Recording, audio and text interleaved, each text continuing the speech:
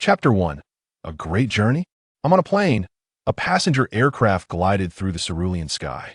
Inside the plane, Lin Yu sat languidly, engrossed in a novel about survival in an apartment complex. Upon finishing the final chapter, Lin Yu rubbed his temples and sighed. Ah, the drudgery of life is utterly tedious. How I wish I could traverse into the world of novels and become the protagonist. Unbeknownst to him, at that very moment, a brilliant white light descended from the heavens at a speed beyond the comprehension of current earthly technology, targeting the very aircraft Lin Yu occupied. Young man, I have come to fulfill your wish. Just as Lin Yu was about to doze off, a resounding male voice echoed in his ear. Lin Yu instinctively looked up. What transpired next left him utterly bewildered. Right before him, within the aircraft's cabin, a massive crimson truck appeared. The great journey has begun. Within Lin Yu's line of sight, a burly middle-aged man in the driver's seat of the truck grinned widely, revealing 2 rows of gleaming white teeth, and raised his right thumb in a gesture of approval. Young man, remember to give a 5-star rating. Welcome to the apartment survival game. Here, you'll engage in various amusing mini-games with fellow players. Those who succeed will be rewarded, while the unfortunate will merely pay the price of their lives. Quite fair indeed. Each player will be assigned an apartment, one of the few items you can acquire for free in this game, and also the most crucial: cherish it well and avoid its destruction. The first round is a beginner's game zombie apartment. This introductory phase lasts 7 days. Players who survive these 7 days will clear this round. Hint 1. The time flow in this game differs from the outside world. Daytime lasts for 2 hours, while nighttime extends to 4 hours, culminating in a total of 6 hours per day. Treasure the limited daytime. Hint 2. Every novice player will find a starter pack in their apartment at the outset. Upon opening it, you will receive a novice talent. The talent's grade is fixed at iron level, subject to future changes. For further details, players are encouraged to explore on their own, wishing everyone a delightful gaming experience. In a room the size of a school dormitory, approximately 30 square meters, Lin Yu sat bewildered on the wooden bed, still grappling with the reality of his situation. Brother, great journey. I was merely jesting. You can't be serious. Indeed, Lin Yu's wish had been granted, and he could hardly fathom that a casual remark would be overheard by the legendary figure of Great Journey, who then traversed vast distances to deliver him to this surreal predicament. But this is an airplane. Is this truly reasonable? I didn't even save a damsel in distress. Lin Yu's inner turmoil raged. However, he realized there was little he could do now. Fortunately, due to years of enduring a mundane existence and extensive experience with novels, his psychological resilience was relatively robust, embracing the notion of making the best of his circumstances. Lin Yu began to delve into this so-called apartment survival game. After some tinkering, he indeed discovered the essential data panel interface commonly found in such novels. Personal information: player apartment chat channel, main, quest expand. Lin Yu first accessed the personal information panel. Lin Yu. Level 10100. Strength 6. Constitution 7. Agility 6. Spirit 10. The average values for a normal individual in these attributes is 5. Health points 70. Constitution x 10. Mana points 100. Spirit x 10. Talent none. Skills none. My attributes are quite impressive. My strength, constitution, and agility all exceed the average, while my spirit is double that of an ordinary persona, true embodiment of mental prowess, Lin Yu remarked, stroking his chin with satisfaction. According to the memories he had acquired, this body had previously engaged in labor-intensive work, which accounted for its commendable physical attributes. As for the remarkably high spirit attribute, Lin Yu speculated it was likely a result of his status as a transmigrator. After reviewing the panel, Lin Yu did not hasten to explore other interfaces. Instead, he commenced a search within his modest apartment. He recalled the earlier game prompt indicating the presence of a novice gift package hidden within the apartment, which could potentially yield talent. Lin Yu surmised that this talent must hold significant importance for players. Even if it was a mere black iron grade with a fixed level, it did not take long for him to discover a red square package tied with satin in a corner. Novice gift package. Lin Yu glanced at it. It bore only a name, devoid of any additional descriptions. After a moment of contemplation, he opted not to open the package immediately, but rather to select the chat channel interface first. The channel prominently displayed the current number of players, indicating a total of 100 participants, presumably representing the player count for this session. Not an overwhelming number, indeed. Upon entering the public channel, he noted that some individuals were already engaged in conversation. What on earth is happening? Is this some sort of prank? This resembles scenarios from novels and all-encompassing survival game. This is absurd. Who is behind this? I have a crucial meeting to attend. By the way, has anyone opened that so-called novice gift package? Is there really a talent? This was Lin Yu's recent message. He felt it prudent to exercise some caution and observe if others had opened their packages. Soon, a response to his inquiry appeared. Indeed, I opened mine and received a black iron gray talent called Resilient Skin, which enhances skin defense. It's astonishing. I can genuinely feel my skin hardening. It truly is remarkable. My talent is Keen Hearing, which enhances auditory perception. Before long, the chat channel had evolved into a showcase of various talents, led by Lin Yu's inquiry that it seems I was overly apprehensive, he thought with a self-deprecating smile, and proceeded to open the novice gift package in his possession. I asked the player Lin Yu open the novice gift pack. He received a black dot level talent. However, he was once again taken aback when a peculiar occurrence unfolded. Upon unsealing the gift, the system's notification sound suddenly became choppy, intermittently displaying a series of nonsensical characters that Lin Yu could not comprehend. Talent distribution complete. Yet, just 5 seconds later, the system seemingly returned to normal, and the cold, artificial voice resonated in Lin Yu's mind once more, after which the gift pack in his hand vanished. Could this be my golden finger? Lin Yu's eyes sparkled with realization. Such bizarre occurrences often signified the arrival of a transcendent ability for those who traverse realms. With this thought in mind, he promptly opened his personal information panel again. Indeed, the subsequent developments fully corroborated Lin Yu's conjecture. He observed a most unexpected situation in the talent section. Talent, Otherworldly Gift Black Level. How intriguing. What on earth is Black Level? An unknown tier? With a tinge of curiosity, Lin Yu clicked to examine the talent. Otherworldly Gift. You have received countless gifts from fantastical realms. At the beginning of each game round, you may conduct a lottery to randomly obtain one otherworldly gift.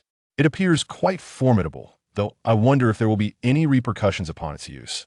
After a moment's contemplation, Lin Yu resolved to utilize the talent. After all, judging by the game's prompts, this survival game was no trifling matter. It could indeed prove fatal. He could not afford to disregard his newfound ability.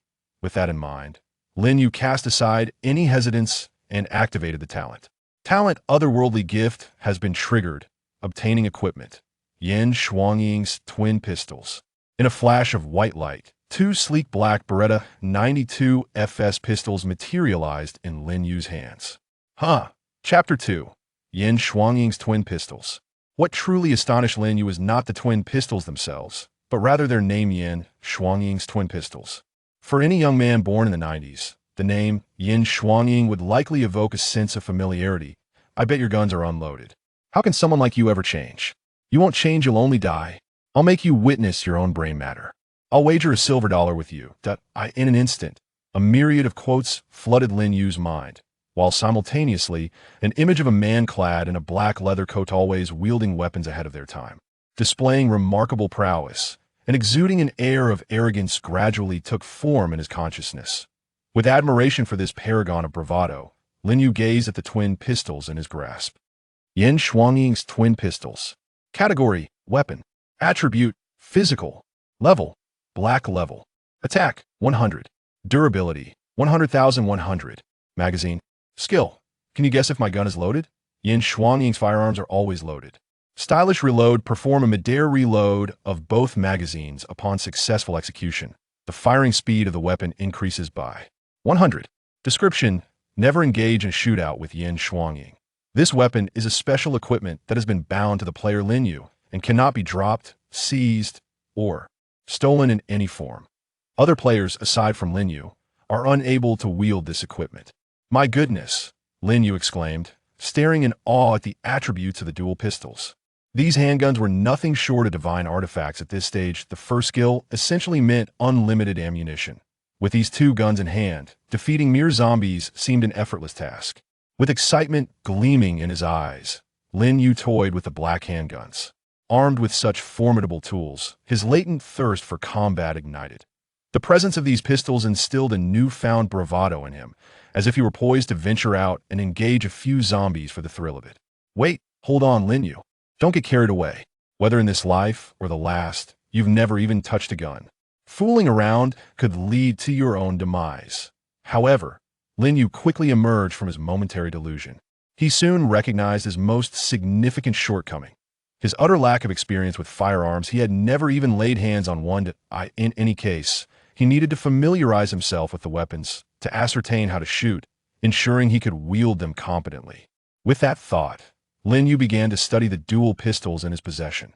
Although he had never used a gun, he was not entirely ignorant, having gleaned knowledge about firearms through various means. He quickly deduced the operation of the two handguns.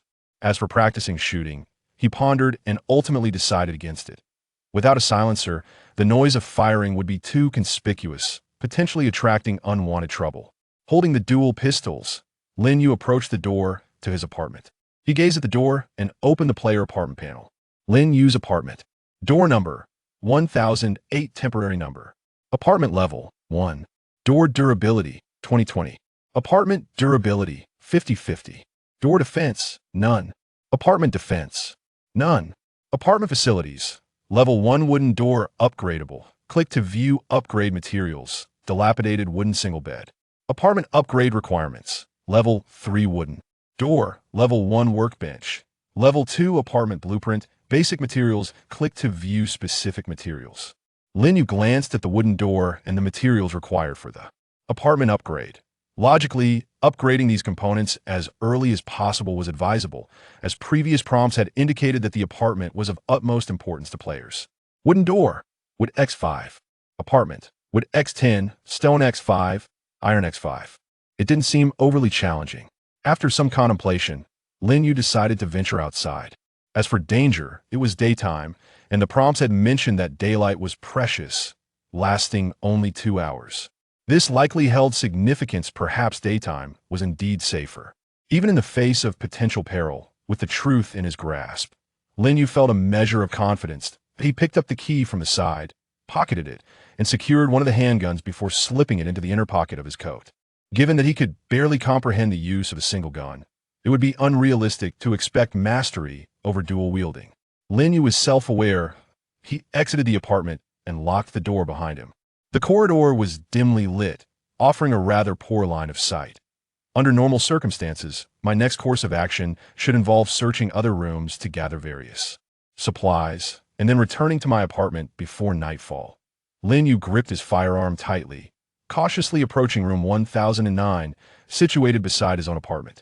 Did this room number imply that Lin Yu was currently on the 10th floor? Lost in thought, he rapped gently on the door. The clear sound of knocking shattered the silence of the corridor. However, there was no response from within. Lin Yu knocked again. After several seconds of silence, still no answer echoed back. Contemplating his next move, he aimed his gun at the door with his right hand while turning the doorknob with his left.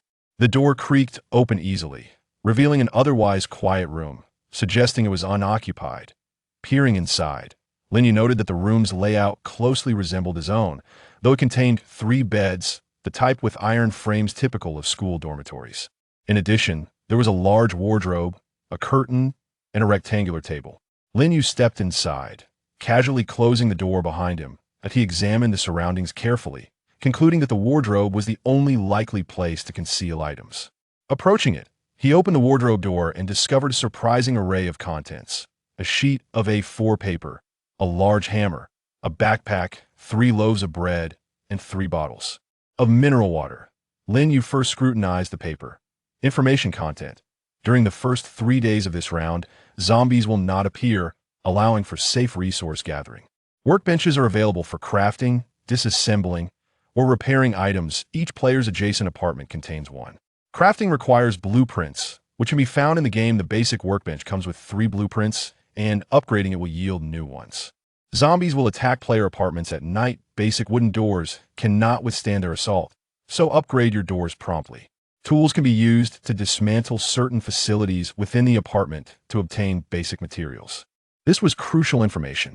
After reading it, Lin Yu tucked the paper into his pocket and turned his attention to the hammer and backpack nearby. Hammer. Category, weapon tool. Attribute, physical. Attack, 10. Durability, 1010. Description, smash. Smash. Beginner's backpack. Capacity, 10 slots. Each slot can hold one item. Basic materials and ordinary food can stack up to 100 times, while larger items occupy multiple slots, and living creatures cannot be stored. Description, an essential for novice survival players. The bread and mineral water were standard provisions, devoid of any special effects. Lin Yu placed his handgun, food, and the information into the backpack before picking up the hammer. According to the guidance provided, this is how it's supposed to be used. Without hesitation, Lin Yu swung the hammer forcefully against the empty wardrobe. Bang! With a dull thud, the wardrobe remained intact, yet Lin Yu felt a surge of excitement. Indeed, before his eyes, a modest progress bar emerged in front of the wardrobe, now partially filled. The significance of this is something that most individuals should comprehend. Lin Yu raised the hammer once more and commenced his labor, striking the wardrobe with deliberate force. Bang, bang, bang. After 5 minutes, the progress bar finally reached its completion, and with a resounding crash, the wardrobe before Lin Yu collapsed into a heap of rectangular timber. Lin Yu stepped forward to collect the wood and stowed it away in his backpack. Wood 5. Chapter 3. Upgrading the wooden door, is that all? This wardrobe is quite large, Lin Yu remarked, gazing at the 5 pieces of wood in his backpack, feeling frustrated that the game system would take a cut. Nevertheless, he had no choice, as this was one of the few methods to acquire materials at present. He continued his work, dismantling the 3 bed boards from the bunk beds in the room, acquiring 6 pieces of wood in the process. Next was the iron frame of the bunk beds. This could also be disassembled, but it was sturdier than the wood. It took him half an hour to completely remove all 3 bunk beds. Iron materials 6. Now only the rectangular table remained. As Lin Yu approached, intending to smash it as well, he discovered that this table had a name. Workbench. He quickly hit the brakes and moved closer to inspect it. Level 1 workbench effect. Can craft, deconstruct, repair items. Current blueprints. Hammer, iron axe, spear. Upgrade requirements. Wood X5, iron material X5, stone X5. Fortunately, I gathered materials quickly. I thought the workbench was in that other room. Turns out it's right here, rather mundane. Lin Yu mused, promptly stowing the workbench in his backpack, which counted as a large item occupying 2 slots. After a moment's contemplation, he tore down the curtains in the room and stuffed them into his backpack before returning to his own room. He placed the workbench in the corner of the house, then opened the apartment panel to select the option to upgrade the wooden door. According to the information he had just acquired, the first priority for upgrades was indeed the wooden door, as a level 1 wooden door would not withstand zombies. Consume Wood X5. Upgrade level 1 wooden door to level 2 wooden door. Lin Yu glanced at the level 2 wooden door. Its exterior had not changed much, but its durability had increased to 50, and its defense had risen to 2, still appearing rather unimpressive. He then examined the materials required for upgrading to level 3. Level 3 wooden door. Wood X20. That's a bit outrageous. The required amount of wood has jumped to 20 pieces. However, he reassured himself that this requirement did not seem overly difficult at the moment. After successfully upgrading the wooden door, Lin Yu cleared out his backpack, placing all materials and the curtains in the room, taking only food and weapons before heading out once more. With only 2 hours of daylight remaining, he could not afford to waste time. He needed to gather more food and materials. After spending half an hour, Lin Yu emptied another room adjacent to his, though it contained significantly fewer items. He managed to collect 5 pieces of wood for iron materials and a pack of braised beef instant noodles. This was a valuable find, as it provided carbohydrates, fats, and salt. Sadly, Lin Yu had no means to boil water at present. He could only eat it dry. Having cleared both adjacent rooms, Lin Yu planned to tackle the room across the hall. However, just as he approached to knock, the door of a nearby room suddenly swung open, revealing a burly middle-aged man with a rough demeanor, someone who clearly looked intimidating. "What are you doing, brother?" the man inquired, his expression peculiar upon seeing Lin Yu holding a hammer. Collecting supplies," Lin Yu replied. Lin Yu took 2 steps back, facing the man, and spoke. "Do you genuinely believe in this nonsensical notion?" The man appeared somewhat at a loss for words. "Can you trust its existence?" Lin Yu, preoccupied with gathering supplies, did not engage in further conversation, but instead approached the door, knocked to ensure no one was inside, and intended to enter. Take a look at that group chat. Someone is rallying everyone to discuss strategies. Should we join? Noting Lin Yu's urgency, the man hastily inquired. To be honest, he felt a twinge of fear himself, and having a companion would indeed be beneficial. No need. Lin Yu waved his hand and subsequently closed the door. The man, somewhat older and clearly perplexed by the young man's perspective, shook his head and walked away in the opposite direction.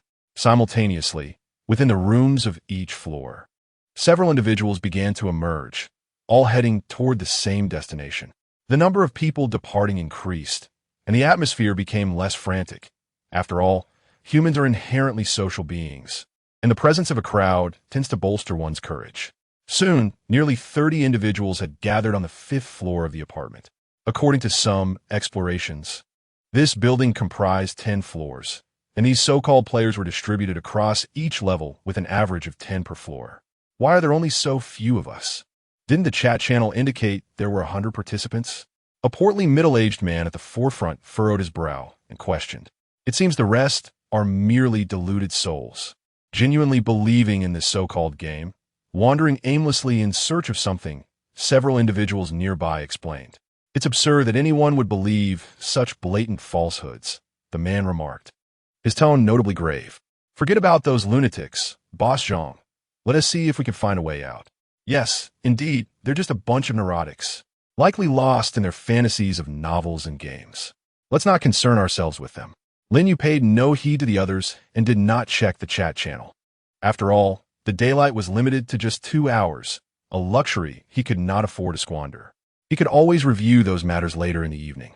Before long, he completed his search of 2 rooms, accumulating a total of 12 units of wood, 6 units of iron, 1 blueprint for a wooden shield, 2 chocolate bars, a compact flashlight, and 2 batteries. It seemed that apart from the first room he searched, the quantity of basic resources in the other rooms had significantly diminished. Currently, he possessed a total of 23 units of wood and 16 units of iron. He speculated that stone might need to be acquired by dismantling walls, but his attempts proved laborious. He estimated it would take nearly half an hour to take down a single wall, a duration sufficient to clear an entire room. Thus, he refrained from this endeavor for the time being. He intended to gather enough wood and iron to upgrade the wooden door to level 3 before turning his attention to collecting stone for room upgrades.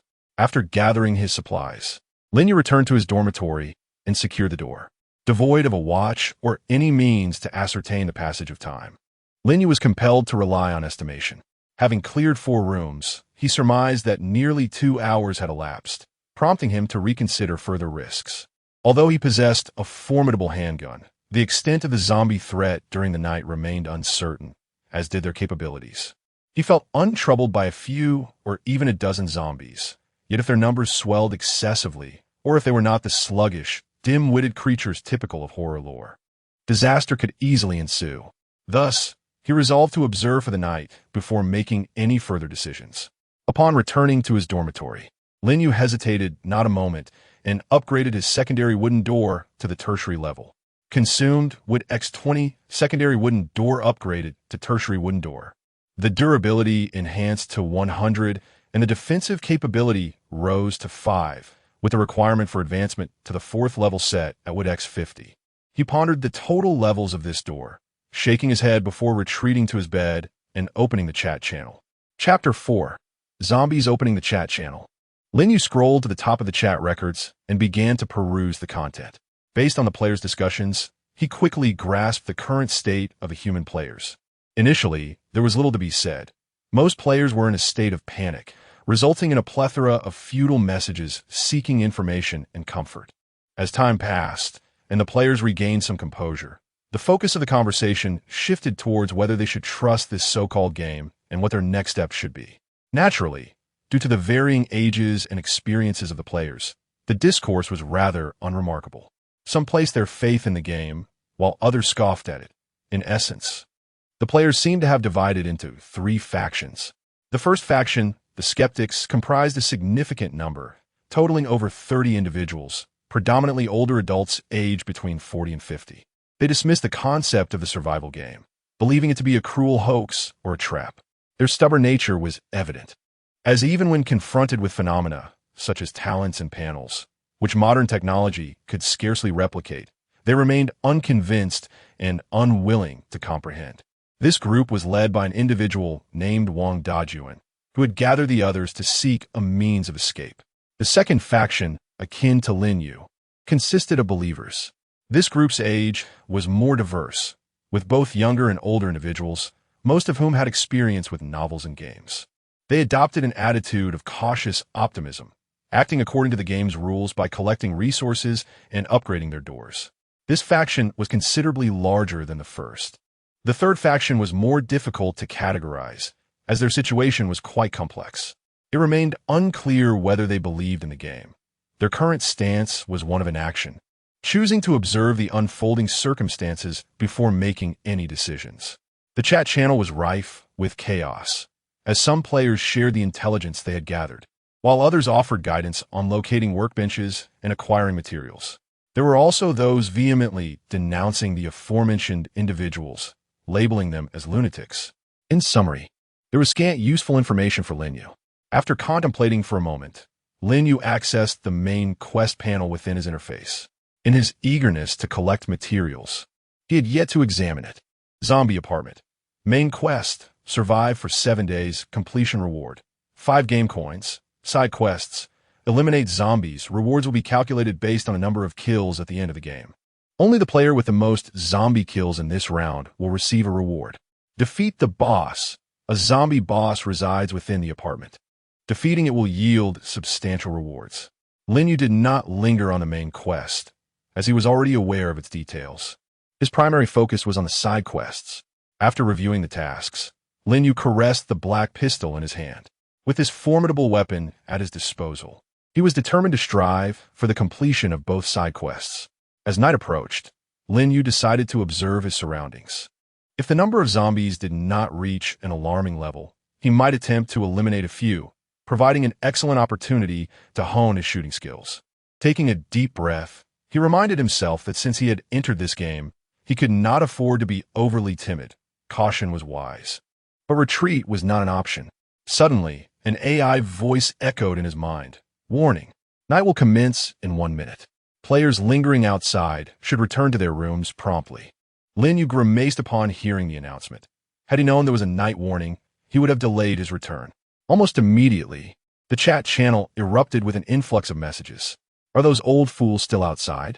The system has warned that night is approaching, and they remain unafraid of the zombies? Just let them be. They are stubborn. If you kindly remind them, they just insult your youth and ignorance. Once they are bitten, they realize it themselves without our prompting. Mind your own business. Respect their fates and abandon your urge to help. A bunch of little brats. All the chat quickly devolved into chaos.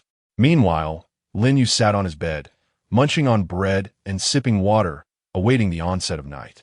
Before long, a minute had passed. Amidst the bickering and banter of players, the entire apartment was engulfed in darkness, akin to a room being plunged into shadows. Lin Yu switched on his flashlight and peered out the window. Indeed, the outside was also shrouded in darkness. The windows were indestructible, as he had already discovered. He returned to his bed, turning off the flashlight to conserve battery. He opened the chat channel to assess the situation of other players. Who the hell turned off the lights? This darkness came on too suddenly. It's just like someone flipped a switch. Are we trapped in some artificial enclosed space? Akin to a Truman Show in another world? There's a certain possibility. By the way, didn't that warning indicate zombies would appear at night? Have they shown up yet? There are no zombies. I've said it 100 times. It's all a ruse. Ah, help. Something is biting me in the dark. Oh my God. Something is really there. Something is really there. Help. As Lin Yu read the frantic messages in the chat, his expression grew serious. He swiftly rose and approached his door, opening a small wooden panel. The door lacked a peephole. The rectangular panel was quite sizable. Once illuminated by his flashlight, it revealed the corridor outside. To his relief, the corridor on their floor remained eerily empty, devoid of any signs of zombies. Could it be that the creatures were drawn away by the crowd gathered outside? Lin Yu pondered, while keeping a vigilant eye on the door. He continued to monitor the chat channel. At this moment, the channel had descended into complete madness, with many players inquiring about the group outside, eager for any information about the zombies. Unfortunately, those individuals were likely preoccupied with their own escape and had no time to engage in conversation. However, due to the current circumstances, the players have come to believe that they have indeed entered a game. Now, many are sending out desperate pleas for help. Oh no, I didn't venture out during the day to gather materials, and my wooden door is still at level 1. According to the intelligence shared by the older player, a level 1 wooden door cannot withstand zombies, which means I am doomed. I also failed to upgrade my door. Is there anyone who can assist me? I do not want to perish. Help me, please. There is no way out now. The game interface lacks a trading option. Thus, remote trading is impossible. You currently have 3 choices. First, take advantage of the distraction caused by the zombies and quickly venture out to gather materials. 5 pieces of wood can be collected in just a few minutes. Second, look around to see if there are other players nearby with a level 2 door, and inquire if they would be willing to take you in for a day. However, the downside is that I am uncertain whether the zombies will attack the doors of unoccupied apartments. If the door is breached, you may not be able to recover for some time, as crafting a new door requires blueprints. Third, see if you can borrow some materials from the neighboring players. Most players who have gathered materials should have at least 5 pieces of wood. Soon, clever players devise solutions for those who had not ventured out to collect materials. Some kind-hearted players, who had gathered materials themselves, also expressed their willingness to lend a portion of their supplies. After all, on the first day of the game, most players still possess a sense of kindness. Chapter 5. Zhao Miao Miao. However, it was evident that the astute player had underestimated the inherent flaws of human nature. In such dire circumstances, those who chose to remain ensconced in their rooms, neither gathering resources nor seeking an escape, often harbored significant character deficiencies. Soon, this group of players began to respond. We still have to venture outside? That seems perilously dangerous. Could you possibly deliver the materials to us? Please, help us out, brothers. I truly cannot bring myself to go outside. Who can spare some materials? I promise to return them by tomorrow. What kind of absurd idea is this? You want me, a girl, to risk going outside? Before long, several messages left the player who had proposed the idea in stunned silence, and those who had offered to lend materials were equally bewildered. Were these words truly uttered by a human? I'll lend you my possessions, and I must also deliver them to your doorstep? Ridiculous. Respect the fates of others. Relinquish the urge to assist. Soon, a familiar message floated through the channel. The helper speaks wisely. Farewell to you. 1 to 10,086. Gradually, those players who had gathered resources vanished from the chat, leaving behind only cries for help and the furious exclamations of a few disgruntled individuals.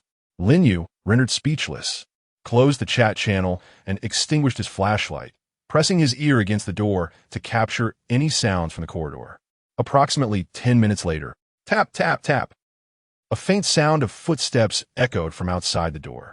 Zombies? Lin Yu listened intently. Thud, thud, thud. But the rhythmic knocking that soon followed on his door dispelled his suspicions. Brother, did you hear that? A delicate female voice drifted from outside. Clearly, the speaker was aware that someone occupied the room, which was entirely reasonable, as Lin Yu had not concealed his presence during the day. Any player on this floor who paid a modicum of attention would know he resided here. What do you want? Lin Yu understood this and replied calmly. Brother, I am a player residing next door, and I wish to exchange some wood with you. Upon hearing Lin Yu's response, the woman outside continued, Exchange materials? Taken aback by her words, Lin Yu hesitated and queried, If you possess items to trade, it implies you have ventured outside to gather resources. How could you possibly lack wood? In response to Lin Yu's confusion, the woman hastily replied, Brother, I have not gone outside to gather anything. I acquired my materials through my talent. Talent? What is that? Lin Yu pondered, then inquired, Could you please open the door first? I am genuinely frightened. Someone in the channel has already spotted a zombie in the corridor. I am merely a weak woman, and you could easily overpower me. After a moment's contemplation, Lin Yu slid open the wooden lattice on the door, and then turned on the flashlight to take a quick glance. Indeed, he found a girl standing outside, approximately 6 meters tall, with a rather slender build. Simultaneously, The girl outside gasped in surprise at the beam of light from the flashlight, though she managed to suppress a scream. "Show me what you have, and if it is suitable, I may consider a trade," Lin Yu said after scanning the surroundings, ensuring there were no zombies or other individuals nearby. "All right, brother," the girl promptly replied, retrieving a fist-sized loaf of bread from her hoodie pocket. Lin Yu examined it, realizing it was indeed food with special attributes. Magical bread description: a loaf created using magical powers. It is incredibly filling, capable of sustaining one for half a day with just a single piece, though its nutritional value is rather average. Quite the treasure, Lin Yu mused, acknowledging the item's worth. Without hesitation, he opened the door to his room. As he did, the girl hurried inside, promptly sitting on the floor and patting her chest, clearly still shaken. "You mentioned that this bread was crafted using your talent. May I inquire what that talent is?" Lin Yu asked curiously. "My talent is called culinary creation, which allows me to produce such bread," the girl replied, regaining her composure. "Is it costly to use?" Lin Yu inquired, stroking his chin thoughtfully. "It's manageable. It consumes 10 points of mana per use," she answered honestly, revealing no hidden intentions. Lin Yu regarded her in silence. She appeared quite young. Her looks were not particularly striking, yet she possessed a certain charm. "Brother, will you still trade? If you think it insufficient, I can provide you with another piece tomorrow," the girl said nervously, observing Lin Yu's contemplative expression. "Yes, just a moment," Lin Yu nodded, retrieving the 3 remaining pieces of wood he had. As for the remaining 2, it posed no challenge. Under the girl's bewildered gaze, Lin Yu seized a hammer and struck the wooden planks on his bed with force. A short while later, he received wood 1. He then smashed a chair in the room, earning wood 2. That was sufficient. "Here you go," Lin Yu said, handing over the 5 pieces of wood to the girl. "Huh? But brother, how will you sleep afterward?" she asked cautiously, placing 2 pieces of bread onto the workbench as she accepted the wood. "Such items are common in this room. I can simply retrieve another piece tomorrow," Lin Yu replied nonchalantly, placing the bread into his backpack. Food was essential, and he needed to secure it properly. "Well then, brother, I shall take my leave."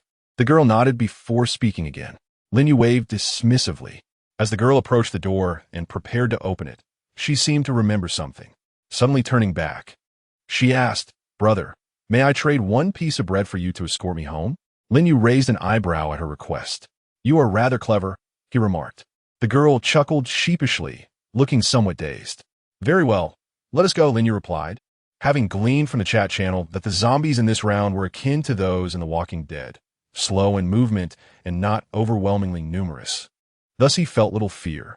The girl hurriedly produced a piece of bread and handed it to Lin Yu. After accepting it, he first slung his backpack over his shoulder and then approached the door with a large hammer in hand to unlock it. He was not yet inclined to reveal the existence of his firearm. The girl followed closely behind Lin Yu as they made their way into the corridor. Lin Yu closed the door and gestured for her to lead the way. She resided in room 1014, which was not far from Lin Yu's location, and they soon arrived.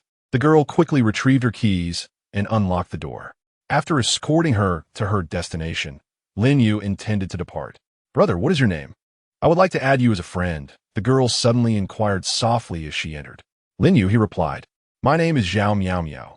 She introduced herself eagerly. Lin Yu waved his hand and then proceeded to walk towards the other end of the corridor. He had no intention of returning to his room. Otherwise, he would not have brought his backpack. Upon stepping out, he had already resolved to make the most of the evening, for such diligence would allow him to advance more swiftly than others. Chapter 6. The Hunt for Zombies. Without hesitation, Lin Yu traversed the corridor. Perhaps it was a test from the heavens, for shortly after he set forth, he encountered 2 zombies shambling ahead. Their appearance was grotesque, with hardly a decent piece of flesh, and their faces teeming with maggots. "Howl!" The 2 zombies clearly spotted Lin Yu, emitting ghastly wails as they advanced toward him. Their gait could neither be classified as walking nor running. It was more akin to a brisk shuffle, faster than Lin Yu had anticipated, yet not overwhelmingly swift. Upon witnessing this scene, Lin Yu swiftly stowed his hammer and brandished his pistol, gripping it with both hands as he aimed at the head of one of the undead. Aligning his sight with precision, he pulled the trigger. To his astonishment, The recoil and sound of the gun were exceptionally muted, barely louder than the toy guns of his childhood, with almost negligible kickback. Truly a formidable weapon. With exhilaration coursing through him, Lin Yu relished the opportunity to practice his marksmanship without restraint. Yet, the urgency of the situation drew his attention back to the two zombies. One had already collapsed lifelessly to the ground, while the other continued its approach. Lin Yu's complexion turned pale, not from fear, but from the realization that the fallen zombie was not the one he had aimed at. It was sheer luck. More practice was indeed necessary. With renewed determination, Lin Yu took aim at the last remaining zombie, firing relentlessly. The echoes of gunfire reverberated as the creature flailed about in a frenzied dance along the corridor. It was evident that none of his shots had found their mark on its head, striking only its body instead. His shooting skills left much to be desired. Frustrated yet resolute, Lin Yu closed the distance to approximately 5 meters, taking advantage of the zombie's fall to continue his assault. At such a range, even a novice could hit the target. Finally, he succeeded in dispatching both zombies. Ding, congratulations! You are the first player in this round to kill a zombie, earning the achievement badge First Blood. What? Lin Yu was momentarily taken aback by the notification. Had none of the 30-plus players managed to slay a single zombie? Were they merely fleeing in terror? Yet, it soon dawned on him that, given the dire circumstances and the pitch-black surroundings, it was understandable that few would muster the courage to fight back. As he pondered this, he glanced at the achievement badge. First Blood. Only one achievement badge can be worn at a time. They do not stack. Effect. Strength 1. The effect was quite beneficial. An increase in attributes was immensely practical, especially in this novice game, where even the slightest enhancement made a significant difference. Furthermore, having dispatched 2 zombies, Lin Yu earned 10 experience points, 5 points per zombie, meaning he would need to eliminate 20 to level up. This was not a difficult task. With the knowledge that his firearm had minimal recoil and sound, Lin Yu brimmed with confidence. Armed with a pistol and a flashlight, he resumed his search for zombies.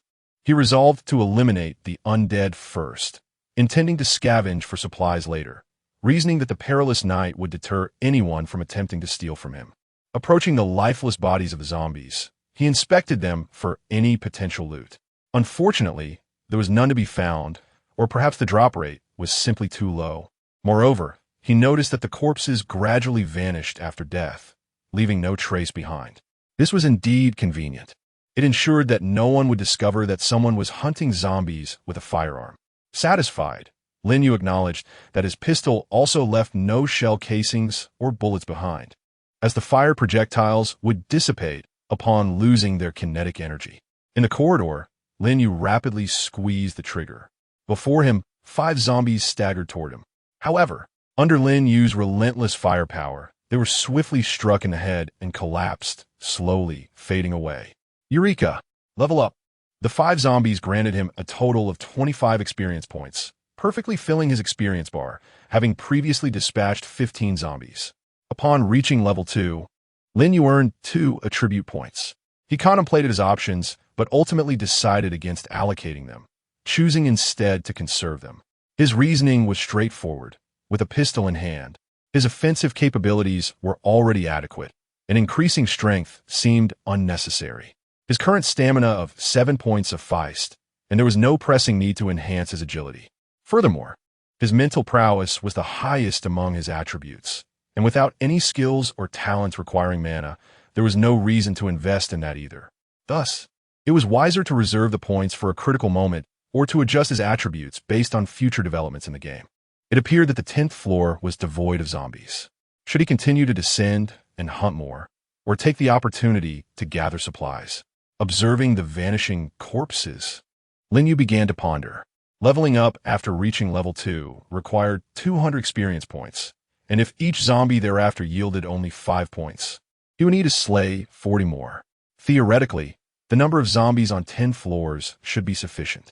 However, with only 4 hours of nighttime remaining and an estimated cleanup time of over half an hour per floor, by the time he reached the required number, dawn would likely arrive, leaving him no time to forage for supplies. It would be prudent to search for supplies first. Who knew what valuable items he might find? With this thought, Lin Yu commenced his search of the rooms. This time, he refrained from dismantling basic resources, opting instead to collect only food, blueprints, and other easily transportable items from each room. Archery blueprint, wooden door blueprint, wooden armor blueprint, long knife. Before long, Lin Yu had thoroughly scoured all the vacant rooms on the 10th floor. He gathered a variety of blueprints, weapons, food, and essential materials that could be directly taken. At one point, he even returned to his own room twice, burdened by the sheer volume of his haul, which exceeded the capacity of his backpack. Lin Yu even discovered several workbenches. However, alas, these items could not be claimed, as they appear to be bound to other players, protected by novice safeguards. Nevertheless, it mattered little, for an additional workbench would serve him no purpose at this juncture. Once the resources were thoroughly depleted, Lin Yu wielded his mighty hammer to commence dismantling the basic materials. Exhaustion enveloped him, and after laboring for what felt like an eternity, he returned to his room, breathless, just as the system warned that dawn was but a minute away.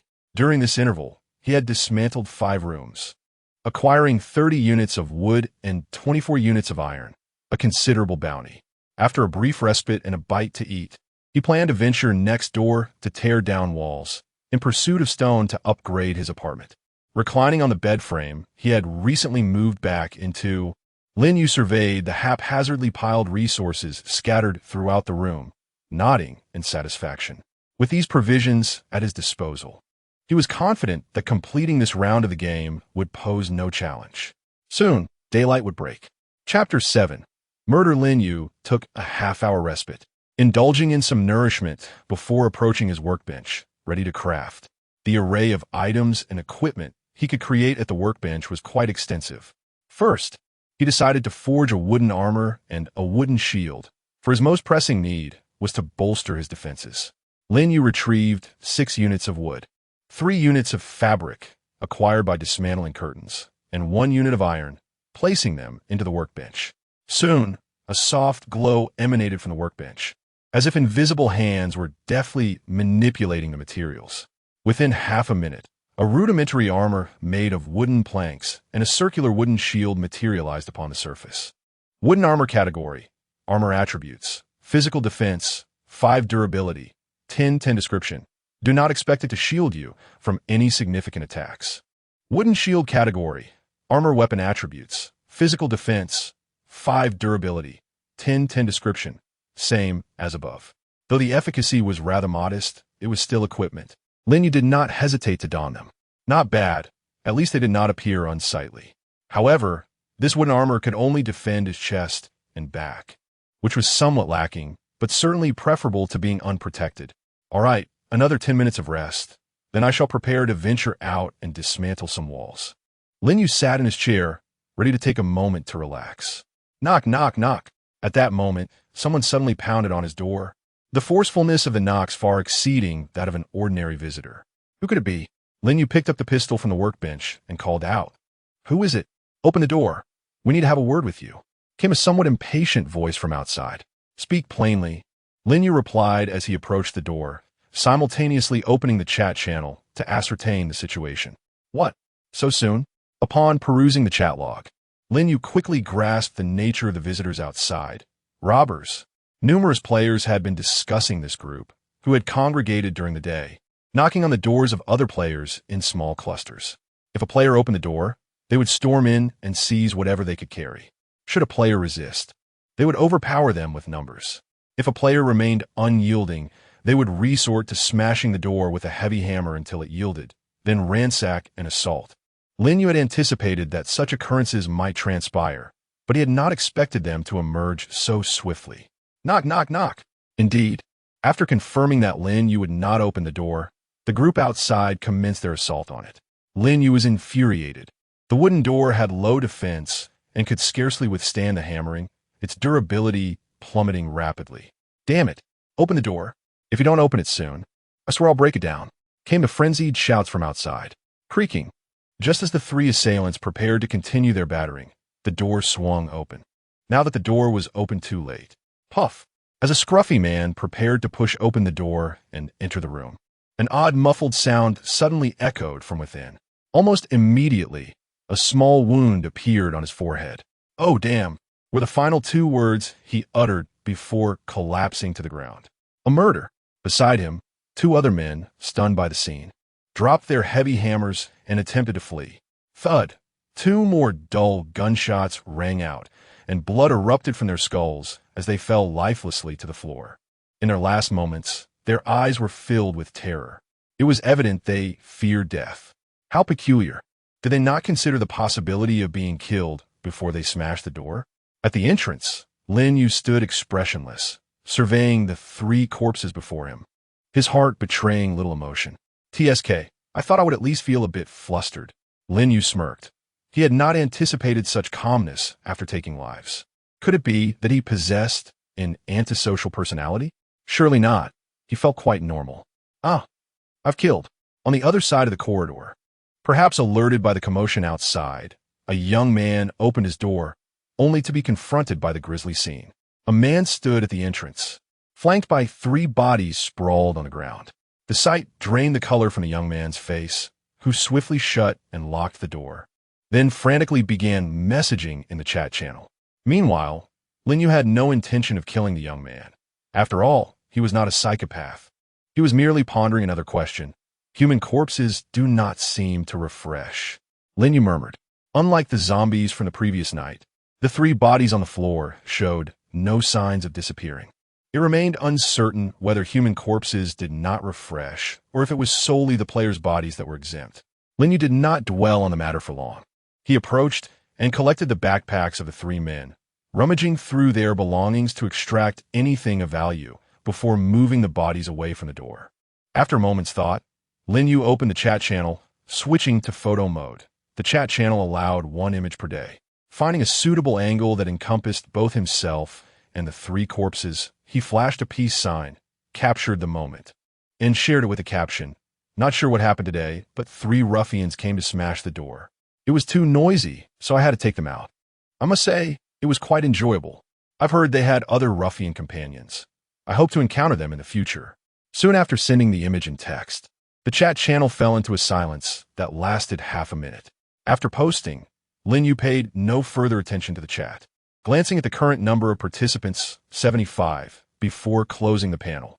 He stowed his newly acquired loot back in his room, locked the door, and made his way toward the staircase. He had just obtained 3 keys that could unlock the doors to the players' apartments, and he intended to see if there was anything of worth inside. Meanwhile, within another room, 3 men sat together, exchanging glances filled with disbelief.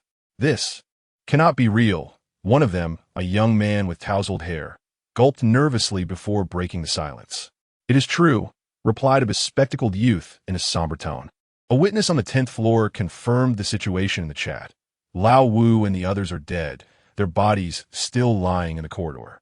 He then turned to the heavily tattooed man in the middle and inquired, "Longo, what shall we do?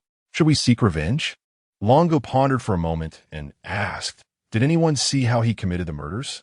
The bespectacled youth responded, "It was likely with a gun. There are bullet holes in the heads of Lao Wu and the others." At the mention of a firearm, Long Ji's pupils constricted sharply. This vendetta must be avenged. But not just yet. We need to arrange for someone to watch that guy. Since he used a gun, he must have a limited supply of ammunition. His arrogance suggests he will attempt to kill zombies tonight for side quest rewards. Once he runs out of bullets, it will be his demise. In the meantime, let us keep our brothers at a safe distance to avoid unnecessary casualties. The bespectacled youth rubbed his temples, expressing concern. "I fear that with a gun in his possession, he may rally others to his side. If that happens, we could be in deep trouble." Longo waved his hand dismissively, responding nonchalantly, "No worries. If he intends to do that, we can simply disband and join his gang instead. It's not a significant issue." Upon hearing his words, the young man with tousled hair and the bespectacled youth exchanged glances, both reluctantly acknowledging that it was indeed a reasonable approach. Chapter 8. The Resilience of Humanity on the Other Side. Lin Yu appeared to have gained notoriety, perhaps due to his beaming smile and photographs, which led everyone to perceive him as a psychopathic killer deriving pleasure from murder. Consequently, as he walked along the street, anyone who caught sight of him would hastily retreat, resembling a mouse fleeing from a cat. Am I truly that terrifying? Lin Yu mused, touching his face. He was quite handsome, after all. Returning to the matter at hand, Lin Yu had located the room of the three individuals. After dismantling and searching through their belongings, including the contents of their backpacks, he had amassed a total of 30 pieces of wood, 31 iron materials, and a collection of miscellaneous food items. Furthermore, upon a player's death, the workbench could be disassembled. After completing his dismantling, Lin Yu did not procure any additional materials, but rather obtained 2 blueprints, cloth shoes, and wooden barricade. This was satisfactory. His supply of wood and iron was now ample, yet he needed to gather some stone. Not one to idle, Lin Yu stowed his items at home and then proceeded to the adjacent room, where he picked up a sledgehammer and began to demolish the wall. Approximately an hour later, the system's nighttime alert sounded. Lin Yu had taken down 2 walls, securing 20 stones. At this rate, while the process of wall demolition was slow, the efficiency of material acquisition was comparable to that of wood and iron. He returned home and opened the apartment panel. Lin Yu's apartment door number: 1008, temporary, apartment level, 1 door durability, 100-100, previous damage has been repaired with wood, apartment durability, 50-50 door defense, 5 apartment defense, none apartment facilities, level 3 wooden door, upgradable. Expand to view required materials for upgrade, rotted wooden single bed apartment upgrade conditions, level 3 wooden door, level 1 workbench, level 2 apartment blueprint. Basic materials, expand to view specific materials. Only 1 level 2 apartment blueprint remained, but where could it possibly be found? Lin Yu felt a sense of helplessness. He had gathered all other necessary items, yet the elusive level 2 apartment blueprint continued to evade him. Frustrated, he recalled that he had thoroughly searched all rooms on the 10th floor yesterday without success. Unable to fathom the situation further, he dismissed the thought and opened the chat channel, hoping to glean useful information. This is a dream. It is not real. As long as I die, I can return. Player 1. Can someone save me? I've been bitten by a zombie, and it says I will turn into one tonight. Please help me. I don't want to die. Zombie 1. The intel states that there will be no zombies during the daytime of the first 3 days of the game. Does this imply that there will also be zombie activity during the daytime of the following 4 days? ISNT that quite obvious? Stone can be exchanged for wood and iron at a ratio of 1. 2. Anyone willing to trade? Please add me as a friend. Trades will be conducted during the day. Scammer. Who would agree to such a ratio? Not to mention, the acquisition efficiency of stone is similar to that of wood and iron, and currently, no one can even utilize stone. Is there anyone looking to form a party to hunt zombies? We need 1 more person. Our team has a flashlight, and all members possess combat talents. If you have combat-related abilities or high attributes in strength, agility, or physique, please contact me. Who has found the blueprints for the secondary apartment? High price offered. It must be said that the adaptability of humanity is indeed remarkable. Merely a day has passed, and the content in the channel has undergone a significant transformation. With the exception of a few, nearly everyone has begun to actively familiarize themselves with this game, and some have even formed teams to combat the zombies. Indeed, heroes are as numerous as the fish in a river, and one must not underestimate anyone. Lin Yu shook his head, feeling that without the benefit of his powerful talents, he might not stand a chance against other players. He could not afford to relax. He needed to continue striving. Lin Yu motivated himself, finished his dinner in haste, took a brief rest, and then donned his wooden armor, slinging on his backpack, hammer, wooden shield, and handgun as he exited his room. In fact, he was quite eager to carry all 4 backpacks, but the game imposed restrictions, allowing each player to wield only a single backpack. Upon entering the hallway, to his surprise, Lin Yu immediately spotted 5 zombies approaching from across the corridor. They were likely drawn by the scent of the corpses. Lin Yu glanced at the 3 bodies on the ground, contemplating thoughtfully, while swiftly pulling the trigger to shoot at the zombies. He no longer felt the need to conceal his possession of a handgun, as this fact was likely known to most players. With a series of gunshots, the zombies fell one by one. To his astonishment, the game indeed had a mechanism whereby experience points diminish after leveling up. Lin Yu shook his head. Having just dispatched 5 zombies, he had only received 15 experience points, and now he was only earning 3 points per zombie. This indicated that to level up, He would need to eliminate 67 zombies. This number was quite substantial, but Lin Yu remained optimistic. He feared that after reaching level 3, he might no longer gain experience from killing zombies. Thus, Lin Yu embarked on his journey of monster hunting to level up. Drawing from the experience of the previous day, he cleared the entire 10th floor of zombies in just over 20 minutes. Along the way, he encountered another team hunting zombies, but there was no conflict. Upon seeing Lin Yu, the opposing players quickly raised their hands in surrender and departed. Including the initial 5, he had slain a total of 27 zombies, earning 81 experience points. The increased number of zombies was likely due to it being the second night. Lin Yu felt the warmth emanating from his handgun, which had lost 2 durability points due to his frequent shooting. It seemed that even with infinite bullets, one should not recklessly use the handgun. He pondered whether the workbench could repair the handgun's durability after upgrading. With a sigh, Lin Yu silently reflected. He did not intend to continue searching the rooms today, as he had already scoured the 10th floor yesterday, and the other floors had likely been thoroughly searched as well. Continuing to search would yield little reward. It was better to focus on killing zombies to level up.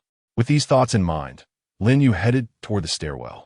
Meanwhile, on the 3rd floor of the apartment, was that fellow again clearing out zombies? With a spear in hand, Long Gu wore a face of incredulity. How many bullets does this fellow possess? Where did he acquire that firearm? Could he be an old player, perhaps? The nearby young man with yellow hair also appeared perplexed. After a moment of contemplation, Long Gu remarked, "Regardless of who he is, we should avoid provoking him. Let us not interfere in each other's affairs.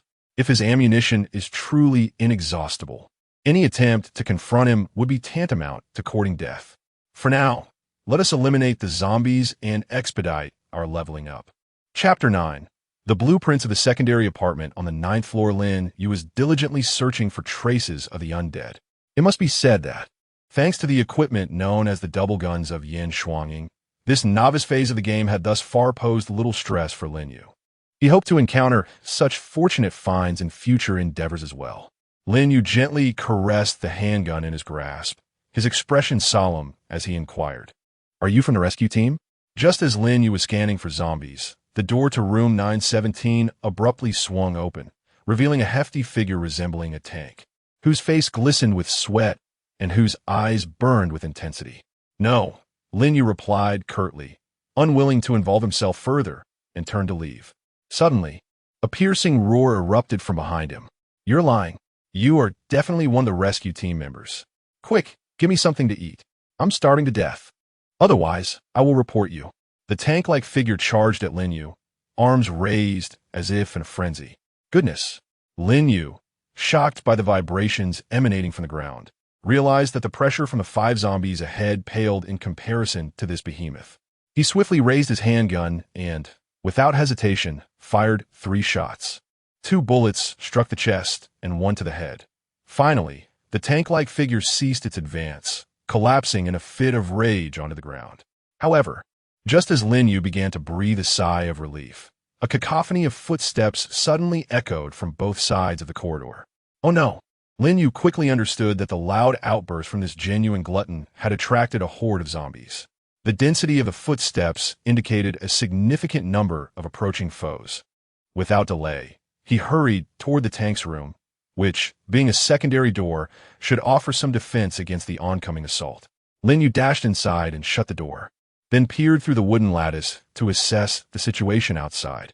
Approximately 30 seconds later, a large swarm of zombies gathered around the tank's lifeless form, indulging in a grotesque feast. Clearly, Lin Yu had unwittingly prepared a grand banquet for them. Observing the scene with at least 20 zombies outside, Lin Yu contemplated briefly before seizing his handgun once more, extending the barrel through the wooden lattice and aiming for the creatures' heads. "Ugh, this is a bit tricky to aim," he muttered, squinting an eye as he painstakingly lined up a shot. Then, with fervor, he began to pull the trigger. His fingers moved with remarkable speed, nearly matching the rate of an automatic rifle. Countless bullets erupted from the lattice, striking amidst the horde of zombies. Blood splattered in the air, and soon 3 of them fell lifelessly to the ground, evidently struck in the head. Yet despite this, the throng of zombies paid no heed to the gunfire emanating from the door. They continued to jostle eagerly toward the tank's corpse. This particular Snorlax seemed to have never imagined that one day it would be so sought after, as countless men and women approached it, undeterred by the specter of death. Minutes later, Lin Yu withdrew the barrel from the lattice and decisively swung open the door, continuing his barrage. At this moment, all the zombies that could be struck within the confines of the wooden structure had already perished. Lin Yu, yearning to continue his hunt, realized he needed to open the door. With one hand wielding a shield in front of him, he swiftly aimed and fired at the zombies with the other. The undead, upon sensing his presence, found themselves too late to react. Within less than a minute, the remaining zombies were eradicated, leaving a gruesome scene of carnage. Though the bodies of the zombies began to dissipate slowly, save for one grotesquely decayed corpse that remained. In this bout, Lin Yu had vanquished 28 zombies, earning 84 experience points, bringing his total to 165 points, just 35 points shy of leveling up. Just as Lin Yu intended to depart for the 8th floor to expedite his ascent to level 3, he unexpectedly noticed a faintly glowing orb beside one of the zombie corpses. Could this be a dropped item? He hurriedly approached and picked up the orb. Upon grasping it, the light quickly faded, revealing a blueprint in his hand. Level 2 apartment blueprint effect, an essential item for upgrading the apartment. As Lin Yu gazed at the name of the blueprint, a gleam sparked in his eyes. No wonder he had been unable to locate this blueprint. It was a drop from defeating monsters. He promptly stowed the blueprint in his backpack and conducted a thorough search of the surrounding area, confirming there were no additional items before departing. As for the room belonging to the Snorlax, Lin Yu had already inspected it and found it lacking. There were no workbenches or backpacks, leaving him puzzled as to how her level 2 wooden door had been upgraded. Lin Yu proceeded to the 8th floor, where he dispatched 12 more zombies, successfully reaching level 3. Advancing from level 3 to level 4 required 400 experience points, yet post-level 3, Lin Yu could only earn a mere 1 point per zombie defeated. The absurdity of this situation left him exasperated, prompting him to abandon his intentions of continuing the hunt and retreat to his own room to prepare for the apartment upgrade. Consuming wood X10, iron X5, stone X5, successfully upgraded the level 1 apartment to level 2. With the consumption of materials, Lin Yu was astonished to discover that his apartment had indeed expanded. The internal space, previously 30 square meters, had increased to 50 square meters, and within the apartment, a small partition had emerged. Upon inspection, he found it to be a restroom. This was a significant improvement, as Lin Yu had previously been forced to utilize other rooms for such purposes, while other players exhibited even more outrageous habits. Take the Snorlax, for instance. She had resolutely resolved her needs within her own room, forcing Lin Yu to endure a foul odor during his visit. The absence of a restroom had proven quite troublesome. Regrettably, while the restroom was equipped with plumbing, it currently lacked water. According to the system's prompt, Lin Yu would need to wait until the game round concluded, returning to spend game currency to install a water tank and fill it, ensuring the dormitory would have running water. Electricity and similar amenities would follow suit. Fortunately, aside from the lack of water, the restroom was adequately furnished, eliminating the need for any sort of waste disposal system. Lin Yu then proceeded to examine the other attributes of his apartment. Lin Yu's apartment. Door number 1008, temporary designation, apartment level, 2-door durability. 100-100, previous damage has been repaired with wood, apartment durability. 200-200 door defense, 5 apartment defense, 10 apartment facilities. Level 3 wooden door upgradable. Expand to view upgrade materials. Dilapidated single bed, restroom apartment upgrade requirements. Level 1 iron door, level 3 apartment blueprint. Any basic apartment appliances. Basic materials. Expand to view specific materials. It is satisfactory. Both durability and defense have seen significant enhancement. The upgrade requirements now include an apartment appliance, though I am uncertain how to procure it. Regarding materials, the requirements for level 3 upgrade are wood X50, iron X20, stone X20. The quantity of basic materials required has increased substantially. Fortunately, the necessary materials remain of the easily obtainable variety, and Lin Yu is almost in possession of them, missing only 1 unit of wood and 5 units of stone. Chapter 10. He Xiaolong Wang Dayun. After upgrading the apartment, Lin Yu reclined on his bed. intending to rest for a brief moment. Since the commencement of the game, he had invested over 9 hours, during which he had scarcely taken an hour's respite, merely sitting without indulging in slumber.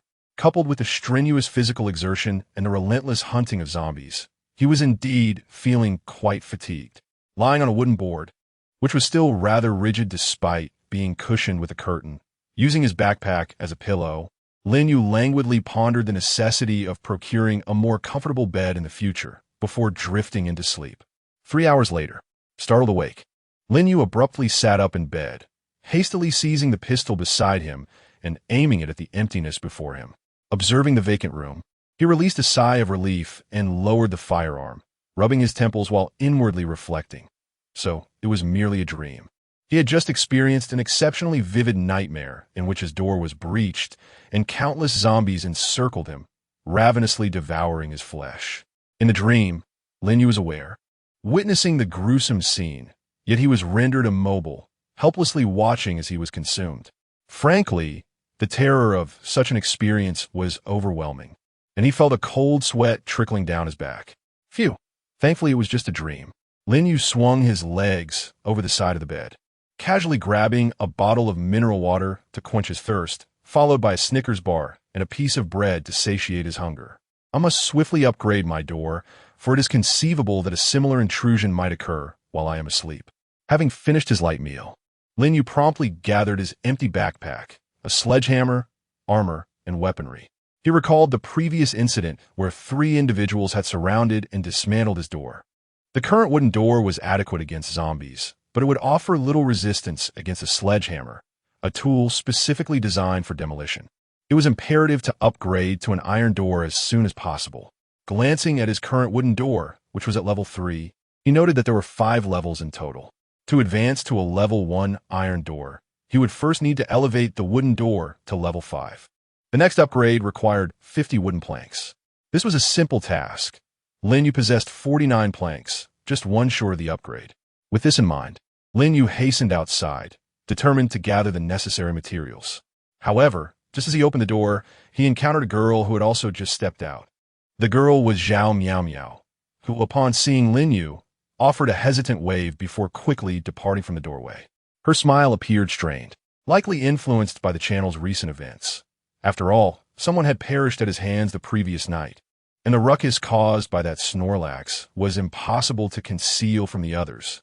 Consequently, almost all players had tacitly accepted Lin Yu as a merciless killer with antisocial tendencies, and they were reluctant to approach him. Lin Yu, however, was unfazed by this perception. At present, he had no need for the company of other players. Maintaining a healthy distance among peers was quite agreeable.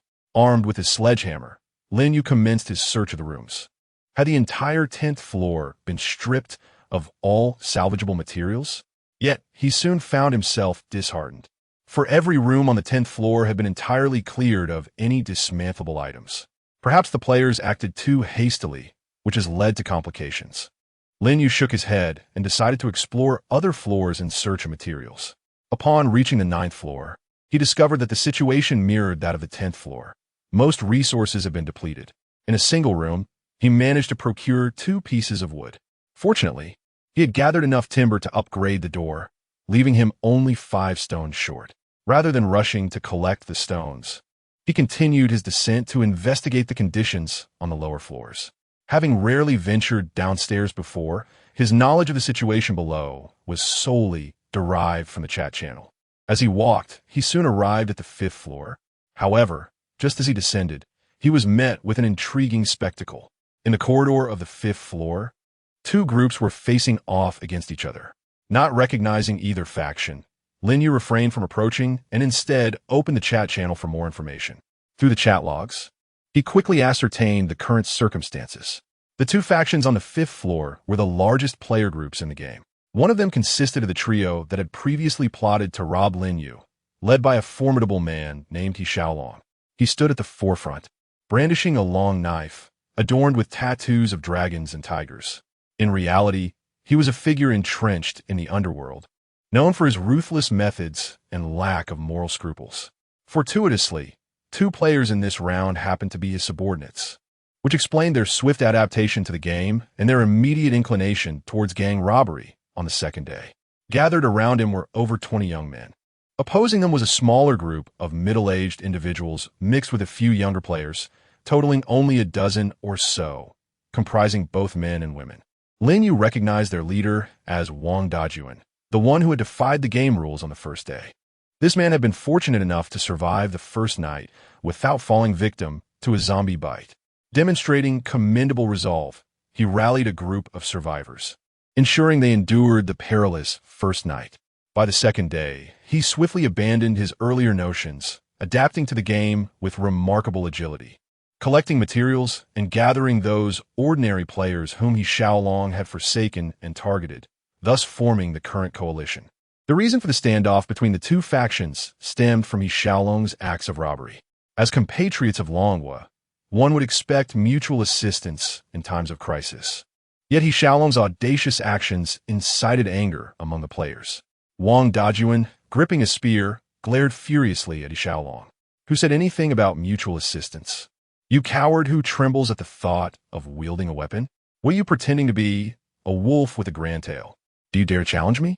He Xiaolong contemptuously retorted, brandishing his knife menacingly at Wang Dayun. As he advanced towards Wang Dayun, it was evident that his intention was not to strike, but to impose intimidation through a simple yet effective display. Do not approach. Indeed, the inexperienced Wang Dayun was immediately intimidated by he Xiaolong, his complexion turning pale as he retreated repeatedly. In such a dire situation, the morale of his team plummeted rapidly, with the others hastily following their leader's lead in retreat.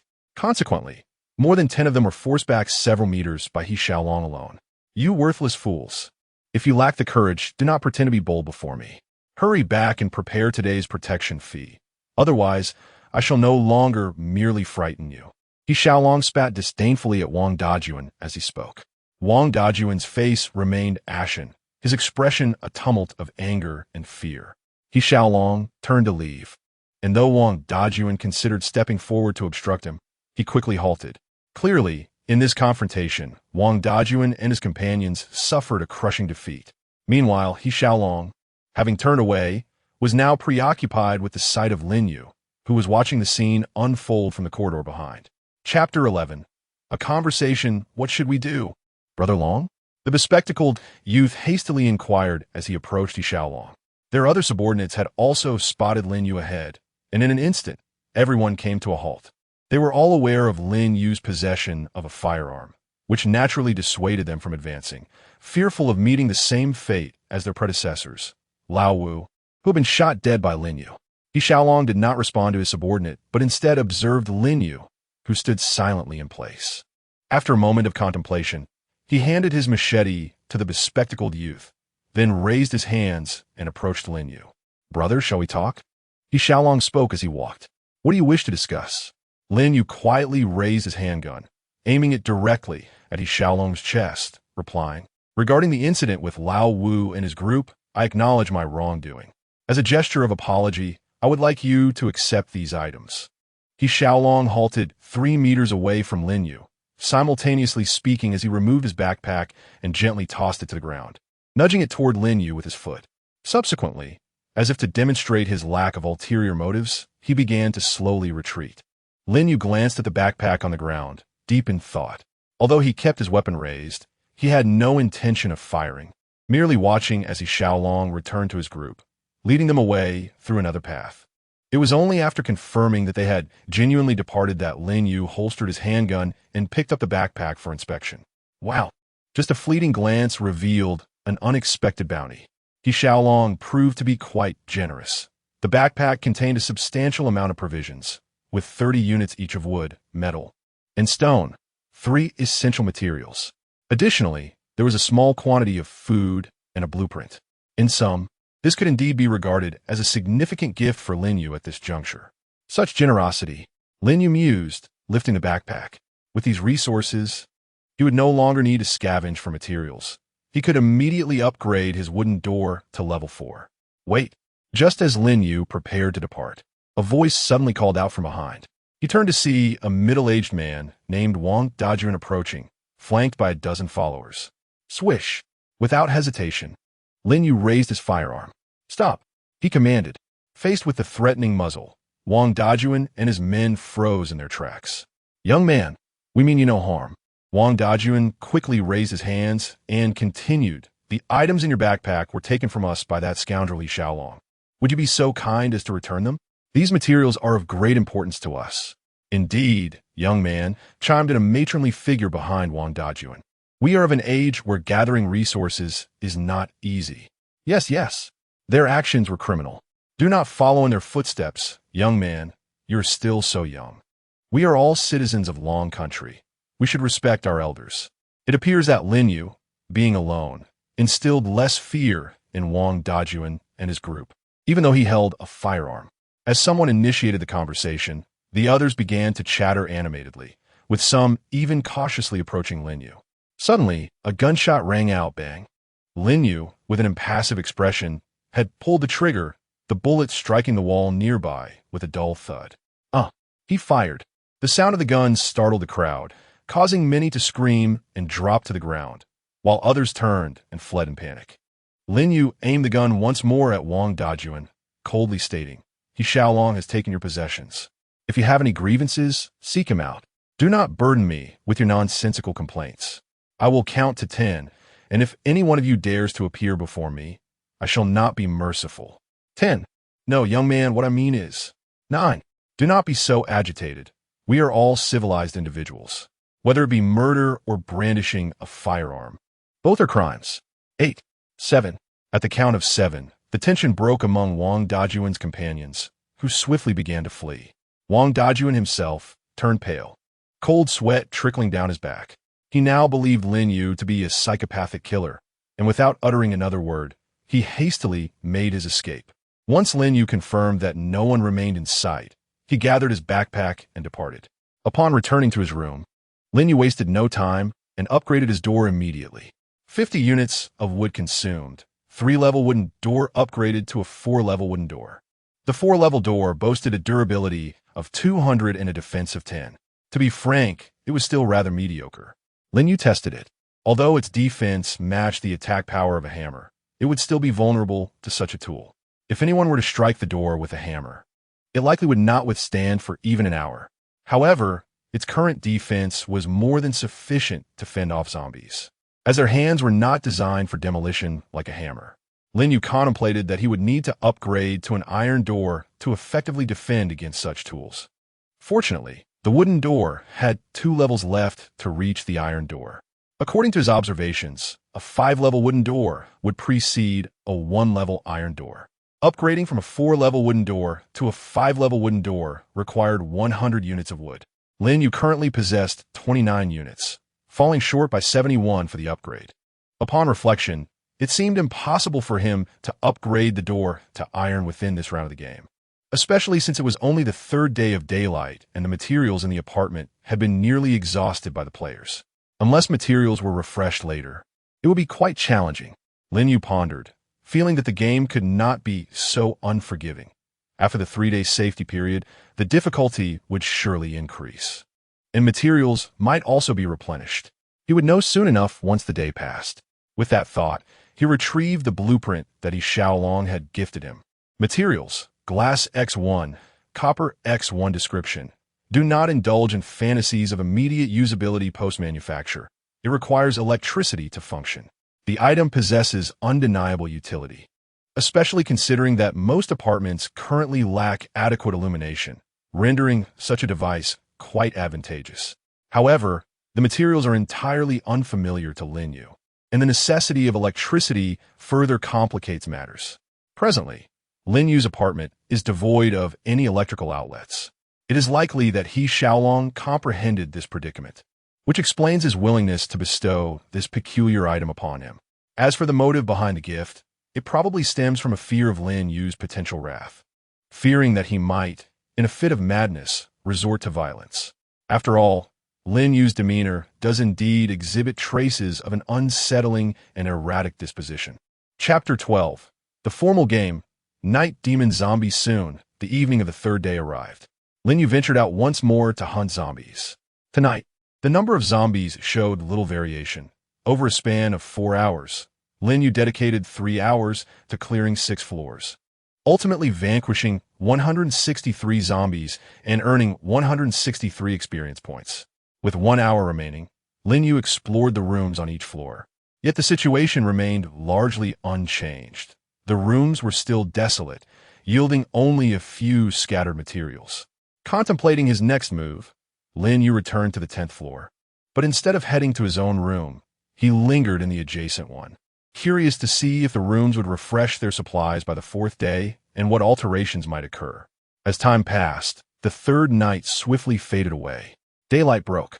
Congratulations to the players for successfully enduring the 3-day novice tutorial. It is presumed that those who remain alive have begun to familiarize themselves with the game's mechanics. What lies ahead is the formal game.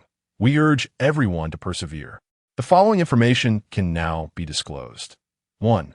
Starting from the 4th day, daytime will no longer be safe, as zombies will randomly refresh within the apartment's rooms. 2. The variety of zombies will increase, alongside the basic ordinary zombies. 2 new types have been thoughtfully introduced to enhance the player's experience: the Night Demon Zombie and the Muscle Zombie.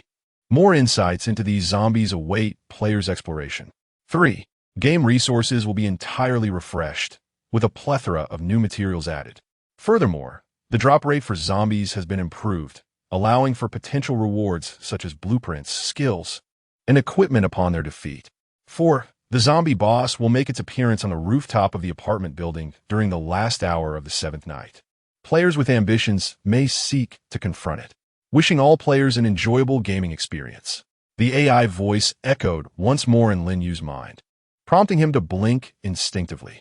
However, the moment his eyes opened, he was taken aback to find the previously vacant room suddenly brimming with an abundance of furniture. Simultaneously, right before him, a zombie had materialized. Oh no! The abrupt emergence of a zombie startled Lin Yu, who swiftly raised his handgun and unleashed a flurry of bullets. The bullets cascaded like a torrent onto the dazed zombie, reducing it to a mere wreck. With the zombie dispatched, Lin Yu exhaled a sigh of relief, then meticulously examined the recent system notification. Indeed, the difficulty had escalated significantly. Not only was daytime no longer safe, but new types of zombies had also been introduced. Yet, amidst the unwelcome news, there lingered a silver lining. Resources had increased, and the drop rate for loot had been enhanced. It remained uncertain, however, to what extent this increase applied. Previously, Lin Yu had slain numerous zombies before finally acquiring a level 2 apartment blueprint. He hoped it would not mirror those online games that boast improved probabilities yet yield nothing upon defeat. Shaking his head, Lin Yu then opened the chat channel to inquire about the conditions on other floors. Damn it! Zombies! So many zombies! This number is significantly greater than the previous 3 days. Has anyone encountered the so-called Night Demon Zombie or Muscle Zombie? Snap a photo and share. This should be the Night Demon Zombie. Lin Yu opened the image and discovered that it was likely taken by a player from behind a wooden door, resulting in a limited view, yet the creature was somewhat discernible. Not far from the player's door stood a ghastly figure, its skin an unsettling shade of pale, with a frail physique and limbs as slender as bamboo poles, adorned with 2 sharp canine teeth, reminiscent of the vampiric entities depicted in cinematic works. Soon after, another player shared an image of the Muscle Zombie. True to its name, the Muscle Zombie is characterized by an extraordinarily muscular physique, resembling a bodybuilder from the real world. The exaggerated musculature suggested a distinct representation of strength and agility among the undead. According to player observations, it appeared that each floor housed only one unique zombie at a time. Suddenly, the player who had taken the photograph began to frantically call for help on the public screen. Oh no, this Muscle Zombie has spotted me. It's banging on my door. My durability is depleting rapidly. Is there anyone who can save me? However, given the circumstances, it was evident that no one would come to his aid. Many players expressed that rather than yearning for assistance, it would be wiser to take matters into their own hands, either attempting to defeat the Muscle Zombie or fleeing. Nonetheless, the distressed player continued to plead for help on the public screen until, after approximately 10 minutes, his avatar dimmed. Lin Yu glanced at the player count. There were still 62 survivors. He pondered how many would remain after the ensuing 4 days. After confirming the appearance of the special zombies, Lin Yu shifted his focus away from the public screen to inspect the facilities that had spawned in the room. Chairs, tables, beds, cabinets, glassware, and various other items were present in abundance, both in quantity and variety, far surpassing the first 3 days. However, Lin Yu did not immediately begin to collect. Instead, he first ventured to the doorway to assess the situation in the corridor. To his astonishment, the number of zombies was indeed considerable. He could see 7 or 8 just from his vantage point. Without hesitation, Lin Yu raised his handgun and commenced the cleansing. The sound of gunfire echoed as the zombies at the entrance were swiftly dealt with. Though he only gained a mere 1 point of experience per kill, he totaled 12 points, and the drop rate had noticeably improved as he spotted 2 white orbs on the ground, confirming that the outside posed no immediate danger. Lin Yu opened the door, ready to collect his spoils. However, just then, swish, a white shadow darted past the doorway. Lin Yu reacted swiftly, raising his shield. Bang! 2 pale arms, resembling bamboo poles, struck against the wooden shield. Upon closer inspection, he realized it was the night demon zombie he had seen in the chat. Despite its emaciated appearance, it possessed considerable strength, the impact reverberating through Lin Yu's arm. Thud! Bang! After blocking the surprise attack, Lin Yu countered by smashing his shield into the creature's face, and as the night demon zombie staggered back, he delivered a powerful Spartan kick to its chest. With a forceful kick, the zombie was sent staggering several steps back. Lin Yu immediately raised his firearm and fired. After enduring prolonged combat, his marksmanship had markedly improved. All 3 shots struck the nightmarish zombie squarely in the head, leading to its swift demise. As the creature fell lifelessly to the ground, Lin Yu gained 10 experience points, and the corpse respawned, revealing 2 gleaming white orbs. To his astonishment, the creature had attempted a sneak attack. Breathing heavily, Lin Yu recalled how it had concealed itself in the shadows near the doorframe, waiting for the opportune moment to strike as he opened the door. Had it not been for his quick reflexes, he might have fallen victim to its ambush. Lin Yu had never anticipated that a zombie could possess such cunning intelligence. This revelation took him completely by surprise. In retrospect, his foresight in preparing wooden shields and armor was indeed sagacious. After carefully scanning the corridor to ensure no other zombies lurked nearby, Lin Yu approached and collected the 4 white orbs before retreating to the room behind him, closing the door to inspect his findings. Chapter 13. Skill cards and 4 white orbs. Lin Yu first opened the 2 orbs obtained from defeating ordinary zombies. He believed that the valuable items should be saved for later, treating these 2 as mere preliminaries. Upon unveiling the white orbs, he ultimately acquired a level 2 apartment blueprint and a piece of ungraded equipment, a leather jacket. Both were rather mundane. However, the apartment blueprint might be traded with other players for something worthwhile. Then came the exhilarating moment. Lin Yu took out the 2 white orbs dropped by the night demon zombies and opened the first one. As the white light dissipated, a card materialized in Lin Yu's hand. Congratulations, player has obtained a skill card, unlocking the player skill system. Skill slot 1. Note: a new skill slot is unlocked every 5 levels. Here, it is worth noting that the protagonist's true advantage lies in this very aspect. With the card's appearance, an AI prompt echoed in Lin Yu's mind once more. It truly resembled a game. Even the skills had arrived, though regrettably, there was a limit to the number of skills one could possess. Lin Yu sighed and examined the card. Dynamic Vision category, skill passive level, Black Iron effect, slightly enhances your dynamic vision and eyesight. Consumption, none cooldown, none usage requirement. Constitution and mental attributes must reach 5. Description, do not expect too much. It does not achieve bullet time levels. Rather decent. He mused.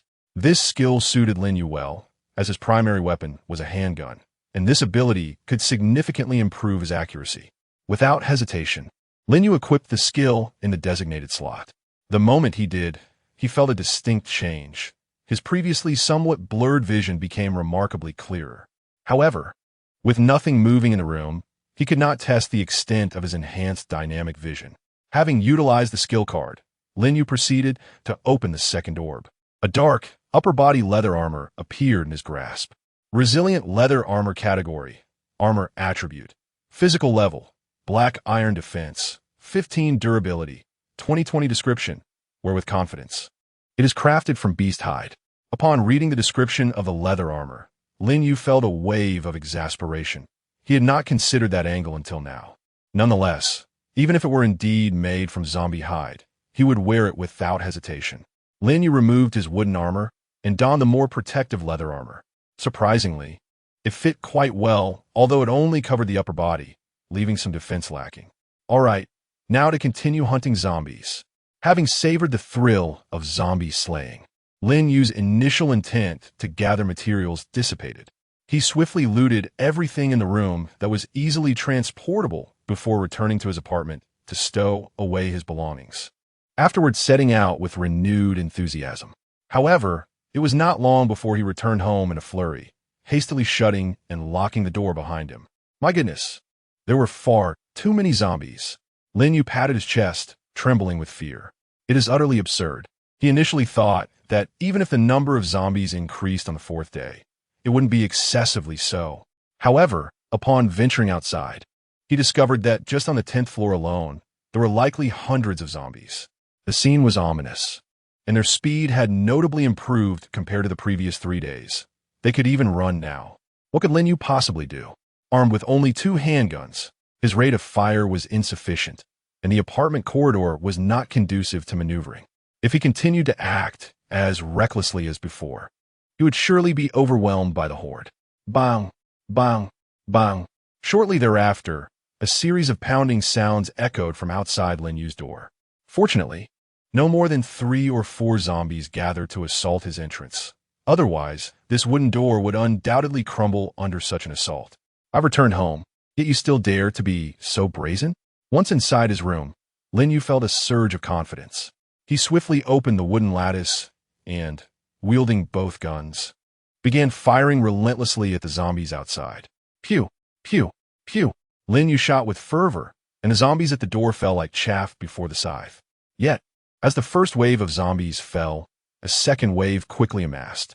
Lin Yu sensed that perhaps all the zombies on the 10th floor had been drawn to his doorstep. With no other option, he continued to fire frantically. After a while, seeing no signs of zombies through the lattice, Lin Yu cautiously opened his door, shield in hand, peering around the corners. The lessons from previous encounters were still fresh in his mind. He was determined not to stumble over the same stone twice. This time, however, no zombies lunged at him. Lin Yu exhaled in relief and stepped outside to collect the 8 white orbs scattered on the ground. Upon returning to his dormitory, he opened them to reveal that ordinary zombies yielded no remarkable treasures. The orbs produced a few mundane blueprints, 10 units of wood, 15 units of iron, along with some ordinary weapons and food. It seemed imperative to find a way to dispose of these useless items. He glanced around his room, which was cluttered with an assortment of items, various weapons, food, clothing, and tools, most of which held little value for him. Tomorrow, he would inquire among other players to see if anyone was willing to trade. Lin Yu contemplated becoming a merchant, selling these items. After all, while he lacked for nothing, others might not be so fortunate. After organizing his belongings, Lin Yu shouldered his bag and stepped out of his room. He needed to exercise caution today. The number of zombies on his floor was alarmingly high.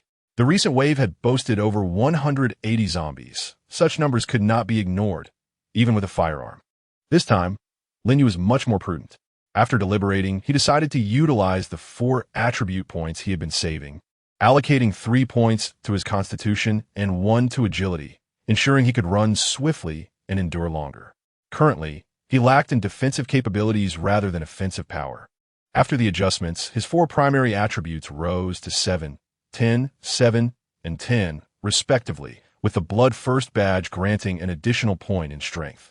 Feeling a sudden surge of vitality and a newfound lightness in his body, Lin Yu confidently made his way to the 9th floor. His goal for the day was to elevate his level to 4. He was merely 27 experience points away from achieving that milestone, should circumstances permit. He also intended to test his mettle against the special zombies on the 9th floor. However, he was acutely aware that, given his current situation, He could not afford to recklessly explore the apartment. Thus, after leveling up, he planned to return to the 10th floor to gather some materials, particularly wood, as he needed an additional 60 pieces to upgrade to a level 5 wooden door. Chapter 14. The level 5 wooden door upon reaching the 9th floor. Lin Yu exhibited a demeanor markedly different from his previous bravado. Instead of striding boldly down the corridor, he first relocated several cabinets, chairs, and tables from various rooms to block the stairwell, subsequently creating a cacophony to lure the zombies from the 9th floor. This tactic proved effective, and soon enough, he had attracted a sufficient number of the undead. Concealed behind his makeshift cover, Lin Yu unleashed a barrage of gunfire, methodically eliminating the advancing zombies. Approximately 5 minutes later, an upgrade notification echoed in his mind. His level had ascended to 4, and he realized that further slaying of ordinary zombies would no longer yield experience. The inability to grind for levels was indeed vexing. Lin Yu frowned slightly, but continued to dispatch the remaining zombies, then vaulted over his cover to collect the spoils of this carnage. The loot was meager, merely 2 white spheres of average quality, alongside a blueprint for a picture frame and 5 units of wood. Contemplating his next move, Lin Yu deduced that persisting in zombie extermination was not particularly rewarding. Dismantling materials seemed a more fruitful endeavor. Thus, he returned to the 10th floor, casually selecting a room to utilize his hammer from his backpack. He commenced a haphazard assault, employing the chaotic bludgeon technique. 80. Undoubtedly, the benefits of reaching the 10th tier of physique were apparent. After clearing an entire room, Lin Yu felt no undue fatigue, and his hammer-wielding hands bore no soreness. Having completed one room, he proceeded to the next. After a while, Lin Yu, laden with his backpack, trudged homeward, his pack brimming with bounty.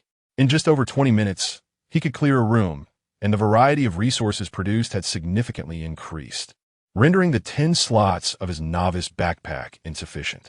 Upon returning to his door, as he prepared to unlock it, an unexpected situation caught his attention.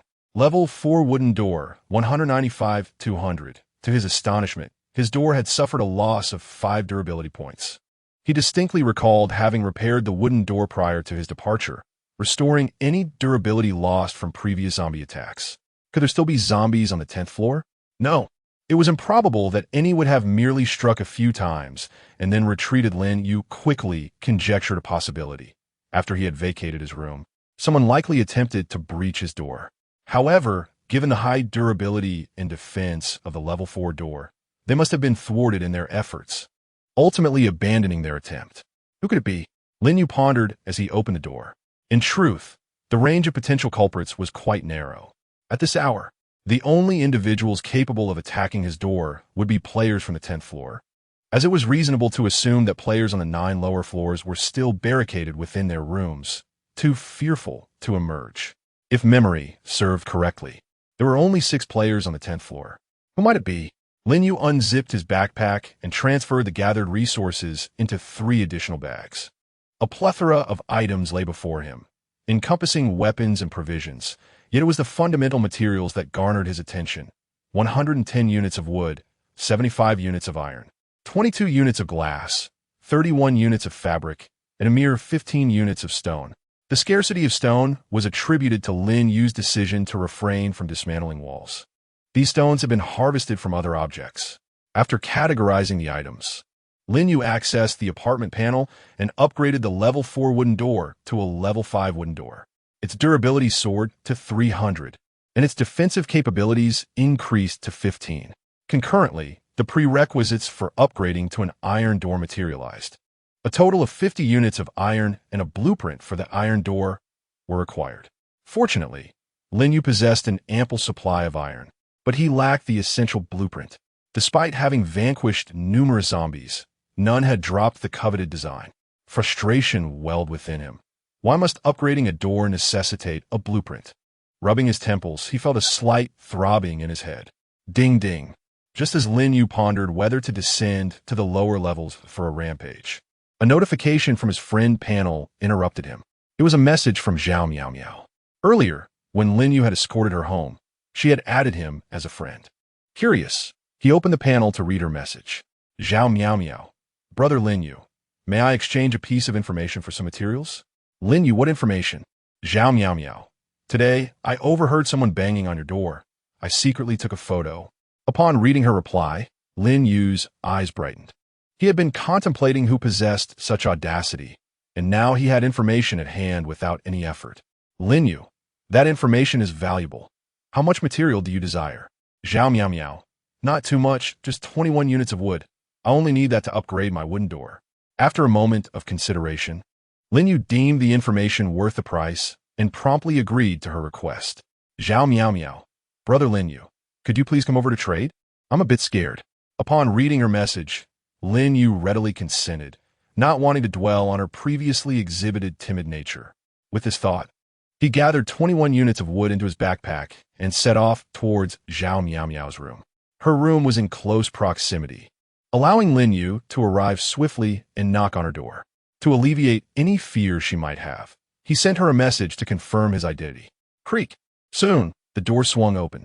However, to Lin Yu's astonishment, he was not greeted by the young girl, but rather by a burly man. In an instant, the man lunged at Lin Yu with alarming speed, clearly exhibiting premeditated intent, swiftly grasping Lin Yu's right hand that held the firearm. Behind him, two additional men emerged rapidly from Zhao Miao Miao's room, charging towards Lin Yu. Realizing he had fallen into a trap the moment the man appeared, Lin Yu had, due to his lack of suspicion toward Zhao Miao Miao, failed to maintain vigilance and was unable to raise his weapon in time to fire. The three men exhibited expressions of excitement, particularly the one gripping Lin Yu's right hand. His gaze fixated on Lin Yu's handgun, his eyes wide with intensity as he incessantly muttered, "Let go. That's my gun." He exerted considerable effort, attempting to pry Lin Yu's fingers from the weapon. However, in a turn of events that took him completely by surprise, Lin Yu suddenly relinquished his grip, causing the cold, black firearm to clatter to the ground with a sharp sound. Gun! The man erupted into a maniacal laugh, swiftly releasing Lin Yu and lunging towards the fallen weapon. Meanwhile, Lin Yu, devoid of any expression, swiftly retreated 2 steps to evade the movements of the other 2 men. In a decisive motion, he seized one of their arms, using their own momentum to hurl him into the other assailant. At that moment, Lin Yu's strength was formidable, bolstered by 9 points allocated to his power attribute after reaching level 4. An ordinary person stood no chance against it. Both men stumbled and collapsed to the ground. Don't move. On the other side, the man who had retrieved Lin Yu's handgun quickly rose to his feet, aiming the weapon directly at Lin Yu. Chapter 15. Contact with He Xiaolong. The man's expression was exceedingly agitated, even bearing a hint of distortion, clearly indicating that the presence of the handgun had provoked a significant reaction within him. I said don't move. Yet, to his utter disbelief, Lin Yu displayed no trace of fear in the face of the gun's muzzle. Instead, he swiftly reached for the backpack positioned in front of him. Damn it! How dare you disregard my words? You shall perish. The man's ire escalated as Lin Yu's actions seemed to provoke him further, prompting him to pull the trigger in a fit of rage. Click, click, click. However, an unexpected turn of events unfolded. No matter how vehemently he squeezed the trigger, the weapon showed no inclination to discharge a single bullet. The crisp sound of the trigger seemed to mock him. What is happening? Why won't he fire? The man's expression shifted from exhilaration to sheer terror. Yet, the situation would soon grow even more dire. Lin Yu, standing before him, astonishingly produced a second handgun from his backpack. You! Thud! The man's pupils constricted. He had barely begun to utter a word when Lin Yu, unwilling to grant him the luxury of a last statement, decisively pulled the trigger. The dull gunfire resounded once more, and a spray of blood erupted from the man's forehead, a crimson bullet hole appearing as testament to his demise. With a mix of shock and confusion, he lay motionless on the ground. Run! Nearby, the man's 2 accomplices, witnessing this horrifying scene, were struck with terror and fled in a panic. Hood! Lin Yu raised his handgun, his finger relentlessly pulling the trigger. The weapon belched flames as a torrent of bullets rained down upon the backs of the fleeing men. The outcome was inevitable. Damn bastards! Lin Yu muttered under his breath, then stepped forward to retrieve the other handgun. His countenance was notably grim. Truth be told, had it not been for the peculiar nature of Yin Shuangying's dual guns. He might have found himself in a precarious situation. How careless! This must serve as a lesson, Lin Yu. Shaking his head at the dual guns in his possession, Lin Yu's gaze drifted toward Zhao Miao's room. He realized he had been overly lax, judging others based merely on appearances. Such behavior, labeling individuals after just a couple of encounters, needed to be rectified. Otherwise, he would likely face grave consequences in the future. With this thought in mind, Lin Yu, dual guns in hand, slowly entered Zhao Miao's room. At that moment, the very individual who had nearly caused his demise sat silently on the wooden bed. Impressive, Lin Yu remarked coldly as he closed the door behind him. I must admit, you almost succeeded in ending my life. I didn't do it intentionally. They forced me. They blocked my door, and if I didn't assist them, they would kill me. Zhao Miao stammered, her complexion pale and her body trembling. She struggled to maintain her composure, but facing the dark barrels of two guns, it was evident that she was failing. Please spare my life. I can do anything. Thud. Unfortunately, Lin Yu did not afford her the opportunity to finish her plea, delivering a fatal shot that shattered her skull. Zhao Miao's eyes were vacant, clearly surprised by Lin Yu's decisive actions, which denied her even the chance to plead for mercy. You are not at fault. Any actions taken to ensure one's survival are inherently justified. The only mistake you made was failing to eliminate me. Thus it is you who will meet your demise. Gazing upon Zhao Miao's lifeless body, Lin Yu quietly articulated his thoughts. Preaching to the deceased is far more gratifying than addressing the living, for the former cannot retort. After the act of killing, the natural course is to collect the spoils of war. Lin Yu retrieved the backpacks of the four individuals and scoured Zhao Miao's room once more, acquiring a modest quantity of basic materials. Upon dismantling Zhao Miao's workbench, he stumbled upon two blueprints, though their utility was limited. Subsequently, Lin Yu examined the keys belonging to the three men and was unexpectedly intrigued to discover that all three resided on the 3rd to 5th floors of the apartment. How intriguing! A cold smile crept across Lin Yu's face. If memory served him correctly, those floors housed the largest faction led by Wang Dajun. Contemplating this, he opened his friends list and added He Xiaolong as a friend. Within 5 seconds, a confirmation came through, accompanied by a message. He Xiaolong, what can I do for you, Brother Yu? Lin Yu succinctly replied. Image, have you encountered these three individuals? He Xiaolong, I have a vague recollection. Let me inquire with the others. Half a minute later, He Xiaolong, they are affiliated with Wang Dajun. Here's the evidence, Image. Lin Yu opened the image sent by He Xiaolong, revealing a scene where Wang Dajun and his subordinates were engaged in discussion within a room. The three individuals Lin Yu had slain were present, seated closely behind Wang Dajun. This revelation seemingly confirmed their connection to him. Lin Yu's expression hardened as he responded. Thank you, He Xiaolong. To be honest, I am more than willing to assist with such matters. By the way, Brother Yu, would you be interested in collaborating? It was evident that He Xiaolong was astute. He understood that at this moment, any message he sent would undoubtedly reach Lin Yu. And provided it was reasonable, Lin Yu would likely give it due consideration.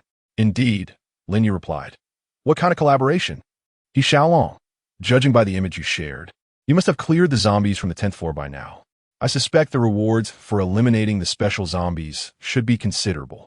However, to be frank, the sheer number of zombies is overwhelming. I imagine even you would find it quite challenging to manage alone. Why not collaborate while there is still time to eradicate all the zombies in the apartment? This would be beneficial for both parties, especially considering that zombies remain a threat during the day. If we do not address the situation today, the number of zombies could escalate to an uncontrollable level by tomorrow night. It would be prudent to resolve this while the situation is still manageable. He Xiaolong's concerns were indeed valid and reasonable. Lin Yu pondered for a moment before asking, what do you propose for our collaboration? He Xiaolong, you possess a firearm and are not short on ammunition. Yet when confronted with an overwhelming number of zombies, you may still find yourself at a disadvantage. Fortunately, we have individuals among us who can coordinate effectively. By utilizing spear formations and shield walls, we can adeptly fend off ordinary zombies, although we remain vulnerable to the more formidable variants. My proposal for collaboration is quite straightforward. We shall join forces. You will be responsible for dispatching the special zombies, and any rewards you receive from these kills will be entirely yours. We seek only to eliminate ordinary zombies for the sake of leveling up. Moreover, once the zombies are vanquished, I can allocate a portion of our Team's resources to you as a commission. If I am not mistaken, your current level means you are gaining little experience from ordinary zombies. Thus, this partnership is mutually beneficial. Lin Yu, upon reading He Xiaolong's message, could not help but smirk. This individual was indeed quite astute. His words, seemingly innocuous, were laden with implications. The initial inquiry regarding firearms and the later mention of leveling up were veiled attempts to gauge Lin Yu's situation. If Lin Yu truly lacked ammunition and was of a high level, while also lacking intelligence, he would instinctively respond to the queries posed. Should He Xiaolong misjudge? He could analyze Lin Yu's subsequent responses to ascertain the extent of his capabilities. Nevertheless, Lin Yu had to concede that the proposed collaboration was enticing. After all, special zombies had the potential to yield skill cards, which were invaluable assets. Pondering this, Lin Yu replied, "Agreed, we can collaborate." Chapter 16. Clearing the 9th floor, He Xiaolong remarked, "Very well, we will swiftly eliminate the zombies and ascend to the upper floors to rendezvous with you. Once we unite, we shall unleash a massacre." Observing He Xiaolong's strategy, Lin Yu silently shook his head and replied, "No need. You should methodically deal with the zombies on the 7th floor. As for those on the 8th and 9th floors, I will handle them. We can discuss other matters once we regroup. On the 7th floor, room 709. Wow, so audacious?" He Xiaolong's lips twitched upon reading Lin Yu's response. He began to wonder whether he had underestimated Lin Yu's capabilities or if the lad was merely jesting. Beside him, the bespectacled youth and a young man with yellow hair inquired, "Brother Long, what is the matter?" The reason for their presence in He Xiaolong's room was straightforward. He Xiaolong had discovered that zombies only damaged the doors and did not interfere with the dormitory itself. As wooden door blueprints were not rare, he decisively ordered everyone to gather on the 7th floor for future convenience. If it were not for the lack of larger rooms, He Xiaolong would have preferred to assemble everyone together for enhanced safety. Zhuang Qian analyzed whether this lad is merely posturing. He Xiaolong recounted his conversation with Lin Yu to the bespectacled youth, Zhuang Qian. "Wow, he's just bragging, isn't he?" exclaimed the young man with yellow hair, convinced that Lin Yu's claims were unattainable. Zhuang Qian, however, stroked his chin and said, "It's unlikely he is bluffing. His strength is well documented. Since the game's inception, he has consistently cleared out zombies from the 10th floor and other levels daily. Therefore, I believe he possesses the capability. Brother Long, you may proceed with caution. If he insists on proceeding, let him be. We have already barricaded the stairwell, so even if he fails, the zombies above will not disturb us." Upon hearing Zhuang Qian's words, He Xiaolong nodded and replied, "Let us proceed as such."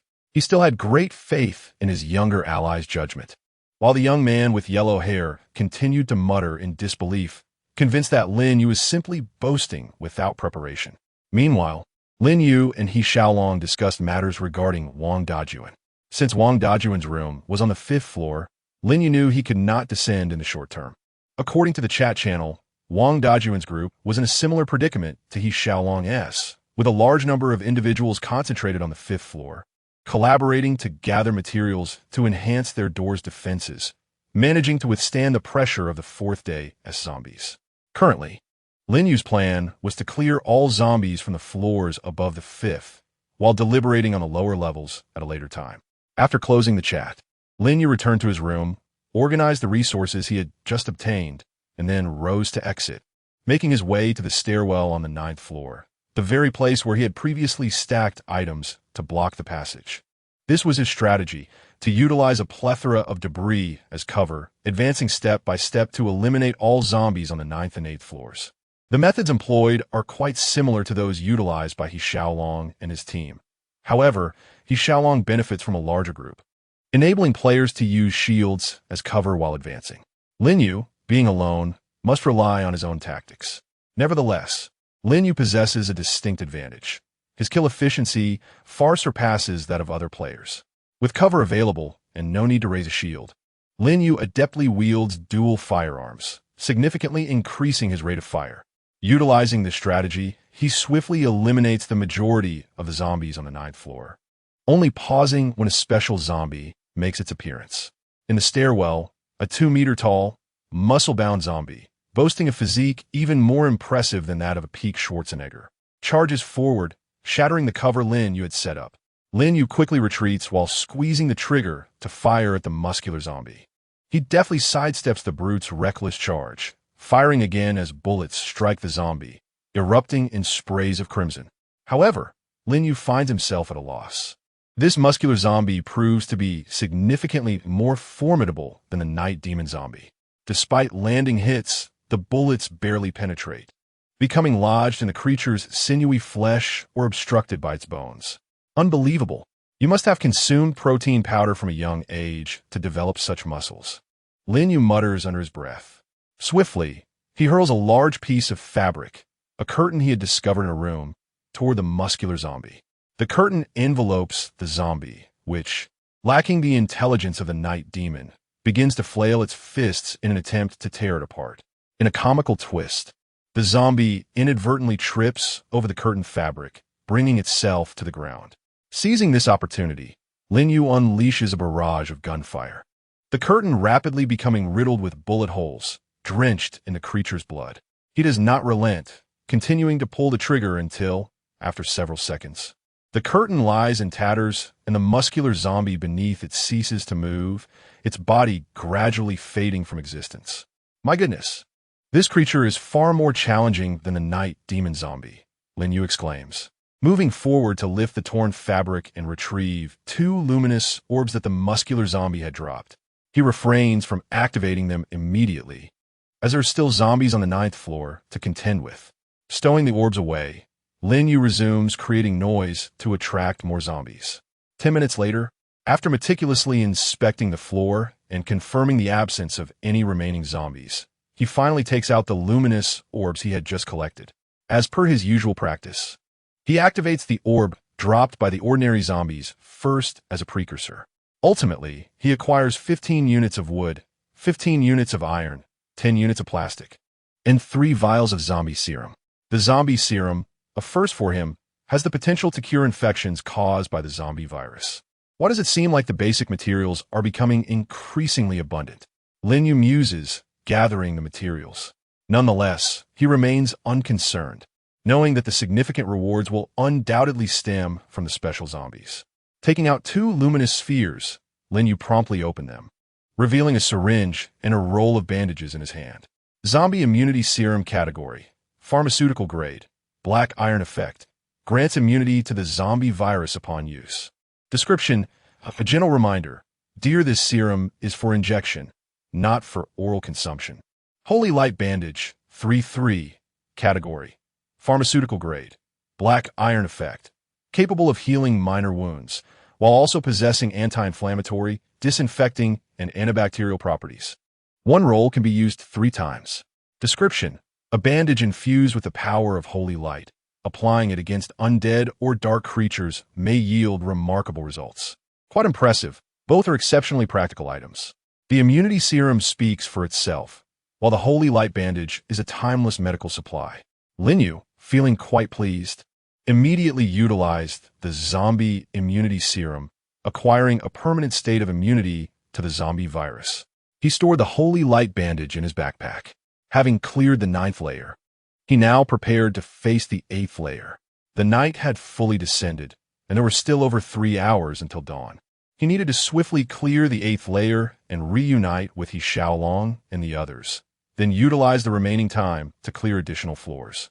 After all, no one could predict whether more zombies would spawn in the apartment on the 5th day. Chapter 17. Profession: Lin Yu swiftly ascended to the 8th floor, continuing his methodical extermination of zombies as he had on the 9th floor. The operation proceeded remarkably well. In just half an hour, he eliminated all the zombies on the 8th floor, including a particularly muscular variant. Employing his familiar tactic, he maneuvered them into the staircase, ensnared them with curtains, and ultimately dispatched them with gunfire. However, Lin Yu's haul on the 8th floor was rather disappointing, aside from some materials. The muscular zombie yielded only a single item, a blueprint for a black iron-level equipment, the resilient leather armor, which happened to be the very armor he wore. Regrettably, he had hoped for the blueprint for the Iron Gate instead. He pondered whether anyone else had acquired that particular blueprint. As he made his way to the 7th floor, he opened the chat channel to assess the situation. At that moment, both the 7th and 5th floors were engaged in the cleanup of zombies. From the records in the chat channel, it appeared that initially, both sides were competing to see who could clear the zombies more swiftly. However, after encountering a special zombie and suffering several casualties, they became more cautious, proceeding slowly. Simultaneously, He Xiaolong sent Lin Yu several messages, inquiring about his arrival time. However, Lin Yu was engrossed in his zombie-slaying endeavors and paid little attention. He casually replied that he was already on his way down, only to discover that the stairwell to the 7th floor was blocked by an array of tables and benches. He Xiaolong promptly responded, "Please hold on, brother Yu. I've blocked the stairwell. I'll send someone to clear the path. Understand that our strength is not on par with yours, and this ensures our safety."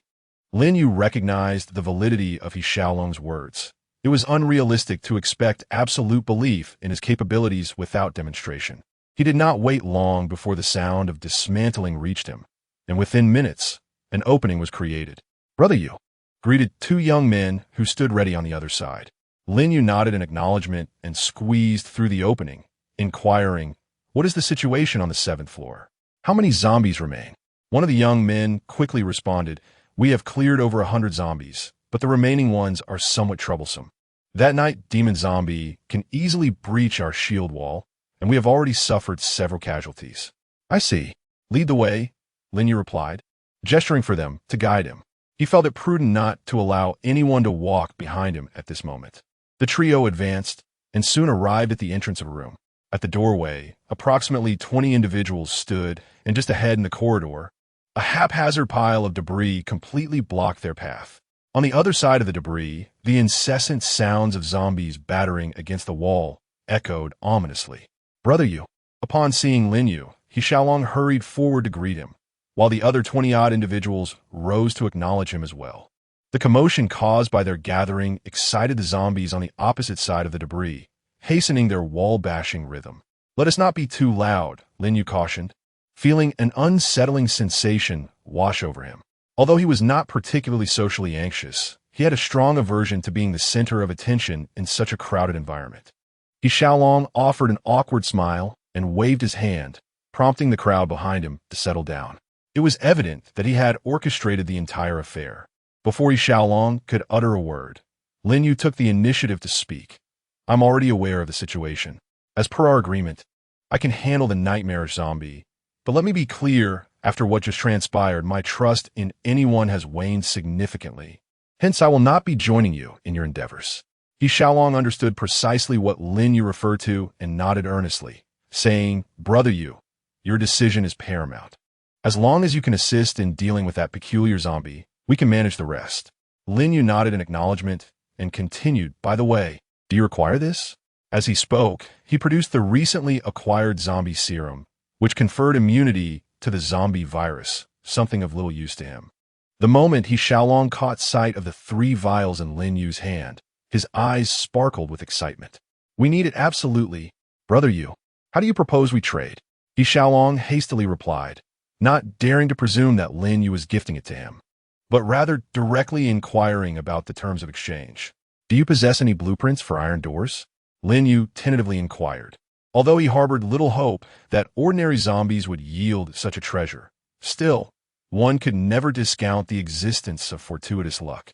Brother, I truly do not have that," He Xiaolong admitted, scratching his head in embarrassment. "Then let us exchange it for basic materials or practical blueprints." Lin Yu, having expected little, was not disheartened. Would 2 blueprints and 20 units of basic materials suffice? He Xiaolong pondered for a moment before retrieving 2 blueprints from his backpack. Lin Yu glanced at them, recognizing them as expanded water storage tank and storage box, both quite useful. "Agreed. For the basic materials, I would require iron." The two swiftly finalized their transaction. Shortly thereafter, He Xiaolong hurriedly took the zombie serum to an adjacent room. Lin Yu understood his urgency. The serum would only remain effective if used within 3 hours of infection. Once that window closed, it would be rendered useless. Before long, He Xiaolong emerged from the room, two pallid young men trailing behind him. Thank you, brother Yu. If not for you, I would have been at a loss for where to procure 2 vials of zombie serum, He Xiaolong said with a beaming smile. During their earlier confrontation with zombies, several of his subordinates had been bitten. Although they had managed to secure a few vials of serum, the quantity was woefully insufficient. It was merely a transaction. No need for gratitude. Let's attend to business, Lin Yu replied. All right, brothers, let us get to work. With He Xiaolong's rallying cry, the group sprang into action. Some donned wooden armor, helmets, and skirts, wielding a large square shield as they gathered in unison. Others brandished spears, positioning themselves behind piles of debris, ready to strike down the zombies on the other side through the gaps. Moments later, one of his men, a young fellow with tousled hair, approached He Xiaolong and reported, Brother Long, he nearly cleared the zombies across the way. Very well, brothers of the elite squad, follow my lead. He Xiaolong nodded firmly, then brandished a machete, taking the initiative to approach the pile of debris. Several comrades began to clear away the clutter, revealing a wooden door. With a forceful kick, He Xiaolong burst through the door, charging forward. The others followed suit, one by one. Lin Yu was the last to arrive. Upon reaching the corridor opposite the debris, he found He Xiaolong and his team engaged in combat with ordinary zombies. A group of shield bearers stood resolutely at the front, while those behind them relentlessly thrust their spears at the advancing undead. The most well-equipped members of the elite squad, including He Xiaolong, positioned themselves in the middle and flanks, seeking opportunities to eliminate any zombies that might breach the shield wall. How remarkable it was to achieve such professionalism in such a short span. Lin Yu was taken aback by the scene before him. It had barely been a day, less than 24 hours since the game commenced. Yet He Xiaolong had transformed the group to this extent. Unbeknownst to Lin Yu, this proficiency was born of necessity. He had started with a pistol, oblivious to the immense pressure that zombies imposed on other players. Most ordinary players, when faced with these creatures, either succumbed to despair or fought back. Those who chose to give in had largely perished within the first 3 days, leaving behind only those with a modicum of courage. Under such circumstances, coupled with the life-and-death pressures imposed by the undead and multiple real combat experiences, the loss of a few more players naturally led to this current state of readiness. Chapter 18. The sliding tackle. He Xiaolong and his companions displayed commendable efficiency, swiftly dispatching numerous zombies. However, at that moment, a shadow appeared in the beam of their flashlights from a distance. It was none other than the night demon zombie. Upon sighting this entity, a palpable unrest surged among the players in He Xiaolong's camp. Fortunately, with He Xiaolong and Xiao Huangmao's fervent shouts of reassurance, the formation remained intact. Ye. As the shadow approached, He Xiaolong urgently called out, Bang! Bang! Bang! Lin Yu would not simply stand by and allow the creature to breach their formation, as that would spell true chaos. He raised his right hand and quickly squeezed the trigger, aiming at the night demon zombie. With enhanced dynamic vision, the night demon zombie, which appeared astonishingly fast to ordinary players, moved at a normal speed to Lin Yu. Boom! Lin Yu fired 7 or 8 shots, hitting the night demon zombie with half of his bullets. A few rounds even struck its legs, causing the creature to collapse onto the ground. Retreat. Spread out. He Xiaolong did not forget his earlier promise, swiftly commanding the players to fall back and create a pathway for Lin Yu to aim at the struggling night demon zombie on the ground. Bang! Bang! Bang! Lin Yu fired 3 shots, each striking the creature's head with precision, ultimately slaying the night demon zombie. As its body dissolved, 2 conspicuous orbs of light appeared on the ground. The night demon is dead. Brothers, slay the zombies and level up. It is strictly forbidden to collect the orbs dropped by the night demon zombie. I have seen 2, and should one go missing, I shall not shield you from UG's bullets. Consider whether your skin can withstand the fire. Kill, kill, kill. In the instant following the night demon's demise, He Xiaolong raised his arm in triumph, while also cautioning others against harboring ill intentions. Watching the group charge down the corridor, Lin Yu could not help but admire He Xiaolong's capability and resolve. Perhaps, even without his assistance, He could lead this band of players to cleanse the entire floor of zombies.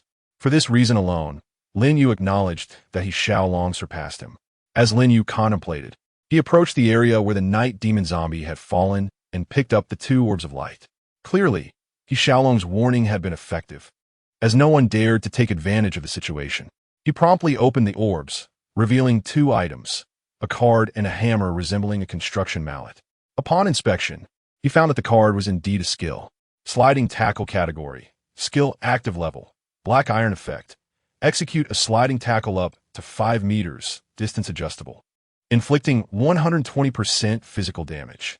Cost, 20 mana cooldown, 30 seconds requirements. Strength and agility attributes must reach 5. Description, here comes my sliding tackle. Tiger, wait, I'm experiencing some indigestion. Engineering hammer category, weapon tool attributes, physical level, black iron attack, 20 durability, 2020 description, with great strength comes miraculous results. Disregarding the myriad of flaws in the description, this sliding skill not only allows for an offensive maneuver, but also serves as a means of displacement. However, Lin Yu currently possesses only 1 skill slot, rendering him unable to utilize it. Skills can be dismantled and replaced, but must be done outside of combat. The engineering hammer, on the other hand, enhances Lin Yu's efficiency in gathering resources, boasting an attack power that is twice that of a standard hammer. Regrettably, I truly yearn for the blueprint of an iron door. With a sigh, Lin Yu stored the items in his backpack.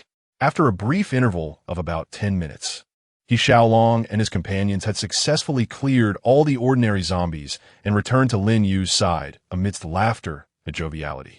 Brother Yu, this is for you, he Xiaolong said as he approached Lin Yu, handing him a backpack filled with various basic materials, as previously agreed upon. You can hold on to it for now. Just return it to me once we finish the cleanup, Lin Yu replied, shaking his head. He Xiaolong, not one to be overly sentimental, nodded in agreement. All right then, we will proceed to clear the lower floors. Prepare some curtains, as they are remarkably effective against muscular zombies, Lin Yu reminded thoughtfully. Curtains? I understand now, truly.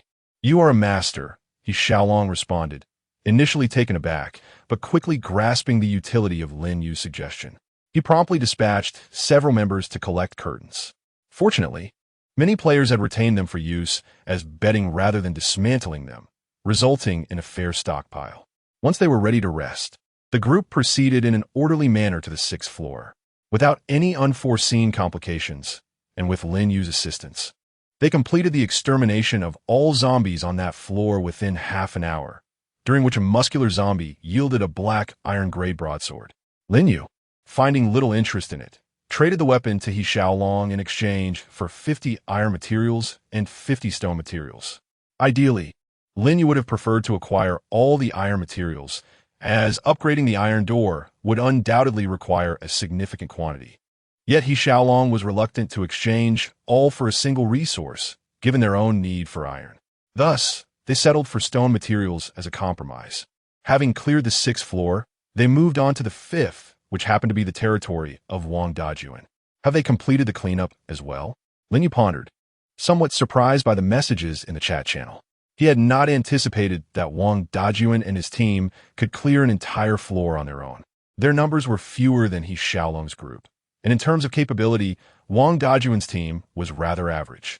It appeared that a formidable individual had emerged from their ranks, demonstrating commendable combat prowess by single-handedly defeating a night demon zombie, with his image and details circulating in the chat channel. Lin Yu perused the chat records and indeed found a photograph of a seemingly unremarkable middle-aged man, holding a long spear, standing triumphantly over a vanquished night demon zombie that was in the process of dissipating.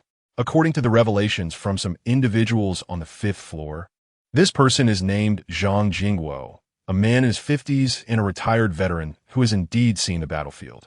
This is evident from his poised stance with the spear, showcasing a typical military knife technique. Remarkable, indeed. Lin Yu couldn't help but exclaim, recognizing that this man was far more formidable than those who relied on external aids. Yet, the narrative grows even more intriguing. He Xiaolong chuckled, encouraging Lin Yu to continue observing. As Lin Yu watched further, his expression became increasingly peculiar. He clicked his tongue in amazement, exclaiming, "Incredible! This Wang Dajun is truly shameless." The subsequent events unfolded quite straightforwardly. After Zhang Jingguo vanquished the night demon zombie, he obtained 3 luminous orbs, a sight witnessed by all present. Logically, these should rightfully belong to Zhang Jingguo as his spoils of war, considering he was the one who single-handedly defeated the night demon zombie, and thus deserved the lion's share credit. Even if there was a team that helped alleviate the pressure from the ordinary zombies, it would be reasonable for him to surrender only 1 orb. However, the plot thickens. Wang Dajun deemed it insufficient and demanded that Zhang Jingguo surrender all 3 luminous orbs without retaining any for himself. His justification was that Zhang Jingguo's success in defeating the night demon zombie was primarily attributable to the team effort, and thus he had little claim to the spoils. If Zhang Jingguo were to retain any of the rewards, it would be tantamount to embezzling the team's hard-earned gains. Chapter 19. Zhang Jingguo. It must be said that Wang Dajun is indeed quite an intriguing character. His claims may seem absurd at first glance, yet they resonate deeply with the human nature of a significant portion of their team. After all, most members of the team are middle-aged individuals, often characterized by their stubbornness and unyielding demeanor, who naturally cannot bear to see Zhang Jingguo reaping the rewards. Consequently, they rallied behind Wang Dajun's philosophy, compelling Zhang Jingguo to relinquish the spoils he had acquired. Despite his age, Zhang Jingguo is far from foolish. Few who survive the battlefield are devoid of wit. Thus, he firmly rejected Wang Dajun's demands, stating that he would part with at most 1 item. Wang Dajun, displeased with this response, prepared to apply pressure, intending to force Zhang Jingguo's compliance. However, Zhang Jingguo was no pushover. As a soldier, his combat prowess surpassed that of the majority of ordinary individuals. Furthermore, having accumulated sufficient kills among the undead, he had gained 2 levels and enhanced his attributes, making him a formidable opponent. With a spear in hand, he fought his way through the encirclement and retreated to his room on the 4th floor, simultaneously broadcasting Wang Dajun's actions in the chat channel. This was indeed a message intended for Lin Yu's eyes.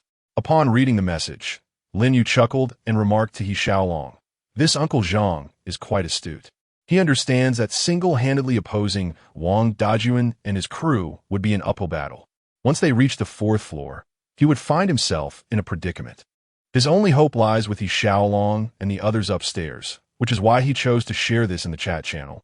It was meant for your attention. Moreover, his cleverness is further demonstrated by not directly messaging He Xiaolong, but rather waiting for He Xiaolong to take the bait. After all, there exists a significant distinction between actively seeking assistance and having others reach out to him. Indeed, it's a pity that I am not in a hurry. It's the uncle who should be anxious. Wang Dajun may be greedy, but he is not foolish. He is likely quite desperate and may have already stormed the 4th floor." He Xiaolong grinned and commented, "Not necessarily. This uncle is no fool either," Lin Yu replied, suddenly pausing mid-conversation before breaking into a smile at He Xiaolong. "Has he reached out to you?" He Xiaolong raised an eyebrow and inquired. "Indeed," Lin Yu nodded, then opened his friend request panel. Just moments ago, someone had added him as a friend, and that individual was none other than Zhang Jingguo. Lin Yu accepted the request without hesitation. Zhang Jingguo promptly sent a message. "Hey, little brother, shall we chat?" Lin Yu responded, "What do you wish to discuss, uncle?" The history of Longwu bears a striking resemblance to that of the country where Lin Yu resided in his past life. The military remains intact, which garners his respect for the soldiers of Longwu. Zhang Jingguo continued, "Can I trade this for your assistance, little brother?" Accompanied by an image. Upon opening the image, Lin Yu's eyes widened in excitement. It was the blueprint for the Iron Gate. Remarkably, a total of 6 special zombies have been dispatched thus far, and at long last, he had acquired this coveted Iron Gate blueprint. Without a moment's hesitation, Lin Yu replied, "Certainly. What do you need me to do?" Zhang Jingguo's reply was succinct yet brimming with menace. "I have dealt with Wang Dajun." It was entirely understandable, as he was a soldier who had survived the ravages of war. Despite his unassuming appearance, he undoubtedly possessed an iron will, incapable of indecision. Lin Yu responded, "Deal." Zhang Jingguo urged, "Young brother, please hurry. That fellow has already brought his men to the fourth floor. Lin Yu reassured him, "Don't worry, uncle. It will be swift." Coincidentally, Lin Yu himself harbored a desire to eliminate Wang Dajun, recalling the ambush orchestrated by that trio. Thus, he readily accepted this mutually beneficial arrangement. "How about it?" He Xiaolong inquired, observing Lin Yu lift his gaze. It appeared he was destined to ascend to the fourth floor to take a life. Lin Yu rose, stretching lazily, and declared, "Let us go together. I've also found that fellow quite displeasing." Upon hearing Lin Yu's words, he Xiaolong licked his lips and stood up, eager not to miss this opportune moment. Given the current circumstances, Lin Yu was undoubtedly a lone wolf. After Wang Dajun's demise, his team would surely fall under his command. A most fortuitous prospect for He Xiaolong. It would be a grave mistake to assume that He Xiaolong had formed this team purely out of altruism. He harbored his own ambitions. The two reached an instant accord. He Xiaolong promptly summoned his comrades, who had just finished their meal and taken a brief respite, and together they strode, infused with murderous intent, towards the fourth floor. Upon reaching the fourth floor, a group was engaged in a fierce struggle against the zombies. "Family, do not fear. The zombies are no match for us. Victory shall be ours." Wang Dajun, clad in full battle gear, stood at the rear, vociferously rallying the troops. Intriguingly, his words seemed to possess a certain charm, invigorating those who heard him, causing them to charge at the zombies with a bloodlust akin to that of frenzy. Witnessing the transformed individuals, Wang Dajun nodded in satisfaction, reveling in his innate talent, which proved to be a perfect match for him. Alluring voice category, talent level, black iron effect. Your words are imbued with persuasive power, making it easier for others to trust you, the greater the mental disparity. The stronger the effect, the smaller the disparity, the weaker the effect. If the target's mental strength is equal to or lower than yours, the talent is ineffective. Consumption, 5 mana points per minute upon activation. Cooldown, none description. I offer 1 million to those who betray me. Those who remain loyal in the future shall reap billions. Understand the applause. Wang Dajun, in reality, was engaged in pyramid schemes, making this talent a perfect fit for him. Regrettably, when he first encountered Lin Yu, he had yet to level up. Otherwise, he could have easily coaxed the weapon from him. Reflecting on Lin Yu, Wang Dajun's expression turned wistful. His initial mental strength was not particularly high. Thus he relied on the alluring voice to garner others' trust in his words, unable to wield such influence as he did now. It was only after upgrading and allocating all his attribute points to mental strength that he achieved his current prowess. The issue is not insurmountable. It would suffice to seek an opportunity to meet him.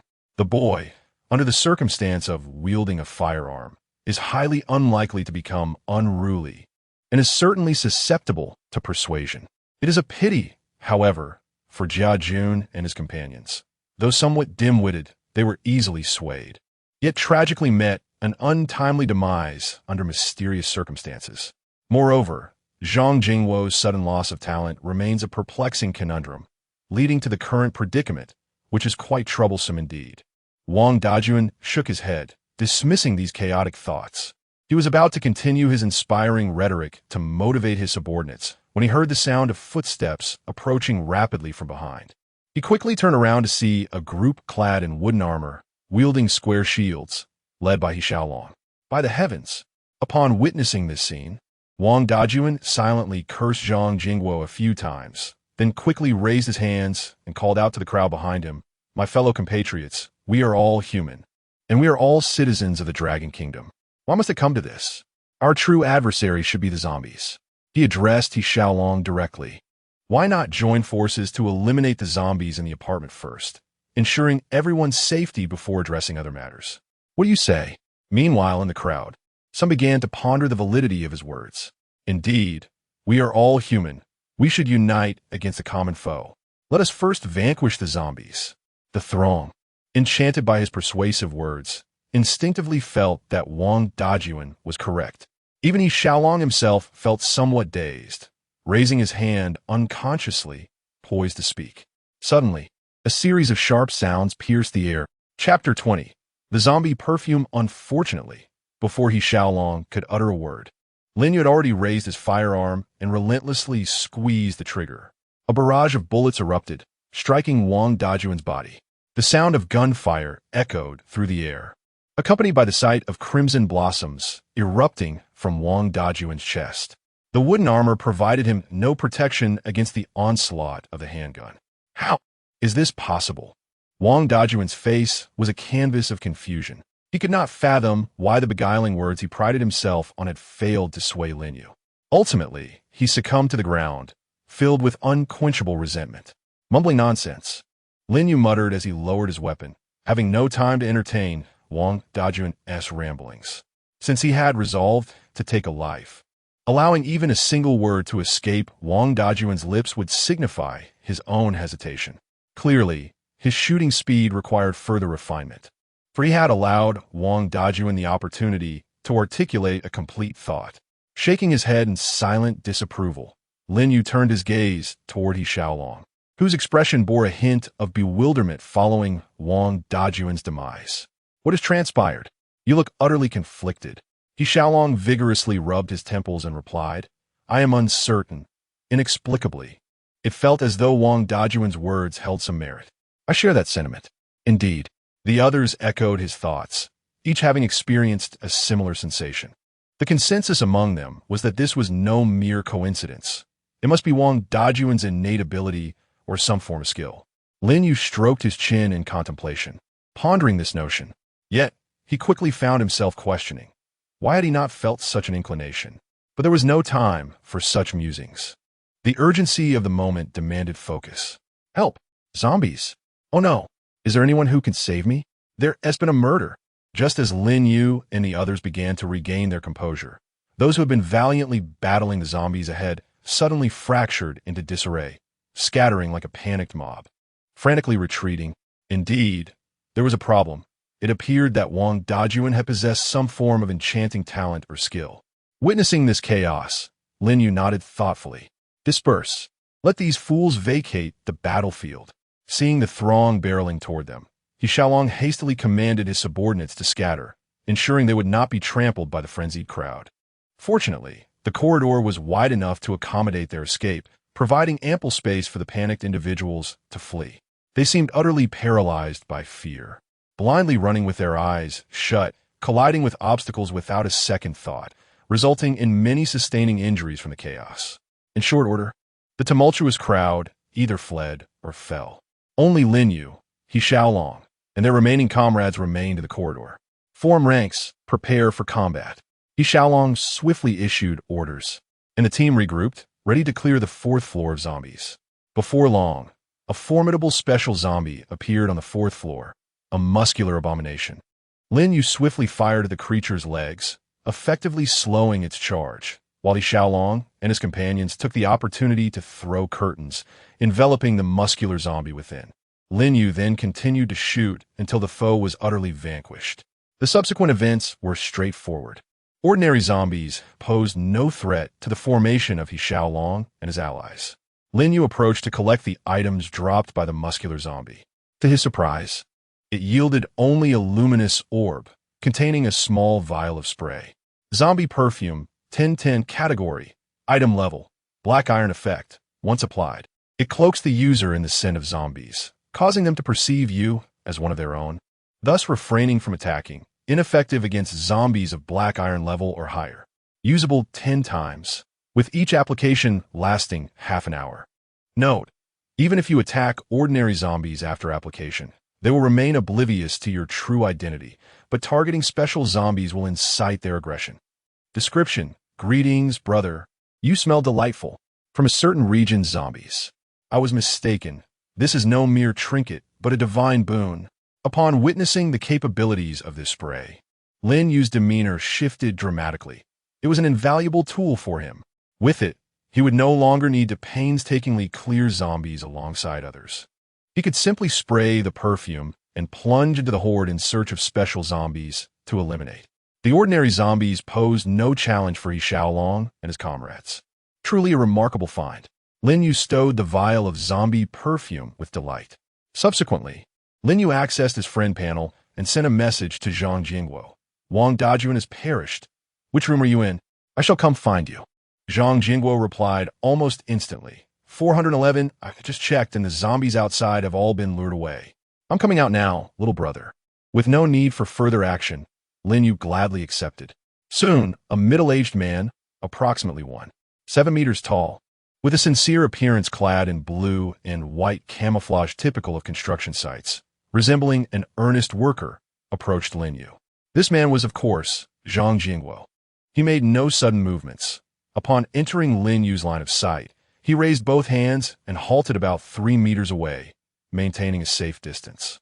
This was precisely what Lin Yu hoped for, as this was a formidable individual capable of dispatching special zombies with merely a spear. And keeping a safe distance put Lin Yu at ease. Little brother, the item is in my right hand. I will place it on the ground and then depart.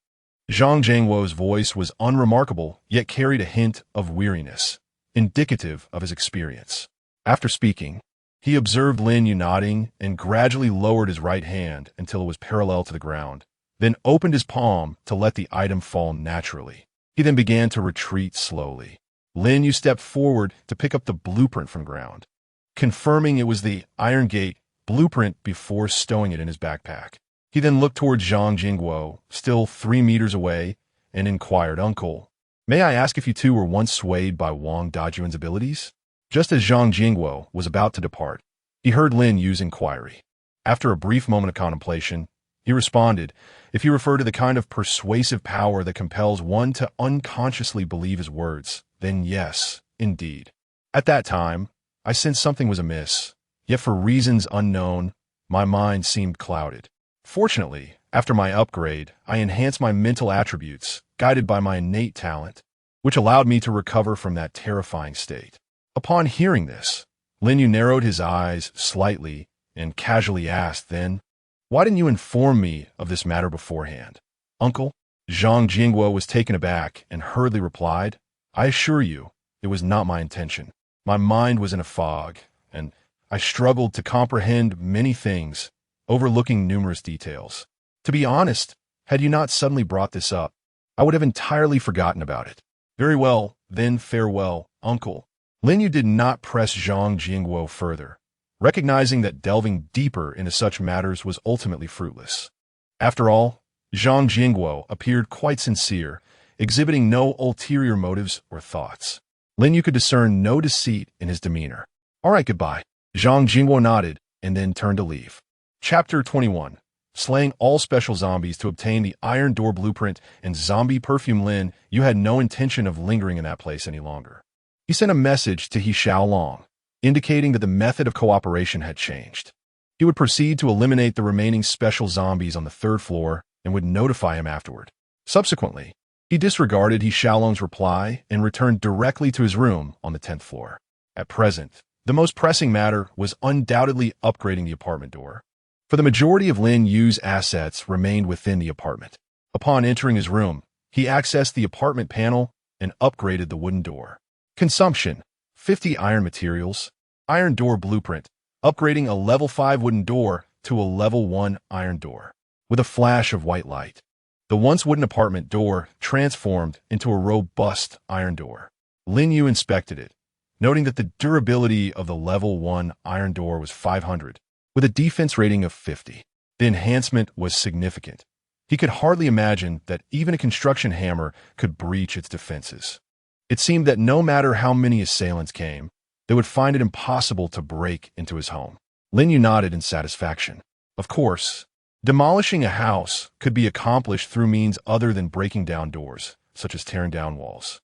However, given that his apartment was currently at level 2, it would be quite challenging for an average person to dismantle the walls, thus alleviating his fears. Next, Lin Yu examined the materials required for upgrading to a level 2 iron door. It required 75 iron materials and 10 steel ingots. Another new material, he mused, though he was uncertain how to procure it. Upon seeing the necessity of 10 steel ingots, Lin Yu shook his head. It appeared his ambition to upgrade several levels at once was destined to fail. Nevertheless, it was a relief to realize that the materials needed for the iron door upgrade were indeed still iron materials, confirming that his collection of iron was a prudent endeavor. All right. The next step was to eliminate the other special zombies and see if he could obtain the blueprint for a level 3 apartment. His current apartment only lacked the blueprint and one basic electrical appliance to reach level 3, though he was uncertain if a light bulb qualified as an appliance. As Lin Yu pondered, he emptied his backpack, retaining only medical supplies, skill cards, zombie perfume, and weapons before hastily departing from the 10th floor. On the 3rd floor of the apartment, Lin Yu traversed the corridor, flanked by a multitude of ordinary zombies. He had sprayed himself with zombie perfume, which proved remarkably effective. These zombies completely ignored his presence. Upon closer inspection, Lin Yu realized that these zombies were indeed grotesque. Pinching his nose in disdain, he noted the overwhelming stench emanating from them. The foul odors of decay, fermentation, and sourness mingled together, far more complex than the odor of his athletic roommate's socks, which had gone unwashed for 2 months during his school days. Fortunately, fortune favored the diligent. Lin Yu's efforts bore fruit when, after a short while, he discovered a special zombie in a corner of the corridor. It was a night demon zombie. Lin Yu has now discerned a pattern. These peculiar zombies appear in a sequential order, specifically following the 121 sequence.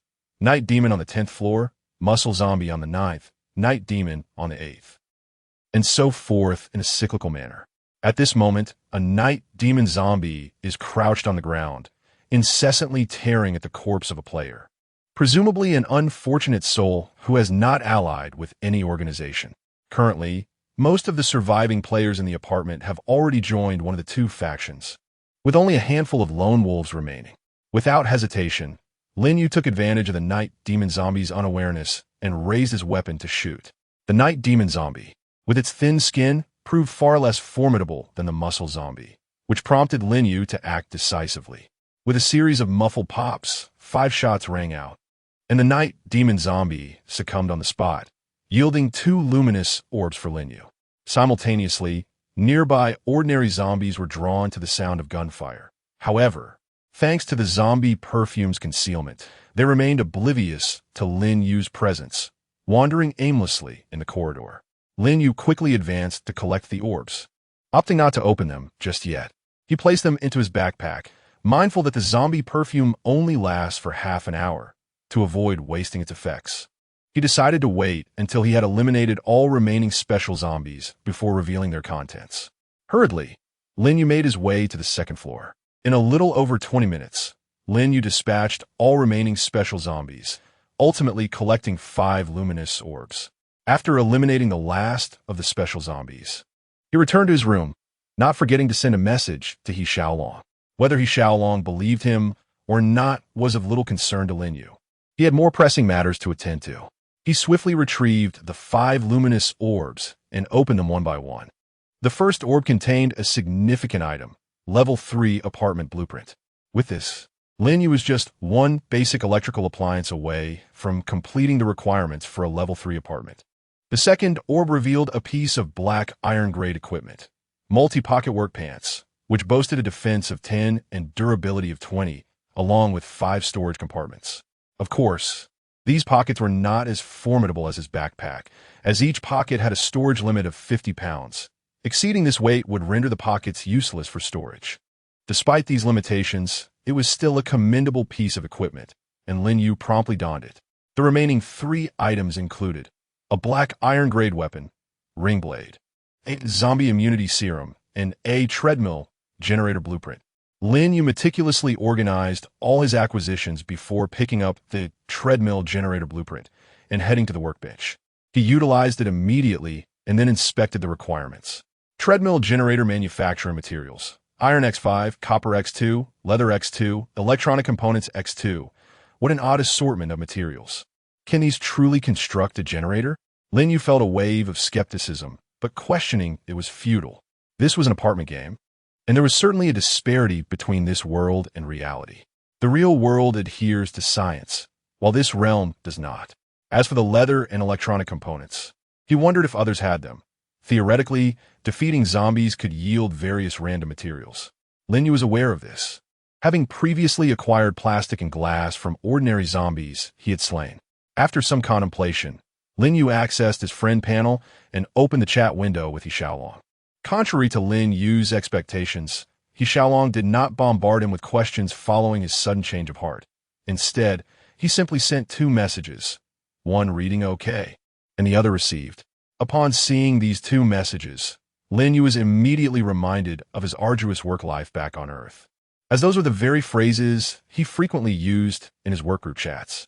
What a vexation, Lin Yu muttered to himself, then proceeded to inquire whether He Xiaolong had any leather, copper materials, or electronic components.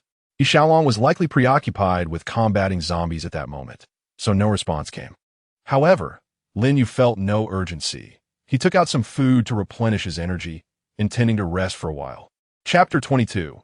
The running generator. After a little over an hour, Lin Yu finally received a response from He Xiaolong. He Xiaolong. Yes, brother Yu, but the supplies are limited. We have only 5 pieces of leather and 3 electronic components, though we do have a larger quantity of copper materials, 15 units. Do you need them? If so, I can send someone to deliver them along with the previously agreed upon supplies. Lin Yu. Have all the zombies on the 3rd floor been cleared? He Xiaolong. Yes.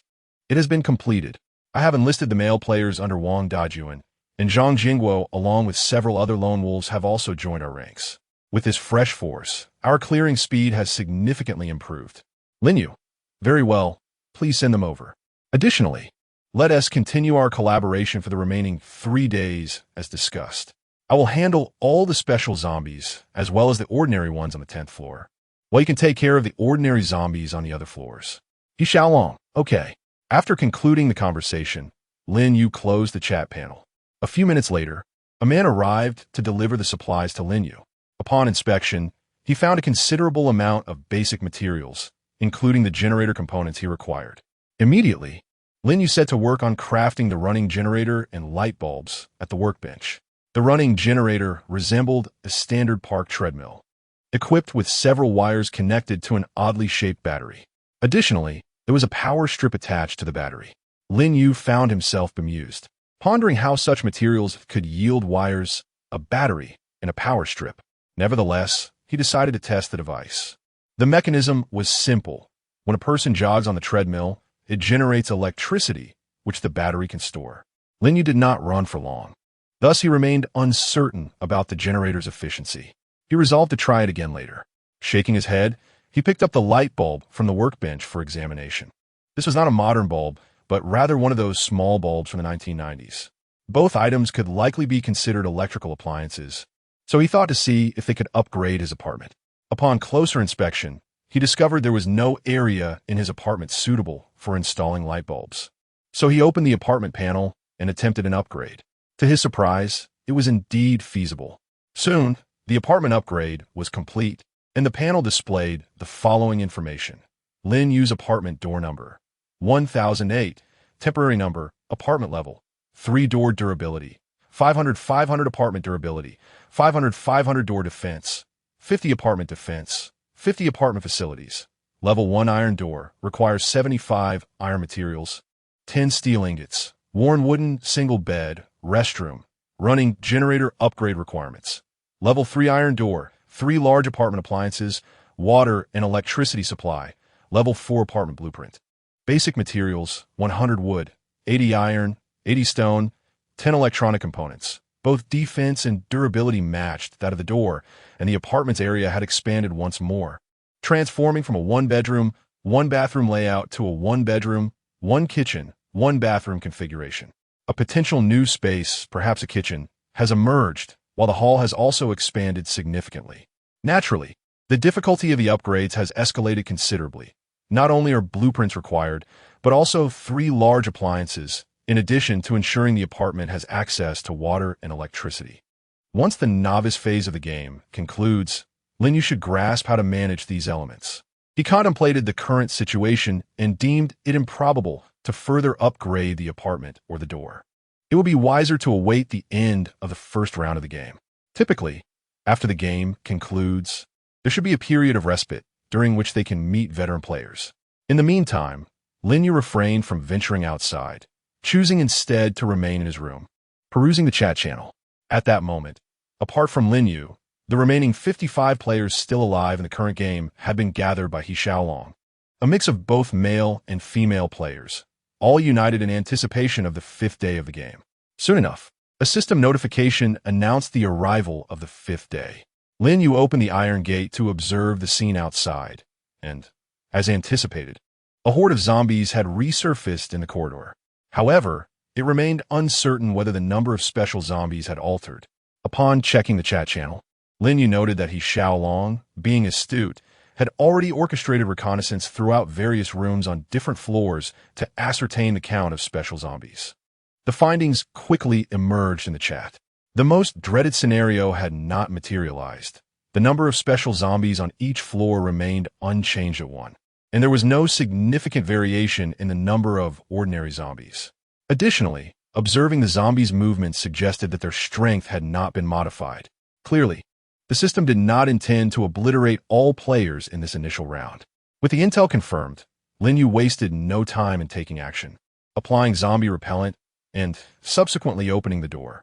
On the 5th day of the game, after utilizing the repellent twice, Lin Yu successfully dispatched 10 special zombies and cleared the corridor of all ordinary zombies, earning 18 luminous orbs of loot. For some reason, Lin Yu felt as though the probability of special zombies yielding loot had diminished on this 5th day. Perhaps the system, perceiving their ease, had decided to reduce the rewards. Nevertheless, Lin Yu was content. 18 orbs were still a respectable haul, and the items procured were commendable.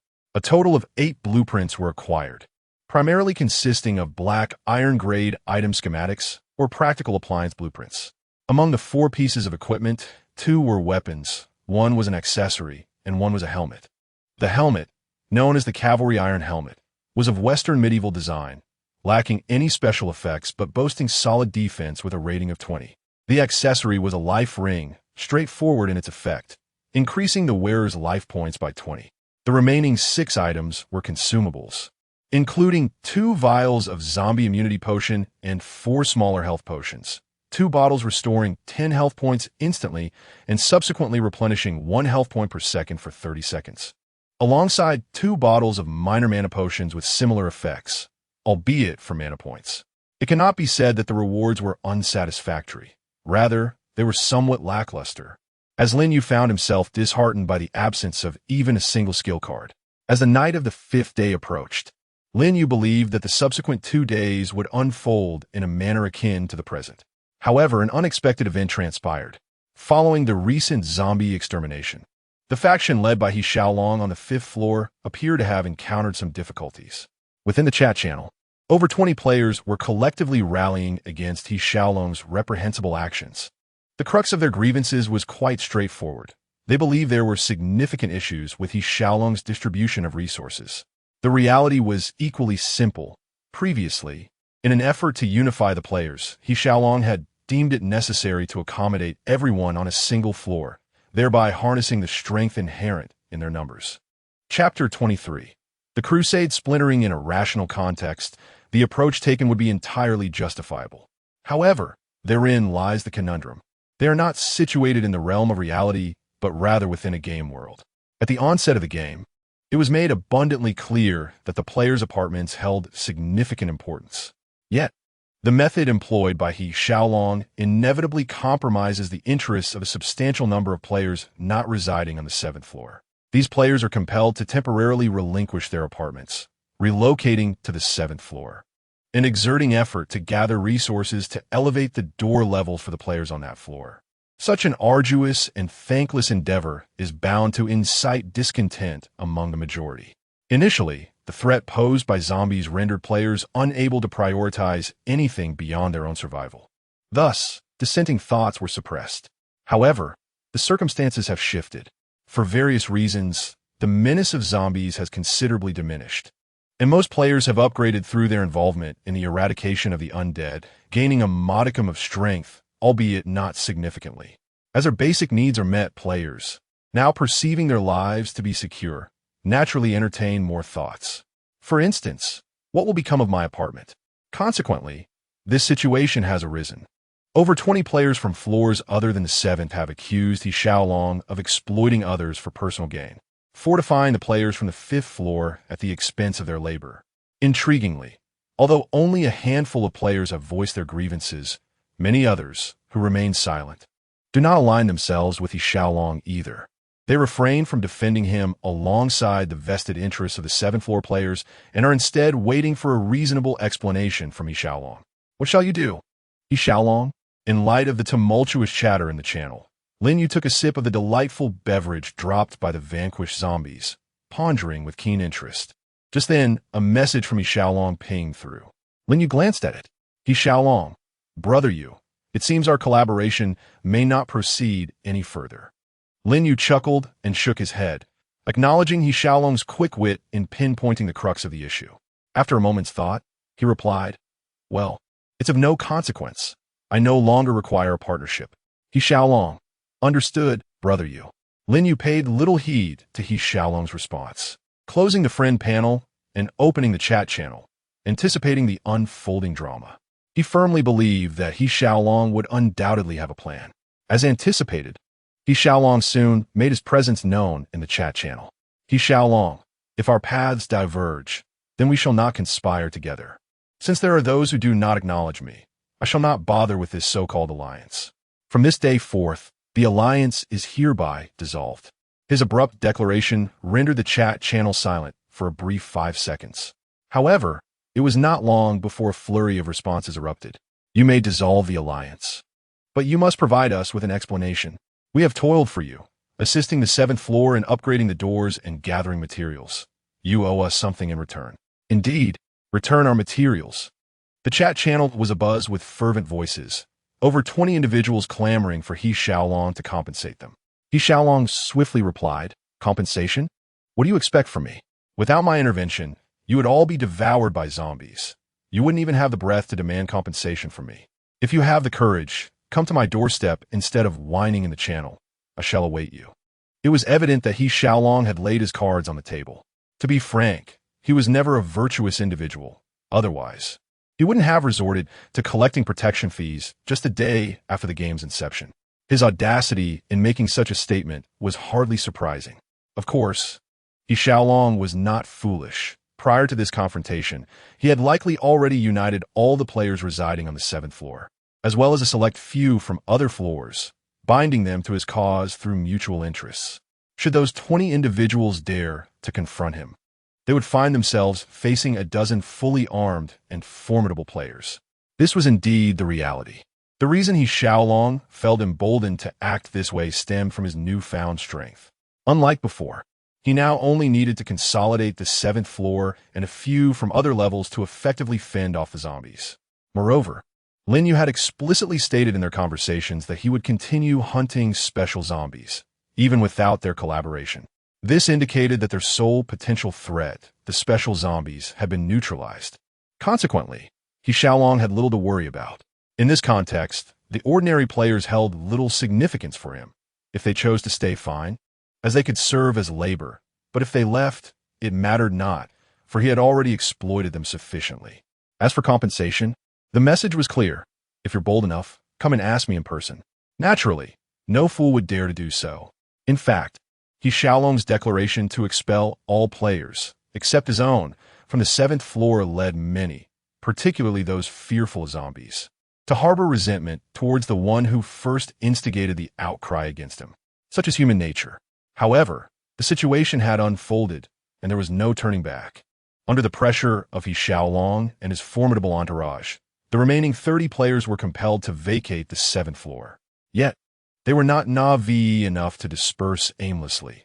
After careful consideration and heated disputes, they divided into 2 groups, heading towards the 9th and 10th floors. Lin Yu could easily surmise the rationale behind their choice of these particular floors. It was simply because he was on the 10th floor, and each time he hunted special zombies, he did so from the top down. He was indifferent to their actions, as his only concern lay with the special zombies. He had already slain an ample number of ordinary ones, and no player could surpass his kill count. However, Lin Yu found it rather absurd that despite ignoring them, they still sought him out. A knock echoed at the door. Lin Yu, are you there? Could you please open the door? A sweet female voice called from outside. Were they resorting to the charms of femme fatale?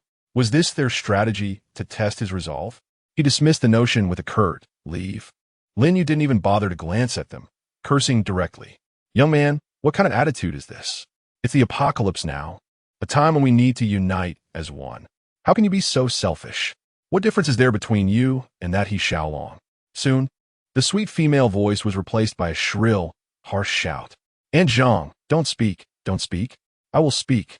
Young man, if you won't open the door, at least tell us where you got that gun. Help us out a little. We're all in this together. Creak, before the woman could finish. The iron gate swung open. At the sight, the dozen or so people outside wore expressions of relief, until the gate fully opened and their relief twisted into horror. Because right at the entrance, a pitch-black gun barrel was aimed straight at them. Hood, hood, hood. Chapter 24. The seventh day before anyone outside could utter a word, Lin Yu fired his weapon. With the sound of gunfire echoing, the woman at the door, gaping with her mouth agape and drooling, was instantly turned into a sieve. Murder! Help! A madman! He.S. insane. Witnessing this scene, the others were immediately horrified. None had anticipated that Lin Yu would resort to gunfire. Clearly, due to his relatively positive demeanor over the past couple of days, they had subconsciously forgotten that previously, in the chat channel, they had labeled him as a lunatic, a psychotic, and someone with antisocial tendencies.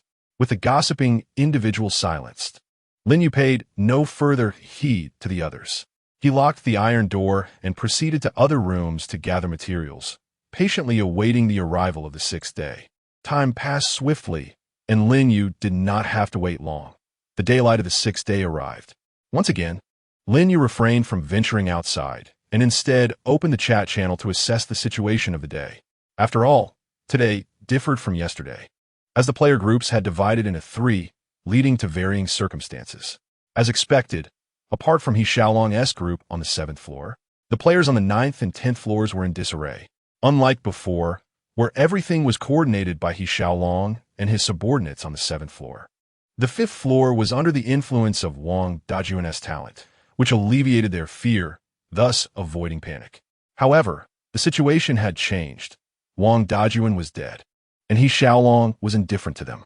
Consequently, they had to rely on themselves to fend off the zombies. Even with some experience, they were bound to panic. Many were pleading in the channel for He Xiaolong's assistance, expressing they sought no reward, only a place of refuge. Unfortunately, He Xiaolong paid them no mind. As the zombies began to respawn, they commenced their assault on the players' doors as if a program had been activated. After confirming that the situation remained unchanged, Lin Yu resumed his own actions. This time, Lin Yu worked with greater speed, managing to eliminate all the special zombies in just over 40 minutes. However, his haul was considerably less, yielding only 12 light orbs. Unbelievable. Why is the drop rate decreasing? Gazing at the orbs in his backpack, Lin Yu muttered a curse at the game, suspecting it had covertly altered the drop rates. What? Do they not want us to enjoy the game? In truth, this was indeed the case. Lin Yu's unique presence had significantly reduced the gaming pressure within his apartment, prompting the system to lower the loot drop rates accordingly. After dispatching all the special zombies, Lin Yu returned to his room, this time neglecting to clear out the zombies on the 10th floor. After all, there were still a dozen players there, and Lin Yu, being of kind heart, would not deprive them of their experience. Back in his room, Lin Yu activated the 12 light orbs. To his surprise, in addition to blueprints, items, and equipment, he once again received a skill card. Secondary damage category, skill active level, black iron effect. Upon activating the skill, after executing an attack, there's a 50% chance that this attack will inflict an additional 90% of the initial damage. Consumption, 10 mana cooldown, 10 seconds requirement, strength greater than or equal to 5. Description, a single strike, dual damage. This was Lin Yu's inaugural damage-dealing skill, and its effects appeared to be quite satisfactory. Regrettably, Lin Yu was still a considerable distance from reaching level 5, which meant he could not unlock the second skill slot, relegating this skill to the realm of neglect for the time being. As for other items, they were all rather mundane. Lin Yu utilized all the blueprints he possessed, casually stowing away the equipment, before venturing forth to gather materials. In regard to the ordinary zombies, he would slay those he encountered, while ignoring those he did not. Meanwhile, other players, having confirmed the demise of the special zombies, also began to venture out to hunt the undead. This included players from the 9th and 10th floors, having previously dispatched zombies, were not particularly fearful of the common ones. However, due to miscommunication and operational errors, a fair number of players met their end. Once Lin Yu had collected a sufficient amount of materials and returned to his room, he discovered that the player count had dwindled to 50, with 5 having fallen victim to the zombies. Soon, the game reached its 7th day. Lin Yu eliminated all the special zombies, but this time the drop rate had diminished once more, yielding only 10 orbs of light, with each zombie dropping but 1, and the contents were rather ordinary, even containing basic materials. Overall, Lin Yu was left feeling disappointed. After vanquishing all the special zombies, he chose not to gather more materials, but instead made his way to the rooftop. The door leading to the apartment's rooftop remained locked, presumably to remain so until the final hour of the game. Lost in thought, Lin Yu seated himself on the stairs, awaiting the arrival of the last hour of the game. He had made considerable preparations for the impending boss battle, yet he could not shake the worry that the boss's strength might exceed his expectations. However, under the current circumstances, he could not retreat. After all, if even he could not defeat the boss, it would only signify a flaw in the game's design, one that even cheaters could not overcome. Meanwhile, on the 7th floor, Brother Long, are we truly letting the boss slip away? Said the discontented young man with yellow hair beside He Xiaolong. We have already relinquished all the special zombies to him, and now we're letting him have the boss too? This is utterly humiliating. The young man grumbled. He Xiaolong dispatched an ordinary zombie with a swift strike, replying, "We cannot afford to let him have it. That kid is quite solitary. If we dare to approach, he will undoubtedly eliminate us first." The yellow-haired youth, puzzled, retorted, "What is there to fear? There's so many of us, we could easily overwhelm him." The bespectacled youth beside them shot him a scornful glance, reproaching, "Only you would remain oblivious to the situation. Have you not noticed? That guy hasn't changed his magazine even once. Every time he engages, it's as if he has an endless supply of bullets, simply pulling the trigger repeatedly. How can we possibly overwhelm him under such circumstances? Before we even get close, we DB turned into Swiss cheese."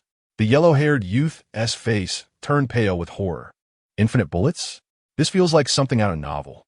That guy can't possibly be the legendary protagonist, can he?" He Xiaolong shook his head in resignation and replied, "According to my conjecture, he must be a descendant or relative of a seasoned player.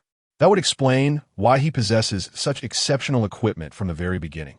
After all, players typically start with similar gear and are endowed with only black iron-level talents. He cannot be an exception." Upon hearing He Xiaolong's words, the young man with yellow hair scoffed. It's one thing to have rich second-generation individuals in reality, but to encounter a second generation in a survival game is utterly absurd. Chapter 25, The Boss. Conclusion. Lin Yu sat patiently in the stairwell, awaiting the moment. Suddenly, a crisp sound echoed, and he turned to see the lock on the door had been released. Concurrently, a voice resonated in his mind. There is 1 hour remaining until the conclusion of this game. The door to the rooftop of the apartment building has been unlocked. Players wishing to confront the boss are urged to proceed promptly. Upon hearing the announcement, Lin Yu wasted no time and advanced to push open the rooftop door. With a swift motion, as the door swung open, a blinding ray of sunlight cascaded onto Lin Yu's face. What on earth?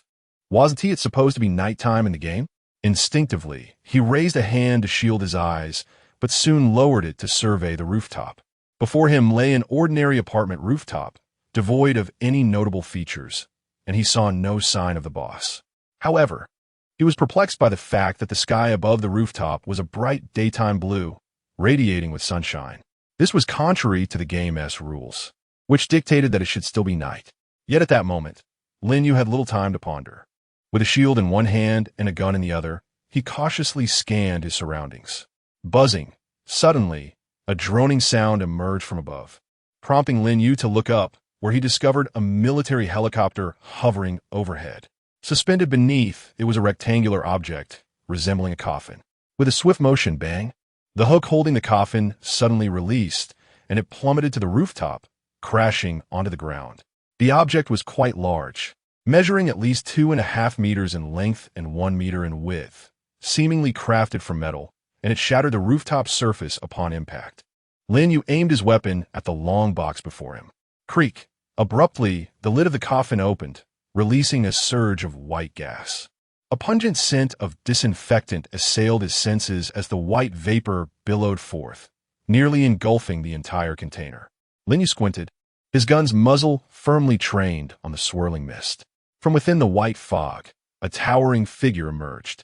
The creature stood over 2 meters tall, its skinless body displaying thick, dark red muscle fibers exposed to the sunlight, reminiscent of a monster from a wildly popular anime from Lin Yu's previous life, known as the Type. Its eyes were grotesquely embedded within its muscular form, devoid of eyelids, while a row of bone-white teeth was bared to the air, creating a chilling sight. Boss Tank has been awakened. The cold, synthesized voice of the system reverberated in Lin Yu's mind once more, as if activated by command. The tank zombie's blood-red eyes snapped into focus, locking onto Lin Yu with fierce intensity. Roar! A primal, destructive roar erupted, as the tank's colossal foot crushed the ground beneath it. Its massive frame charged towards Lin Yu like a runaway truck, carrying an ominous gust of wind. As Lin Yu's pupils constricted, his body instinctively lunged to the side. In the midst of his roll, his pistol fired without hesitation, flames erupting from the muzzle. The dull gunfire merging into a cacophony. The bullets penetrated the exposed chest and shoulders of the tank zombie, bursting forth dark red blossoms of blood as flesh was shredded. Yet, the wounds that would have obliterated a common zombie seemed but a mere irritation to the tank zombie. It did not alter its charging stance in the slightest. Its colossal fists tore through the air, crashing down upon Lin Yu's previous position. Just as Lin Yu regained his footing, the fierce wind rushed towards him. With no other choice, he summoned all his strength to thrust the wooden shield before him. Boom! It was as if he had been struck head-on by a speeding truck.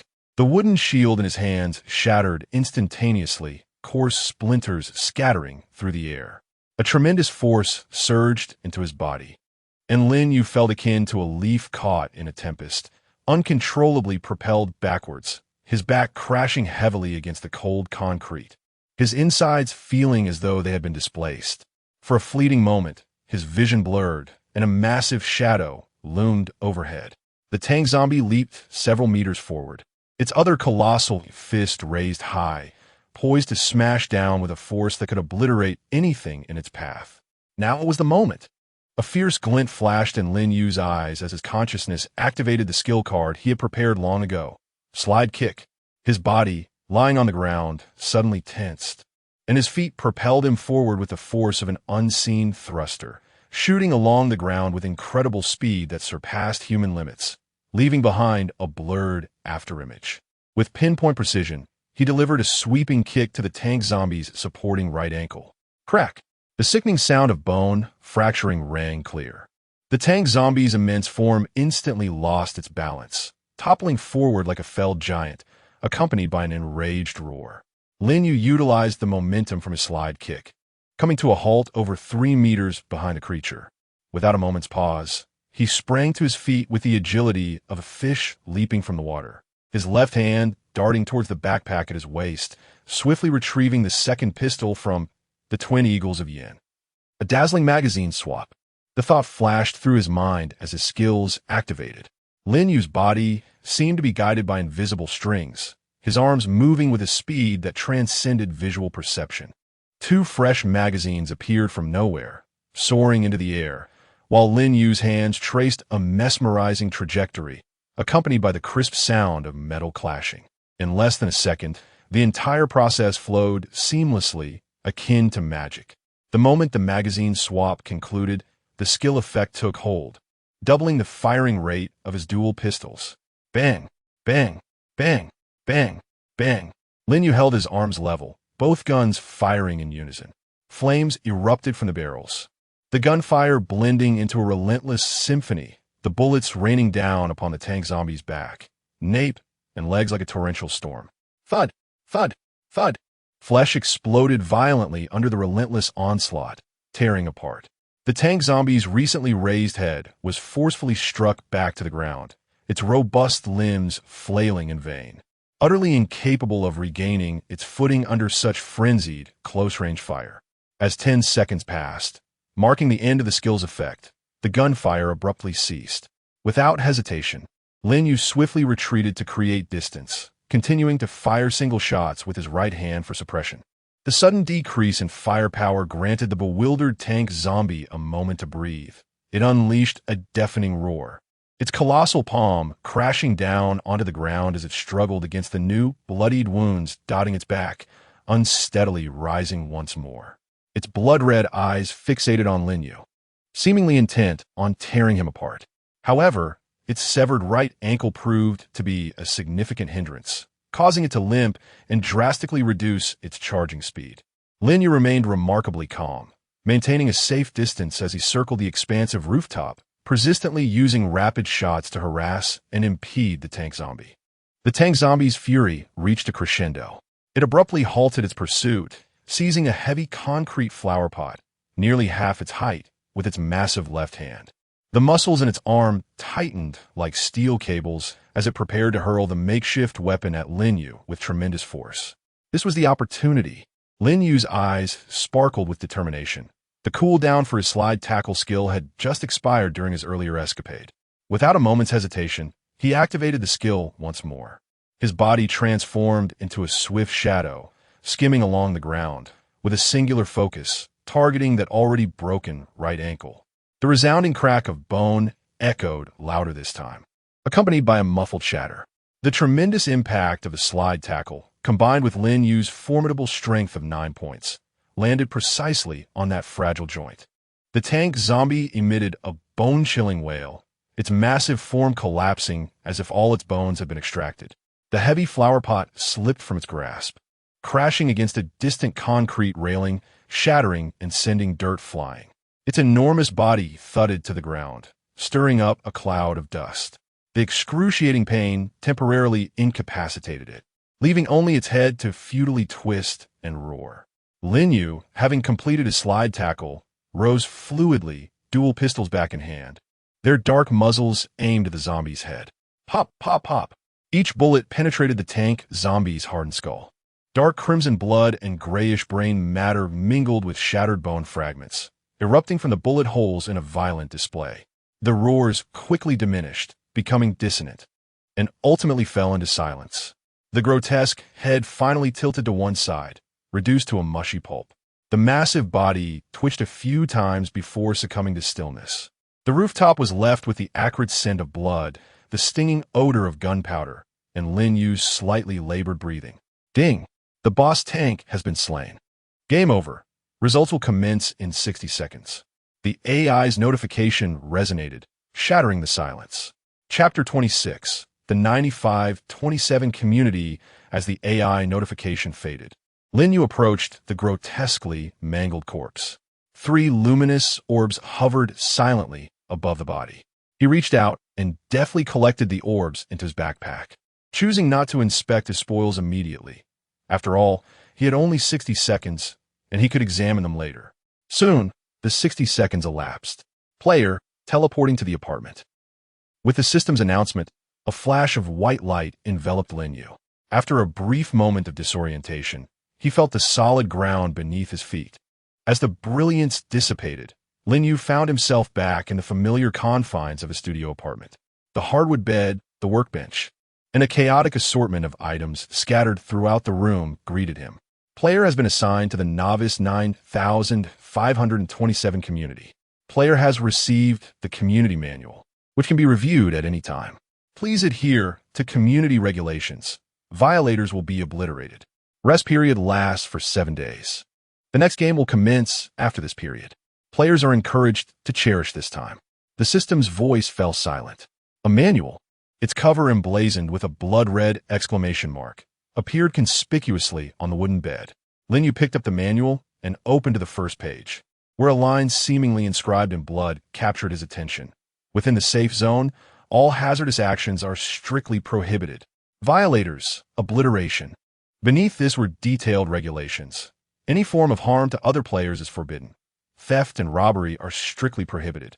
Attacking or entering another player's room without permission is forbidden, as is taking any items. The subsequent pages detail the community map, including commercial areas, entertainment zones, enhancement districts, and player trading areas, among others. The currency was designated as game coins. Having assessed the community's particulars, Lin Yu set the manual aside and began to tally his gains from this game. System settlement. Lin Yu's rewards are as follows: surviving for 7 days, 5 game coins. Achieving the highest number of zombie kills, 10 game coins, bronze level equipment, long distance running shoes. Defeating the zombie boss, 20 game coins, bronze level skill, charged attack. Bronze level equipment, long distance running shoes. Category: armor level, bronze durability, 50-50 effect, agility 2. Constitution 1 skill, long distance running, reduces stamina consumption by 10 while running continuously. Description: with these, you can truly outrun a horse. Bronze level skill card, charged attack. Category: skill active level. Bronze effect, charge for 1 to 5 seconds to enhance the next attack skill, increasing damage by 10 to 50. Cost: 20 mana cooldown, 30 seconds requirements. Strength and Constitution 7. Description: a gentle reminder, you cannot move while charging. He promptly donned the running shoes, which felt quite comfortable. The skill card was stored in his backpack for later use. Next, he examined the 3 luminous orbs dropped by the boss. First item: Executioner's Cleaver. Category: weapon attribute. Physical level, bronze attack, 50 durability, 50-50 effect, can intimidate spirits, capable of attacking ethereal enemies. Description: a blade steeped in blood, emanating a sinister aura. Second item: automatic shooting crossbow, apartment weapon. Category: apartment facilities attribute. Physical level, bronze attack, 35 durability, shared apartment durability effect, can only be installed at the apartment entrance. Automatically attacks approaching enemies, manually operable, comes with a storage compartment for crossbow bolts, initially gifted with 100 ordinary bolts. Description: an excellent helper for guarding your home, provided you have arrows. Third item: storage cabinet blueprint, bronze, effect. Upon usage, it allows the crafting of a bronze storage cabinet, 50 slot capacity, at the workbench. Can only be placed within the apartment. Lin Yu approached the workbench and utilized the blueprint. A flash of light illuminated the workbench, and the crafting list now included the bronze storage cabinet. Require materials: 20 wood, 20 iron. Quite affordable indeed. With sufficient materials, he clicked to craft, and moments later, a cabinet-sized metal locker appeared in the corner. The accumulated cans, water, bandages, and other miscellaneous items in the apartment finally had a designated place. After tidying up, Lin Yu placed everything into the storage cabinet, instantly refreshing the room. He leaned his heavy cleaver against the bedside and picked up the crossbow, making his way to the entrance. The body of the crossbow was crafted from black metal, adorned with a scope and a slot for the crossbow bolts. Following the instructions, he installed it on the upper inner side of the door frame, and the bolts automatically filled the slot. A faint glow swept across, and the system prompted: in the safe zone, defensive facilities have been locked and cannot be activated. Having completed these tasks, Lin Yu stepped before the door, took a deep breath, and twisted the doorknob. However, the sight outside left him momentarily stunned. The corridor stretched long, flanked by closely set apartment doors, with room numbers extending from 401. He glanced at his own door number, 403. At that moment, numerous individuals filled the corridor, yet he did not see any of his neighbors from the previous game. The air was thick with chaos and madness. "Ha ha, I'm alive again." A man clad only in underwear danced in the middle of the corridor. "Woo! Achong!" A woman slumped against the wall, weeping bitterly. Relaxation services. 1 coin per session. A reasonably attractive woman leaned against the doorframe, soliciting business. What made Lin Yu's pupils constrict the most was the sight at the end of the corridor, where a more spacious area was filled with shifting figures, accompanied by waves of raucous laughter and moans. Is this an open silver party? Surrounding were several players, their expressions either numb or mocking. Does the system turn a blind eye to this? Lin Yu quietly inquired of a middle-aged man smoking nearby. The man exhaled a puff of smoke and glanced at him. "New here? The safe zone only prohibits violent harm. As long as it's consensual, the system doesn't interfere. Besides, anyone who survives a few rounds in this cursed game has their quirks. The pressure needs to be released. You'll get used to it. Who knows, maybe you'll join them in the future." He pointed to his temple. "Here, it's not an issue. Rather, it's the minority. Lin Yu was left speechless, gazing at the chaotic scene, feeling his eyes burn, and quickly averted his gaze. He found himself unable to refute the reality. In such a precarious environment, mental distortion was the norm. His ability to remain composed perhaps stemmed from insufficient experience or merely a stroke of luck. He shook his head and hastened through the corridor in search of the staircase. What he witnessed along the way was nothing short of harrowing. At the corner of the staircase, a player curled up, their gaze vacant, muttering to themselves. In the hall, individuals knelt, fervently worshiping empty space. Some even brazenly bared themselves, wildly flailing as if to mock. Bystanders frowned, but chose to disregard the spectacle, simply opting to sidestep. "Have a heart, spare a coin. I'll return it after the next game," implored a ragged player, blocking Lin Yu's path with a filthy hand. Their eyes radiating despair. Lin Yu silently maneuvered around them. Advertisements for the sale of flesh were scrawled in blood or paint upon the walls. There was no semblance of order here, only survival, a bizarre tableau revealing the struggle of humanity amidst a doomsday game.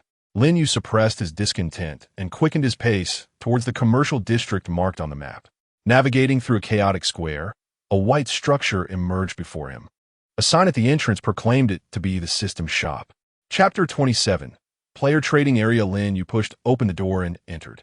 Inside was a supermarket layout, with neatly arranged shelves. The bright lighting and clean floor were in stark contrast to the outside, yet the items on the shelves left him utterly disappointed. There are no weapons, no armor, no skill cards, nor blueprints. Only basic supplies such as food, drinking water, and daily necessities, all at exceedingly low prices. With a single game coin capable of purchasing an abundance of them. After taking a round, Lin Yu felt disheartened. The resources he had scavenged from the dungeon were more than sufficient for his needs. He had no desire for these mundane items. He sought something to enhance his strength. Yet all he found were basic provisions. It was evident to him that the true purchasing power of game coins did not reside here. Lin Yu realized that the system store only offered the essentials for survival, and to grow stronger or procure items that would augment his abilities, he would need to venture to the enhancement zone or the player trading area. With this thought in mind, Lin Yu exited the system store. Standing at the entrance, he consulted the manual map. The entertainment zone likely housed casinos, cinemas, and bars, none of which piqued his interest at the moment. The enhancement zone offered self-improvement, while the trading area facilitated player exchanges. Lin Yu contemplated his position. He had 35 coins, neither too many nor too few. He decided to first explore the player trading area. He stowed away the manual and set off, eventually arriving at the bustling trading area. Not far from him, a group of players had gathered around a stall where the vendor appeared to be showcasing his wares. The so-called player trading area was essentially a vast open plaza, teeming with people and filled with a cacophony of noise, even more chaotic than the residential area he had just passed through. The ground was adorned with fabrics, leather, and even bare concrete, all displaying a myriad of items. As Lin Yu stepped into the throng of the trading area, an indescribable emlang of scents assaulted his senses: sweat, cheap perfume, dust, a faint metallic tang of blood, and an unidentifiable sourness. The air was alive with the sounds of vendors hawking their goods, the clamor of bargaining, and the occasional outburst of manic laughter or weeping. Come take a look. Freshly made, small life potions, only half the effectiveness of normal ones, can be a lifesaver in critical moments. 2 bottles for just 1 game coin. Limited stock. Black iron grade iron sword, attack power 20. Although it has only 6 durability left, it's more than sufficient to slice through ordinary monsters. Grab it at the rock-bottom price of 2 coins. Offering dungeon intelligence, detailed monster distribution and trap locations in the haunted hospital. Exclusive information, guaranteed accuracy. 10 coins per share. A hooded figure quietly pedaled to passers-by. Lin Yu slowed his pace, his gaze sweeping over the various stalls. The items on display were eclectic, yet the vast majority were of inferior quality. Weapons were primarily rusted daggers, chipped axes, and hammers with wooden handles nearly rotted away.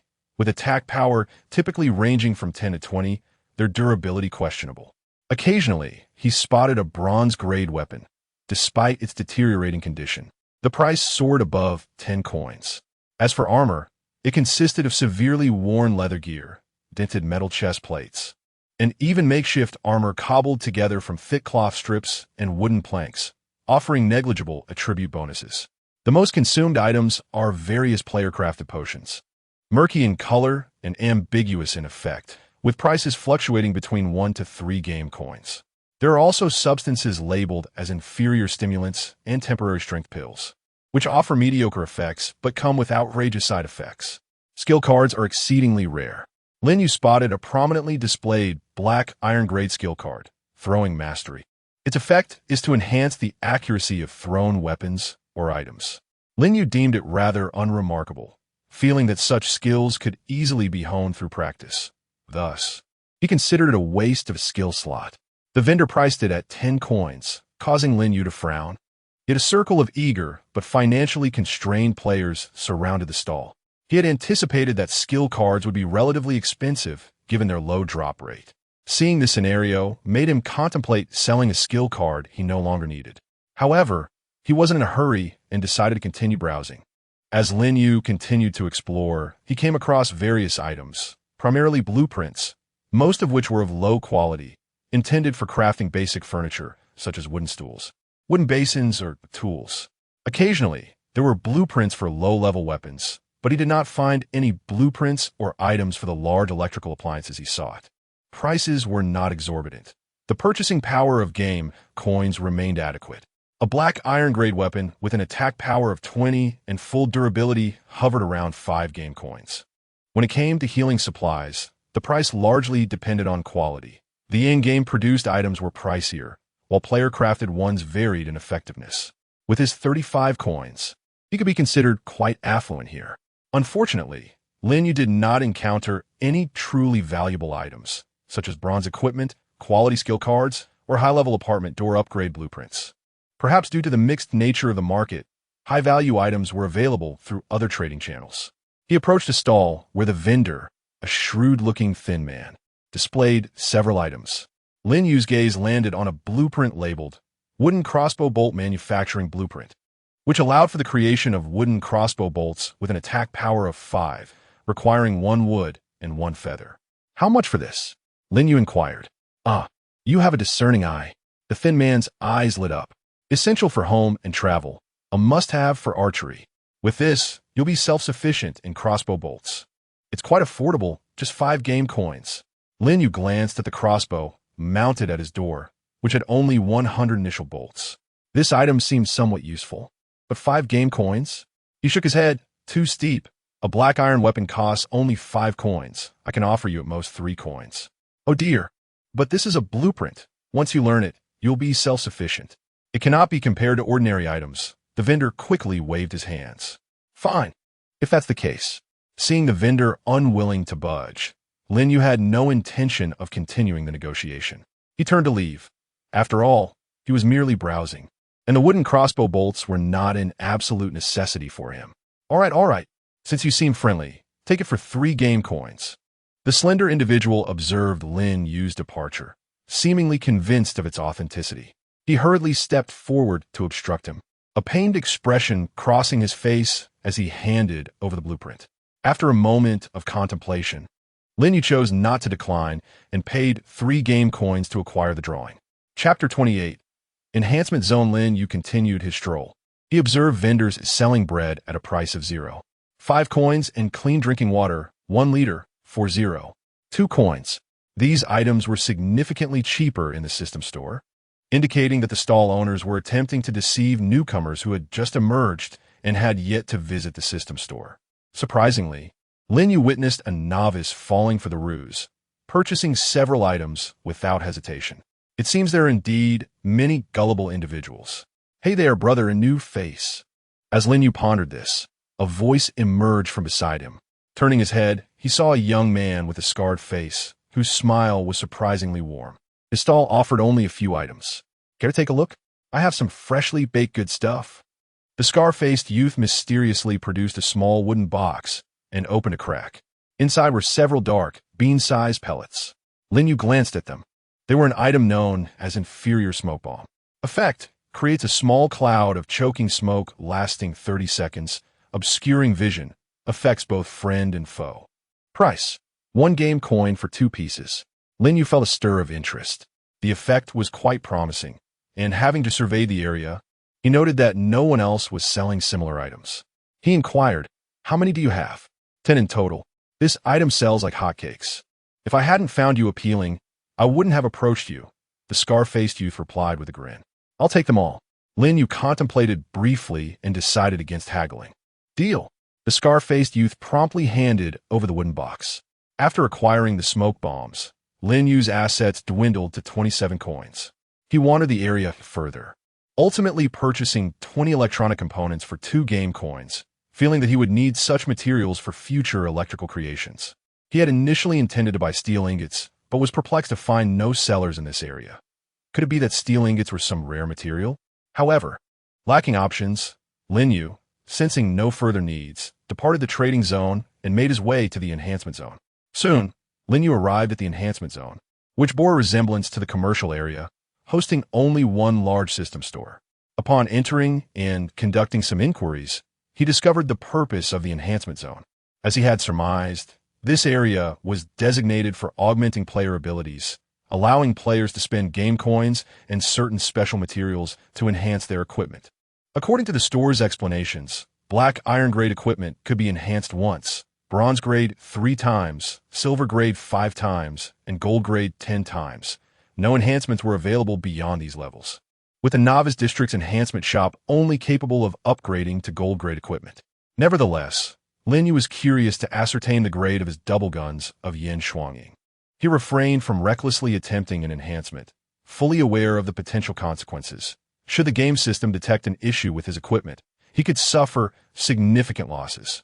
After contemplating, Lin Yu resolved to experiment with the enhancement process to discern its effectiveness. Thus, he arrived beside the enhancement machine. The so-called enhancement machine resembled an automated ticket dispenser. As Lin Yu approached it, a black curtain automatically descended, enveloping him to shield his enhancement process from prying eyes. Please place the equipment you wish to enhance in the scanning area. Soon, a line of text appeared on the machine's electronic screen. After pondering for a moment, Lin Yu removed his bronze-tier, long-distance running shoes and set them down. Scanning complete. Bronze-tier equipment, long-distance running shoes.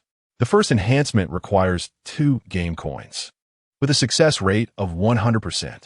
Would you like to proceed with the enhancement? Wow, there is indeed a success rate.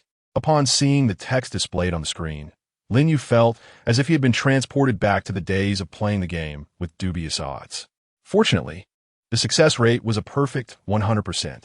With this assurance, Lin Yu reluctantly relaxed and chose to confirm the enhancement. His luck had never been particularly favorable. If the success rate had been even slightly lower, he would have turned and walked away. As Lin Yu deposited 2 game coins, the text on the screen transformed into a progress bar. Ding! Enhancement successful. Please retrieve your equipment.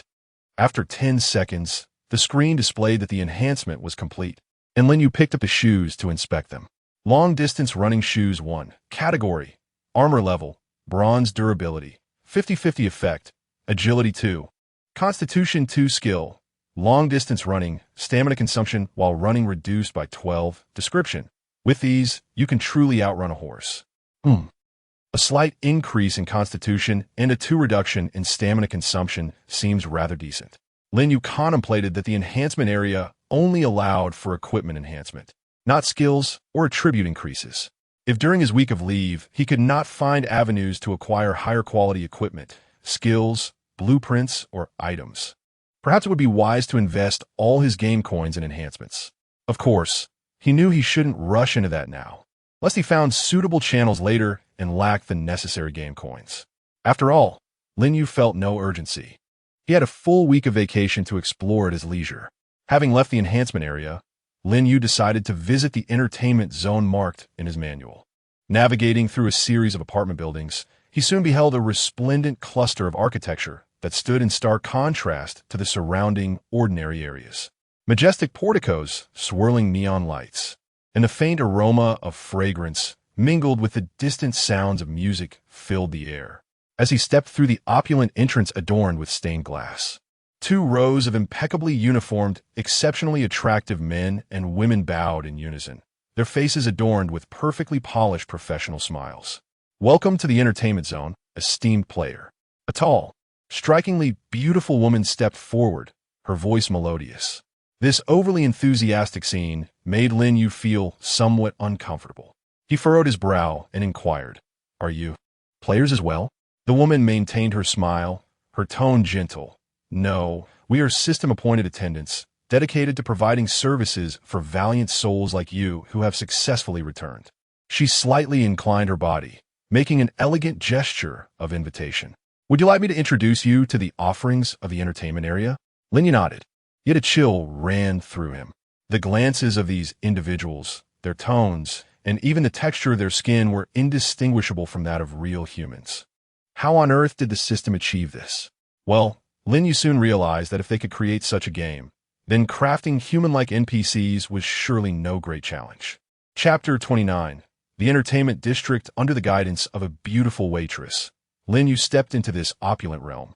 Enormous crystal chandeliers refracted enchanting light, while the mirror-like floor reflected the figures dressed in extravagant or bizarre attire. The first stop was the karaoke lounge, where deafening electronic music reverberated from the dance floor, mingling with the crisp sounds of chips clashing and the hum of spinning roulette wheels.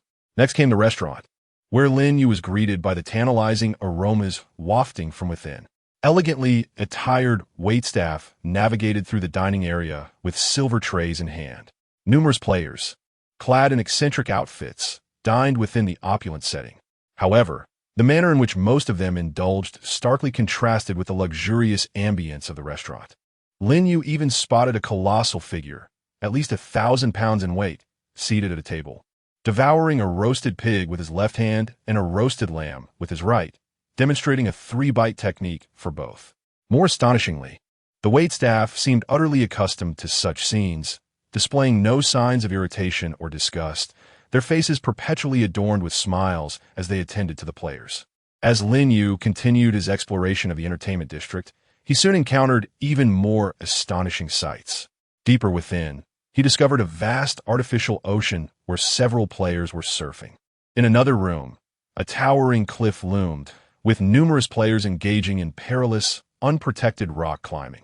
Next, there were indoor skiing, wingsuit flying, skydiving, and even simulations for flying, tank warfare, and combat, all available in abundance. The entrance to a lavish theater was adorned with posters of upcoming shows, while the cinema played trailers of blockbuster films, with countless strikingly attractive individuals resembling superstars beckoning from the entrance. Moreover, under the waitress's guidance, Lin Yu came across several hidden entrances illuminated by suggestive pink lighting. With alluringly dressed men and women leaning against the door, their gazes enticing. Here, any desire can be fulfilled as long as you can afford the game currency. The beautiful waitress introduced with a smile, her voice clear amidst the cacophony. Lin Yu felt his composure stiffen as he inquired about the costs. The waitress replied, "A meal in the restaurant, no matter what you choose, costs 1 game currency. In the system shop, 1 game currency can buy a month's worth of food. The casino's minimum bet began at 1 game currency. The threshold for those exclusive venues was typically also set at a minimum of 1 game currency, with additional services incurring higher costs." Upon hearing this, a chill crept into Lin Yu's heart. This was far from relaxation. It was clearly a meticulously designed den of iniquity by the system. Ordinary players, having just clawed their way back from the brink of death, were in a state of extreme tension. Faced with such readily available pleasures that the real world might never afford them, how many could resist? Indulging in immediate gratification and squandering the hard-earned game currency seemed almost an inevitable choice. This system, without a doubt, harbored sinister intentions. After all, Lin Yu was acutely aware that not all players could amass dozens of game currencies in a single session. He knew that the basic storyline reward from the zombie apartment was a mere 5 game currencies. Should a player succumb to their desires and exhaust all their gaming currency within this den of indulgence, they would find subsequent gameplay exceedingly challenging. However, Lin Yu's gaze traversed the various entertainment venues, realizing that this place was not devoid of utility. What are the charges here? Lin Yu inquired as he pointed towards the entrance of the shooting range. The basic entry fee is 1 game coin, which grants 6 hours of unlimited ammunition usage, allowing access to all firearm models available on site. Furthermore, the attendant indicated that for an additional fee, one could engage the services of a professional instructor for practice or participate in live shooting games, providing both relaxation and an enhancement of practical experience. Additionally, there was no need to worry about mortality, as the experience was a virtual reality simulation, indistinguishable from reality in terms of sensation. This is it, Lin Yu decided, promptly paying the 1 coin. This was the form of entertainment he sought, an avenue to elevate his prowess. Within the confines of the system's safe zone, wielding weapons for training purposes was prohibited, even within his own apartment, unless Lin Yu could construct a facility known as a training room. Yet, he currently lacked the capability for such an endeavor, thus resorting to this specialized venue. Moreover, aside from the shooting range, numerous other unique areas in the entertainment zone, such as the climbing section, also offered valuable opportunities for players to enhance their skills. As Lin Yu entered the shooting range, the deafening music was muffled by soundproof walls, leaving only the crisp or muffled sounds of gunfire. A variety of handguns, rifles, shotguns, and even sniper rifles were neatly arranged on display racks. Ignoring the extravagant rifles, Lin Yu made a beeline for the handgun section, selecting 2 that matched his own twin pistols, and proceeded to an adjacent vacant space. With fixed targets, moving lateral targets, irregular high-speed targets, and airborne projectile targets, the flames erupted from the gun muzzles, and spent cartridges clattered to the ground. Lin Yu immersed himself in the moment, recalling the sensations of combat in the zombie-infested apartment, adjusting his breath, regulating his rhythm, and striving for a quicker and steadier draw speed and shooting accuracy. Soon, sweat drenched his back, and his wrists began to ache from prolonged grip and recoil. For 6 hours, apart from hydrating, he hardly paused. The results were remarkable. His accuracy with the moving targets improved rapidly.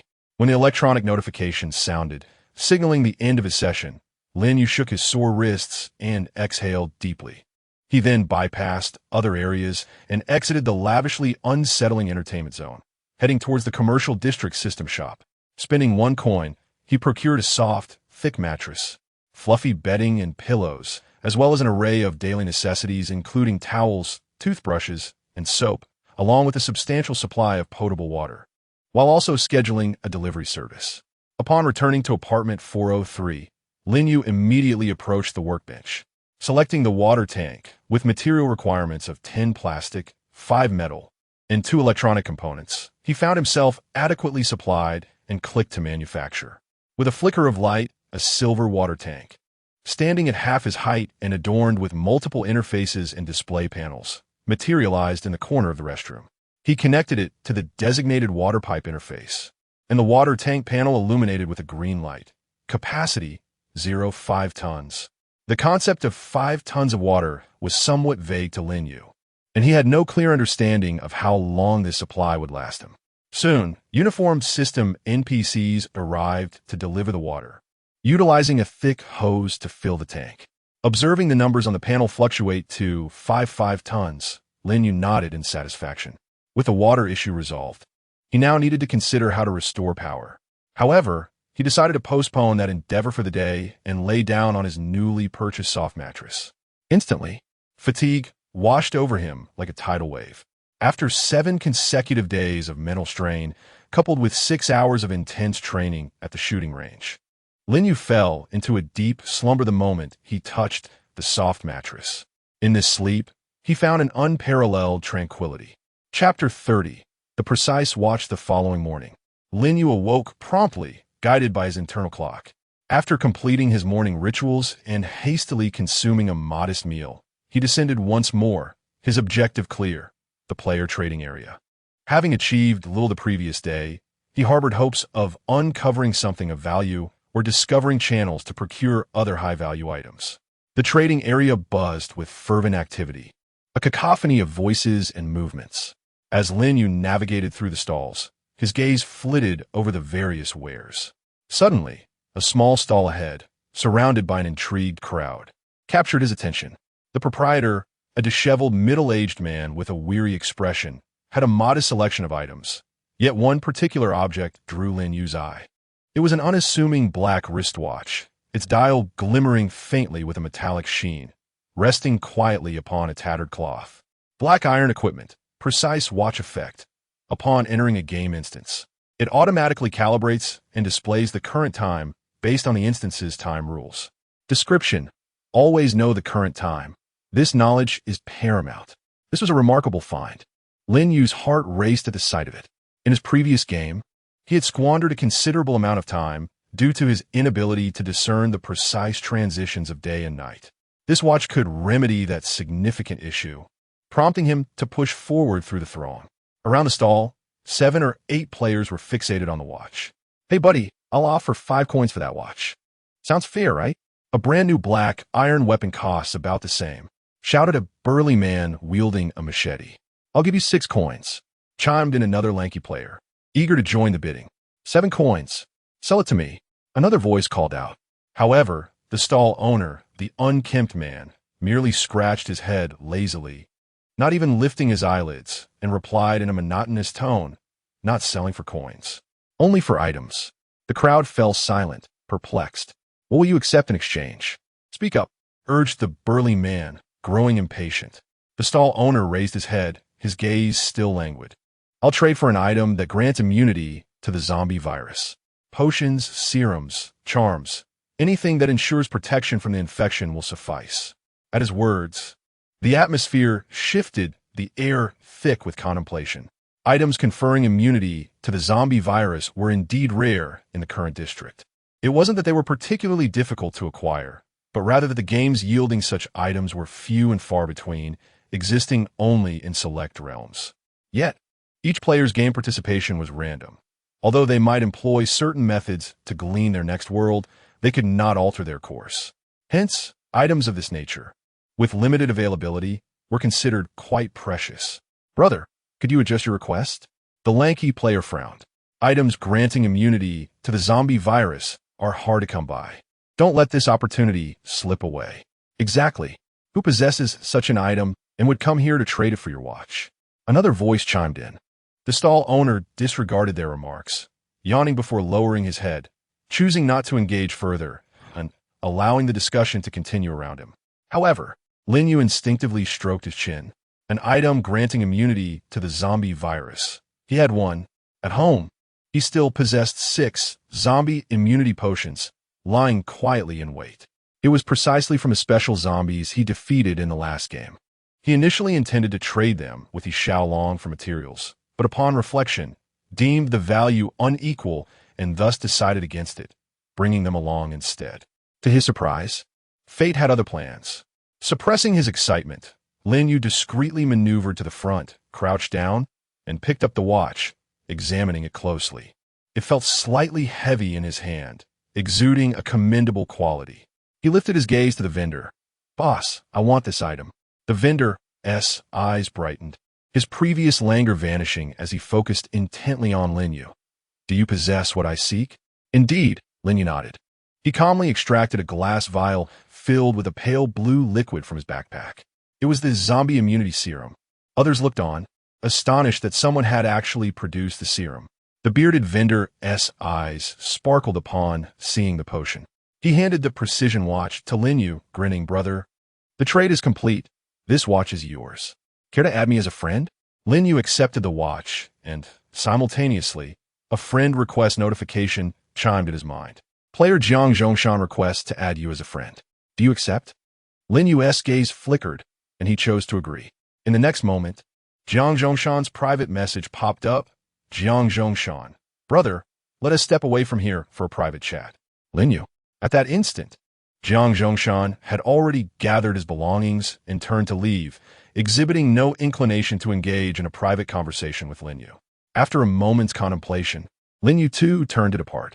"Jiang Zhongshan, to be direct, do you still have any of that serum? I will buy it at a high price. Or we can trade for something you need." Lin Yu, you initiate a private chat right after the trade? What couldn't he be said earlier? There was a 3-second silence on the other end. Jiang Zhongshan, brother, are you a newcomer? Lin Yu raised an eyebrow, not denying it. "Yes." I am a newcomer. Is there a particular reason? Jiang Zhongshan. No wonder you're unaware. This trading district is rife with all sorts.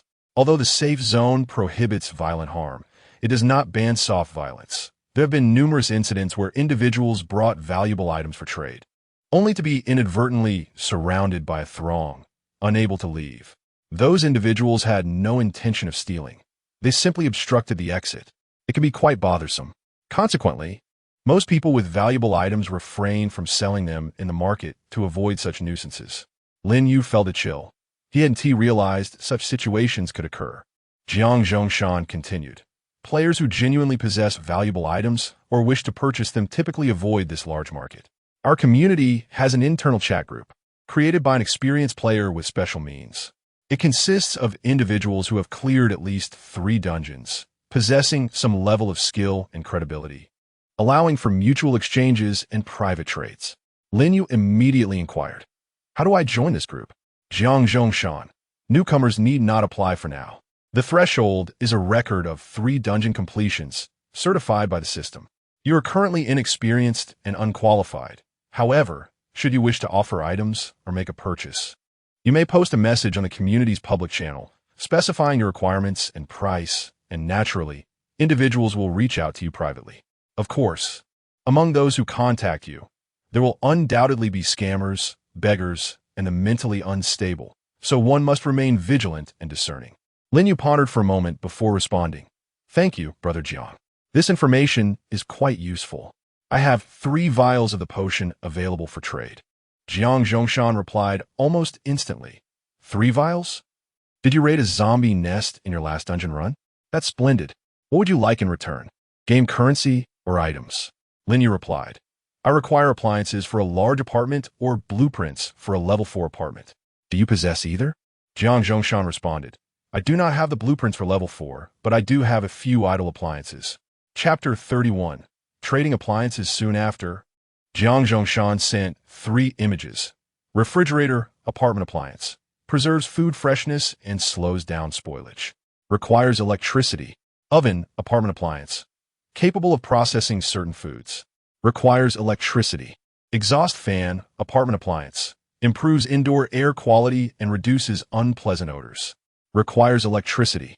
Jiang Zhongshan then messaged, Brother, I see you have managed to acquire a substantial amount of immunity potions. Clearly, both your strength and luck are commendable. I consider this an opportunity for friendship, without resorting to the usual tricks that deceive newcomers. These basic appliances are not particularly difficult to obtain in specific scenarios and are not worth as much as the immunity potions you possess. Hence, I will give you these 3 appliances and additionally compensate you with 3 game coins for each potion, totaling 9 coins. What do you think? Let us establish a good rapport. Lin Yu quickly weighed his options. Jiang Zhongshan's offer seemed reasonable, and he was even willing to cover the price difference. Although he would still be at a disadvantage, it was not excessively so. The immunity potions in Lin Yu's possession were currently of no use to him, and exchanging them for needed items would be beneficial. Moreover, Lin Yu still retained 2 potions as a backup, considering the uncertain future. Most importantly, the internal information that Jiang Zhongshan was willing to share could significantly alleviate his troubles, making him a worthy acquaintance. Lin Yu deal. Where shall we meet for the transaction? Jiang Zhongshan. Splendid. Come to my apartment. I have all the appliances in my room, Building 11, room 302. Following the map's guidance, Lin Yu quickly located room 302 in Building 11. Jiang Zhongshan opened the door, and Lin Yu entered. Given the safety zone restrictions, Lin Yu was not overly concerned about being deceived. Jiang Zhongshan's apartment was evidently larger than Lin Yu's, yet cluttered with various items, lending a chaotic air to the space. Without further ado, Jiang Zhongshan retrieved the 3 appliances from the storage cabinet: a silver single-door refrigerator, a square metal oven, and a square exhaust fan with a duct. He also produced 9 game coins, neatly arranged on the table. Brother, would you like to inspect the goods? Jiang Zhongshan inquired.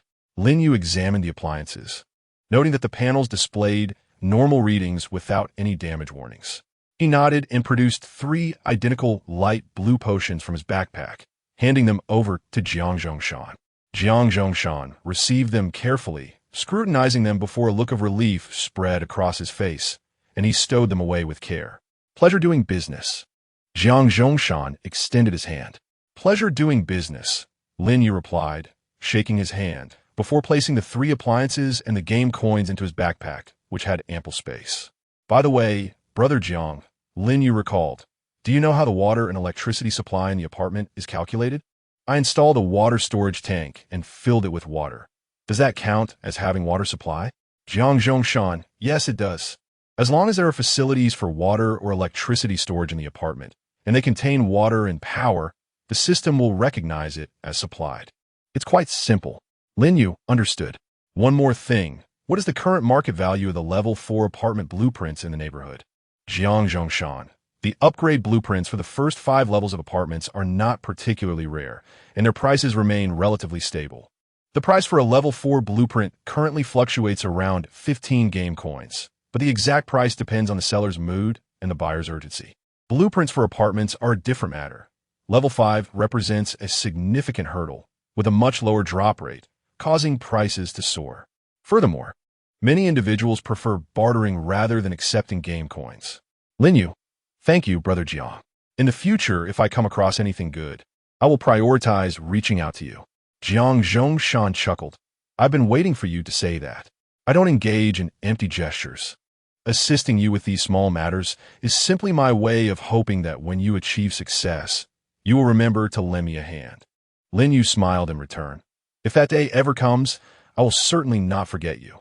After leaving Jiang Zhongshan's apartment, Lin Yu returned to 403 and promptly arranged the 3 electrical appliances.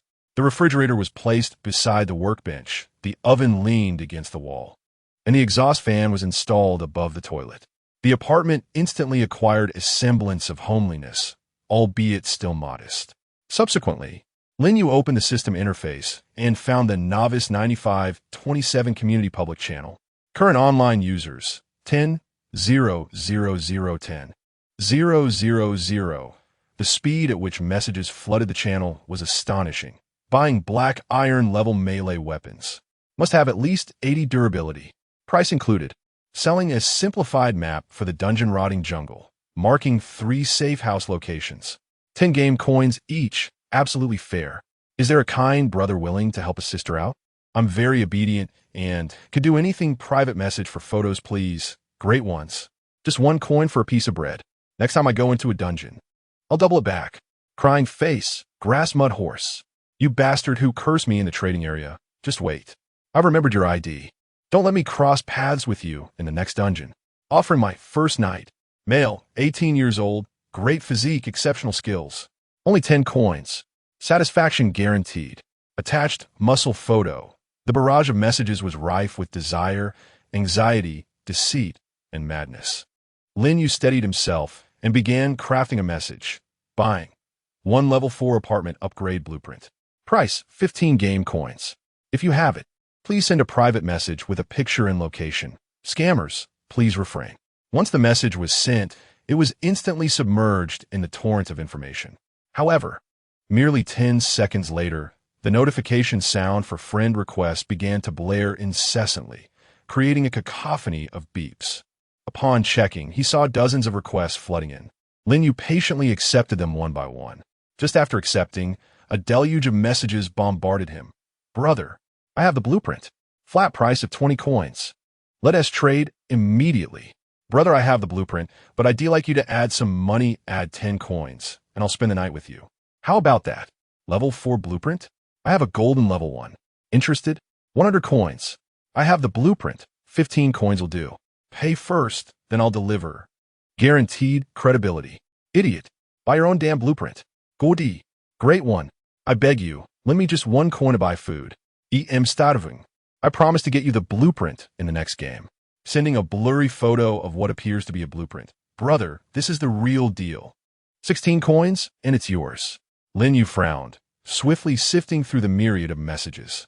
Most were either exorbitantly demanding, the work of lowly con artists, or simply the ramblings of deranged individuals.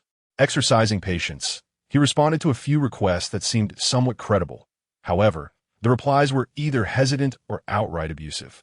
It wasn't until the 13th friend request came through from an ID named Li Shui that he received a message of stark contrast. Li Shui, blueprint for level 4 apartment upgrade. 20 coins.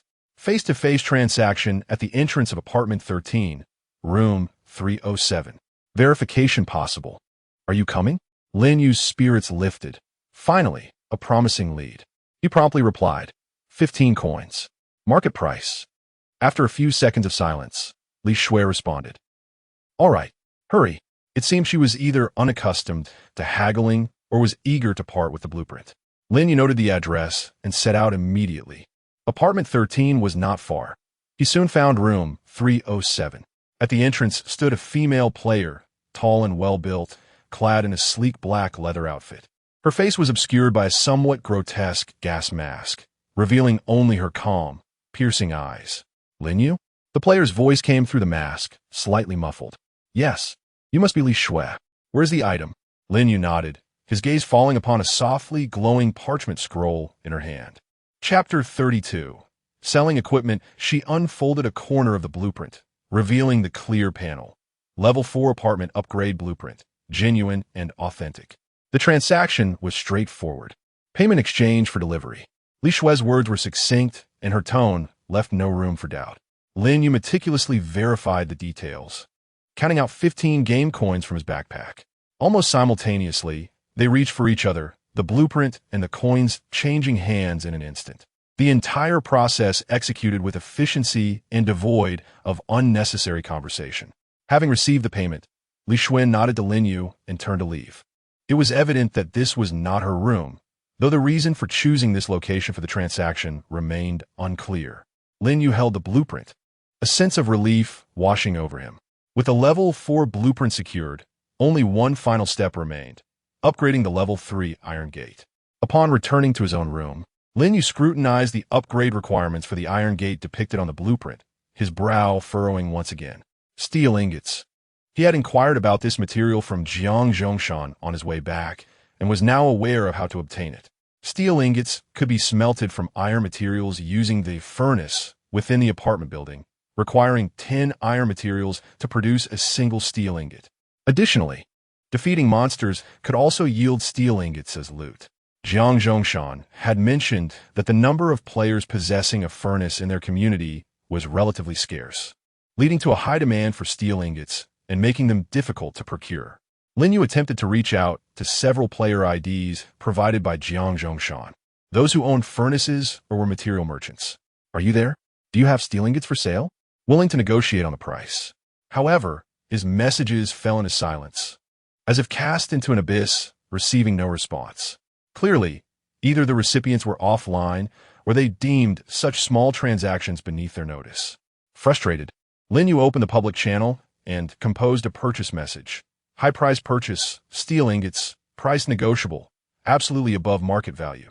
Please PM if available. Once sent, friend requests flooded in more swiftly this time, yet the content left Lin Yu speechless. Bro, I have steel ingots. 100 coins each. Interested? What is a steel ingot? Is it tasty? Master, first, send me 50 coins to prove your worth. I know a big shot with a furnace. Introduction fee is 5 coins. Pay up front. Sending a blurry image of a metallic object, steel ingots. 50 coins for 3. Take them away. No steel ingots, but how about some refined ingots? They're of higher quality. A veritable parade of fraudsters, lunatics, and opportunists seeking to exploit the situation. Annoyed, Lin Yu closed the channel. In the trading area, even if steel ingots were to surface, they would have long been snatched up by lurking material vendors or desperate players, leaving him no chance to seize a bargain. Unable to procure steel ingots, Lin Yu contemplated his next move and resolved to liquidate the surplus items he had accumulated. During his last venture in the zombie apartment dungeon, he had dispatched numerous special zombies, resulting in an array of black iron-grade equipment and various miscellaneous items, including a plethora of duplicate blueprints. He meticulously cataloged his findings. Over a dozen pieces of black iron-grade weapons such as machetes, hammers, leather armor, and bracers. He also possessed a considerable assortment of disposable traps, flares, and low-grade stimulants.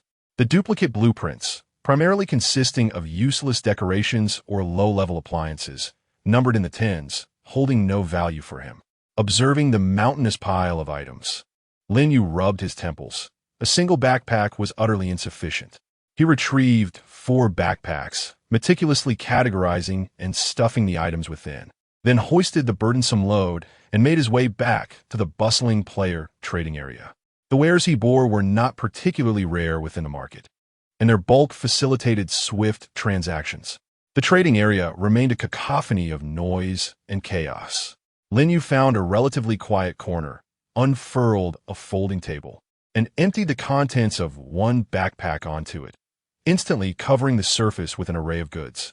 The metallic sheen of black iron equipment, along with the diverse forms of various items, quickly attracted a considerable audience.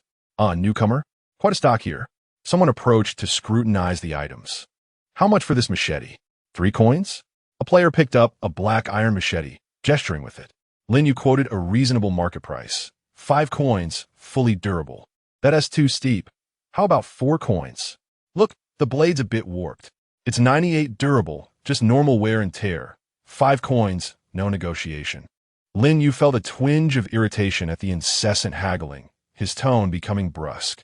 He merely wished to finalize the sale swiftly. As the crowd swelled, voices clamored, each person inquiring about the pricing of various items. Lin Yu patiently responded to each query, yet the pace was dishearteningly slow. Many sought to exploit the situation for a bargain, while few were willing to pay without hesitation. Just as Lin Yu grew increasingly exasperated with a handful of penny-pinching buyers, an enormous shadow enveloped his stall. The crowd parted as if moved by an unseen force, revealing a towering figure over 2 meters tall. He was a muscular man clad in a simple tank top. Old scars marred his exposed skin. His gaze swept over the multitude of items on Lin Yu's table before settling on his face. Are you a newcomer?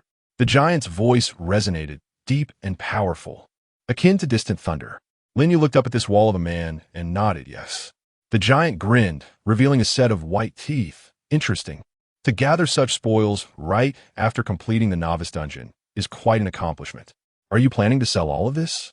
Lin Yu felt a flicker of hope, sensing a potential major buyer. Yes, and these 2, he gestured towards the 3 remaining backpacks. A glimmer of surprise flashed in the giant's eyes. He had initially presumed the backpacks contained separate items, not realizing they held further treasures.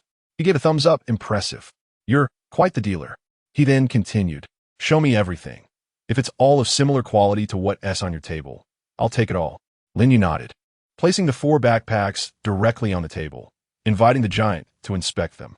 The giant stepped forward, examined the contents, and, once satisfied, nodded in approval, then declared, 4 black iron weapons, regardless of type, swords, spears, or clubs, 5 coins each. For armor, such as leather bracers, their defense is decent, so they'll go for 6 coins each. As for consumables, lacking healing potions, just a few trinkets, I'll give you 5 coins apiece to ensure you make a profit. As for the blueprints, he casually flipped through a few pages, shaking his head. I already possess all these diagrams. They are unnecessary. So what do you say about the price? Will you sell? Lin Yu swiftly calculated in his mind. The price offered by the burly man was exceedingly reasonable, particularly for those consumables, which at 5 coins was indeed a considered offer. This spared him a significant amount of time that would have been spent haggling. Without a moment's hesitation, he nodded in agreement. Deal? The burly man nodded in satisfaction. Decisive. Given the crowd here, let us conduct our transaction elsewhere. He turned and walked away, the throng parting to create a path. Lin Yu promptly gathered his belongings, shouldering 4 newly filled backpacks, and briskly followed the burly man. Chapter 33. The violent demon slayer. The 2 individuals arrived at a relatively secluded corner on the edge of the trading area. The burly man gestured for Lin Yu to set down his backpack. Everything is contained within these 4 bags? Indeed, Lin Yu replied, opening the mouth of the backpack for inspection. The robust man leaned in, confirmed its contents, and remarked, all right, let us settle at the price we discussed earlier.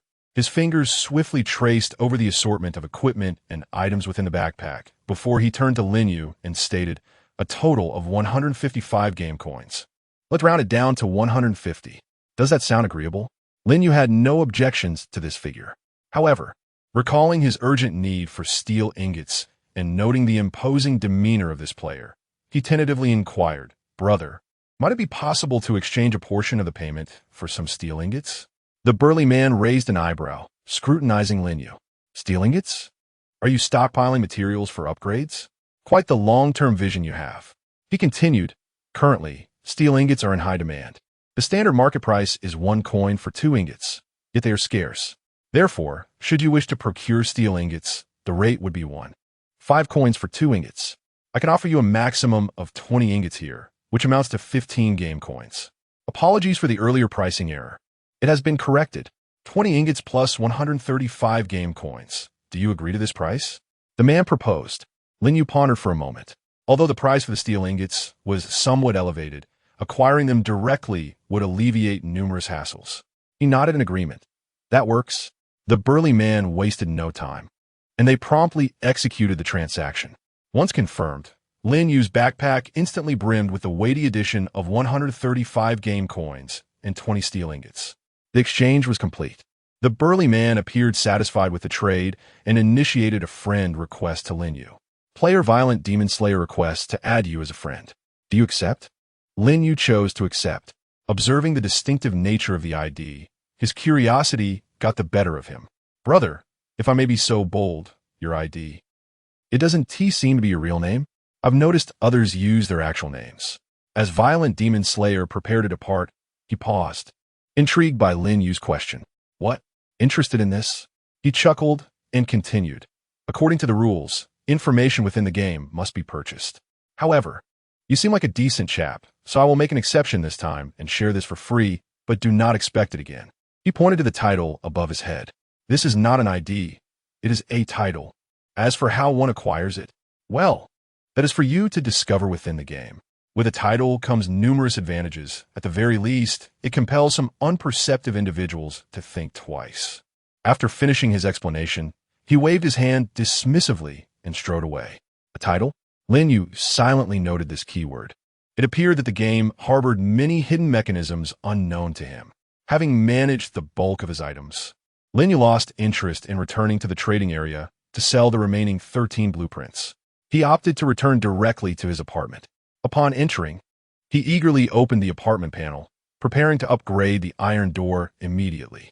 Approaching the entrance, he accessed the apartment management interface and selected the option to upgrade to the Tier 2 iron door. With anticipation, he clicked on Upgrade.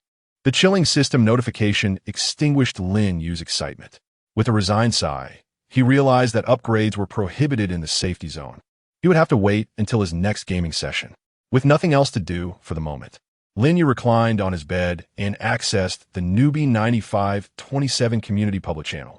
The channel was still inundated with an avalanche of messages, various trades, team formations, requests for assistance, insults, and spam flooded the screen. He composed a selling message. For sale, various basic building blueprints, electrical decorative tools, a total of 13. Serious inquiries only. Scammers, please refrain. After sending it out, the familiar sound of friend requests began to chime incessantly.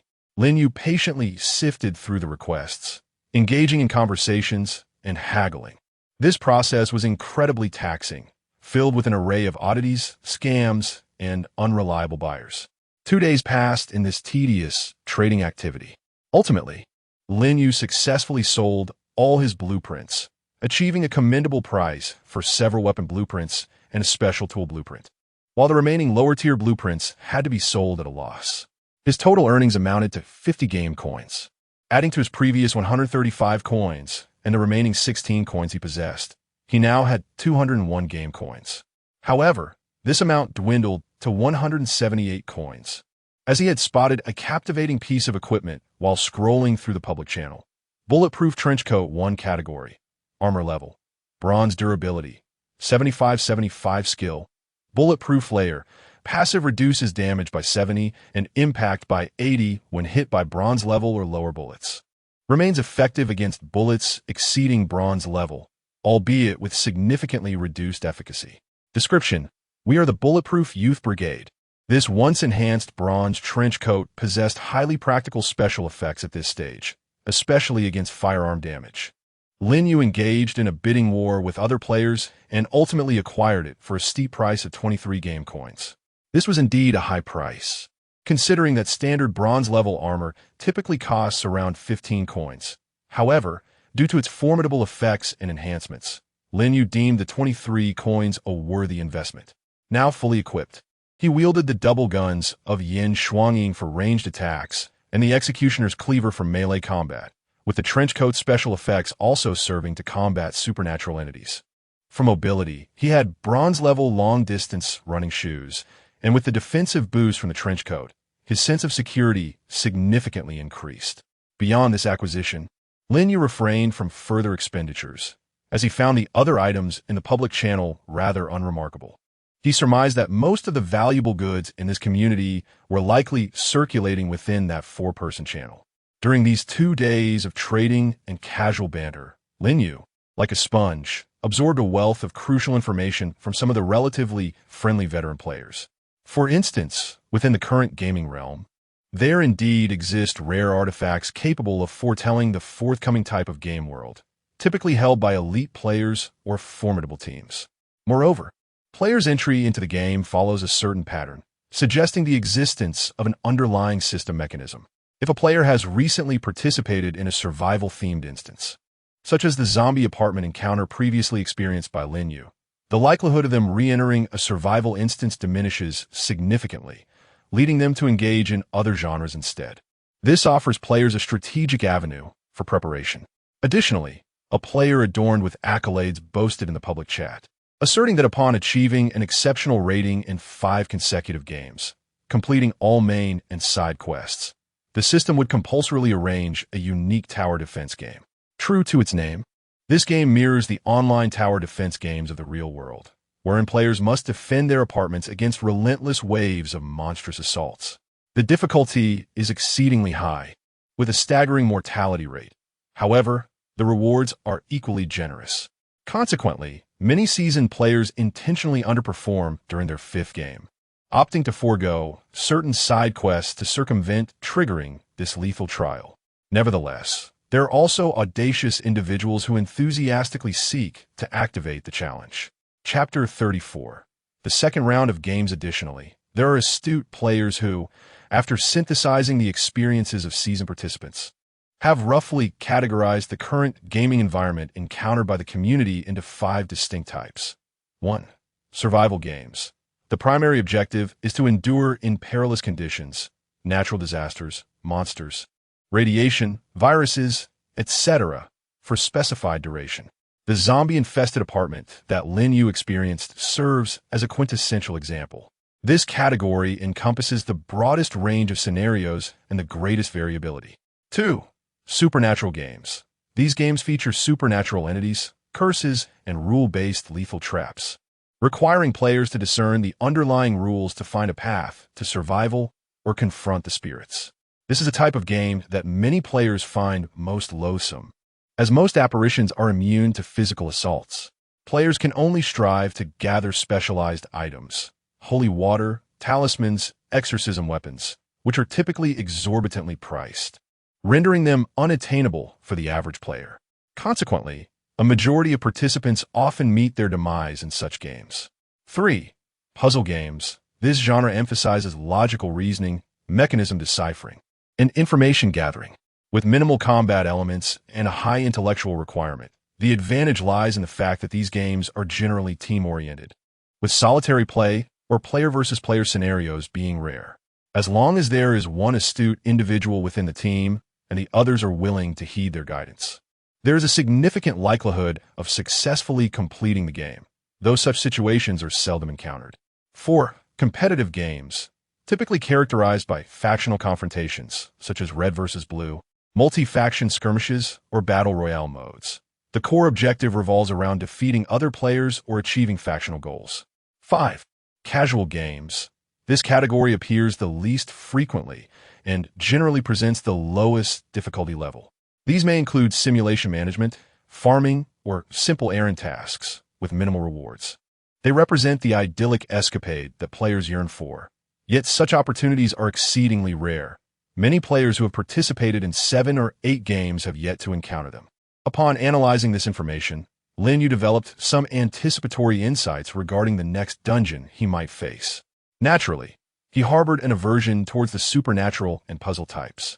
The supernatural category is particularly daunting, as the only effective means he possesses to inflict harm on spirits is the effect associated with the executioner's blade, which is singular in nature and fraught with close-range risks.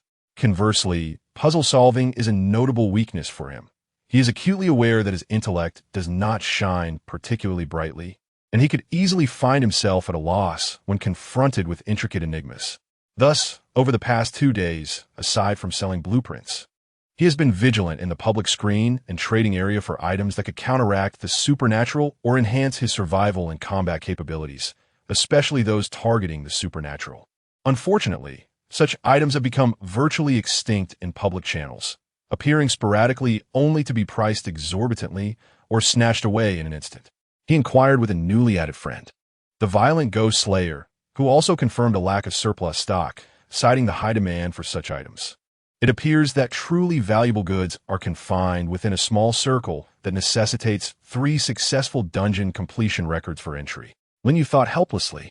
Having only completed 1 dungeon, he remains 2 dungeons away from the threshold.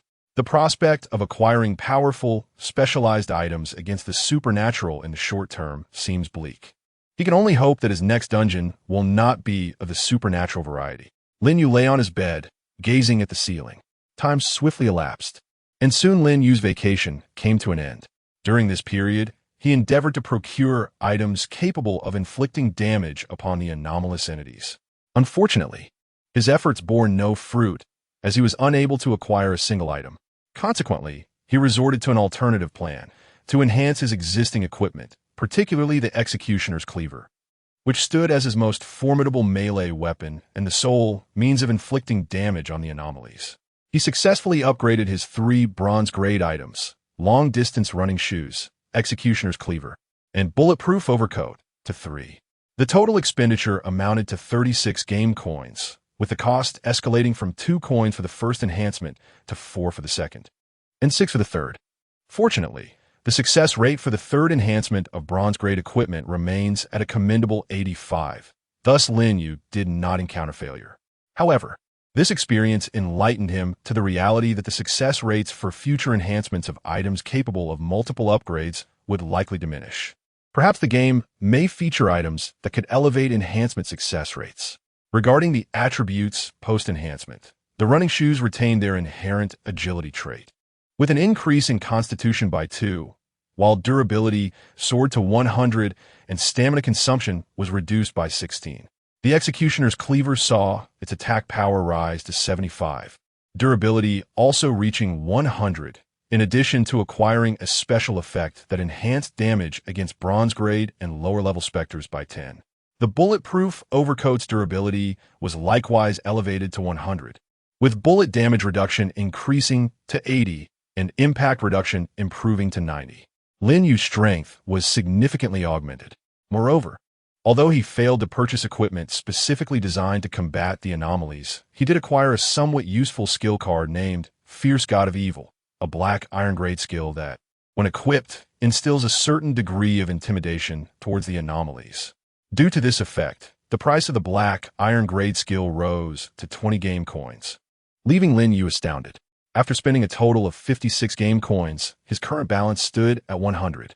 He spent the remaining 7 game coins entirely in the entertainment district, albeit not on ordinary amusements, but rather on training various potentially useful skills akin to his previous practice with firearms. Furthermore, Lin Yu ventured into the most terrifying haunted house in the entertainment district for a period of study, with the intention of fortifying himself against the frightful anomalies should he ever find himself in the game. He felt that this experience would yield benefits, especially considering the staff within the haunted house were said to be genuine anomalies, according to the district's attendants. This revelation left Lin Yu speechless. The game system was indeed mad to recruit actual ghosts as employees. It seemed that even the deceased were not spared, being dragged back to serve as laborers. Ultimately, he found himself unable to spend the remaining 100 game coins, a predicament that struck him as profoundly unfortunate. as he never imagined a day would come when he could not expend his wealth. This situation only intensified his desire to join the so-called internal chat group of the community. After all, in such a sinister environment, hoarding excessive wealth was hardly prudent. As per his modest experiences from his days playing League of Legends, the coins must be swiftly transformed into tangible combat power, for that is only reasonable. Yet, he finds himself at an impasse, unable to act unless he succumbs to madness and purchases worthless trinkets in the trading zone or indulges in hedonism within the entertainment district. Otherwise, he cannot expend his wealth. In this predicament, the last day of his vacation has passed. Lin Yu's second round of the game commences. You have entered the Haunted Tower game. This round features 5 players, and players are prohibited from inflicting harm upon one another. The duration of this game is 10 days. Every 2 days, a malevolent spirit will emerge to eliminate one player. Players must explore the game and seek methods to thwart the malevolent spirit, with survival for 10 days marking the conclusion of the game. The game officially begins. Chapter 35, the second lottery. Upon hearing the system's notification, Lin Yu couldn't help but mutter a curse under his breath. Indeed, what one fears the most often comes to pass. This was a perfect illustration of Murphy's Law. Just moments ago, he had expressed his concerns about bizarre games, and now he was confronted with one of the most unsettling scenarios he could imagine, an evil spirit demanding souls, a type that sent shivers down his spine. A profound sense of crisis swiftly replaced his previous annoyance. He took several deep breaths, forcing himself to regain composure, and promptly accessed the mission panel. Malevolent Spirits Demand. Main task, survive for 10 days. Reward, 5 game coins upon completion. Side tasks, eliminate the evil spirit. Only players who slay the evil spirit can complete this task. The truth of the building, investigate the truth behind the appearance of the evil spirit in the building. 5 days. One person slain every 2 days by the evil spirit. Lin Yu felt a heavy weight settle in his heart.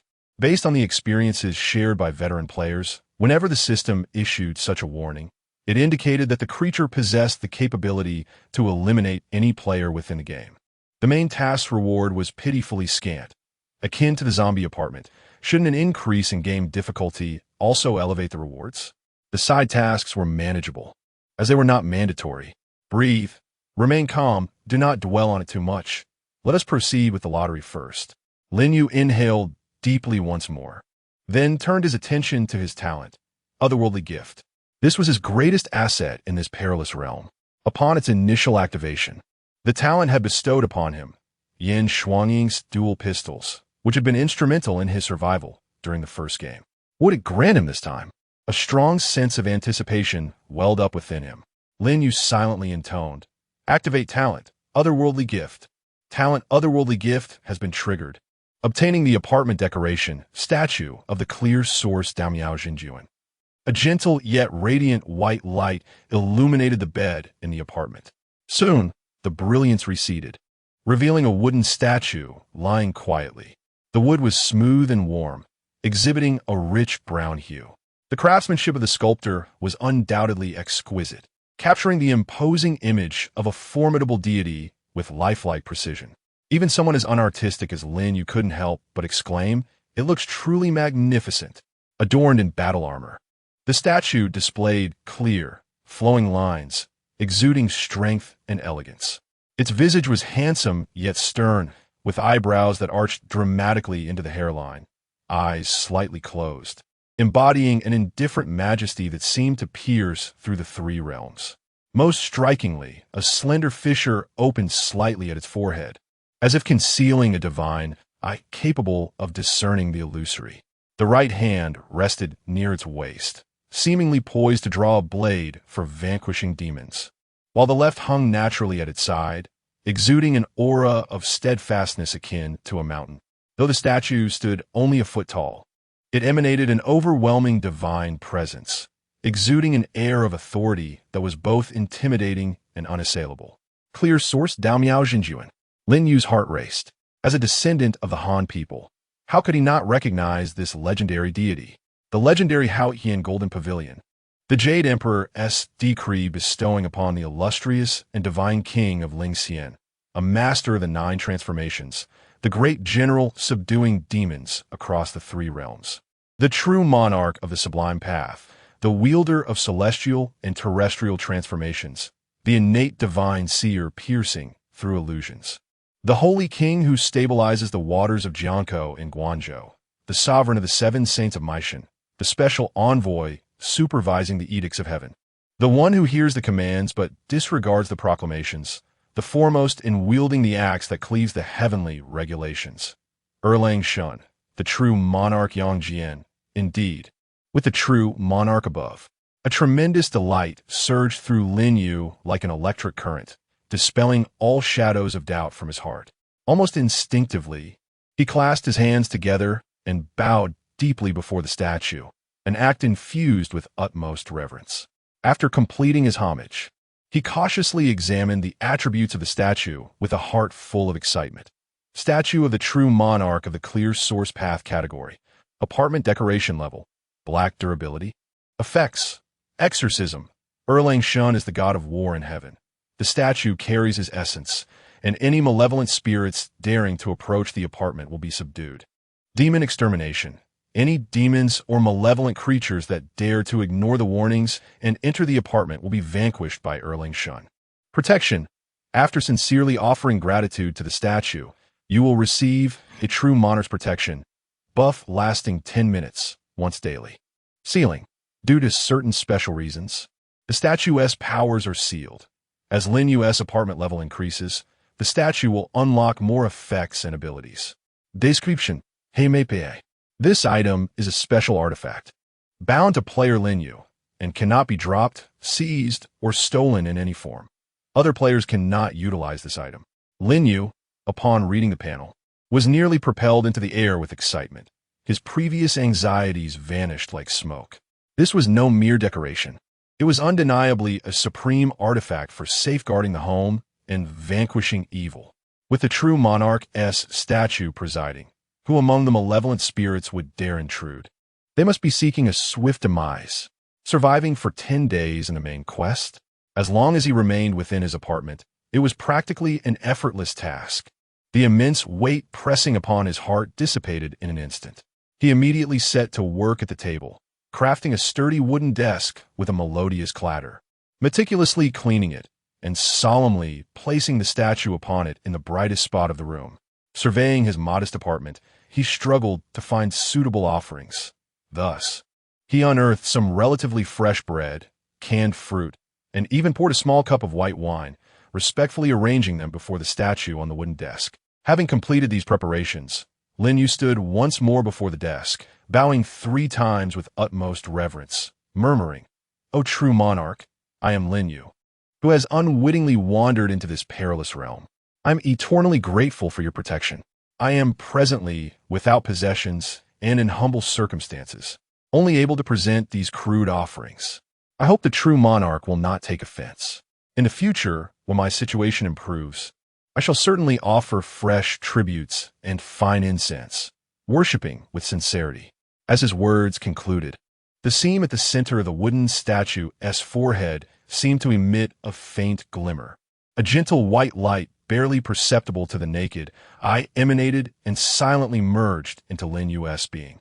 Lin Yu felt a gentle warmth coursing through his limbs, invigorating his spirit. He promptly checked his status bar, and, indeed, an additional icon had appeared. Protection of the true monarch. Remaining time, 9:59. Unfortunately, the status bar did not provide a detailed description of this buff's specific effects. However, Lin Yu paid it no mind. Judging by the impressive skills of the statue, it was evident that this idol truly possessed the divine power of the true monarch. And what could the protection bestowed by the true monarch possibly lack? It must be a splendid boon. With the dual assurance of the idol and the protective buff, Lin Yu instantly felt his posture straighten. Fear, that was non-existent.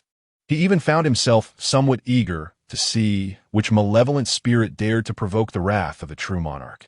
Chapter 36. The walled city. He swiftly checked his equipment. The executioner's blade was fastened at his waist, the bulletproof windbreaker was donned, and the long-distance running shoes were laced up.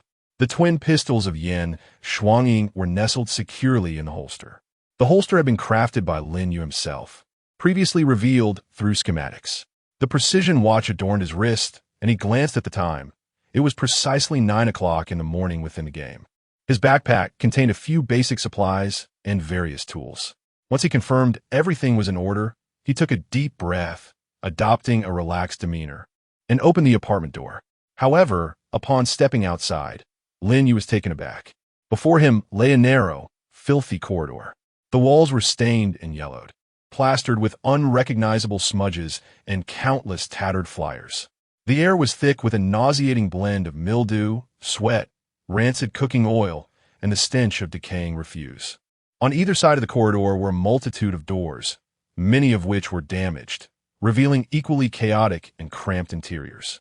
A brief glance revealed a resemblance to the walled city style of 1980s Hong Kong.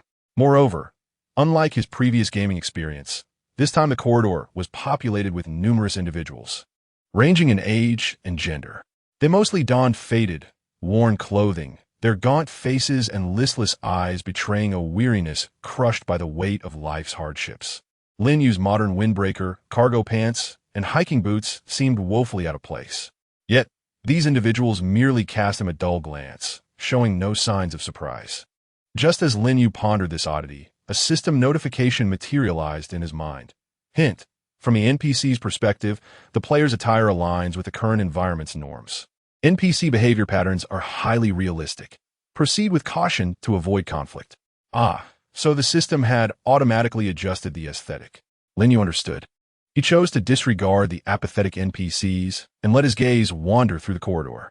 The mission brief indicated that there were 5 players, and mutual harm was prohibited, suggesting that cooperation among teammates was at least feasible in the initial stages. With the true monarch statue in his possession, Lin Yu felt his self-preservation issues were entirely resolved. Completing the main quest was undoubtedly within reach. Thus, he was emboldened to pursue the 2 side quests. However, accomplishing those side quests required ample clues. And given the vastness of this walled city, it would be challenging for Lin Yu to explore it alone. He needed the assistance of other players to gather intelligence. Finding them should be straightforward. To NPCs, players appeared normal, yet to one another, their incongruous attire stood out starkly. Indeed, it wasn't long before Lin Yu spotted a young man, clad in a modern windbreaker and visibly anxious, glancing around near the staircase leading to the first floor. Their eyes met, and in that moment, they recognized each other as players. The search had become simple. Within the confines of the narrow walled city, several players, also seeking companions, quickly gravitated toward one another like magnets. Approximately 10 minutes later, 5 individuals gathered in a relatively spacious corner near the entrance on the ground floor, cluttered with debris and refuse. Aside from Lin Yu, the expressions of the other 4 were grave. A slightly overweight man, wearing glasses, was drenched in cold sweat. A girl with a ponytail, appearing to be a university student, clutched her clothing tightly, her lips pale. Another man, tall and robust, dressed in sports attire, furrowed his brow with a serious demeanor. Lastly, a short-haired girl maintained a relatively calm expression, though her clenched fists betrayed her anxiety. The eerie type of scenario was synonymous with nightmares for newcomers.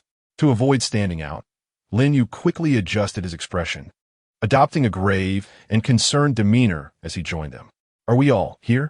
The man with glasses spoke with a quavering voice. "Yun. This is my second time entering the game. How unfortunate that it is a horror scenario. I am Lin Yu, also on my second attempt." The ponytailed girl said, her voice tinged with a sob. "Wang Junyue, second time," the short-haired girl stated succinctly. "Lu Dashin," the tall man replied in a deep voice, roughened by experience. "This is my 4th game, but don't expect me to be a strong asset. I barely survived the main quests in my previous attempts. My skills are quite ordinary." His words fell upon the group like a bucket of cold water. The only seasoned player was unreliable. Despair deepened in Zhang Jun and Lu Yi's eyes. "For times, that must be better than us?" Wang Junyue turned to Lu Dashin. "At least you have more experience. Lugo, what should we do now?" Her question prompted Zhang Jun and Lu Yi to muster a semblance of hope. Looking towards Lu Dashin forced a wry smile and rubbed his face. "What else can we do? We must find a way to survive." The mission has instructed us to explore the game and seek methods to combat the malevolent spirits. This indicates that a solution must exist, perhaps a certain item, a ritual, or a key NPC who knows the clues. Moreover, the evil spirits only claim a victim every 2 days. We still have time. He paused momentarily, adding with a serious tone, "Additionally, remember not to overlook the NPCs here. The system has indicated their high level of realism. In my experience, these NPCs are akin to real people, possessing their own joys and sorrows, capable of fear, greed, and vengeance. Never act out of line before them, such as displaying supernatural abilities or speaking nonsensically, and certainly avoid any unruly behavior. Otherwise, you risk being deemed mad and confined, or even worse, attacked by enraged townsfolk. At that point, don't even think about combating the malevolent spirits. You'll be finished yourself." I have witnessed such events firsthand. A chill ran through the group, and they nodded in unison. This advice was invaluable. "Then shall we split up to find clues?" Wang Junhua suggested. "That would be more efficient, considering the stronghold seems quite vast and we are pressed for time. If we act together, we will surely fail to search the entirety within 2 days." Lu Dashin nodded in agreement. "I concur. The rules of the game are inviolable, since it has proclaimed that the malevolent spirits will not act until 2 days hence. We can reasonably deduce that they will remain absent in the interim. Therefore, as long as we refrain from reckless actions, we are likely to remain safe. It is thus prudent to pursue our endeavors separately, each seeking methods to confront the malevolent entities. Remember to pay particular attention to unusual items, anomalous locations, or NPCs that appear to possess knowledge. However, always prioritize safety. Should anything seem amiss, flee immediately. Let us reconvene here at approximately 6 in the evening to exchange intelligence. What say you?" There were no objections from a group. In a place where death could loom at any moment, while there was comfort in unity, it was evident that efficiency was compromised. Thus, a dispersed exploration was both a reluctant and necessary choice. "Very well, let it be so," Lu Dashin concluded, imparting a final reminder. "Stay vigilant and return alive for our gathering." The 5 exchanged glances, each discerning a mixture of apprehension and determination reflected in the other's eyes. Soon, they ventured off in different directions, their figures vanishing into the labyrinthine, squalid corridors and staircases of the stronghold. Lin Yu opted against ascending. Instead, his gaze lingered near the entrance, drawn to the ragged figures of beggars and scavengers huddled in the shadows. Though these individuals inhabited the lowest strata of society, their worth should not be underestimated. They were often the most well-informed and least conspicuous among the populace. Adjusting the collar of his trench coat, he instinctively concealed the butcher's knife at his waist beneath the hem, recalibrating his expression to exhibit a blend of measured vigilance and a hint of outsider curiosity. He approached an elderly vagabond curled beside a tattered cardboard box, who appeared somewhat more lucid than the rest. Chapter 37. Haunting the elderly man, with hair as white as snow and deeply etched wrinkles adorning his face, was wrapped in a tattered cotton jacket whose original color was indiscernible. He leaned against a relatively intact cardboard box, his murky eyes half closed, humming a dissonant tune, oblivious to Lin Yu's approach. Lin Yu crouched down before him, striving to align his gaze with the old man's. After a moment's contemplation, he retrieved a soft white loaf of bread from his backpack and extended it towards the elder. The scent of wheat wafted through the murky air, creating a stark contrast. The old vagabond's nose twitched slightly, and his humming ceased. Gradually, he opened his eyes, first fixating on the bread. A flicker of light danced within his cloudy gaze, and his throat convulsed. Well, imported goods, I see." His voice was hoarse, thick with local dialect, as he eagerly snatched the bread, tearing into it with fervor, crumbs cascading around him. Lin Yu patiently waited for him to devour a few mouthfuls before speaking, his tone laced with a deliberately crafted sense of inquiry. "Excuse me, sir. I am a writer of horror novels, collecting peculiar folk tales. I have heard that this city fortress has been haunted. Would you be so kind as to share your stories with me?" The old vagabond, diligently swallowing his morsel, paused at Lin Yu's words. His murky eyes lifted, scrutinizing Lin Yu for a moment before breaking into a toothy grin, revealing several yellowed remnants. Young fellow, you come to the right person. I've been roaming this fortress since childhood, a true native. No one knows the sordid tales and bizarre occurrences here better than I do. Timely, Lin Yu offered him an unopened bottle of mineral water. The old man's eyes sparkled with delight as he unceremoniously accepted it, twisting off the cap and gulping down a generous sip, exhaling contentedly. He then sat up straighter, a semblance of vitality returning to him. All right, in light of your thoughtfulness, I shall regale you with the tale.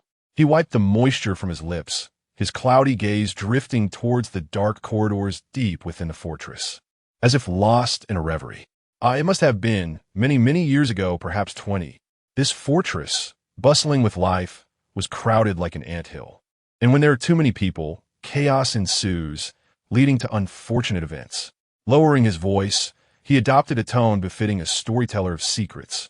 One fateful day, an incident occurred, seemingly originating from the 5th floor, where a pipe had burst. Suddenly, flames erupted. The fire spread with alarming rapidity. It was as if something unnatural was at play. Smoke billowed, thick and black, spiraling upwards like a venomous serpent, while cries for help echoed throughout. The fortress's overseer did arrive, coordinating efforts to extinguish the blaze. Yet, the space was too cramped and the crowd too dense, rendering escape impossible. By the time the fire was finally subdued, alas, the old man sighed, shaking his head. Dozens of souls were reduced to charred remains. Such a tragedy. The stench lingered for months, refusing to dissipate. After all, in this fortress, is there ever a day without death? Starvation, illness, violence. This time, however, the numbers were simply greater, not particularly extraordinary. People lamented for a few days, and then life resumed, for life must carry on. It is indeed peculiar that just a few days later, another incident occurred on the 5th floor.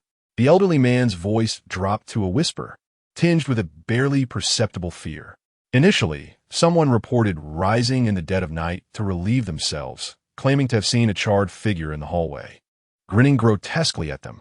Subsequently, another individual heard sobbing emanating from an empty room, the cries so chilling that upon closer listening, one could discern pleas for help and it's so hot. The tales grew increasingly sinister, and soon, his murky eyes widened in alarm. There were indeed fatalities, and the circumstances surrounding the deaths were baffling. Victims were allegedly scared to death, or discovered with black handprints around their necks, ultimately revealed to have strangled themselves. In total, over 10 lives were tragically lost, leaving the entire enclave in a state of dread, with no one daring to step outside, even during daylight. As night fell, every household secured their doors tightly. With the situation escalating, the landlord could no longer remain indifferent. Despite his greed, the fear of death loomed large. It was said that one night he encountered the specter himself, nearly soiling his trousers in fright. Subsequently, whispers circulated that he had spent a considerable sum to summon a reputedly skilled sorcerer from afar. The elder spoke of the sorcerer with a tone of reverence. Clad in a Taoist robe, wielding a peachwood sword and a compass, the sorcerer circled the enclave several times before finally halting at the 5th floor's eastern end, the very level where the most lives were claimed in the fire. He pointed to one of the rooms, declaring, "The root of this calamity lies here. The vengeful spirits of the unjustly perished have congregated within, creating a malevolent atmosphere." At that moment, the sorcerer commenced his incantations at the doorway of the room. He burned talismans and recited spells, the peachwood sword slicing through the air with a sharp whoosh.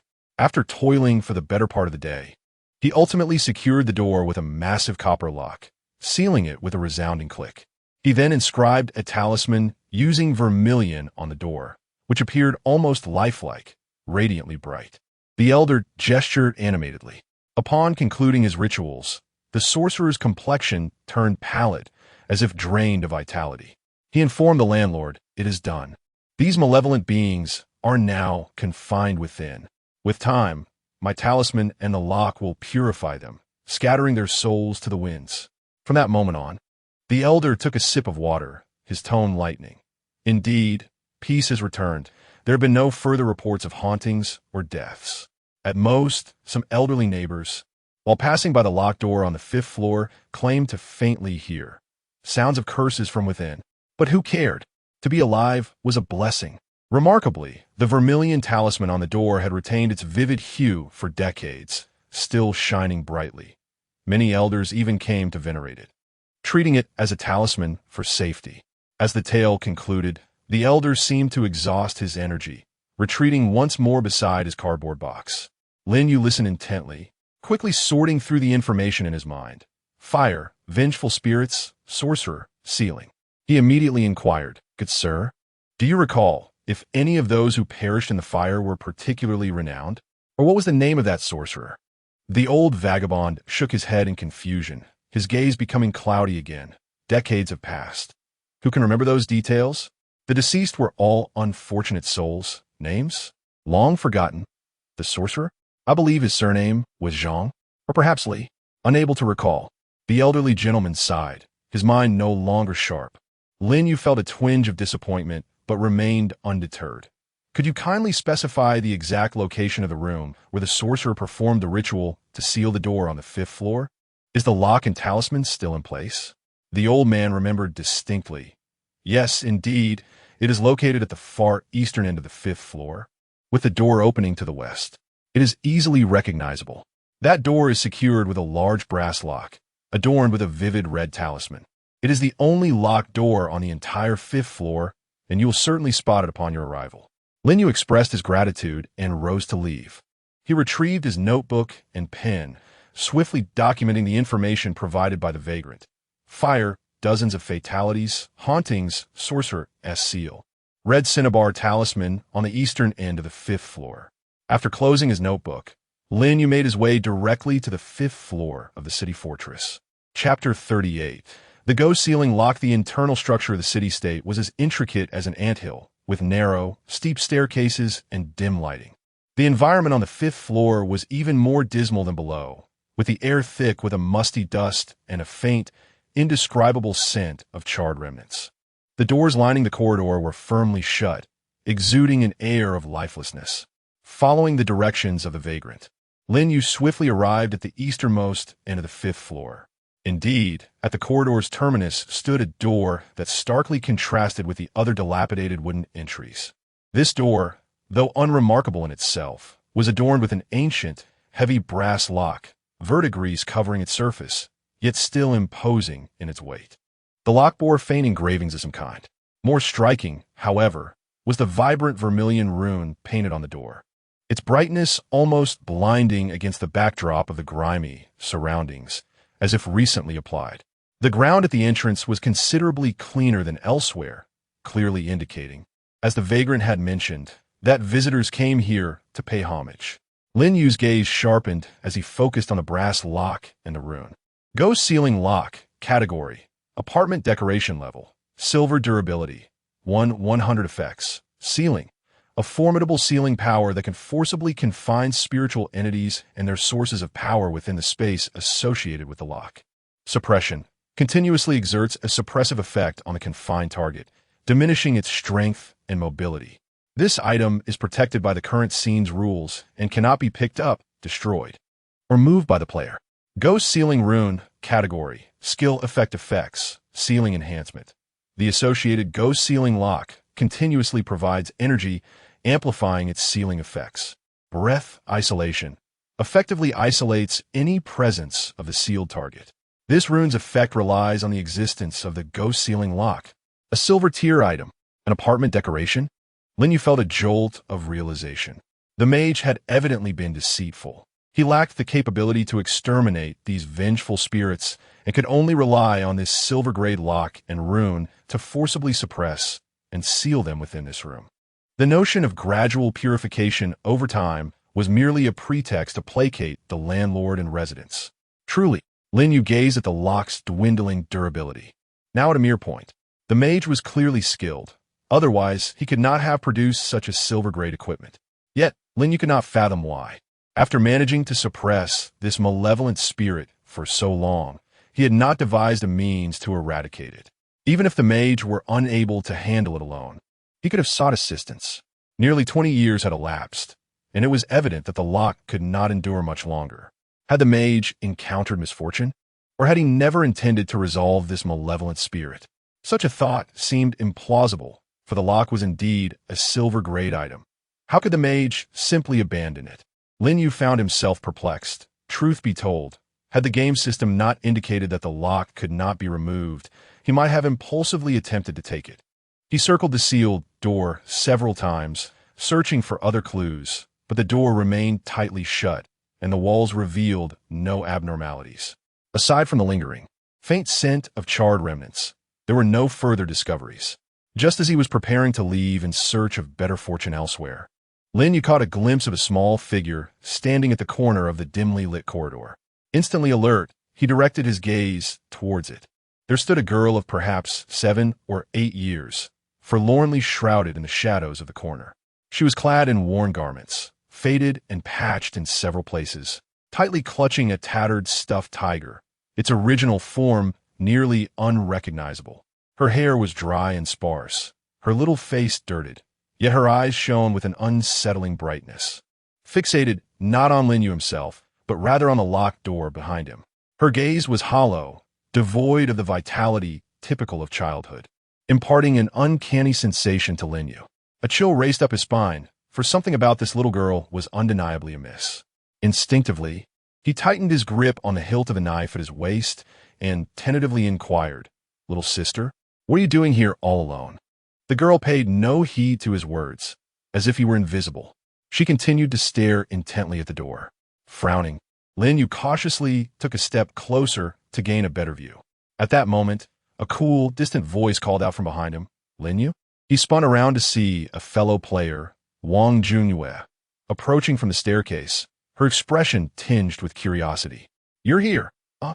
Wang Junyue was abruptly startled by the sudden shift in Lin Yu's expression, which had morphed into one of profound unease, even fear. "What is wrong?" she asked, her gaze darting around, her hand instinctively resting on a small dagger at her waist. Lin Yu chose not to answer her, but instead turned back to the corner. However, what he encountered next left him even more bewildered. The corner was utterly vacant. The little girl, clutching the worn-out stuffed tiger, had vanished without a trace. As if she had never existed at all. Lin Yu's pupils constricted. He had clearly seen her. This was no mere illusion. "Are you all right?" Wang Junyue approached him, following his gaze to the empty corner, then glancing at the locked door adorned with runes, her expression thickening with confusion. "Is something amiss here?" Lin Yu forced himself to suppress the tumultuous waves of his inner turmoil and quickly adjusted his expression, though his voice bore a barely perceptible dryness. "Did you see a little girl when you came in? About 7 or 8 years old, dressed in rags, holding a tattered stuffed tiger, standing right at that corner?" He pointed towards the spot where the girl had vanished. Wang Junyue looked in the direction he indicated, scrutinizing both sides of the corridor, then shook her head in bewilderment.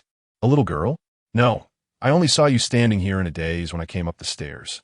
"You, haven't you encountered a ghost, have you?" Her expression conveyed a hint of fear. Lin Yu's heart sank. She couldn't see her, only he had. Why was this happening? Could it be that the girl was truly a specter? But how could he see? He clearly lacked the innate gift of the yin-yang eye. In that fleeting moment, he suddenly recalled his status bar. He promptly summoned it for inspection, only to discover that the icon for the protection of the True Lord buff had vanished. Its duration long since expired. Could it be that the previous presence of the True Lord's buff had enabled him to perceive that ghost?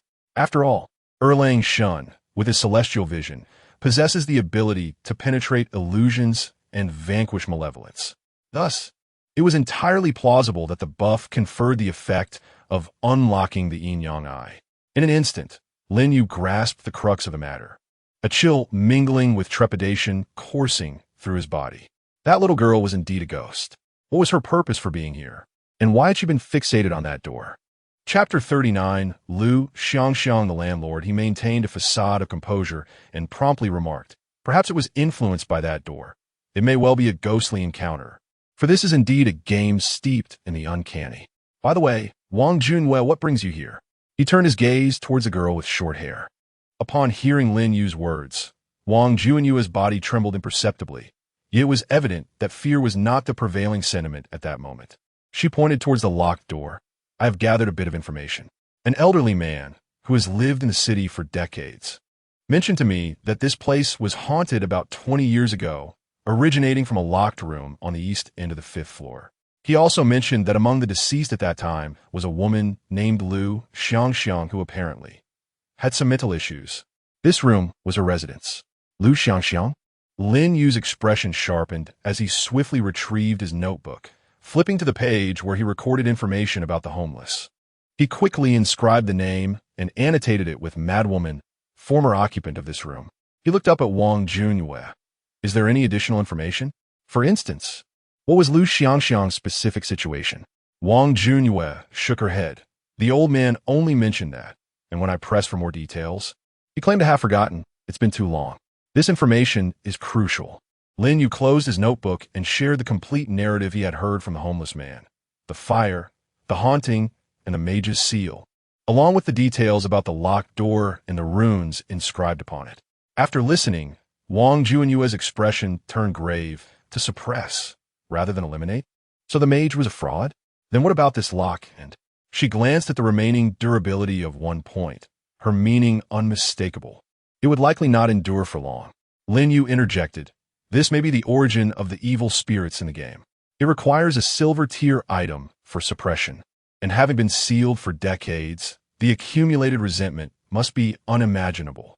If the seal were to break, he left the rest unsaid, but both understood the implications.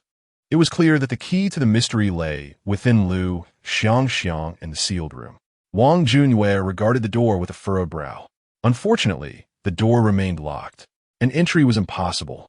We must devise a way to uncover more about Lu Xiangxiang, or perhaps find other remnants left by the mage from that time. There might be methods to counter these evil spirits. That makes sense, Lin Yu nodded. He then suggested, the landlord, the one who hired the mage, may possess some clues, such as tenant records or archives pertaining to the fire. Since he hired the mage, he might know some of the underlying details. The landlord? Wang Junyue's eyes lit up. Yes, he should still be around. I believe I saw a sign that said landlord management office downstairs just now.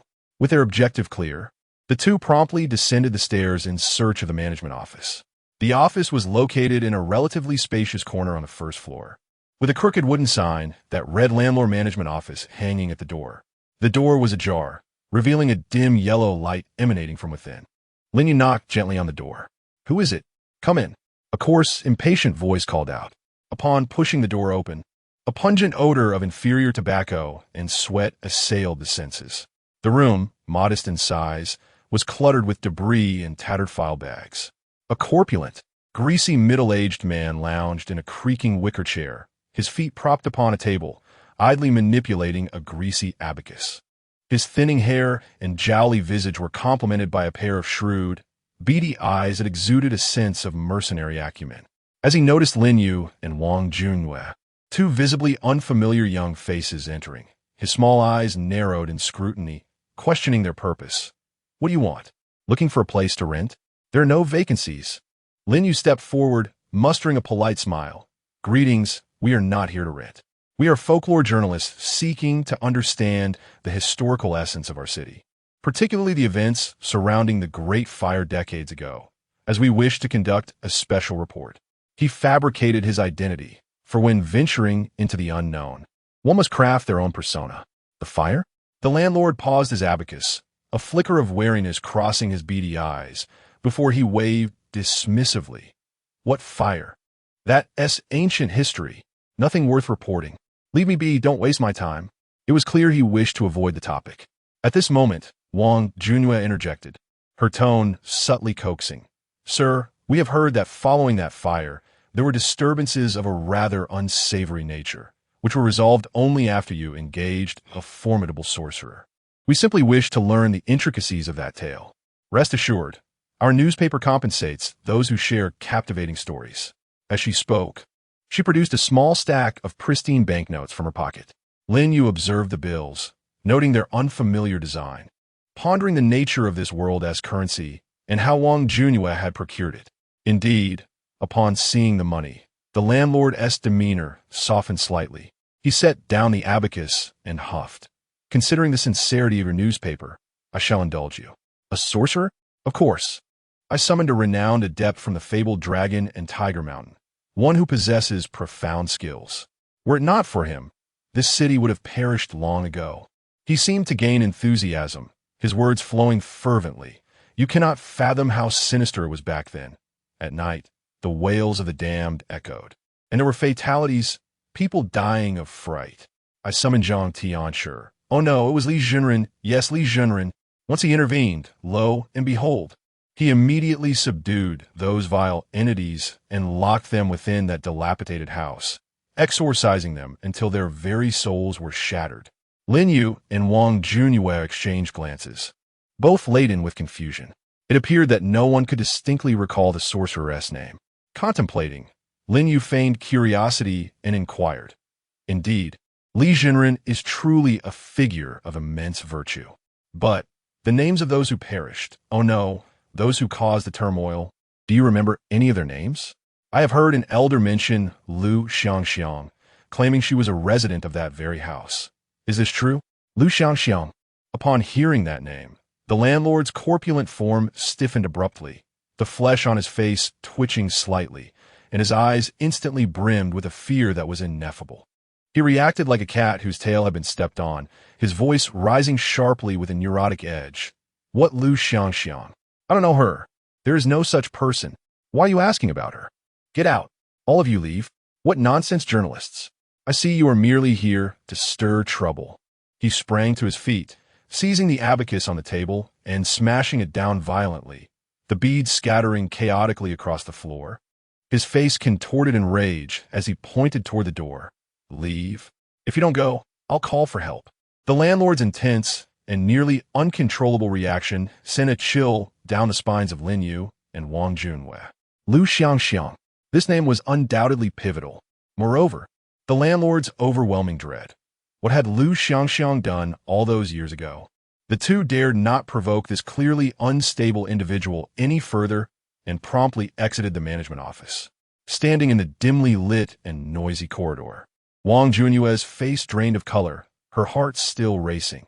His reaction was too extreme. That Lu Xiangxiang. Lin Yu's gaze was sharp as he opened his notebook, emphatically circling Lu Xiangxiang's name, a target of significance. The landlord surely possessed clues, yet he refused to divulge them. "We must devise a strategy to uncover the record from that time or find someone who knew Lu Xiangxiang." Chapter 40. Windfall. Lin Yu and Wang Junyue traversed the dimly lit and narrow passages of the fortress for quite some time, endeavoring to uncover further clues regarding Lu Xiangxiang or the enigmatic master from Longhu Mountain. However, their efforts yielded nothing but disappointment. The younger residents of the fortress appeared utterly bewildered by events from over 2 decades ago, either impatiently waving them off or casually mentioning tales of hauntings they had heard from their elders, lacking any clarity. The older individuals, who might have experienced those times, either spoke with hazy recollections, rambling about a great fire that claimed many lives, only to shake their heads when pressed for details, claiming their memories were too distant. Others, like the homeless man and the elderly gentleman Wang Junyue had encountered previously, could only recall fragmented snippets or outright declared their forgetfulness. It seemed that the passage of time, combined with the inherently sinister nature of the incident, rendered ordinary people reluctant to delve deeper or truly unable to recollect. Wang Junyue rubbed her temples, appearing somewhat fatigued.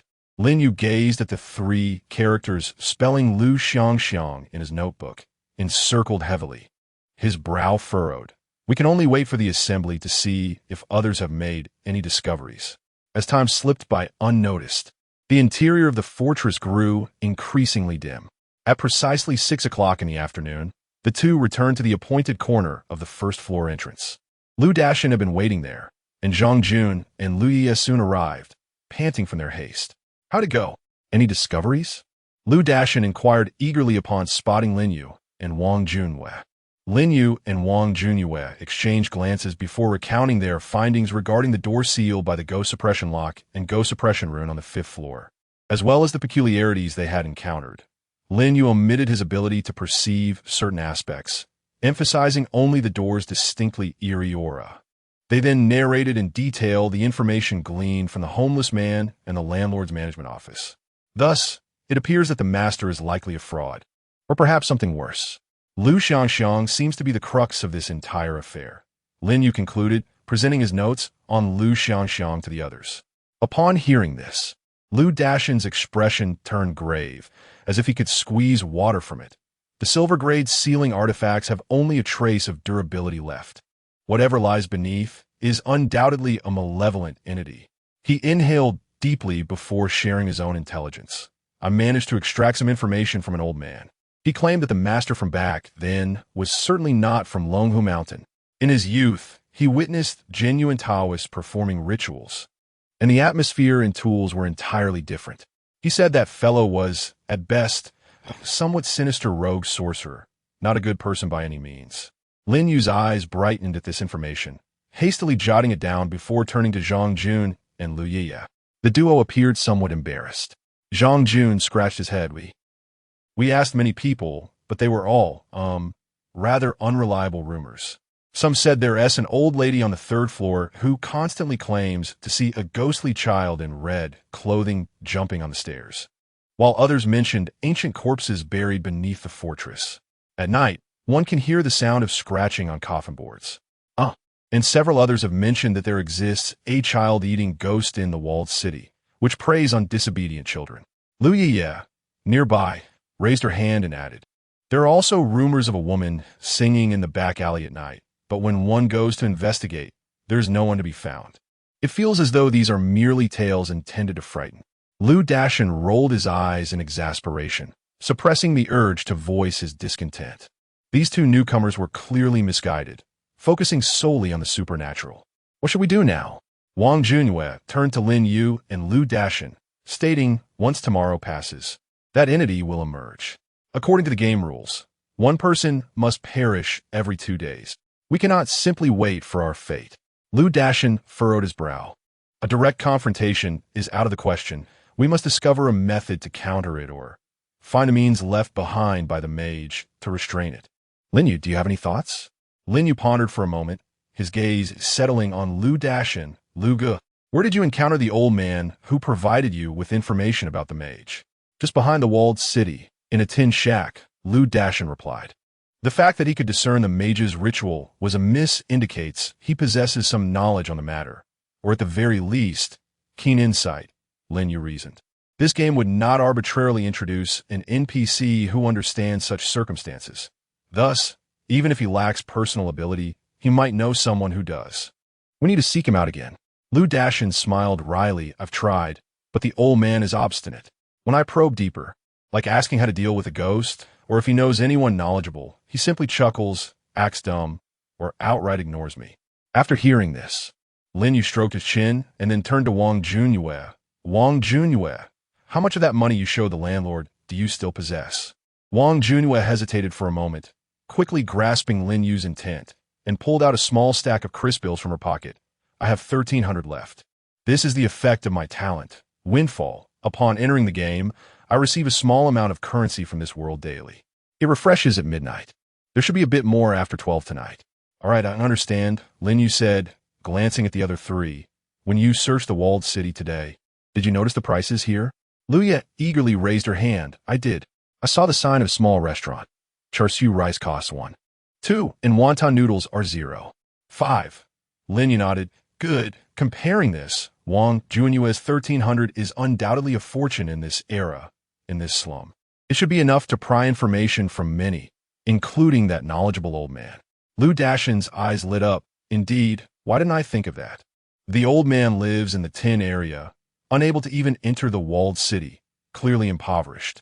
Let us go. With a clear goal in mind, the 5 of them immediately set off towards the tin slum behind the walled city. They traversed a narrow passageway littered with garbage, exuding a foul stench. And the sight before them was even more shocking than that within the walled city. It resembled a massive amalgamation of a landfill and illegal constructions. Various discarded sheets of metal, wooden planks, and plastic sheeting have been hastily assembled to form precarious shelters. Within the area, sewage flows freely, and flies buzz incessantly, while the air is thick with a nauseating stench of decay. The arrival of two relatively well-dressed young women, Wang Junyue and Lu Yiye, immediately captivates the attention of the local inhabitants.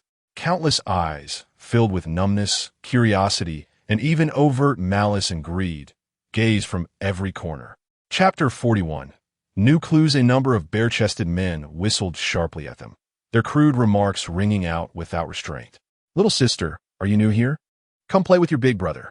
TSK, TSK, such delicate skin. What brings you to this wretched place? Hey girl, how much for a night?" Some daring ruffians even approached directly, their leering gazes sweeping over Wang Junyue and Lu Yiye, with one reaching out to touch Lu Yiye's face. Startled, Lu Yiye let out a shriek and hid behind Zhang Jun. Wang Junyue's face turned ashen. She forced herself to remain composed, though her tightly clenched fists betrayed her anxiety. "What do you want? Get away." Zhang Jun mustered his courage to step forward, attempting to reason with them. "We're here looking for someone. Don't lay your hands on us." "Looking for someone? Looking for me, big brother?" A tall, lanky man with a mischievous grin reached out, intending to grab Wang Junyue's chin. "You pretty boy, step aside. Let big brothers have some fun with the little sisters."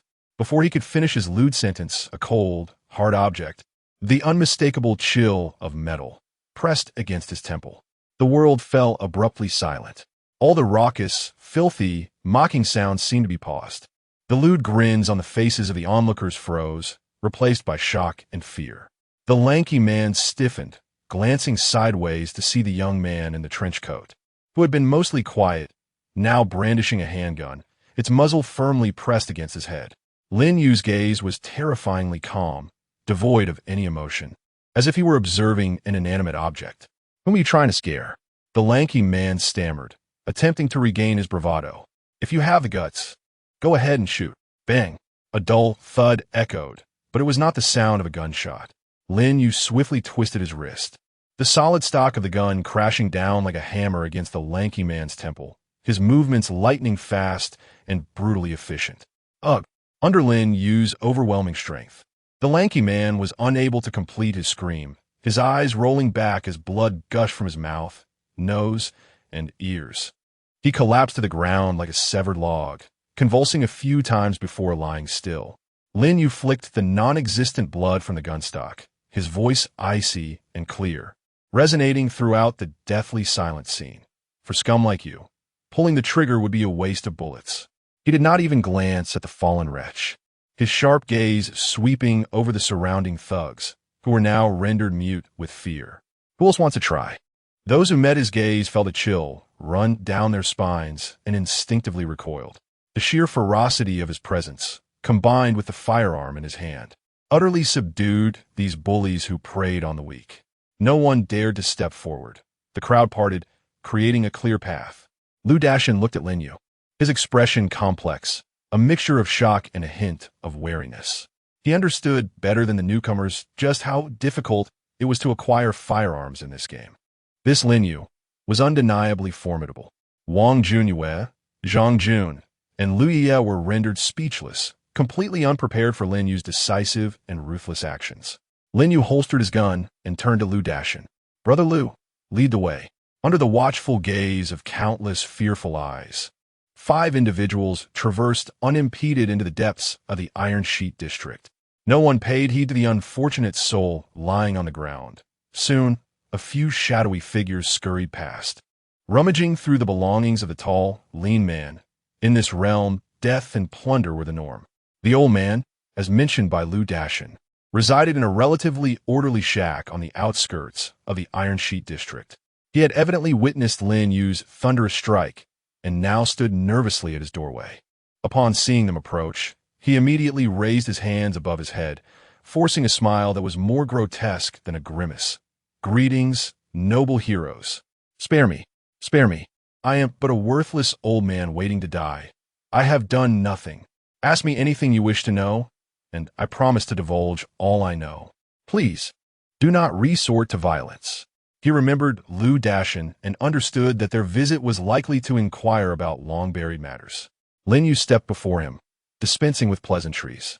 He produced a crisp 100 yuan note and slapped it down on a relatively flat piece of iron beside the shack.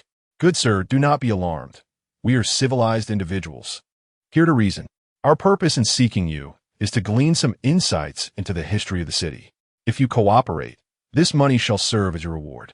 The freshly minted bill, exuding the scent of ink, seemed to possess an enchanting allure in the dim light.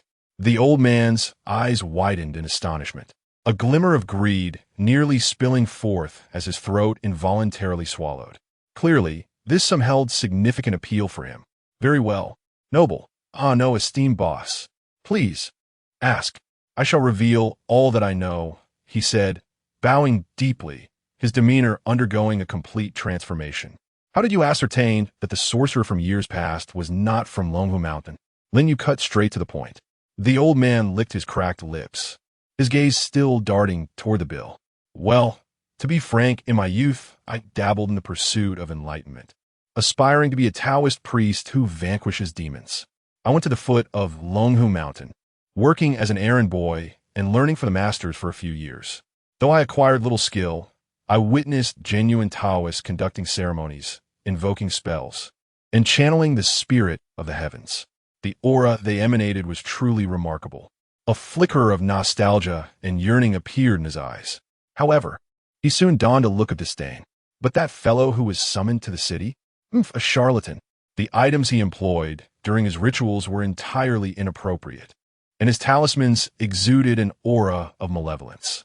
The incantations he uttered were eerie and bizarre, starkly contrasting with the proper chants and scriptures of the righteous path. That essence. It was as if he had crawled out from a grave, bearing no semblance to the true teachings of Longhu Mountain. Merely a rogue practitioner, attempting to deceive the Na'vi, but not me. I am not so easily fooled. Lin Yu nodded, confirming their suspicions. Since you possess some knowledge, do you know how to contend with spirits? Or do you know anyone who does? Are there any genuine practitioners within or near this city? Upon hearing this, the old man immediately shook his head vigorously, akin to a rattling drum. Boss, you overestimate me. I am merely a bystander, devoid of any genuine skill. Confronting ghosts? I cannot even handle a wandering spirit. So, please do not put me in a difficult position. Observing the disappointment etched on Lin Yu and his companions' faces, the old man's eyes darted, and he quickly added, however, if we were to speak of someone knowledgeable in such matters, there is indeed one within this city stronghold. Lin Yu perked up with renewed interest. Who? Where? The old man chuckled, his gaze once again shifting to the banknote resting upon the iron sheet. Without hesitation, Lin Yu pressed the banknote into the old man's hand. The old man clutched it as if it were a rare treasure, hastily tucking it into the innermost pocket of his coat before lowering his voice to speak mysteriously. On the second floor of the stronghold, at the farthest corner, there exists a shop called Wang's Incense and Joss Paper. The proprietor, Boss Wang, possesses some genuine knowledge. Wang's Incense and Joss Paper? Boss Wang? Lin Yu noted the name and location. Indeed, that individual is rather enigmatic. The incense and Joss paper sold in his shop differ significantly from those of others, priced exorbitantly, yet some loyal customers swear by his goods, claiming they are effective when burned. I suspect he must possess some expertise in exorcising malevolent spirits. The old man asserted confidently. All right. Lin Yu committed this crucial lead to memory and pressed on with his inquiries. One final question. Have you heard of Lu Xiangxiang? And how much do you know about the inferno that occurred over 20 years ago? Chapter 42. Boss Wang Granny, Chun, the elderly man, furrowed his brow, striving to recall Lu Xiangxiang. It seems I have a faint impression. The fire, of course, is unforgettable. It claimed many lives, and the entire walled city lingered with the scent of charred flesh for months. A hint of discomfort crossed his face, but as for the specifics, I wasn't particularly attentive at the time. At most, I heard some hearsay from others, but it was all rather unreliable. If you truly wish to dig deeper, he paused, gesturing towards the walled city. On the first level, near the entrance, there is a small convenience store. The proprietor's mother, surnamed Chun, is affectionately called Granny Chun by us. She is a living fossil of the walled city, having resided here since her marriage. She delights in gossiping about the lives of others and possesses an astonishing memory. no matter how long ago an event transpired. As long as it pertains to the walled city, she is certain to remember it. You should inquire with her. You won't be misled. Granny Chun. Convenience store? Lin Yu quickly jotted down the information. With their lead secured, the five of them no longer lingered and promptly turned to leave the oppressive Tin District, returning to the interior of the walled city. By now, darkness had fully descended, and the lights within the city were sparse and dim, casting shadows that seemed to conceal countless pairs of watchful eyes. The atmosphere inexplicably grew more sinister and oppressive. Following the old man's directions, they soon located Wang's incense shop in a corner of the second floor, nearly engulfed by shadows. The shop was small and dilapidated, the faded wooden sign barely legible, bearing the name Wang's. The door stood ajar, a flickering yellow candlelight seeping through the crack. A potent aroma, a lang of inferior incense, aged paper money, and an indescribable herbal scent wafted from the opening. Lin Yu signaled for the others to wait, stepping forward to gently knock on the half-open wooden door. "Who is it?" A deep, hoarse voice, laced with fatigue, called from within. "Boss, I wish to purchase some items," Lin Yu replied. Silence enveloped the room for a few seconds before the sound of shuffling footsteps emerged. The door was pulled open just a crack, revealing the face of a gaunt, sallow middle-aged man with sunken eyes. His greasy, thinning hair framed his wary, murky gaze, and he donned a faded blue cloth robe. It was indeed Boss Wang. His eyes scanned the five individuals outside, lingering momentarily on Lin Yu, whose brow imperceptibly furrowed in suspicion. Yet, he quickly returned to an expression of numbed fatigue. "What do you want?" His voice remained raspy. "Boss, I've heard your incense is quite effective. I wish to purchase some for offerings." Lin Yu maintained his politeness. Yet his gaze was keenly observant of the man's expression. Boss Wang's face was inscrutable as he stepped aside slightly. "Come in and choose. The space is limited, so don't all crowd in." His tone bore an unmistakable chill, as if warding off intimacy. Lin Yu exchanged glances with Wang Junyue and Lu Dashin, and the three entered, leaving Zhang Jun and Lu Ye outside to keep watch. The shop indeed exudes a sense of confinement, with shelves brimming with an array of incense. Paper money, gold ingots, paper garments, and oddly shaped paper figures of humans and horses lining the three walls. The air is thick with a lang of scents. Directly facing the entrance, a dusty, indistinct painting of a deity hangs on the wall, beneath which rests a small incense burner, its base coated with ash. Boss Wang sits in a dilapidated wrought-tan chair in the corner, eyes closed in a meditative state, seemingly indifferent to the selections made by his customers. Lin Yu and Wang Junyue feign interest in the incense, yet their gazes swiftly scan the shop. Lu Dashin strolls around casually, though he too observes with keen attention. Lin Yu picks up a bundle of dark red, coarse incense, and inquires, "Boss, what is the price for this?" $5 per bundle. Boss Wang replies without lifting his eyelids. "So expensive?" Wang Junyue pretends to be astonished. "Ordinary ones outside are only a few dimes. Buy it if you want," comes Boss Wang's curt retort. Stung by his response, Wang Junyue feels a twinge of embarrassment. Nearby, Lin Yu seizes another bundle of incense and states, "Boss, this incense is truly not worth that price." Before waiting for a reply, he extracts the middle stick from the bundle and adds, "But if they were all like this one, then it would be worth it." All eyes shift to the stick of incense in Lin Yu's hand. Incense stick, category, prop level, black iron durability, 10-10 effect. Used for worshipping spirits, it can garner their favor. Lu Dashin and the others are taken aback, never expecting that these seemingly ordinary incense sticks would contain items acknowledged by the game system. Boss Wang regards Lin Yu with a profound gaze and remarks, "If you want a whole bundle of these, it cannot be purchased for just $5. Lin Yu chuckles and continues, "Boss, do you have other such remarkable items here?" As he speaks, he gestures at the incense stick in his hand. Upon hearing Lin Yu's words, Boss Wang slowly rises from his chair, approaches, and shuts the shop's door. He then turns to Lin Yu, his expression grave, and warns, "Kid, I don't care why you are here, but I advise you to leave soon and not to meddle in matters here."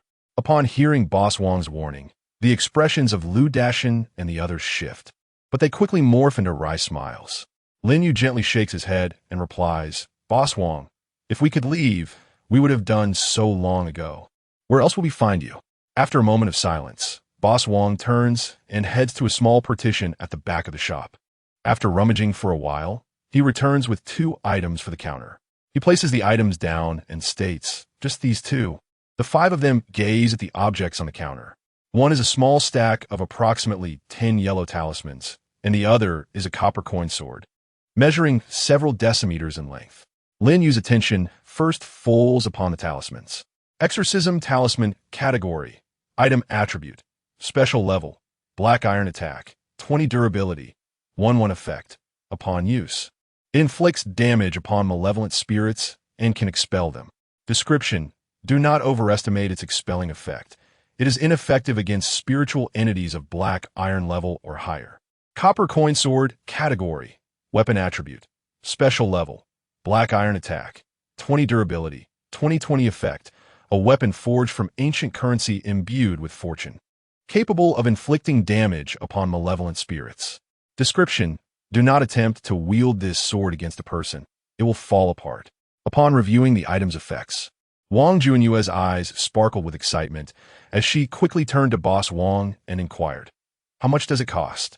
Upon hearing her words, the expressions of the other 3, aside from Lin Yu, swiftly changed. They were acutely aware that among the 5 present, only Wang Junyue possessed the currency of this world. If she were to purchase all these items, what would become of them? Lin Yu, however, remained indifferent, as the effects of these 2 items were rather mediocre, far inferior to his executioner's cleaver. Chapter 43. The Exorcism Talismans and the Copper Coin Sword. Wang Junyue's words instantly froze the atmosphere. Lu Dashan, Zhang Jun, and Lu Yi's gazes converge upon Wang Junyue, fraught with tension and a hint of barely concealed greed. The stack of exorcism talismans and the copper coin sword represented a glimmer of hope for survival in this haunted locale. 2 items, each priced at 100. Boss Wang's tone remained unperturbed, as if he were merely discussing the cost of 2 bundles of cabbage. "Very well," Wang Junyue declared without hesitation, promptly producing 2 crisp 100 yuan bills from her pocket and placing them on the counter, her movements swift, as though fearing a change of heart from the vendor. She then pointed towards the ordinary bundles of incense, mixed with special offerings on a shelf. "And I want all of these." Boss Wang nodded, deftly packaging the talismans, the copper coin sword, and all the incense, handing them over to Wang Junyue. As she stowed the items into her backpack, the expressions on Zhang Jun and Lu Yi's faces darkened noticeably. Zhang Jun could no longer contain himself. "Wang, these items, shouldn't we all?" His sentence trailed off, but the implication was clear. Lu Yi timidly echoed, "Yes, Junyue, we." Wang Junyue raised an eyebrow, having anticipated such a scenario. She adjusted her backpack, turned around, and surveyed the group with a calm demeanor. "There are 10 talismans in total. I can allocate a few to everyone." Zhang Jun and Lu Yi's eyes brightened. However, Wang Junyue's tone shifted abruptly, "But they will not be given for free. You must exchange them for something of value, either items or game currency. A fair trade indeed." Lu Dashan nodded vigorously, without a hint of hesitation. "That's reasonable. I agree. I have a few bottles of low-level recovery potions left over from a previous quest. How many talismans do you think they are worth?" He was acutely aware that in such a place, expecting free assistance was a fool's dream. Merely having the opportunity to purchase life-saving talismans was a stroke of fortune. Zhang Jun and Lu Yi's expressions stiffened as they exchanged glances, each recognizing the other's discomfort.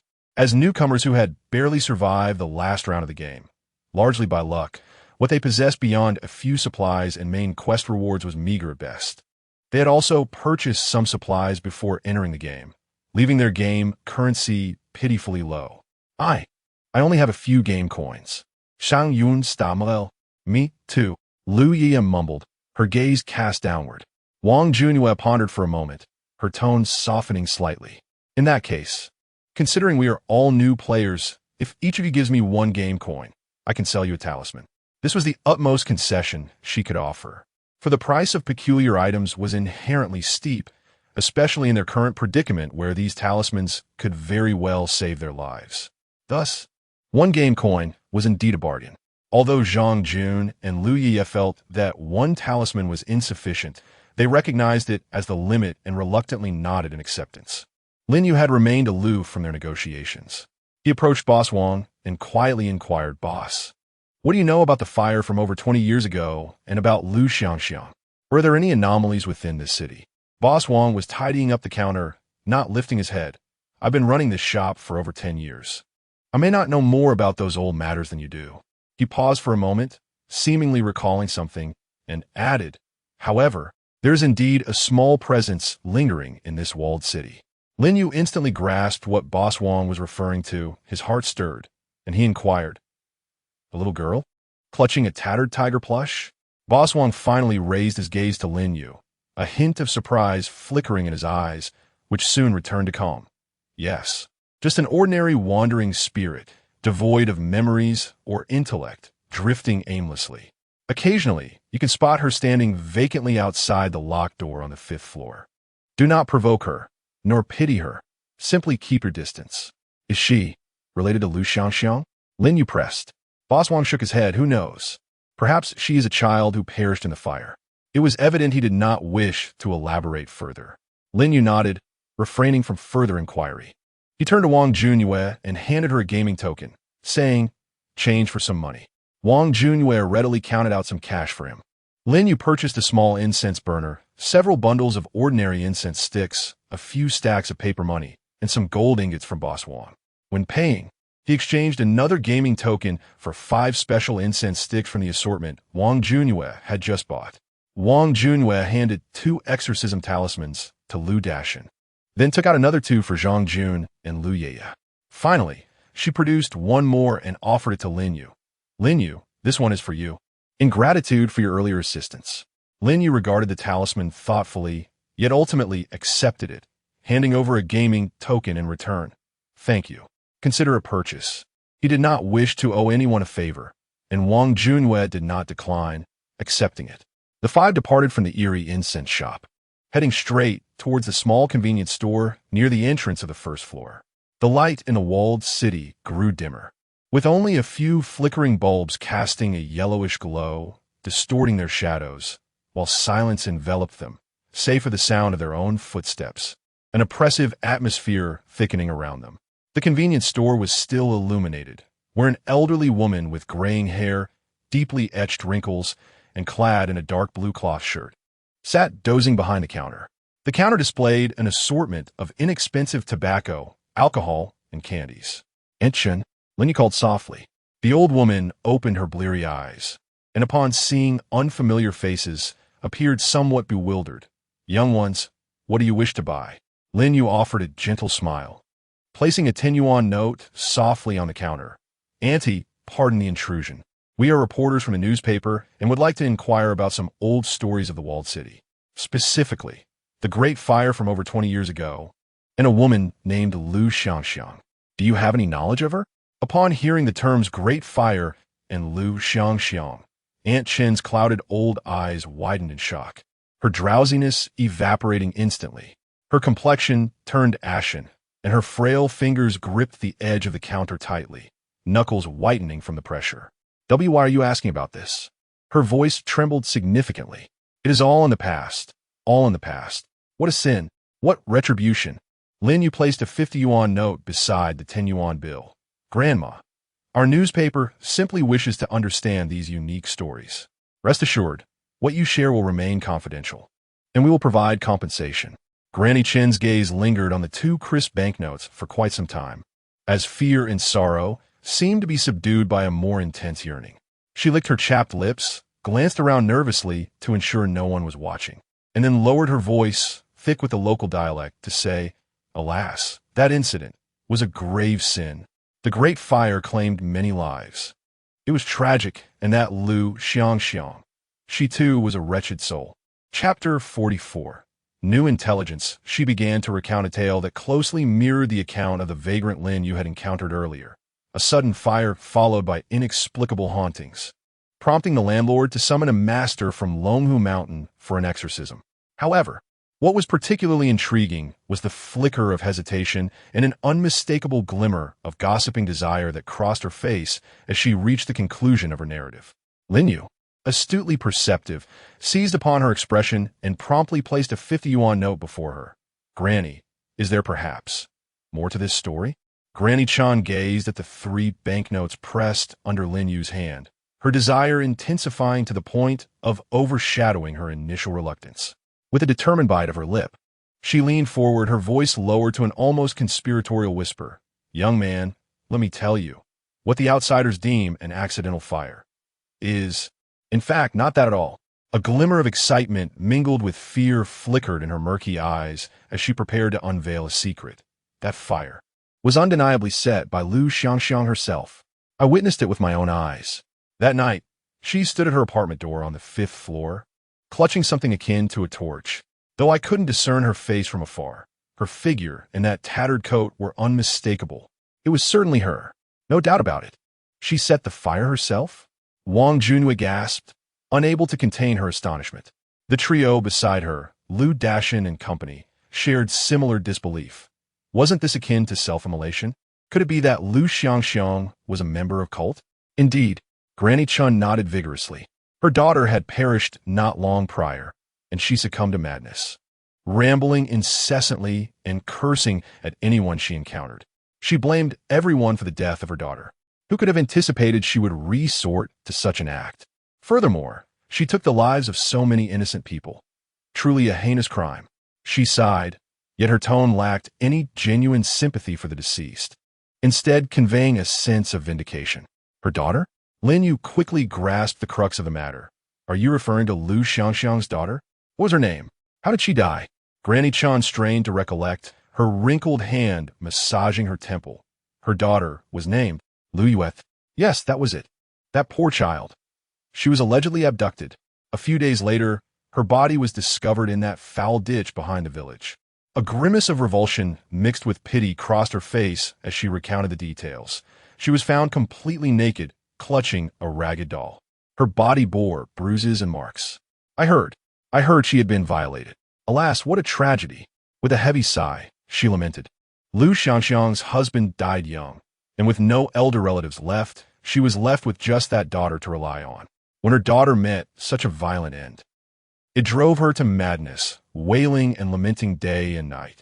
Eventually, she quarreled with the landlord, and shortly thereafter, she set the fire. She appeared to find her reasoning entirely coherent. A ragged doll? At this mention, Lin Yu recalled the ghostly apparition of the little girl. It seemed that she was indeed Lu Xiangxiang's daughter, Lu Yuer. But why had she transformed into a specter? And why did she wander the 5th floor? Was it in search of her mother? A quarrel with the landlord? Lin Yu momentarily set aside other thoughts, quietly noting the information as he continued to inquire. What was the quarrel about? Do you remember? Grandma Chun furrowed her brow and pondered for a long while. It seems to be related to her daughter. The specifics of their quarrel eluded her memory, yet she recalled that it had been quite fierce, and shortly thereafter, an incident occurred. And what of the sorcerer? Are you familiar with his origins? Lin Yu pressed on. Grandma Chun shook her head. The sorcerer? That was someone the landlord summoned later, shrouded in mystery. During the rituals, he wouldn't allow anyone near, and I only know he spent a fortune. Beyond that, I cannot say. Lin Yu handed her the last 50 yuan note. Thank you, Grandma. This information is immensely helpful to us. Grandma Chun happily accepted the money, reminding him, you must absolutely not mention that I told you.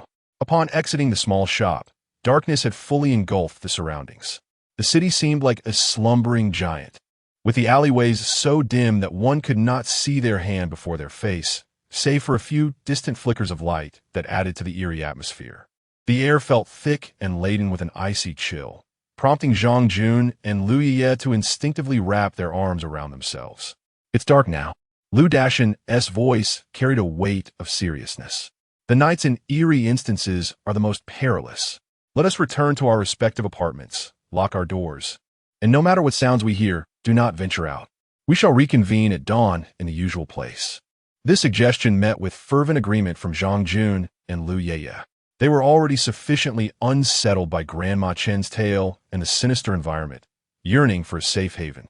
Although Lin Yu sensed many unresolved questions regarding the landlord's conflict with Lu Xiangxiang, the sorcerer's identity and intentions, and whether the little girl's spirit truly belonged to Lu Xiangxiang's daughter, Lu Yuer, he recognized the inherent dangers of aimless exploration at night and nodded in assent. The five exchanged cautious farewells before swiftly dispersing, their figures vanishing into the obscurity of the alleyway. Upon returning to his apartment, Lin Yu securely locked the door. He did not immediately rest. Instead, he reverently arranged the incense burner, candles, paper money, and gold ingots he had just procured from the incense shop on the wooden table before the statue of the clear-sourced Taoist deity. He lit 3 ordinary incense sticks and placed them in the burner, the fragrant smoke rising and swirling around the idol. Taking a step back, Lin Yu solemnly bowed 3 times before the statue, silently invoking, "O deity, I, Lin Yu, find myself in perilous circumstances, besieged by malevolent forces. I earnestly beseech your protection." After completing these rites, Lin Yu settled beside his bed, extracting his notebook to sift through the clues under the dim light of his apartment. He emphatically circled the names of the landlord, the sorcerer, and Lu Yuer 3 times each. Landlord, engaged in a fierce conflict with Lu Xiangxiang, perhaps due to Lu Yuer's death, displaying extreme fear at the mention of her name. Sorcerer, his identity raises suspicions, not from Longhu Mountain, possibly of dubious practices, willing to use silver-gray tools to suppress malevolent spirits, with unclear motives. Is it for monetary gain? Would someone with such capabilities truly lack funds? Lu Yuer, a pivotal figure, met a tragic end, her death directly driving Lu Xiangxiang to madness and arson. The ghost of the little girl at the 5th-floor entrance is likely Lu Yuer. The threads of the investigation appeared somewhat clearer, yet they also unraveled a multitude of new enigmas. Lin Yu felt that the essence of the truth was entangled in the dark complexities among the landlord, the sorcerer, and Lu Xiangxiang and her daughter. Time flowed silently. The night in the city was terrifyingly desolate, devoid of even the faintest sound of insects. Leaning against the headboard, Lin Yu closed his eyes to gather his thoughts, the executioner's blade resting beside him. Shortly after midnight had passed, a piercing scream, hauntingly shrill, suddenly shattered the suffocating silence of the night. Following this, a cacophony of terrified cries erupted, spreading like a plague. "Water! Water! Quick, extinguish the fire! Ghost! There's a ghost! Help! Fire! Run!" Lin Yu, who had not yet fully succumbed to sleep, abruptly opened his eyes and dashed to the window. Chapter 45. Slaying the ghost, his gaze swiftly swept across the lower floor. There was no flicker of flames, only an abyss of darkness. Yet, the night air was filled with the anguished cries of tenants, their voices laced with palpable terror, devoid of artifice. However, there was not a hint of fire to be seen. A chill ran through Lin Yu's heart as he hurried to the statue of the true monarch, offering a sincere prayer to receive the deity's protection. Subsequently, he seized the butcher's knife from the table, quietly opening the door to venture outside. He had to ascertain the cause of this sudden chaos, which was likely linked to the malevolent spirits mentioned in the main quest. Yet, wasn't it said that these evil entities would only emerge the following day? With a heart full of uncertainty, Lin Yu stepped outside the apartment. The corridor was in utter disarray, terrified NPC residents flailing like headless flies, crying out and shoving one another in their frantic escape. Despite the absence of flames, a burnt odor permeated the air. Defying the tide of panic, Lin Yu, endowed with extraordinary strength and agility, swiftly descended to the 1st floor. The scene that unfolded before him caused his pupils to constrict in horror. In the small square near the entrance, it resembled a hellish inferno. 3 twisted, charred figures were wreaking havoc with wild abandon. Their grotesque forms were hunched, their skin resembling charred remnants of flesh, exuding tendrils of black smoke.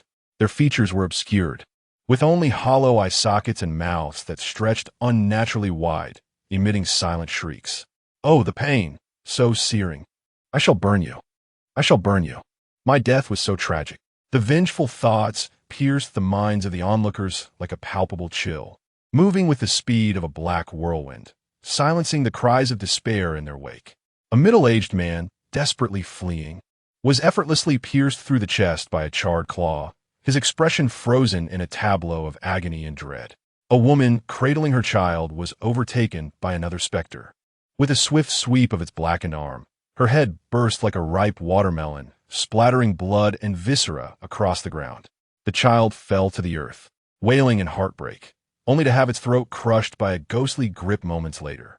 The third apparition lunged at an elderly man who had collapsed in terror, its charred body pressing down upon him, the black mist swirling violently around them, the old man's form visibly blackening and carbonizing. It seemed this was the source of the acrid scent. The cacophony of screams, cries, and the sickening sound of bones shattering intertwined with the hissing of the encroaching darkness, creating a symphony of death. The potent stench of blood mingled with the odor of charred flesh, inducing a wave of nausea. No, they did not seem as formidable as they appeared. Lin Yu quickly assessed the level of these three entities, despite their brutal methods and terrifying visages. Their movements and displayed combat prowess did not surpass his expectations. One of the blackened specters, engaged in tearing apart a corpse, seemed to sense Lin Yu's vibrant life force. Abruptly turning its head, its hollow eyes fixated upon him. It emitted a piercing shriek, abandoning its gruesome meal, and pounced towards Lin Yu with the ferocity of a black hound, its razor-sharp claws imbued with a heavy aura of death and searing heat, aimed directly at his face. However, just as it charged within 2 meters of Lin Yu, an unforeseen change occurred. An invisible, ferocious aura erupted violently from Lin Yu's being, akin to a relentless executioner emerging from a mountain of corpses and a sea of blood, exuding an overwhelming malice accumulated from countless decapitations. This was the effect of Lin Yu's current skill card, Fierce God of Destruction. The charred specter was immediately struck with fear. Simultaneously, the executioner's blade at Lin Yu's waist trembled slightly, emitting a deep, resonant hum as an even colder, more targeted malevolence spread forth. Hiss! The shadow, lunging forward, let out a terrified shriek as if scalded by searing iron, abruptly halting its advance. Its ashen body trembled violently within the dark mist, instinctively trying to retreat as if confronted by a natural enemy. Now was the moment. Lin Yu's gaze was as cold as steel, devoid of hesitation. He propelled himself forward with the agility of a cheetah. The blade he gripped tightly sliced through the dim light, radiating a chilling gleam. Thud! The edge of the blade met no resistance as it cleaved into the specter's charred form. It felt less like striking a solid entity and more akin to plunging into a viscous, frigid mire. Yet, the malevolence attached to the blade and its ethereal damage effect erupted instantaneously. A wailing cry, more sorrowful than human, erupted from the specter. The area struck by the blade succumbed to chaos, the black mist dissipating vigorously, its form twisting and convulsing as if immersed in corrosive acid. In mere seconds, the vengeful essence composing its body disintegrated entirely under the blade's malevolent influence, vanishing into nothingness. 2 faintly glowing orbs of light fell to the ground. Instant kill. Lin Yu swiftly collected the orbs, his pace unwavering, his gaze fixated on the other 2 specters that were slaughtering the residents. The malevolent aura emanating from him and the blade manifested as an invisible flame, instilling an instinctive fear in the 2 specters, momentarily stalling their movements. Lin Yu uttered a low growl, his form darting like lightning. He evaded a specter's frantic swipe, reversing his grip on the blade to precisely sever its arm. The specter shrieked in pain, retreating, but Lin Yu closed in, the blade's glint a swift torrent, instantly shredding it into dissipating black smoke, yielding 2 more orbs. The final specter, sensing its doom, screamed as it attempted to dissolve into the shadows. Thinking of escaping? Lin Yu's eyes glinted fiercely, his right hand flinging forth. A beam of cold light shot out. It was the executioner's blade. Lin Yu hurled it like a throwing knife. Thud! The blade's tip punctured the specter's back. An even more pitiful scream erupted from the specter, its escape thwarted, its body writhing violently beneath the blade, emitting smoke. The black mist completely disintegrated, and 2 orbs rolled onto the ground. All 3 specters were vanquished, the entire encounter lasting less than a minute. Only a few NPC corpses lay on the ground in a tragic state, alongside the swiftly dissipating faint black mist. The three ghosts were all of black iron rank, collectively providing 15 experience points, bringing Lin Yu's current total to 150, still far from the 800 required for his next level. It appears that the game's upgrade is not as straightforward as Lin Yu had anticipated. At least for now, there are not nearly as many monsters to defeat as there were in the previous zombie apartment. Returning to reality, the surviving residents have long been terrified into hiding, leaving Lin Yu alone at the entrance of the first floor, armed with a knife, amidst the remnants of chaos. Scattered at his feet are four softly glowing orbs.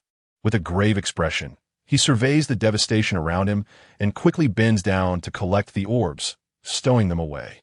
His confusion remains unresolved. Deepening instead, the game clearly indicated that the malevolent spirits would only commence their killing spree 2 days later. So what are these three apparitions? Could it be that Lin Yu suddenly entertained a possibility? The game had stated that the evil spirits would emerge in 2 days, but it never mentioned the absence of lesser spirits. Damn it, is this some sort of wordplay? Lin Yu silently scoffed, finding the game's absurdity truly remarkable. Resorting to such antics. Chapter 46. The death of the landlord having confirmed that there were no immediate threats, Lin Yu returned to his apartment. After securely locking the door, he promptly examined the spoils he had just acquired. 6 luminous orbs opened in succession, revealing the following. Black iron level firebomb blueprint. Manufacturing materials, glass X1. Any liquid fuel X1, cloth X1. Charred ring, category. Accessory attributes, special level. Black iron durability. 10-10 effect. Consumes 10 points of mana to ensnare the target in a fiery illusion. Targets with a spirit attribute greater than 10 may resist this effect. One use consumes 1 durability. Description: engulfed in flames. Fire resistance potion X1. Category: item level. Black iron effect. Upon consumption, enhances the user's resistance to fire. Description: no more fear of scalding after a hot bath. Soul essence X3. Category: item level. Black iron effect. When absorbed by the player, it increases spirit attribute by 1. Can be used only once. When absorbed by ghostly entities, enhances their soul power. Description: pure essence of soul power. The haul was satisfactory. Lin Yu directly adorned the charred ring on his left middle finger. Although he already possessed a ring, such small accessory-type equipment did not conflict. According to the game's regulations, one could wear 3 rings simultaneously. Naturally, this led to the high market value of such jewelry. The ring felt warm upon his finger, accompanied by a faint burnt aroma. He utilized the blueprint at the workbench, and the information seamlessly integrated into his mind. Regrettably, he lacked the necessary fuel to craft it immediately. Observing the 3 soul essences emanating a subtle spiritual aura, Lin Yu picked one up and attempted to absorb it. A wave of cool, pure energy surged into his mind, invigorating his spirit. System notification: Spirit Attribute 1. Current Spirit, 11 points. After securing the remaining soul essences and fire resistance potion, Lin Yu was poised to venture out once more when a series of urgent knocks echoed at the door. He approached cautiously, peering through the iron grate. There stood Boss Wong. Behind him were several pale-faced, shaken residents of the settlement. Lin Yu opened the door, inquiring, "Boss Wong, what brings you here?" Boss Wong regarded Lin Yu with a complex expression, a blend of gratitude and a hint of reverence. He clasped his hands together and spoke in a low voice. "Lin, Brother Lin, I must thank you for your assistance earlier. Had it not been for you, who knows how many lives might have been lost tonight." The residents behind him displayed faces of relief and trepidation. Lin Yu shook his head dismissively. It was merely a coincidence. "Are you all unharmed?" "Thanks to you, we escaped the calamity," Boss Wong sighed, but his expression soon turned grave. "However, the landlord is dead." Lin Yu's gaze sharpened. "Dead? When did this happen? How did it occur?" "It was when those ghastly beings appeared," a resident cried, his voice tinged with sorrow. "They were the first to rush into the landlord's house. We heard the landlord's cries, such a dreadful sound. Then they burst out, wreaking havoc." Boss Wong nodded solemnly, "Indeed. As for the reason why everyone is shouting fire," he let out a bitter laugh. "Those are the ghosts of the burned. Their assaults are imbued with intense, vengeful illusions, capable of plunging the attacked into a terrifying hallucination of being consumed by flames. Many did not perish by the claws of the ghosts, but were instead burned alive within these nightmarish visions. Hence, it is only instinctual for people to cry out for help. The burned ghosts. Lin Yu's gaze suddenly sharpened like a blade as he abruptly looked toward the direction of the 5th floor. Boss Wong immediately comprehended his implication and hastily responded. I have checked. The town's ghost lock remains intact, although the runes on the door are dim. They have not been broken. It is not that the great being sealed within has escaped. It should be the vengeful souls of other victims from the fire years ago. Lin Yu understood in his heart. Lu Xiangxiang had set fire to dozens, and those unjustly slain must harbor immense resentment. Transforming into vengeful spirits was not beyond possibility. He rubbed his temples and spoke somberly. The situation is worse than anticipated. This group of little ghosts is already terrifying. When the true evil spirit breaks free, the entire town may very well. He did not finish his sentence, but the implication was unmistakable. Despair and fear etched themselves onto the faces of Boss Wong and the residents.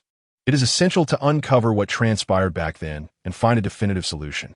After a moment of contemplation, Lin Yu turned to Boss Wong and said, Take me to see the landlord's body and room. Perhaps clues can be unearthed. Without hesitation, Boss Wong nodded. All right, follow me. The landlord's room was located on the ground floor of the town in a relatively independent, clean area, indeed the best condition in the entire enclave. Upon opening the door, a heavy scent of charred remains assaulted the senses. The landlord's corpulent body lay sprawled in the center of the living room, the scene of death profoundly tragic.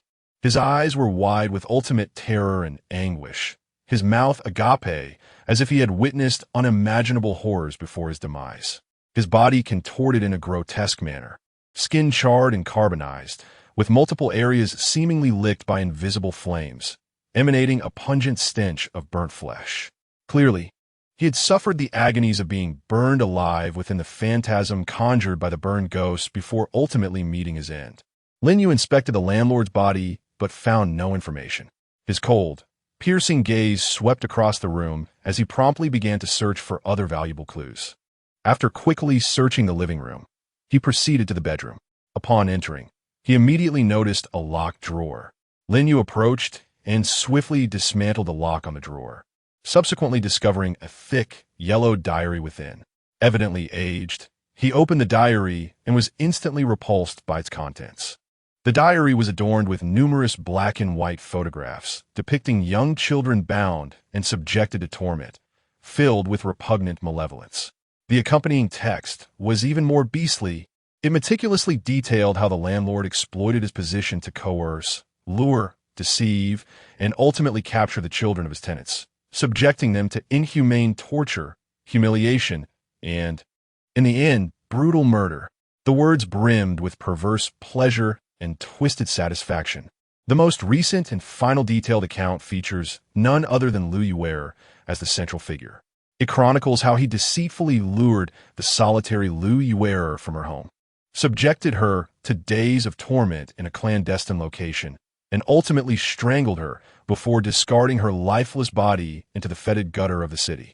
Even more appalling is the fact that he subsequently sought out the mentally shattered Lu Xiangxiang, vividly recounting the torturous details of how he had tormented and murdered her daughter. Beast. Lin Yu suppressed the surging waves of nausea and murderous intent, muttering a curse under his breath. He finally comprehended the reasons behind Lu Xiangxiang's madness and her act of arson. Such inhumane torment was sufficient to obliterate any mother. Chapter 47. The diary. Lin Yu cast a disdainful glance at the lifeless body of his landlord outside the window. In retrospect, it seemed rather merciful to allow such a beast to perish so easily. The diary chronicled the events leading up to Lu Yu's demise, and after informing Lu Xiangxiang, the entries abruptly ceased. The remaining pages, hastily inscribed, recounted the torment inflicted upon him by Lu Xiangxiang after her transformation into a malevolent spirit, detailing his terror and despair as he spent several days in vain searching for someone capable of resolving this predicament. Most crucially, It documented the moment when a Taoist priest from Longhu Mountain sought him out and the subsequent process of sealing the malevolent spirit. Indeed, within the pages of his diary, the mage had approached him voluntarily. The landlord himself had been oblivious to the full extent of the situation. After Lu Xiangxiang had lost her sanity, he had initially dismissed her as a mere madwoman. However, following her self-immolation at home, she, along with the other residents who perished in the fire, returned as vengeful spirits, claiming the lives of numerous inhabitants, including his own. It was only then that the landlord experienced true fear. Hastily seeking out a capable individual to address Lu Xiangxiang's wrath. Yet, finding such a person proved exceedingly difficult. After 3 days of fruitless searching, he had yet to enlist anyone of genuine ability. During this time, he was nearly driven to madness by Lu Xiangxiang's relentless torment. Her spirit seemed to possess an awareness, choosing not to kill him, but instead to inflict unending suffering. Just as the landlord teetered on the brink of insanity, a turning point arrived. The Taoist priest, claiming to be from Longhu Mountain, approached him, assuring that he could resolve the dire circumstances. Clinging to a desperate hope, the landlord acquiesced to the priest's demands, promising to offer any sum he desired, provided that the situation was rectified. To his astonishment, the priest indeed succeeded in vanquishing the spirits. Overjoyed, the previously miserly landlord found himself unusually generous, bestowing a substantial sum upon the Taoist. Before departing, the priest pointed to Lu Xiangxiang's room on the 5th floor, cautioning that the spirits were exceedingly fierce. He could not entirely eliminate them, but had managed to seal them within the confines of the room, utilizing a divine sword to diminish their power. He instructed the landlord that he had already cast a spell to prevent anyone from entering the room and forbade the spirits from escaping. However, it was imperative for the landlord to arrange for someone to hurl curses at the door each month, specifically words that would incite Lu Xiangxiang's fury, thereby suppressing the spirit's malevolence. He estimated that, after approximately 20 years, the divine sword would ultimately eradicate the vengeful spirit. The landlord, compelled to believe, dutifully arranged for monthly curses to be directed at Lu Xiangxiang's door, a practice he has maintained to this day. Perhaps due to the relentless torment inflicted by Lu Xiangxiang, he was so profoundly shaken that his perverse inclinations were extinguished, leaving him too terrified to engage in similar events thereafter. Thus, this sinister diary was relegated to a mere keepsake, locked away until the present day. Lin Yu closed the diary, feeling as though his hands were sullied with grime. Taking a deep breath to quell his rising anger, he departed from the repulsive room with the diary in hand. After bidding farewell to Boss Wang and the others, Lin Yu returned to his apartment. Piecing together the entirety of the incident by correlating the diary's contents, Granny Chen's gossip, the stories of the homeless, and the fragmented remarks of Boss Wang. 1. The malevolent landlord, driven by his depraved desires, lured, tormented, and ultimately killed Lu Yu, deliberately flaunting the gruesome details to Lu Xiangxiang. 2.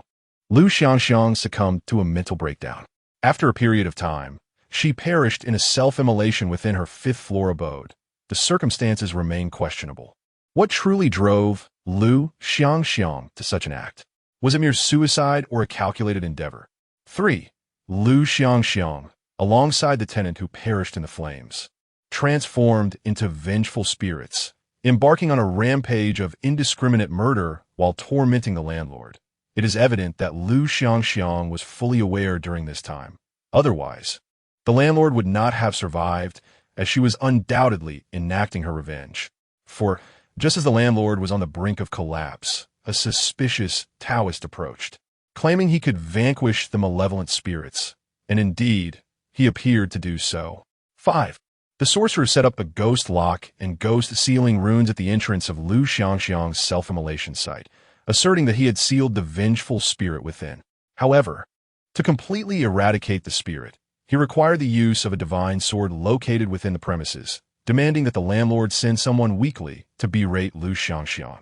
This elucidates why the spirit has endured to this day.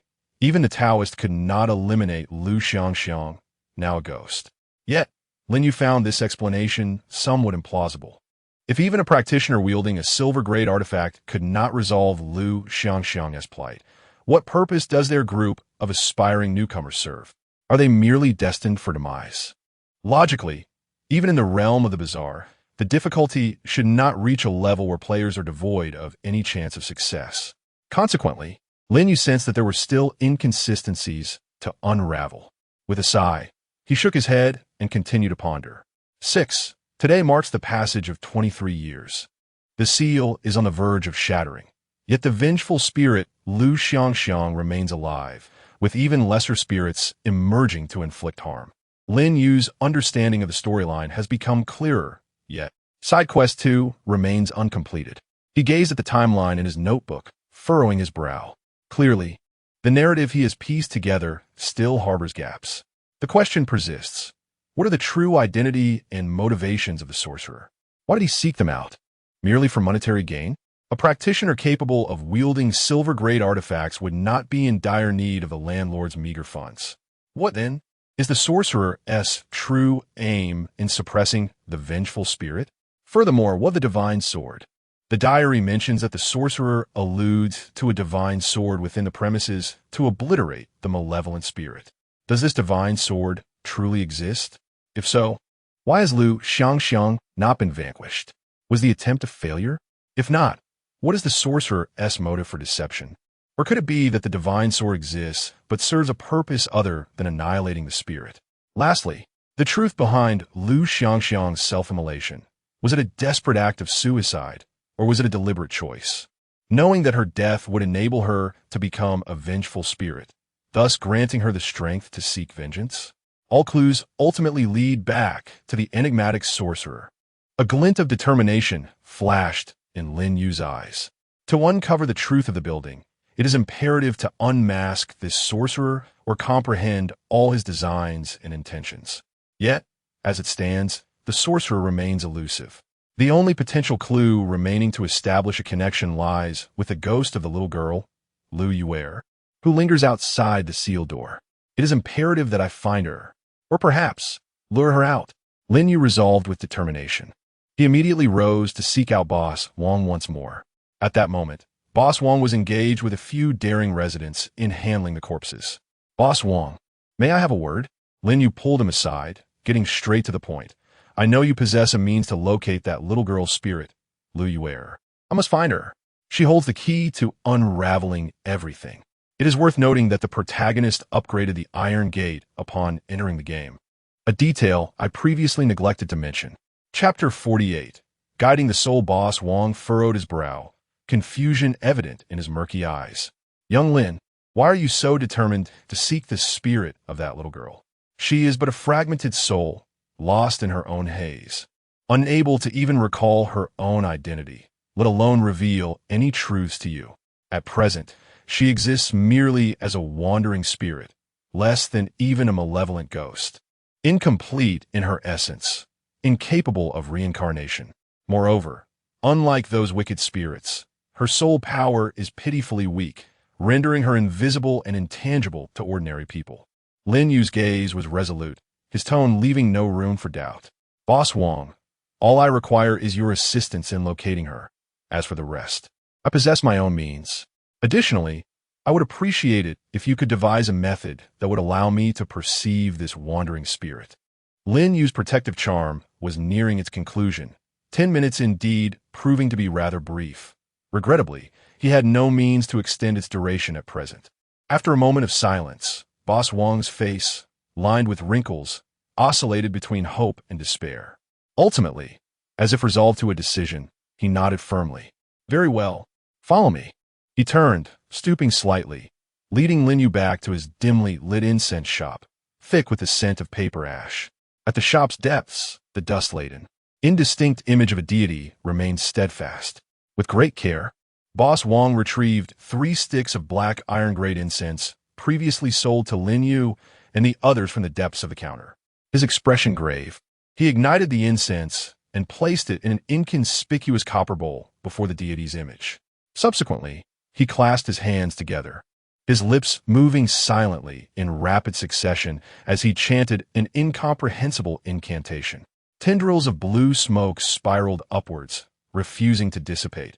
Instead, they seemed drawn by an unseen force, swiftly coalescing and elongating in the air, ultimately transforming into a distinct grayish-white mist, sinuous as a serpent, slithering out of the shop and pointing toward a specific direction outside. "It's done." Boss Wong's voice bore a hint of fatigue. "Follow this guiding smoke. It will lead you to the little girl. The smoke will temporarily solidify her spirit, and then you shall behold her." Before he could finish, Boss Wong's expression abruptly shifted. The mist that had escaped the doorway suddenly split into midair, as if cleaved by a sharp blade. One path continued onward, while the other veered ominously in an entirely different direction. This is not right." Boss Wong gasped, his withered hands clenching tightly around the guiding smoke's bifurcation, indicating that within this city, another ghost must exist. Lin Yu's brow furrowed at the revelation. "Boss Wong, can you discern which path leads to the little girl and which to the other spirit?" Boss Wong did not respond, inhaling deeply before closing his eyes again. Palms pressed together. His lips moved rapidly, the wrinkles on his face deepening, beads of cold sweat forming on his brow, as if he were bearing an immense burden. Moments later, he abruptly opened his eyes, his face as pale as parchment, his breath unsteady. Trembling, he pointed toward the direction of one mist trail. "That path leads to the little girl. The other is that spirit." He gasped for air, his voice frail. "Young Lin, I have exhausted too much energy. From here on, it relies on you." Lin Yu cast a penetrating glance at him, nodded slightly, and, choosing not to speak further, drew forth the blood-stained butcher's knife, gripping the hilt firmly. Without hesitation, he stepped through the doorway, hastening in the direction indicated by Boss Wong. The bifurcated mist left a faint trail in the air, guiding him deeper into the chaotic recesses of the city fortress. It was only when Lin Yu's figure had completely vanished around a corner that Boss Wong's pallid complexion began to regain its rosy hue. As if the previous weakness had merely been an act, he slowly straightened up, approached the entrance of the shop, and gazed in the direction Lin Yu had disappeared, his eyes reflecting a complex and inscrutable turmoil, dark enough to drip water. Why must a meddler appear at such a critical moment, exuding an air of arrogance? What a bother. After a moment, he turned back to kneel before the statue, thudding his forehead heavily against the cold ground, murmuring an extensive and obscure scripture in a hushed, urgent tone. Following the gray-white mist, Lin Yu navigated through the labyrinthine alleys of the fortress. The path beneath his feet became increasingly muddy, while the air was thick with a potent stench of decay and the sour aroma of fermenting refuse. Ultimately, the mist halted beside an open sewer at the rear of the fortress. Dark green, viscous wastewater flowed within, littered with various filth, and the end of the mist pointed directly into the depths of the foul water. Lin Yu furrowed his brow, suppressing the overwhelming stench, and cautiously approached the edge of the sewer. Utilizing the beam of his flashlight, he beheld a half-buried, charred corpse nestled within the sludge at the bottom. The surface of the body appeared as though it had been seared by fierce flames, the flesh carbonized and cracked, revealing the equally charred bones beneath. Just as he focused intently on the scene, the corpse's tightly shut eye sockets abruptly flared open, void of eyeballs, with two glowing green flames flickering within, reminiscent of hellfire. Simultaneously, a similarly charred arm, flesh fused to bone, shot forth from the mud with a disconcerting sound of bone grinding, darting towards Lin Yu's ankle with lightning speed. Lin Yu reacted with astonishing swiftness, instinctively stepping back while his right foot lashed upward like an iron whip, striking precisely at the joint of the charred wrist. A sickening crack echoed through the air. The arm bent at an unnatural angle, yet the corpse displayed no sign of pain, emitting a hissing sound from its throat as another claw lunged toward him. Seeking death, Lin Yu's gaze sharpened, and without hesitation, he drew his firearm. The sharp reports of gunfire reverberated in the confined space, 3 scorching bullets tearing through the air and accurately penetrating the head and chest of the charred corpse. The immense force sent the darkened body reeling backward, shards of bone and charred tissue scattering. However, at the instant the corpse hit the ground, a shadow, condensed like ink and exuding a bone-chilling coldness, erupted from the crown of its head. It wailed silently, imbued with a potent aura of resentment and destruction, hurtling directly towards Lin Yu's face. Lin Yu reacted with remarkable agility, twisting his body sharply to the side. The heavy butcher's knife in his hand carved a mournful arc, rising from below to meet the shadow with a fierce slash. As the sound akin to tearing leather echoed, the dark crimson gleam upon the butcher's blade flickered momentarily, cleaving the menacing shadow that lunged forth in two. The remnants of its form emitted a brief, sharp wail, reminiscent of a burst bubble, disintegrating instantaneously and vanishing, leaving behind a solitary orb of light that quietly descended to the ground. Lin Yu exhaled, shaking off the indistinct dark substance clinging to the blade, and then picked up the light orb, choosing not to unveil it, but rather casting it directly into his backpack. Subsequently, he furrowed his brow as he gazed upon the charred corpse below. Why was this one so feeble? In comparison to the three malevolent spirits he had previously vanquished on the first floor of the stronghold, this one's power was conspicuously diminished, with its ghostly essence thoroughly dissipated. Chapter 49. The Tattered Tiger Doll. However, Lin Yu did not dwell on it for long. He swiftly turned around, following another trail of soul-attracting mist, retracing his steps into the depths of the city fortress. At this juncture, it was paramount to seek out Lin Yu's spirit. This time, the mist led him to a dimly lit corner of the staircase on the ground floor of an old building deep within the fortress. Here, a heap of discarded debris lay scattered, the light almost entirely obliterated. Under the faint, ashen glow emitted by the gathered mist, Lin Yu could barely discern a vague, translucent silhouette curled up in the shadows of the staircase, motionless, resembling a forsaken rag doll. It was indeed the fragmented soul of Lin Yu.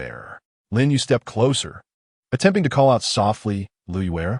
The silhouette remained unresponsive, not even a ripple stirred. "Lu Xiangxiang?" He tried another name, yet silence prevailed. The diminutive figure seemed to merge with the darkness, severing all ties with the outside world. "Indeed, she has lost consciousness," Lin Yu murmured to himself, acknowledging the truth of what Boss Wang had said. Just as he felt the situation becoming increasingly troublesome, a lightning bolt of inspiration struck his mind. Instinctive reaction. Yes, instinct. Perhaps it was worth a try. Lin Yu's gaze sharpened instantly, and he cast a complex look at Lin Yu, silently uttering an apology before focusing his thoughts to equip the fearsome spirit skill card. An invisible, chilling aura of dread immediately enveloped him, causing the temperature in that shadowy corner to plummet. He deliberately lowered his voice, mimicking the nauseating tone of the landlord described in the diary, and bellowed at the indistinct outline, "Lin Yu, so you've been hiding here. I've searched for you for so long. Don't you recognize me? I am Han Bo." The name Han Bo struck like a searing iron brand upon the nebulous soul shadow. The curled figure quivered violently, akin to a startled rabbit, and for a fleeting moment, the indistinct silhouette sharpened into focus, revealing the apparition of a small girl clad in tattered clothing, her face a mask of terror. She scarcely had time to ascertain who stood before her before letting out a silent scream and turning to flee deeper into the staircase, into an even darker corner. Effective. Lin Yu immediately took off in pursuit. Han Bo was indeed the name of that detestable landlord. He dared not chase too closely, fearing he might again scatter this fragile remnant of a soul. So he maintained his distance, navigating the labyrinthine hallways and narrow alleys in pursuit of the wavering gray-white trace. Lin Yu's fragmented spirit, like a frightened creature, relied on some primal instinct of spatial memory, twisting and turning until she finally darted into a cramped corner at the outermost edge of the fortress, half concealed by a jumble of debris and broken planks. Near the rear wall, Lin Yu pushed aside the obstructing rotting wood and broken baskets, and the scene before him halted his steps. A small, slightly raised mound of earth stood solitary at the base of the wall. In front of the mound, a rough stone slab was skewed, inscribed with 6 characters, "Grave of Lin Yu." The handwriting was juvenile, imbued with a sense of despair. Lin Yu silently gazed at the pitifully simple tombstone, a tempest of emotions swirling within him. He sighed softly and rummaged through his backpack, producing several pieces of milk candy and biscuits, which he gently placed before the gravestone. Next, he retrieved a stick of black incense, ignited it, and inserted it into the soft earth at the base of the tombstone. Wisps of blue smoke began to rise gracefully. Lin Yu, dear sister, Lin Yu's voice resonated low yet clear, imbued with a sense of remorse. I am truly sorry. I find myself powerless at this moment, having offended in the quest for truth. The fragrance of the incense appeared to possess an innate allure for the lingering spirit. A faint, almost imperceptible grayish-white mist emerged stealthily from the mound of earth, coalescing beside the gravestone into the silhouette of a small, translucent girl. Her eyes remained vacant, yet she seemed entranced by the rising smoke, gazing vacantly without exhibiting any signs of aggression or fear towards Lin Yu. Lin Yu waited patiently until the incense had burned completely, its final tendrils of smoke dissipating into the air. Resolute, he drew a shovel from the side pocket of his backpack and directed it towards the small mound, commencing his excavation. Each scoop of earth was meticulously removed. Lin Yu's spirit stood silently by, as though observing an event entirely unrelated to herself. The digging was not profound, and soon the shovel's tip struck something solid. Lin Yu carefully brushed aside the dirt, revealing a peculiar black box, approximately 1 foot square, neither wood nor iron in composition.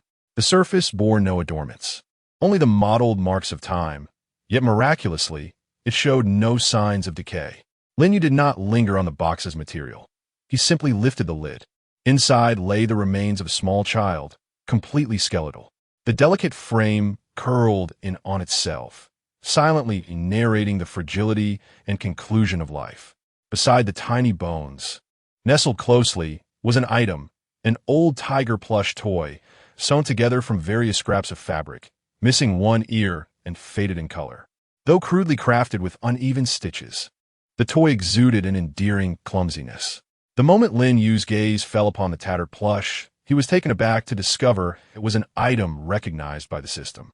Worn tiger plush category, special item level, none effect, awakens a mother's love for her daughter. Description: a tiger plush toy made from scraps of fabric. Note: this item cannot be taken out of this game world. It was a rather unique item, evidently akin to a quest object within the game. Understanding its significance, Lin Yu reached out to grasp the toy. However, just as his fingertips were about to make contact, an unexpected transformation occurred. The spirit of Lin Yu, which had been quietly hovering nearby, seemed to respond to an irresistible summons, transforming into a faint stream of light that swiftly darted into the worn plush toy. The toy's eyes, fashioned from black buttons, momentarily flickered with a barely perceptible glimmer before returning to their listless state. Lin Yu was momentarily taken aback as he picked up the doll. The coarse texture felt light and unremarkable, devoid of any unusual energy fluctuations. He attempted to call for Lin Yu, but the doll remained unresponsive. With no fruitful findings, Lin Yu gingerly placed it into the compartment of his backpack, swiftly closed the small box, and carefully restored the soil mound to its original state. He offered a slight bow to the small tombstone before turning to leave. It seemed that yet another lead had gone cold. This journey had yielded little more than a task item and a bewildered, lingering spirit, leaving him with a sense of weariness and frustration as he returned to his rented apartment. Upon pushing open the creaking old wooden door, Lin Yu had barely stepped into his cramped quarters, yet to turn on the light, when an astonishing event unfolded. The ragged cloth tiger doll in his backpack compartment began to shake violently without warning, followed by a faint white light that suddenly shot out from the seam of the backpack. As the white light touched the ground, it instantaneously transformed into the small, semi-transparent figure of Lin Yu, her eyes still vacant and adrift in the center of the apartment. However, at the very moment she materialized, a deep and authoritative hum resonated through the air. The source of the sound was the statue of the true monarch resting on the old wooden table in the corner. The vertical mark on the statue's forehead, the heavenly eye, suddenly illuminated. A pure, radiant beam of white light, imbued with overwhelming righteousness, descended with pinpoint accuracy, enveloping Lin Yu's fragile spirit completely. Panic surged within Lin Yu as he cursed his own negligence. He had forgotten the statue's natural restraint over ghostly entities and instinctively rushed forward to intervene. Yet, the ensuing scene rendered him motionless, his face etched with sheer astonishment and disbelief. Contrary to the annihilation typically inflicted upon other spirits, the purifying light did not obliterate Lin Yu's frail essence. Instead, it enveloped her like a gentle, warm current, neither bringing destruction nor. Was it comforting? Nourishing? Strangely, Lin Yu's previously indistinct form, which had appeared on the verge of disintegration, began to solidify and clarify under the illumination of the white light. Though still transparent, her outlines became distinctly pronounced, and even the creases of her tattered little dress were vaguely discernible. Within her hollow eyes, an almost imperceptible glimmer began to coalesce, akin to a flickering candle flame swaying in the breeze. The heavenly eye on the statue remained aglow, casting a steady and gentle light. Lin Yu held his breath, paralyzed, utterly unable to comprehend this illogical spectacle before him. Just then, whoosh, whoosh, whoosh. Outside the tightly shut windows of the apartment, several streams of similarly pure white light, like meteors summoned by an unseen force, suddenly emerged from various directions of the city. Some originated from the depths of dark alleys, while others descended from abandoned rooftops. One even appeared to emanate from the gap of a sealed door on the 5th floor, silently penetrating the wall and swiftly entering the apartment. The delicate strands of white light, imbued with a shared essence, unhesitatingly converged upon Lin Yu's soul, reminiscent of weary birds returning to their nests.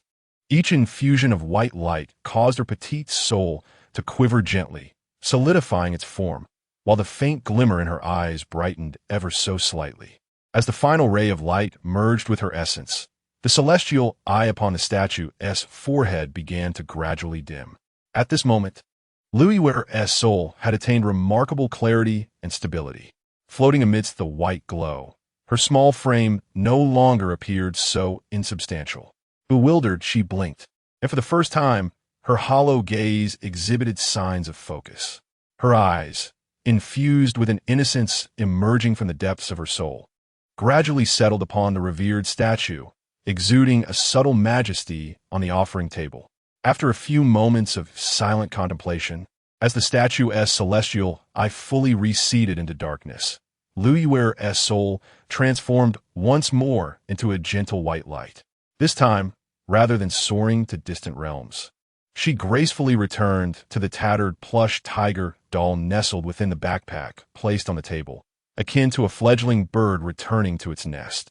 Within the apartment, the blinding light vanished entirely, leaving only the faint glow filtering through the window.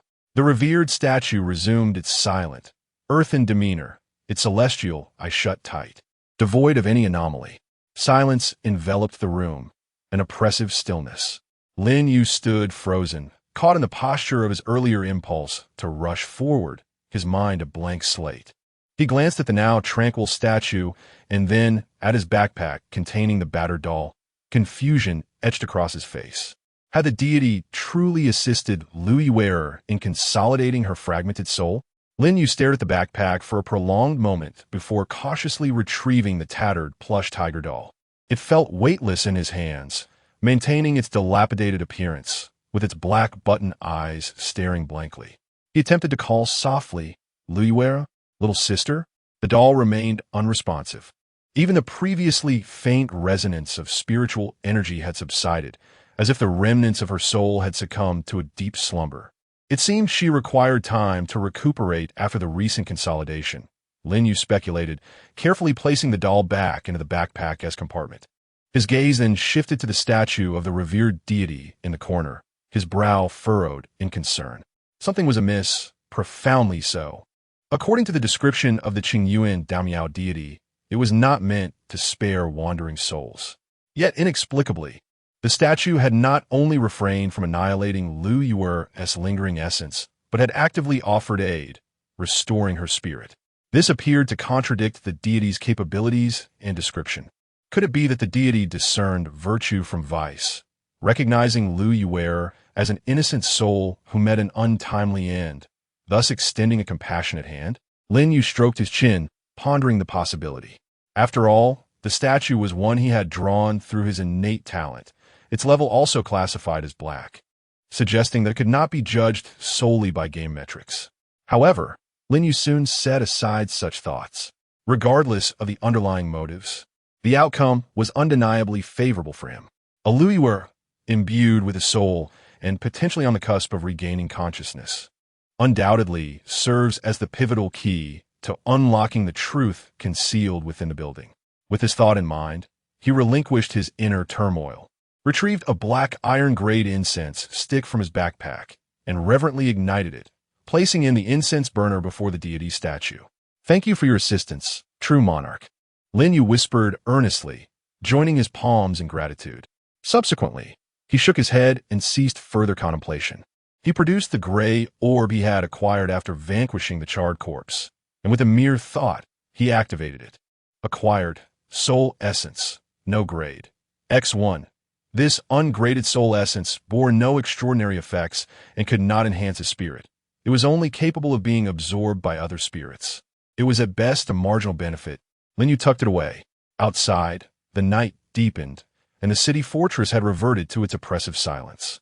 The taut nerves that had persisted throughout the day finally began to ease, and fatigue washed over him like a tide.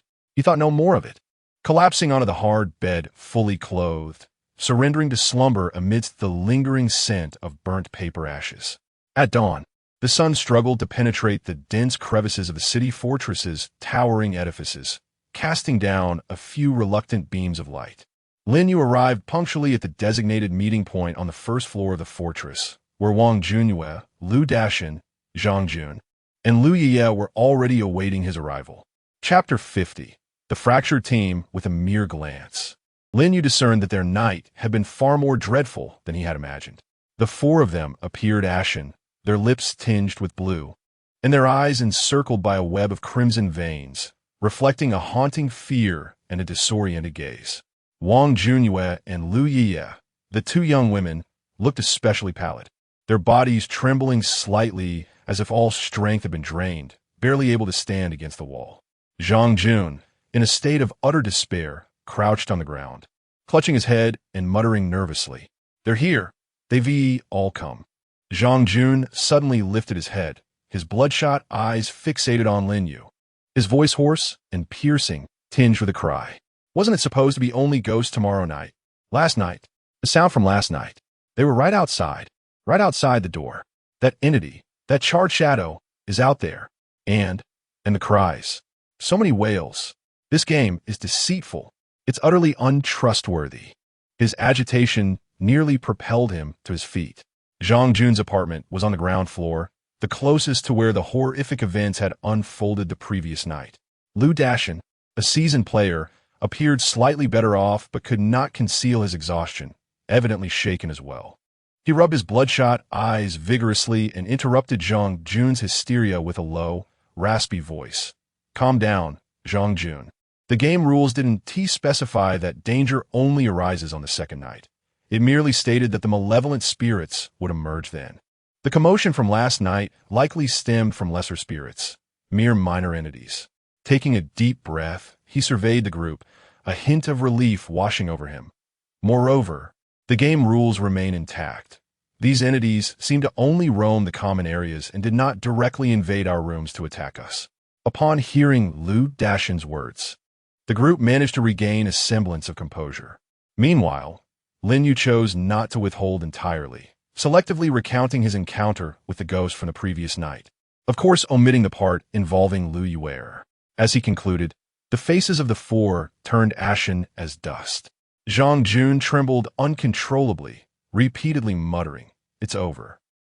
It's over." Yet, there was no need for excessive pessimism. Lin Yu, in a calm tone, doused them with a cold reality. The charred corpse ghost I defeated last night was not particularly powerful. It could be vanquished with ordinary weapons. As for the spirit within, I believe a talisman would suffice to deal with it. Those burned ghosts were slightly stronger, but not drastically so. There should still be places in the city, like Wang's incense shop, that harbor items capable of combating these entities. Finding them could provide us with a glimmer of hope. Items. Upon hearing Lin Yu's words, Zhang Jun's head snapped up, his bloodshot eyes igniting with a frenzied gleam akin to a drowning man clinging to driftwood, fixating intently on Lin Yu. You killed a ghost. It must have dropped equipment. You surely acquired something valuable, right? His voice was a hoarse shriek as he abruptly turned to Wang Junwei, his gaze filled with both fear and avarice. And you, Wang Junwei, what about those talismans and copper coins you bought? Bring them out. We are all in this together. There is no room for secrecy. Share them with everyone. He seemed utterly consumed by fear, as if the very strings of his reason had been severed. With a frenzied howl, he lunged towards Wang Junwei, hands reaching for the bag slung at her waist. Zhang Jun, what are you doing? Wang Junwei admonished him in a mix of anger and shock, but she had no time to evade. Zhang Jun collided with her. Meanwhile, Lin Yu merely observed with a cold detachment, showing no inclination to intervene. Lu Dashin began to comprehend the gravity of the situation and attempted to intervene. It was too late. On Wang Junwei's side, Zhang Jun's hands barely grazed her clothing when an invisible force materialized, crashing into his chest with tremendous impact. Bang! Zhang Jun was sent flying like a rag doll, crashing into a heap of discarded boxes and broken furniture, producing a cacophony of sharp, splintering sounds. He curled up amidst the refuse, clutching his left leg and emitting a heart-wrenching wail, evidently having injured his bones. The rules of the game. Lu Dashin observed the scene, his face ashen, murmuring to himself. This game strictly forbade players from harming one another. Any violation of such rules would not be met with gentle reminders. The consequences could be as mild as injury or as severe as death, a lesson learned through the blood and tears of players past. Zhang Jun, weeping and writhing in pain, struggled to rise from the debris, dragging his injured leg as he desperately bowed towards Lin Yu and Wang Junwei, his forehead striking the cold concrete with a resounding thud. Blood oozing forth in an instant.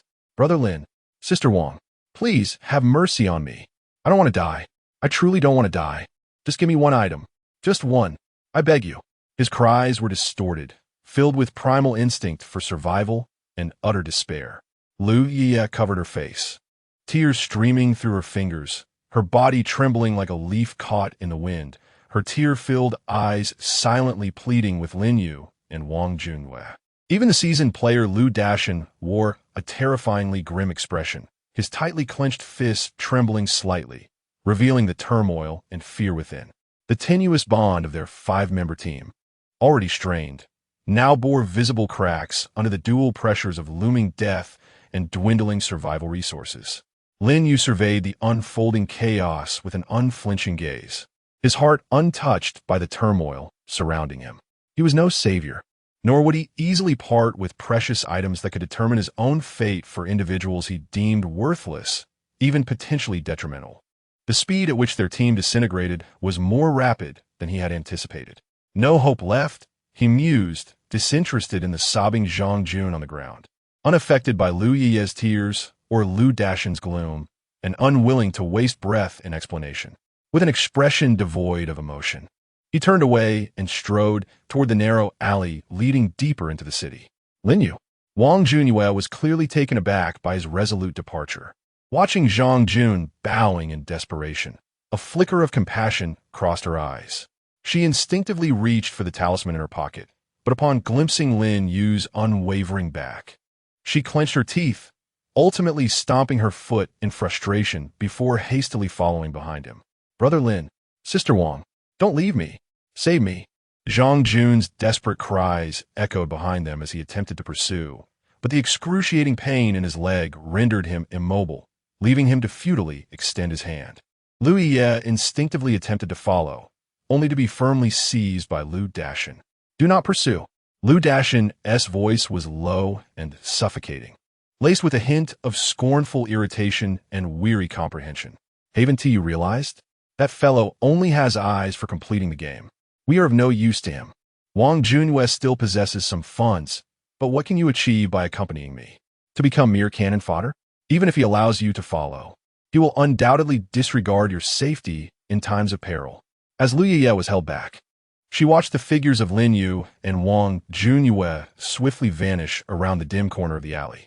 Glancing down at Zhang Jun, who writhed in agony on the ground, Tears streamed down her face in greater torrents, leaving her utterly lost and helpless. Lu Dashin took a deep breath, striving to suppress the tumultuous emotions within him, and he managed to summon a semblance of the calm demeanor characteristic of seasoned players. He crouched down to assist Zhang Jun. Enough of the wailing. Relying on others is less reliable than relying on oneself. I, Lu Dashin, have survived 2 games, and my experience surpasses yours. If we band together, we may yet navigate this cursed place. His gaze swept over Zhang Jun and Lu Ye. From this moment forth, heed my words. We shall first seek a secure location to tend to your injuries, and then search for other establishments akin to the incense shop. There must be a way. The game would not cast us into a realm devoid of any hope for success. Zhang Jun and Lu Ye clung to this last glimmer of hope, promptly nodding in agreement, their eyes rekindling with a faint flicker of optimism. Chapter 51. Seeking Boss Wang again on the other side, deep within the alley. The light grew dimmer. The echo of footsteps reverberated in the narrow space. Wang Junyue caught up with Lin Yu, walking beside him. After a few moments of silence, she could no longer contain herself and whispered, "Are we really going to abandon them like this?" The system prompts indicate this is a team game. Lin Yu did not halt his pace, his gaze sweeping over the tightly shut, rusted iron doors on either side, his tone unperturbed. Indeed, it is a team game. However, in the situation we just faced, you had 2 choices. First, to share your talisman coins with them, or second, to refuse. Choosing the first option is not unreasonable, provided they are worthy of investment and can genuinely assist me. In that case, I would not mind offering some help within my capabilities. But Zhang Jun is utterly useless. Lu Ye lacks decisiveness, and Lu Dashin? Lin Yu's expression remained impassive. How much value can an old player who cannot even produce a decent ghostly artifact possess? Is it worth my life-saving items being distributed?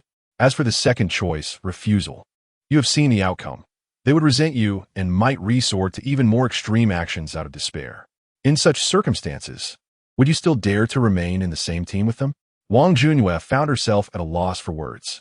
Putting herself in their position sent a chill down her spine. Indeed, what actions might the rejected resort to when their lives were at stake? She dare not gamble on that. What about me? Wang Junyue fell silent for a moment before speaking again, her voice tinged with tension. I suppose my worth to you is merely those game coins, right? If my money runs out and becomes useless to you, would you also? Lin Yu paused momentarily, glancing at her with a hint of surprise at her question. The girl's thought process was indeed unpredictable. No, Lin Yu replied decisively. Exploring such a vast citadel alone is far too inefficient. Moreover, he added, somewhat reluctantly, my intellect is not exceptional. There are areas where collaboration is necessary. If the money is gone but you remain, along with your judgment, that is still valuable. Wang Junyue stared blankly for a moment, observing Lin Yu's expressionless profile, her previous unease dissipating significantly. Although his words were blunt to the point of being hurtful, at least, he was honest. She nodded, no longer dwelling on that issue, swiftly redirecting the conversation. All right, I understand. Returning to the game. The rules clearly state that a malevolent ghost will appear on the night of the second day and will kill 1 player. Yet the actual situation is that minor ghosts were already active last night.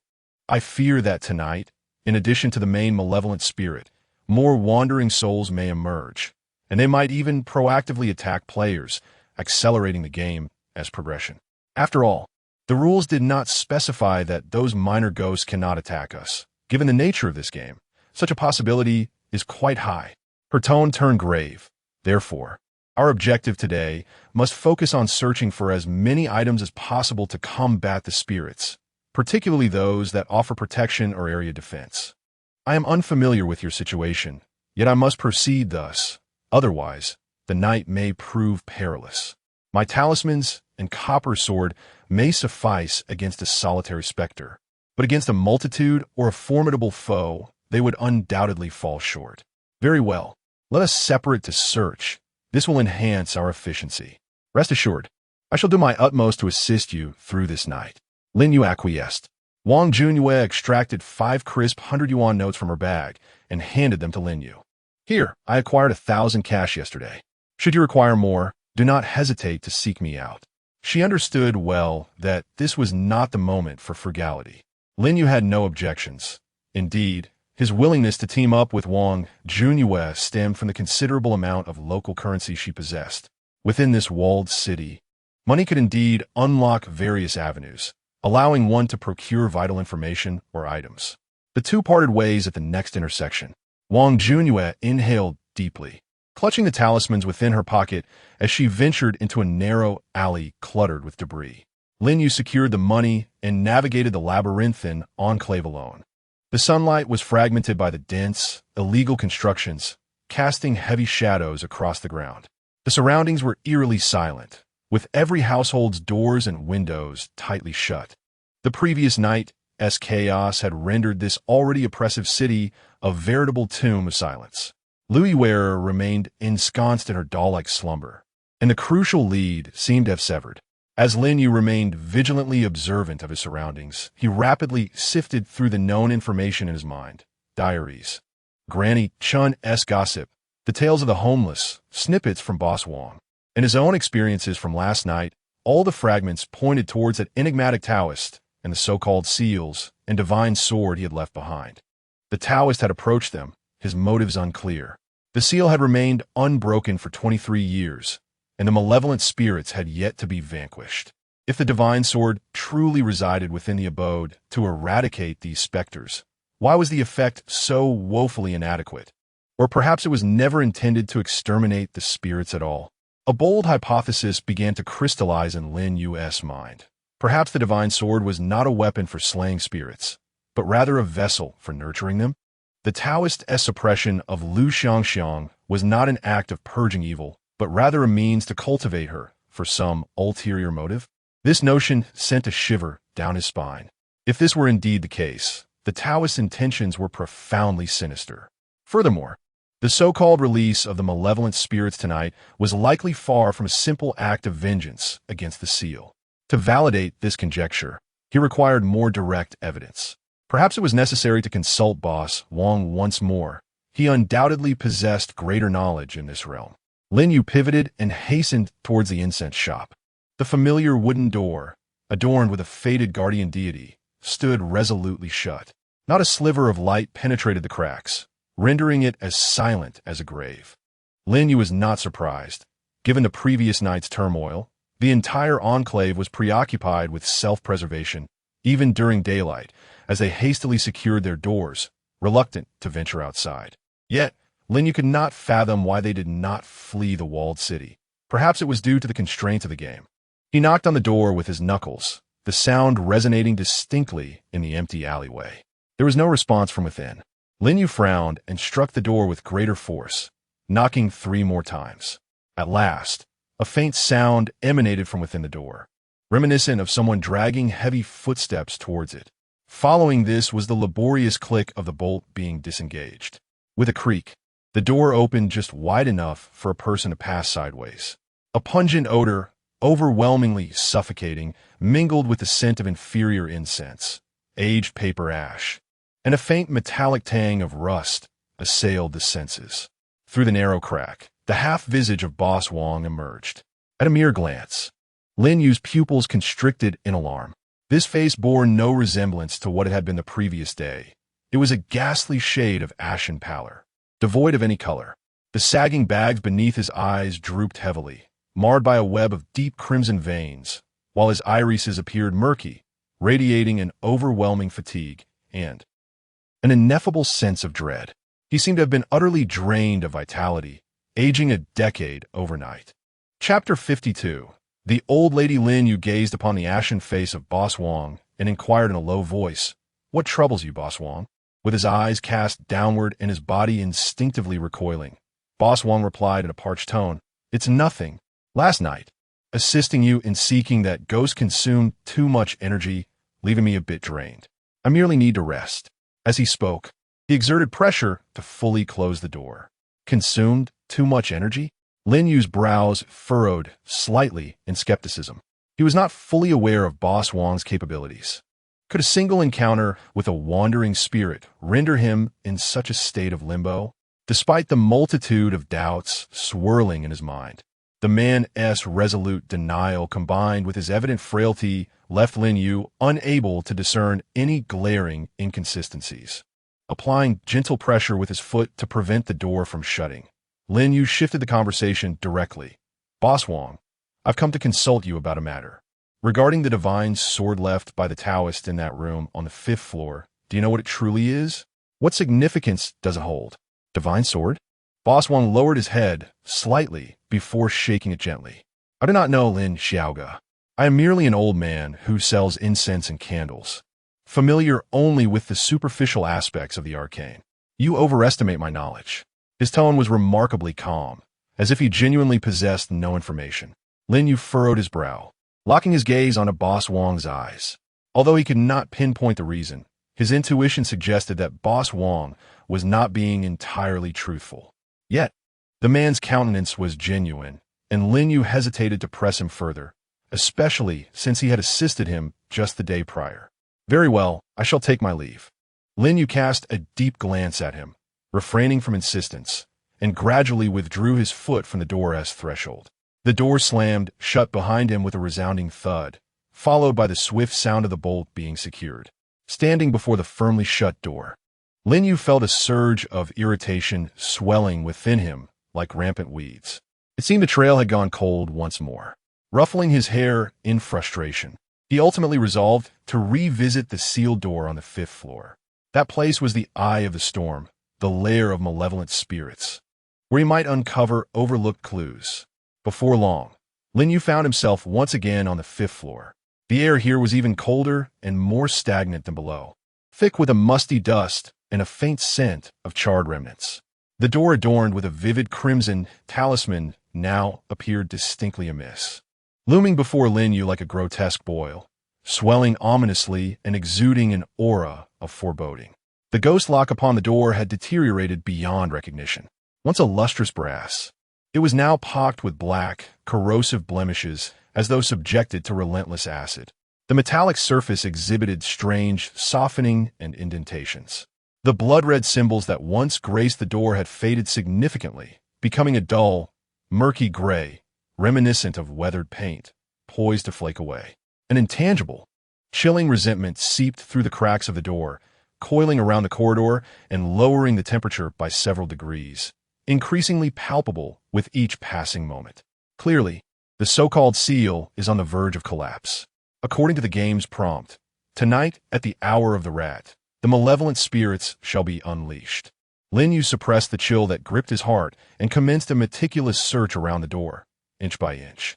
The doorframe, walls, floor, and the cobweb-laden corners of the ceiling. He spared no potential hiding place for clues. Unfortunately, he found not a single word left by a Taoist, nor a hint regarding the divine sword. After spending over half an hour in vain, as he despondently prepared to leave and reached the corner of the corridor, a flurry of hurried, delicate footsteps echoed from the stairwell, accompanied by heavy, frantic breaths. An elderly woman, her hair a muted white and her form hunched, appearing to be in her 80s or 90s, rushed up, leaning on a polished wooden cane. In her haste, she failed to notice Lin Yu, who stood in the shadows of the corridor. Her murky, aged eyes seemed fixated solely on the ominous door before her. With a nimbleness uncharacteristic of her years, she produced a palm-sized incense burner from her bosom, retrieved several inferior incense sticks and a stack of coarse yellow paper money, trembling as she ignited them, placing them in the burner on the cold cement floor before the door.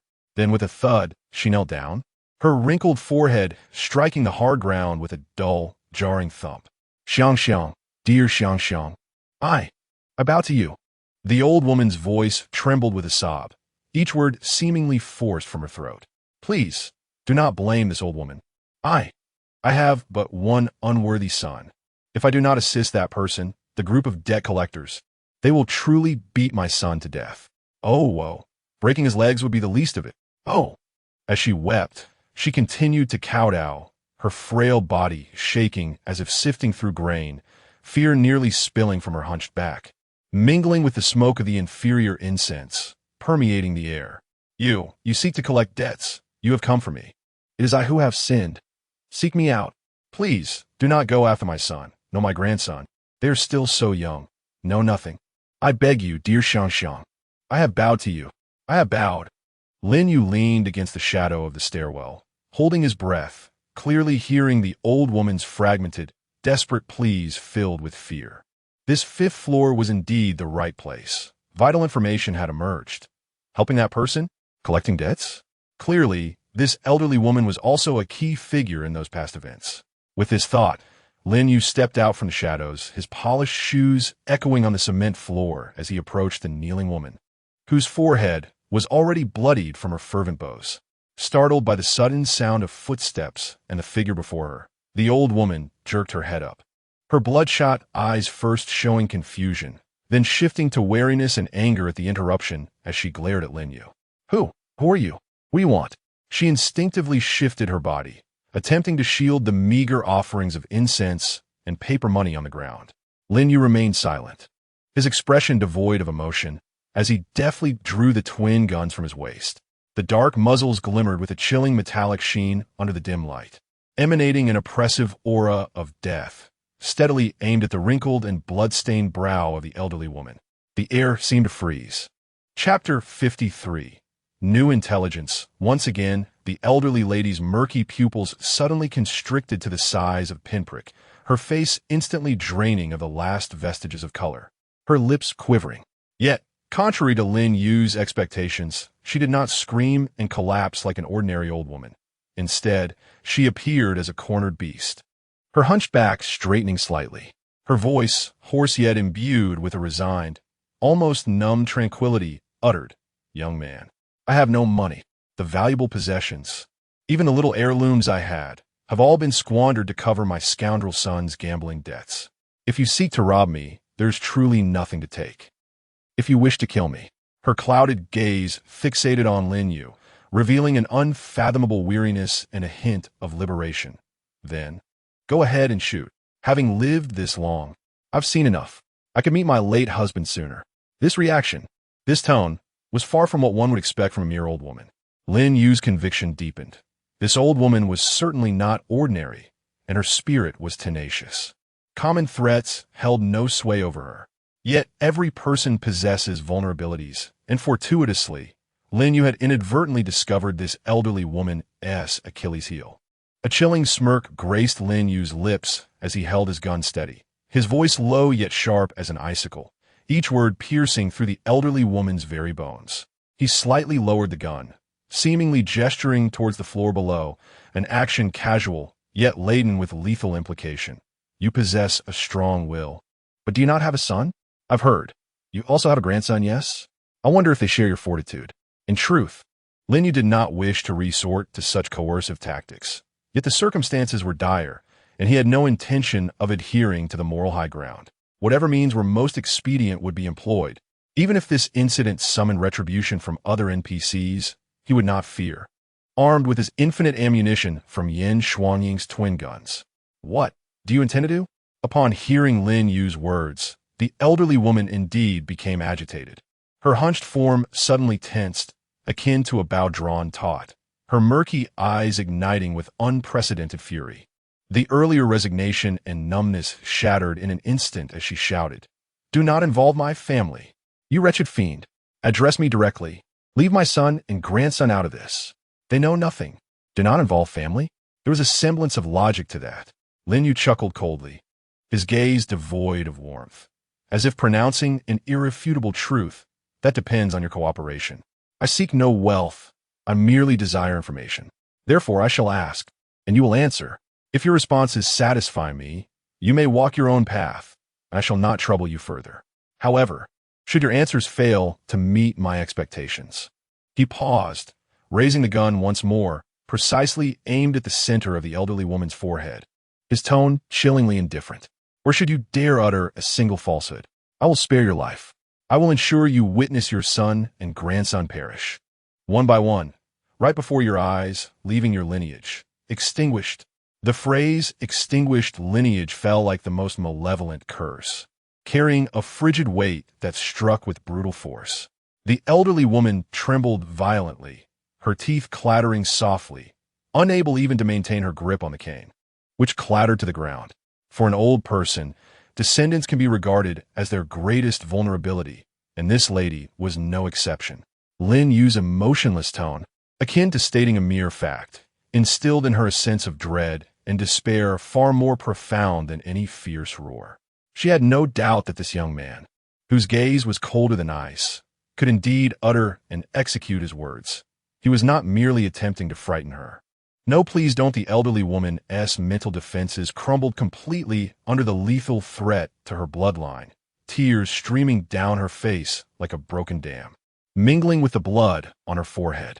I'll tell you everything, just don't harm them, please. Her words became a disjointed plea, stripped to its most primal form.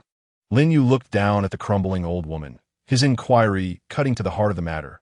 Earlier, you begged Lu Xiangxiang not to seek you out, claiming you assisted that person. Who is that person? What wrong did you do to Lu Xiangxiang? The question struck at the core. Upon hearing it, the elderly woman lowered her head and, after a few seconds, responded with trembling uncertainty. It was the landlord Hanbo. Here's what happened. I once told Lu Yu his fortune. She began to recount the story, her narrative fragmented, but gradually revealing that over 20 years ago, she had been a somewhat renowned fortune teller in the city, possessing minor skills in exorcism and divination. Her methods proved effective, and her modest fees garnered the trust of most residents. One day, she had fortuitously predicted for Lu Yu, discovering the girl's great fortune, and that her future partner would bring prosperity and longevity.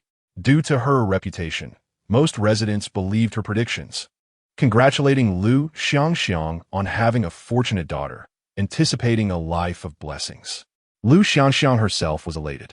However, this information reached Hanbo, a lecherous and superstitious man who was already in poor health. Intrigued by the prospect of taking Lu Yu as a concubine, he approached the fortune teller, inquiring if mere cohabitation would suffice. Mistakenly assuming his intentions were benign, she confirmed it, inadvertently setting off a chain of tragic events. Upon witnessing Lu Yu's demise, the fortune teller realized Hanbo was undoubtedly responsible, yet she dared not speak out for fear of retaliation. Subsequently, Lu Xiangxiang also perished, transforming into a vengeful spirit after death. Terrified of retribution, the fortune teller frequently returned to offer prayers of atonement, seeking forgiveness. Consequently, she abandoned the practice of fortune-telling altogether. While the tale seemed coherent, Lin Yu's suspicions deepened with each passing moment, his gaze growing increasingly cold and piercing. A short, derisive laugh escaped him, accompanied by a slight tremor of the gun's barrel, laced with mockery that pierced through the web of lies, an impressive fabrication, nearly convincing. Alas, riddled with flaws that even a 3-year-old could see through. The elderly woman's body stiffened abruptly, her gaze fixed in terror upon Lin Yu, her lips quivering as she stammered, I swear that everything I said is... Silence. Lin Yu interjected sharply, his voice low yet imbued with an undeniable authority. He locked eyes with the old woman, his gaze brimming with lethal intent. He was convinced that this individual was unequivocally deceiving him. The inconsistencies in her narrative were simply too numerous to overlook. Chapter 54. A true story. According to the information Lin Yu previously gathered from Granny Chun, Lu Xiangxiang lived in extreme poverty even while residing in the city fort. She was in such dire straits that she could barely afford a meal. The only reason she managed to stay in the city fort instead of the slums was that her husband had signed a long-term lease with the landlord. In such a state of destitution, how could Lu Xiangxiang possibly find the means to consult a famous fortune teller for her daughter? What could have motivated Lu Xiangxiang? Was she merely inquiring if her daughter could fetch a good price to alleviate their hunger? This notion is evidently nonsensical. Lin Yu also found it hard to believe that this old wretch did not charge for her fortune-telling services back then. Furthermore, according to Lin Yu's diary entries, Hanbo conducted his affairs with utmost secrecy. Even those closest to him were likely unaware of his perverse nature and the deeds he had committed. Regarding the incidents of children going missing or dying in the city fort, such occurrences were hardly rare, either then or now. Moreover, prior to Lin Yu, Hanbo had never engaged in the deliberate act of abandoning corpses or inciting the ire of parents. Lin Yu himself felt perplexed as to why Hanbo would seek to provoke Lu Xiangxiang. Was it merely to relish the despair reflected on a mother's face? To satiate his perverse inclinations? Yet his diary painted a clear picture. Han Bo was a deviant, but not a mindless lunatic. He would not indulge in senseless acts. Thus, provoking Lu Xiangxiang to the brink of anguish and resentment must have served some particular advantage for him or for someone else. This individual could not be Han Bo himself, as he was already deceased. Therefore, it must be someone else. But who could that be? Interestingly, it follows that Han Bo's public persona was certainly not that of a deviant. So, on what grounds did this fortune teller assert with such certainty that Han Bo was responsible for Lin Yu's plight? Unless she had known of Han Bo's predilections from the outset. Perhaps her proclamation that cohabitation brings blessings and longevity was a deliberate lure, enticing Han Bo to act against Lin Yu. She could very well be the instigator, a notion Lin Yu found corroborating evidence for. What kind of fortune teller would claim that those who shared a bed could gain blessings? This is not fortune telling. It is sheer nonsense. Lin Yu regarded this unrepentant fortune teller coldly, the dark muzzle of the gun pressed firmly against her temple. The elderly woman collapsed to the ground, trembling, her eyes filled with terror as they met Lin Yu's gaze. It appeared she would not shed a tear until faced with the coffin, resolutely intent on eradicating her lineage. Lin Yu ceased his idle chatter, his expression hardening completely. His index finger, poised on the trigger, pressed down slightly, producing a faint yet chilling metallic sound. Without hesitation, he turned and strode purposefully down the stairs, his heavy footsteps echoing in the silent corridor like the tolling of a funeral bell. Very well. I shall now seek out your son and discuss with him whether he is aware of the misdeeds his mother committed in the past. Let us also see if your grandson can elucidate these long-buried matters for his grandmother. At this moment, Lin Yu was equipped with the skill card, Fierce Demon. Thus, despite not possessing a menacing appearance, the old woman could still perceive the profound aura of murderous intent emanating from him. No! A shrill scream erupted suddenly, filled with the raw essence of despair and madness. Just moments ago, the old woman lay as limp as a rag, yet now, as though infused with a sinister power, she surged forth with astonishing speed, crawling and rolling towards Lin Yu, her frail, chicken-like fingers gripping his right leg with an intensity that felt as if they might embed themselves into his flesh. Tears and blood streamed down her face as her forehead, stained with filth, struck violently against the cold cement floor, quickly saturating a small patch of ground with crimson. I confess, I speak the truth. Spare me, O Lord. Spare my son and grandson. She cried out. I will tell all. Not a single word shall I conceal. It is I who has wrought this calamity. It is I. The old woman collapsed onto the ground, as if all her bones had been extracted, her murky old eyes vacant as they gazed at the floor, her forehead smeared with a mix of blood, tears, and mucus. Her voice was hoarse, akin to a frayed bellows. It is I who has caused this misfortune. It is I who spread those words, enticing that beast to fixate on the girl, Liu. Finally, she unveiled a harrowing truth concealed for over 20 years. A narrative utterly divergent from her previous claims. In truth, no one ever sought me to divine Lin Yu's fate. Those phrases about great fortune and prolonged life through cohabitation were entirely fabricated by me, deliberately leaked when many were present. I knew that Han Bo, that wretched creature, was frail, with peculiar predilections, and believed in such nonsense. He would surely bite the bait. Why? Lin Yu's voice was as cold as iron, the muzzle of his weapon unwaveringly aimed at her. Who compelled you to act thus? The old woman's voice was laden with anguish and regret, yet more so with the despair of being unmasked. There was someone who coerced me. Over 20 years ago, my worthless son, a notorious gambler, accrued a substantial debt, borrowing from loan sharks as well. Those merciless beasts, in order to extort money from me, seized him. They threatened that if I failed to repay, they would sever his limbs and toss him into the sea to feed the fish. It was at that time when that person approached me. He promised that if I followed his instructions, spreading those tales about Lin Yu, stirring Han Bo's interest in that girl, he would help me clear all my gambling debts and return my son, safe and sound. Her emaciated hands clawed desperately at the cold ground, her knuckles turning white. I had no choice at that time. He was my only son, my lifeline. If I did not assist him, those debt collectors would surely kill him. I could only comply. Lin Yu's gaze remained frigid, confirming his suspicions. The entire incident, from Lu Yuer's tragic demise to Lu Xiangxiang's frenzied self-immolation culminating in her transformation into a vengeful spirit, was nothing more than a meticulously orchestrated scheme. Yet, another perplexing question arose. What assurance did the puppet master have that Lu Xiangxiang would indeed become a malevolent ghost? What is it that makes Lu Xiangxiang so extraordinary? What is the purpose behind transforming Lu Xiangxiang into a malevolent spirit? Is it truly, as Lin Yu boldly speculates, that the divine sword is, in fact, an instrument for nurturing demons? Furthermore, who is the mastermind lurking in the shadows? Who is that individual? Lin Yu continued to inquire in a chilling tone. Chapter 55. The truth unfolds. The elderly lady shook her head, expressing her uncertainty. I truly do not know. When he came to see me, he was enveloped completely, with a black cloth obscuring his face and his hat pulled low. Even his fingers were concealed within gloves.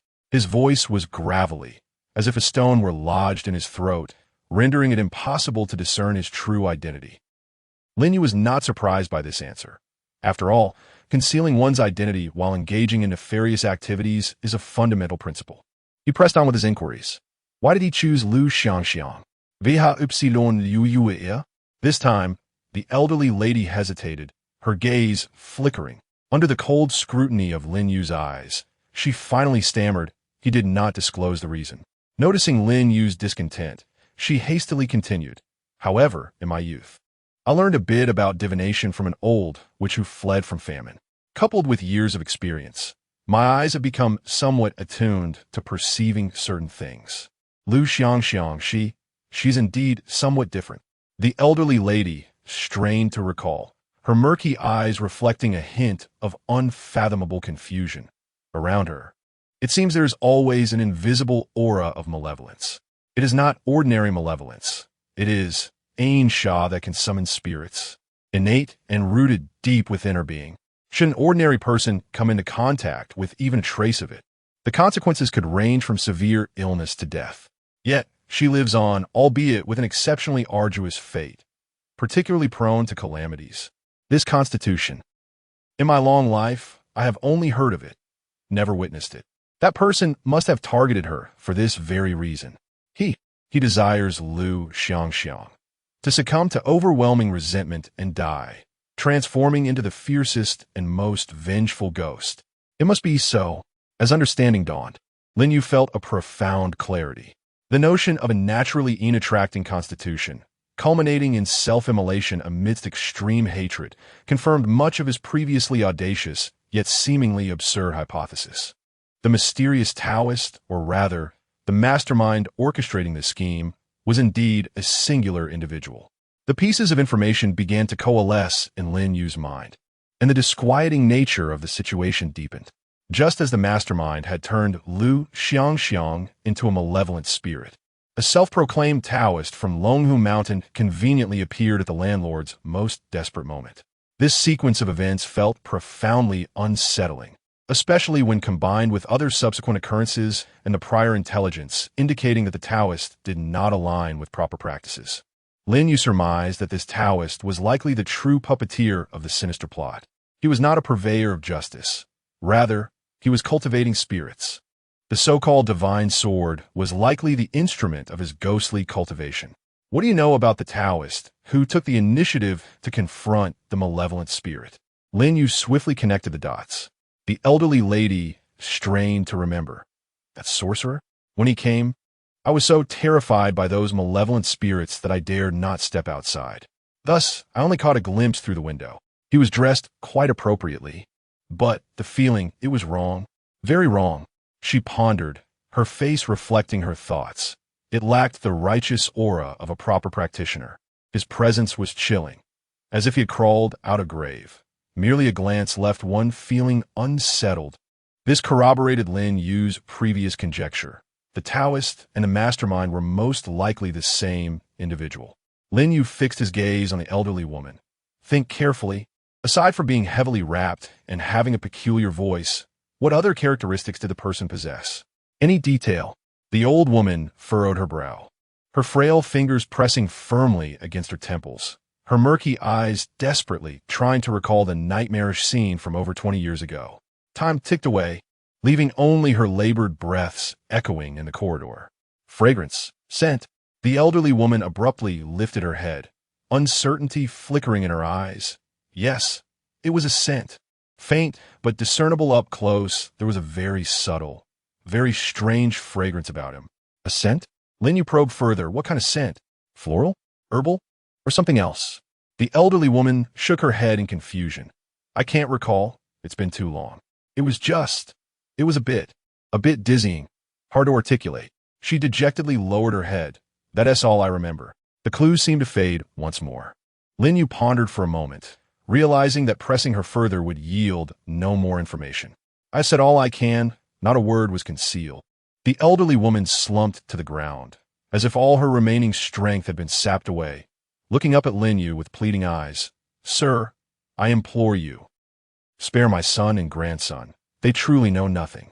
He gazed down at the elderly woman, who resembled a wretched heap, and recalled her earlier claims of her identity. His expression shifted slightly as he suddenly changed the subject. Elderly lady, since you were once a renowned shaman in the city, I presume you must have some hidden treasures stashed away? Talismans? Magical artifacts? Protective items? Now that you no longer practice, why not sell them to me? We can negotiate a fair price. He pulled out a few bills and waved them slightly. Upon hearing this, the elderly woman instinctively recoiled, her face contorting into a grimace even more sorrowful than tears, her murky eyes filled with profound resignation. Young man, it's not that I am unwilling. It's that I truly have nothing left. The meager possessions I had saved over the years were all sold off by my wayward son to the casinos in the city, exchanged for gambling money. I am now left with nothing but bare walls, hardly a decent bowl remaining in my home. Kazan? Lin Yu seized the critical information. Who did he sell them to specifically? The elderly woman gritted her teeth, each word seeming to be forced out through clenched jaws. Li Miao, the ruffian boss running the underground gambling den on the 3rd floor. My son. He sold off the last remnants of what his parents left him to that bloodsucker. She then provided Lin Yu with a specific address and location. Lin Yu nodded, pocketing the bills, no longer glancing at the elderly woman on the floor. You may leave now. Remember, today's affair must remain confidential. The elderly woman, as if granted a reprieve, scrambled to her feet, disregarding the blood still trickling from her forehead. She retrieved her fallen cane and stumbled down the stairs, not daring to look back, as if pursued by vengeful spirits. Lin Yu did not break his promise, nor did he see the necessity to silence her. After all, in this eerie and treacherous enclave, who would take seriously the ramblings of a deranged old woman? Moreover, even if someone chose to believe her, what of it? The fierce image he had displayed the previous night while vanquishing demons, coupled with the twin firearms at his waist, served as a formidable deterrent. On the 3rd floor, at the entrance of a gaming house, Lin Yu did not search for long. The individual he sought was quite renowned within the enclave, and he quickly located the establishment. Rather than a gaming house, it resembled a cramped, dimly lit shanty divided by wooden planks.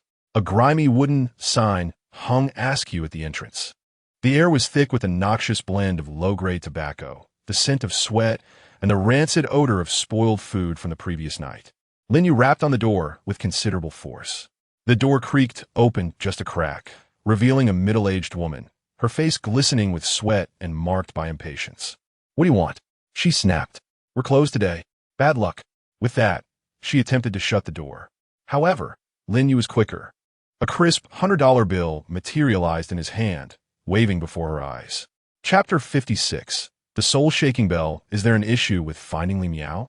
Upon seeing the banknotes, the woman's eyes instantly sparkled. Her earlier impatience evaporated, replaced by a sycophantic smile as she nimbly opened the door. Oh, esteemed guest, please come in. You're looking for Brother Miao, right? Just a moment. Just a moment. As she warmly ushered Lin Yu inside, she yelled towards the inner room. Old man, get out here. A big boss is looking for you. The so-called living room was a cramped space furnished with a few greasy, battered tables and several long benches. The floor strewn with cigarette butts and sunflower seed shells. Soon, a man clad in a floral shirt, unbuttoned to reveal his gaunt chest adorned with cheap tattoos, emerged, cigarette in mouth. His sunken eyes, clouded yet possessed of a slick, feral sharpness born from years of mingling in the underbelly of society, belonged to none other than Lin Yu. Lin Yu squinted as he appraised Lin Yu. Though clad simply, emanated a cold, hard air. His gaze lingered momentarily on the slight bulge of Lin Yu's waist before sweeping over the banknotes clutched in his hand, forcing a semblance of a smile. You seem unfamiliar. Young brother, what brings you to me? Lin Yu, uninterested in pleasantries, got straight to the point. His tone flat. I heard you acquired some antiques from Wu Xinpa's son years ago. I'm interested. What's the price? Lin Yu, cigarette between his lips, grinned, revealing yellowed teeth, a glint of cunning flashing in his eyes. Oh? You're quite well informed, aren't you? I do have a few items. He leisurely exhaled a smoke ring, feigning difficulty. However, those items, while somewhat shabby, are indeed antiques. They once belonged to Wu Xinpa herself, who was quite renowned for her skills. They carry a bit of spiritual energy, don't you think? Moreover, you know how things are these days. It's rather unsettled in the city, and these items are in high demand. Lin Yu remained impassive, slamming a $100 bill onto the greasy tabletop. Bring me the items. Upon seeing the bill, Lin Yu's eyes brightened momentarily, a flash of greed crossing his face. However, he quickly reverted to his slick demeanor, rubbing his hands. Well, young brother, it's not that I don't want to accommodate you, but 100 is a bit on the low side, don't you think? Those items cost me. Bang! A dull thud interrupted his words. Lin Yu had drawn his gun with such swiftness that Lin Yu barely registered the movement before the cold barrel pressed against his forehead like a viper. The force of the impact jerked Lin Yu's head back, leaving him frozen in place, the cigarette falling from his mouth. The woman beside them screamed in terror, covering her mouth. Money or peanuts. Lin Yu's voice was colder than the gun's barrel, his eyes devoid of any emotion, radiating a chilling, murderous intent. Choose one. Cold sweat instantaneously poured from Lin Yu's forehead and back. Having navigated the depths of society for years, he had encountered many ruthless individuals, but none matched the severity of the man before him, whose icy demeanor suggested he would pull the trigger without hesitation. Please don't be impulsive. Brother, let us talk this over. Let us talk. Lin Yu's voice had changed pitch, his body rigid and motionless, forcing a smile that was more grotesque than tears. There are things in the back room. I'll fetch them right away. Moments later, Lin Yu trembled as he emerged from the inner chamber, cradling a dusty, moldy wooden box, which he cautiously placed upon the table. Upon opening the box, a disarray of items revealed themselves. Several faded yellow talismans adorned with distorted symbols, a palm-sized compass with frayed edges, a few blackened incense sticks whose material was indiscernible, and a plethora of other miscellaneous, seemingly useless objects.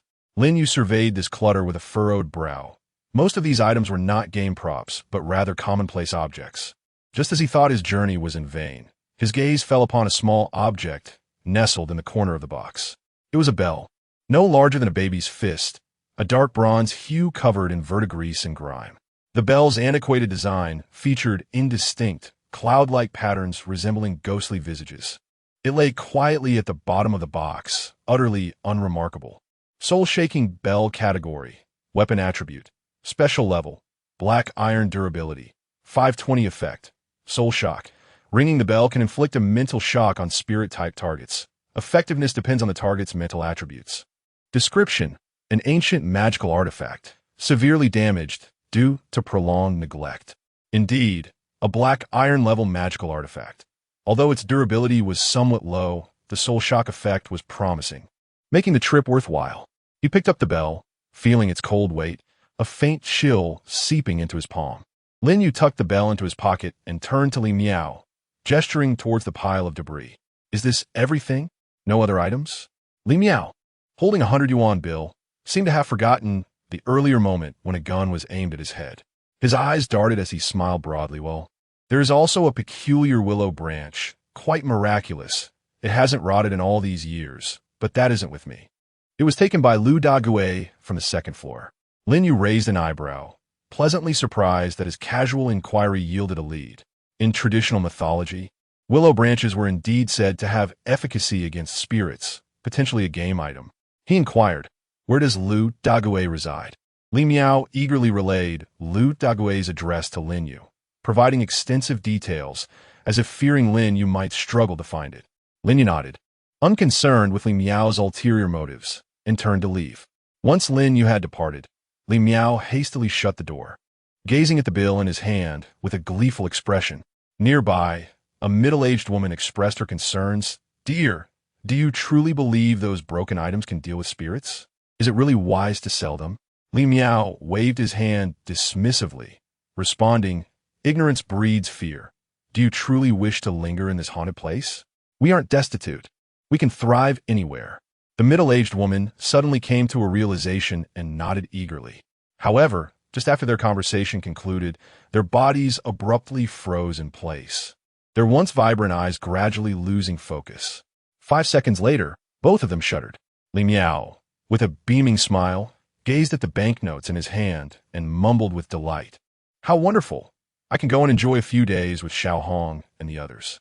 Beside him, the middle-aged woman shot Li Miao an exasperated glance, curtly asserting that they should split the money equally, as she too had a share in it. Chapter 57. Haunting in broad daylight, departing from Li Miao's humble abode, Lin Yu resolved to ascend to the second floor to engage in a serious conversation with Lu Dagui.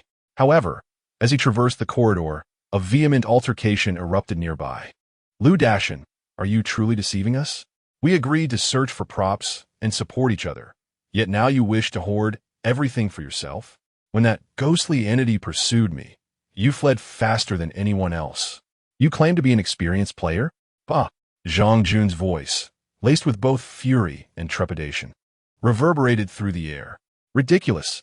Zhang Jun, cease your baseless accusations. I discovered that copper coin first. And regarding the earlier situation, whose fault is it that you couldn't run due to your injury? Should I allow myself to perish alongside you?" Lu Dashin's retort escalated, his tone rife with indignation at being exposed. "Brother Lu, Brother Zhang, please stop arguing. That thing seems to be approaching again." Lu Yi's voice trembled, tinged with a sob, as she interjected. Upon rounding the corner, Lin Yu witnessed a scene of utter chaos. Zhang Jun, propped up by a makeshift wooden stick scavenged from who knows where, had bandages hastily wrapped around his injured left calf, blood seeping through, his face pale as a ghost as he glared furiously at Lu Dashin, spittle flying from his lips. In contrast, Lu Dashin clutched a jade Buddha strung with red cord, his complexion a shade of green, his eyes flickering nervously. Lu Yi, in sheer terror, cowered in the corner, trembling uncontrollably, her finger pointing at a darker alleyway not far off, her voice quaking beyond recognition. In the shadows of that dim passage, a vague figure, exuding an eerie chill, was slowly advancing towards the trio. The silhouette was pitch black, accompanied by a faint scent of char. Both Zhang Jun and Lu Dashin, now aware of the approaching specter, felt their anger dissolve, replaced by an overwhelming dread. The quarrel ceased abruptly, leaving only heavy breaths and the sound of chattering teeth. Lin Yu observed the advancing shadow with a furrowed brow. Ghosts in broad daylight? This had transcended the realm of normalcy. Prior to entering the game, he had sought extensive information. The ordinary spirits within the game mirrored those he had encountered in cinematic and literary works of the past, all of which were averse to sunlight and seldom ventured forth during the day. A profound sense of dissonance surged within him. The previous night's ghostly appearances could be attributed to a loosening of seals, yet in the bright of day, at the peak of yang energy, how could such a feeble wraith traverse so brazenly before their eyes? "Ah, it's coming again." Lu Yi's scream pierced the oppressive air. Zhang Jun, leaning heavily on his stick, dragging his injured leg, was devoid of color, consumed entirely by terror. Lu Dashin fared slightly better, yet his grip on the jade Buddha trembled violently. As the charred specter drew closer, its slow yet menacing approach within mere meters, A glint of desperation ignited in Lu Dashin's eyes. To hell with it. Let us fight. With a swift motion, he unsheathed a gleaming machete, its edge honed to perfection. And with a primal roar, he charged towards the ghastly figure, defying the instinct to retreat. After all, he was an experienced player, his reflexes far surpassing those of an ordinary person. Swoosh! Swoosh! The machete, accompanied by the sound of slicing through the wind, struck mercilessly upon the charred, desiccated remains, sending fragments of putrid flesh and shattered bones flying. The air became thick with the acrid scent of burnt matter and the stench of decay. Lu Dashin's technique was evidently honed, targeting joints and vital points with precision. After several strokes, one arm of the charred corpse was severed with brutal force, and deep gashes exposing bone were carved into the chest, causing its movements to become staggered and sluggish. Huh, is that all there is? Lu Dashin panted heavily, a sinister smile creeping across his face, believing victory was within his grasp. However, in a fleeting moment, he let his guard down. Whoosh. A shadow, as dark as ink and exuding a bone-chilling cold, suddenly shot forth from the ragged remains. It moved with the speed of lightning, lunging straight for Lu Dashin's face. That was the true essence of the vengeful spirit. A ghost. The ghost has emerged.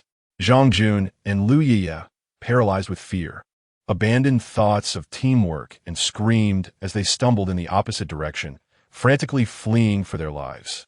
Lu Dashin's sinister grin vanished in an instant, replaced by an overwhelming dread. Instinctively, he clutched the jade Buddha hanging around his neck with his left hand, while his right hand swiftly retrieved a piece of yellow paper inscribed with twisted vermilion symbols, the ghost-repelling talisman he had previously purchased from Wang Junyue. Get away. I possess a protective talisman. I am not afraid of you. Lu Dashin's voice trembled, a facade of bravado as he shouted at the advancing shadow, shielding himself with the jade Buddha and preparing to activate the talisman. A hum resonated. At the moment, the ordinary jade Buddha was nearly engulfed by the shadow. It emitted a faint, almost imperceptible warm white light, forming a delicate barrier that barely encompassed Lu Dashin. Thud! The shadow collided with the barrier, as if it had struck an invisible wall, producing a piercing shriek as it was momentarily repelled. The barrier indeed provided a measure of defense. Lu Dashin felt a surge of relief, quickly followed by a wave of greed and courage. This jade Buddha could truly ward off spirits. He observed the shadow, which now seemed hesitant and lingered just outside the barrier, a glint of determination flashing in his eyes. Instinctively, he yearned to capitalize on this moment, to expend the precious talisman to obliterate the wretched entity. Yet reason swiftly quelled his impulse. With only 2 talismans at his disposal, and the jade Buddha serving solely as passive defense, vanquishing this one could be perilous if more lurked behind. The preservation of his life outweighed the desire for extermination. As he grappled with indecision, the shadow cautiously approached the barrier once more. Suddenly, a figure darted from the side alley like a phantom. The speed created a gust of wind. A cold glint flashed. Lin Yu swung the butcher's knife, carving a chilling arc that struck the shadow with unerring accuracy. A howl, tenfold more agonizing than before, erupted. The shadow, as if scorched by a red-hot iron, was cleaved in 2, its remnants writhing and twisting violently. Ultimately, under the malevolent aura of the butcher's knife, it disintegrated like a burst bubble, emitting a soft pop as it vanished completely. A faintly glowing orb of light fell to the ground. The entire process unfolded with astonishing swiftness. From Lin Yu's emergence to the obliteration of the ghost, all transpiring in but 2 or 3 breaths. Lu Dashin remained frozen, still holding the jade Buddha and the talisman against evil spirits, his expression a tableau of astonishment and lingering trepidation. He observed Lin Yu, who, with an impassive demeanor, reached out to grasp the gray orb of light, his gaze a tumult of emotions, relief at surviving the ordeal, fear of Lin Yu's formidable power, and a hint of frustration and greed at having his prey snatched away, for he had been the one to severely weaken the ghost first. Chapter 58. The willow branch. Lin Yu did not cast a glance at him, bending down to pick up the luminous orb and opening it. revealing yet another unranked soul essence. His gaze swept over the slowly dissipating charred corpse on the ground, and his brow furrowed even deeper.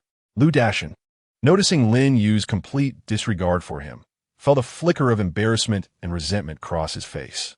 He hurriedly tucked the jade Buddha into his clothing, daring not to linger, casting a wary glance around before swiftly fleeing the perilous alley. Lin Yu paid no heed to Lu Dashin's departure. Rising to his feet, he surveyed his surroundings. Although it was broad daylight, this narrow alley was shrouded in shadows, devoid of any sunlight. Could this be the reason that the little ghost was able to move? After some contemplation, Lin Yu decided to search for what he needed first. Following the address provided by Li Miao, he soon found Lu Dague's residence in a more dilapidated corner on the second floor. Dealing with such lowly ruffians was second nature to Lin Yu. He employed the same old tactic, waving a handful of cash to pave the way while brandishing a gun as a form of intimidation. When the dark muzzle of the gun pressed against his forehead, Lu Dague's bravado evaporated in an instant, vanishing even faster than Li Miao's. "Big brother, spare me. You want that wretched branch, right? Here, take it. It's under the bed. You can get it yourself. Just give me some money." Lu Dague was so terrified that he lost control of himself, no longer daring to haggle. Lin Yu dragged out a dusty old wooden box from beneath his moldy bed, and upon opening it, he discovered a long willow branch, approximately 2 feet in length and as thick as a thumb. Its deep brown hue suggesting it had been steeped in the passage of time.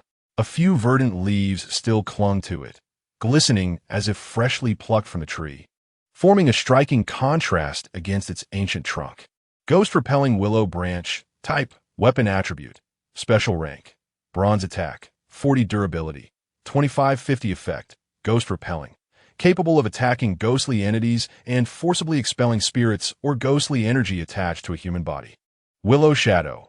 Consuming a leaf from the branch allows the next attack to summon hundreds of willow branch phantoms for area damage. Current leaves, 510. Note, inserting the willow branch into spiritually enriched soil will gradually restore the number of leaves. Description. Taken from the most spiritually abundant main branch of a century-old willow tree. It embodies pure vitality and the power to exorcise evil. Satisfied with the bronze-level weapon, Lin Yu nodded in approval. This venture had proven worthwhile. He casually tossed Lu Dague 50 yuan as he turned to leave with the willow branch in hand. Just as he exited the foul-smelling hovel of Lu Dague, intending to rendezvous with Wang Junyue, a heart-wrenching, cacophonous wail erupted from all directions, sweeping through the air like a tidal wave. The eerie silence of the fortress was shattered in an instant. "Ghosts! Help! Run! They are everywhere." Lin Yu's expression changed dramatically as he dashed to the edge of the corridor railing and peered down. What was once a relatively calm ground level of the fortress, and its alleys had descended into utter chaos. Hundreds of charred corpses, exuding a pungent odor of burnt flesh and a chilling aura, surged forth like the undead from a video game, rigidly and ferociously attacking the panicked residents. They possessed immense strength, their movements not particularly agile, yet they exhibited a reckless fearlessness. Ordinary blows or strikes with clubs barely affected their ashen bodies. A burly man swung an iron rod, striking a charred corpse on the shoulder, only to be met with a dull thud. The corpse merely swaying before seizing the rod, and with a claw-like grip, clamping down on the man's throat. A sickening crack echoed as the man's struggles ceased abruptly, his eyes bulging as he was cast aside like refuse. More charred bodies poured forth from shadowy corners and abandoned houses, lunging at any humans in sight, tearing and gnashing with wild abandon, as blood and screams instantaneously stained the narrow alleyway. A mass transformation of the dead? Or was it still daytime? Alarm bells rang in Lin Yu's mind. Observing the charred corpses, his thoughts raced, swiftly conjuring the image of a figure in his mind. Without hesitation, Lin Yu turned and sprinted towards the incense shop owned by Boss Wang on the second floor. This Boss Wang, he must be involved. The familiar wooden door of the shop stood tightly shut. Lin Yu pounded on the door, shouting, "Boss Wang, open up. Something's happened outside." Silence reigned within, with no response. Lin Yu's gaze sharpened. No longer hesitating, he took a step back, muscles coiling in his right leg, and delivered a powerful kick to the lock. Boom! The resounding crash echoed as the frail wooden door, along with its frame, exploded inward under the force of his kick, splintering into a shower of wood shavings. Amidst the swirling dust, Lin Yu, gun in his left hand and butcher's knife in his right, dashed into the shop with the swiftness of a cheetah. However, the shop was utterly empty. Shelves were haphazardly cluttered with various incense and paper offerings. An abacus lay overturned on the counter, and everything remained in its usual disarray. Save for the absence of Boss Wong. Lin Yu's gaze immediately darted to the corner wall, the once dusty spot where the sacred idol had been displayed. At this moment, the wall was bare, save for a square mark, slightly lighter in color than the surrounding area, indicating the idol had been removed. On the ground where the idol used to rest lay a vast expanse of ashes. These remnants, the traces of burnt paper offerings, were interspersed with charred fragments of paper figures, upon which twisted runes could be faintly discerned. Lin Yu's heart sank. Indeed, Boss Wong had fled, or rather, he had absconded with the most crucial items. The sudden emergence of these charred corpses was likely a ploy to create chaos and buy time. Curse it, Lin Yu muttered under his breath, suppressing his anger. Venting now was futile, as the man had already escaped. He swiftly began to search the shop. Boss Wong had left in haste. It was improbable he could carry everything away. Before long, in a locked drawer behind the counter, Lin Yu discovered a dozen meticulously wrapped black iron-grade incense sticks, carefully encased in oiled paper. In the innermost corner of the shop, separated by a tattered curtain, there lay a small storeroom brimming with miscellaneous items. He lifted a piece of worn oilcloth and uncovered several large stacks of coarse yellow paper and a few boxes of dark red cinnabar. These were fundamental materials for crafting talismans, and they were duly recognized by the system. Without hesitation, Lin Yu swept all the materials into his backpack. As he moved aside a heavy pile of old ledgers, an ancient book, crushed beneath the weight, emerged. Its cover was tattered and bound with rough thread, revealing itself to be a time-worn tome. The cover, made of deep blue thick paper, was severely worn along the edges, and inscribed in an archaic font were the words, "Collection of Qing Shan Talismans, Fragment." A flicker of interest ignited within Lin Yu as he picked it up. Chapter 59. The Collection of Qing Shan's Taoist Talismans, Fragment of the Collection of Qing Shan's Taoist Talismans, Category, Knowledge Level, Bronze Effect. Upon usage, one may acquire the remaining methods and principles of talisman drawing contained within. Included talismans: Demon-Repelling Talisman, Spirit-Eye Talisman, Ghost-Killing Talisman, Ghost-Seeking Talisman. Note: knowledge-based items require players to learn, comprehend, and practice independently to master and utilize. They cannot be used directly like skill cards. The knowledge of talismans ignited a spark in Lin Yu's eyes. This was undoubtedly a delightful surprise, although it required study. In the realm of gaming, possessing an additional means of survival equated to an increase in vitality. Not to mention, should these talismans be successfully crafted, their market value would be considerable. Without hesitation, he opted to utilize the item. Instantly, a torrent of information regarding the origins of talismans, their fundamentals, brush techniques, the circulation of spiritual energy, as well as detailed drawing methods and key points for the four talismans flooded his mind like a gentle stream. While he could not draw them immediately, the foundational theory and framework had already been established. Before he could savor the knowledge, heavy footsteps and the nauseating stench of charred remains emanated from outside the shop. Lin Yu furrowed his brow and hurriedly exited, only to find the dilapidated entrance of the incense shop blocked by a dozen ashen figures, their hollow eye sockets fixated on Lin Yu, radiating silent malice and a chilling aura of death, saturating the air with a potent odor of char. Ah, how fortuitous! Lin Yu scoffed softly. Instead of retreating, he sheathed his blade at his waist and drew forth the freshly acquired, demon-repelling willow branch. There was no need for flamboyance. His arm muscles tensed as he swung the willow branch with precision toward the densely packed corpses at the entrance. Whoosh!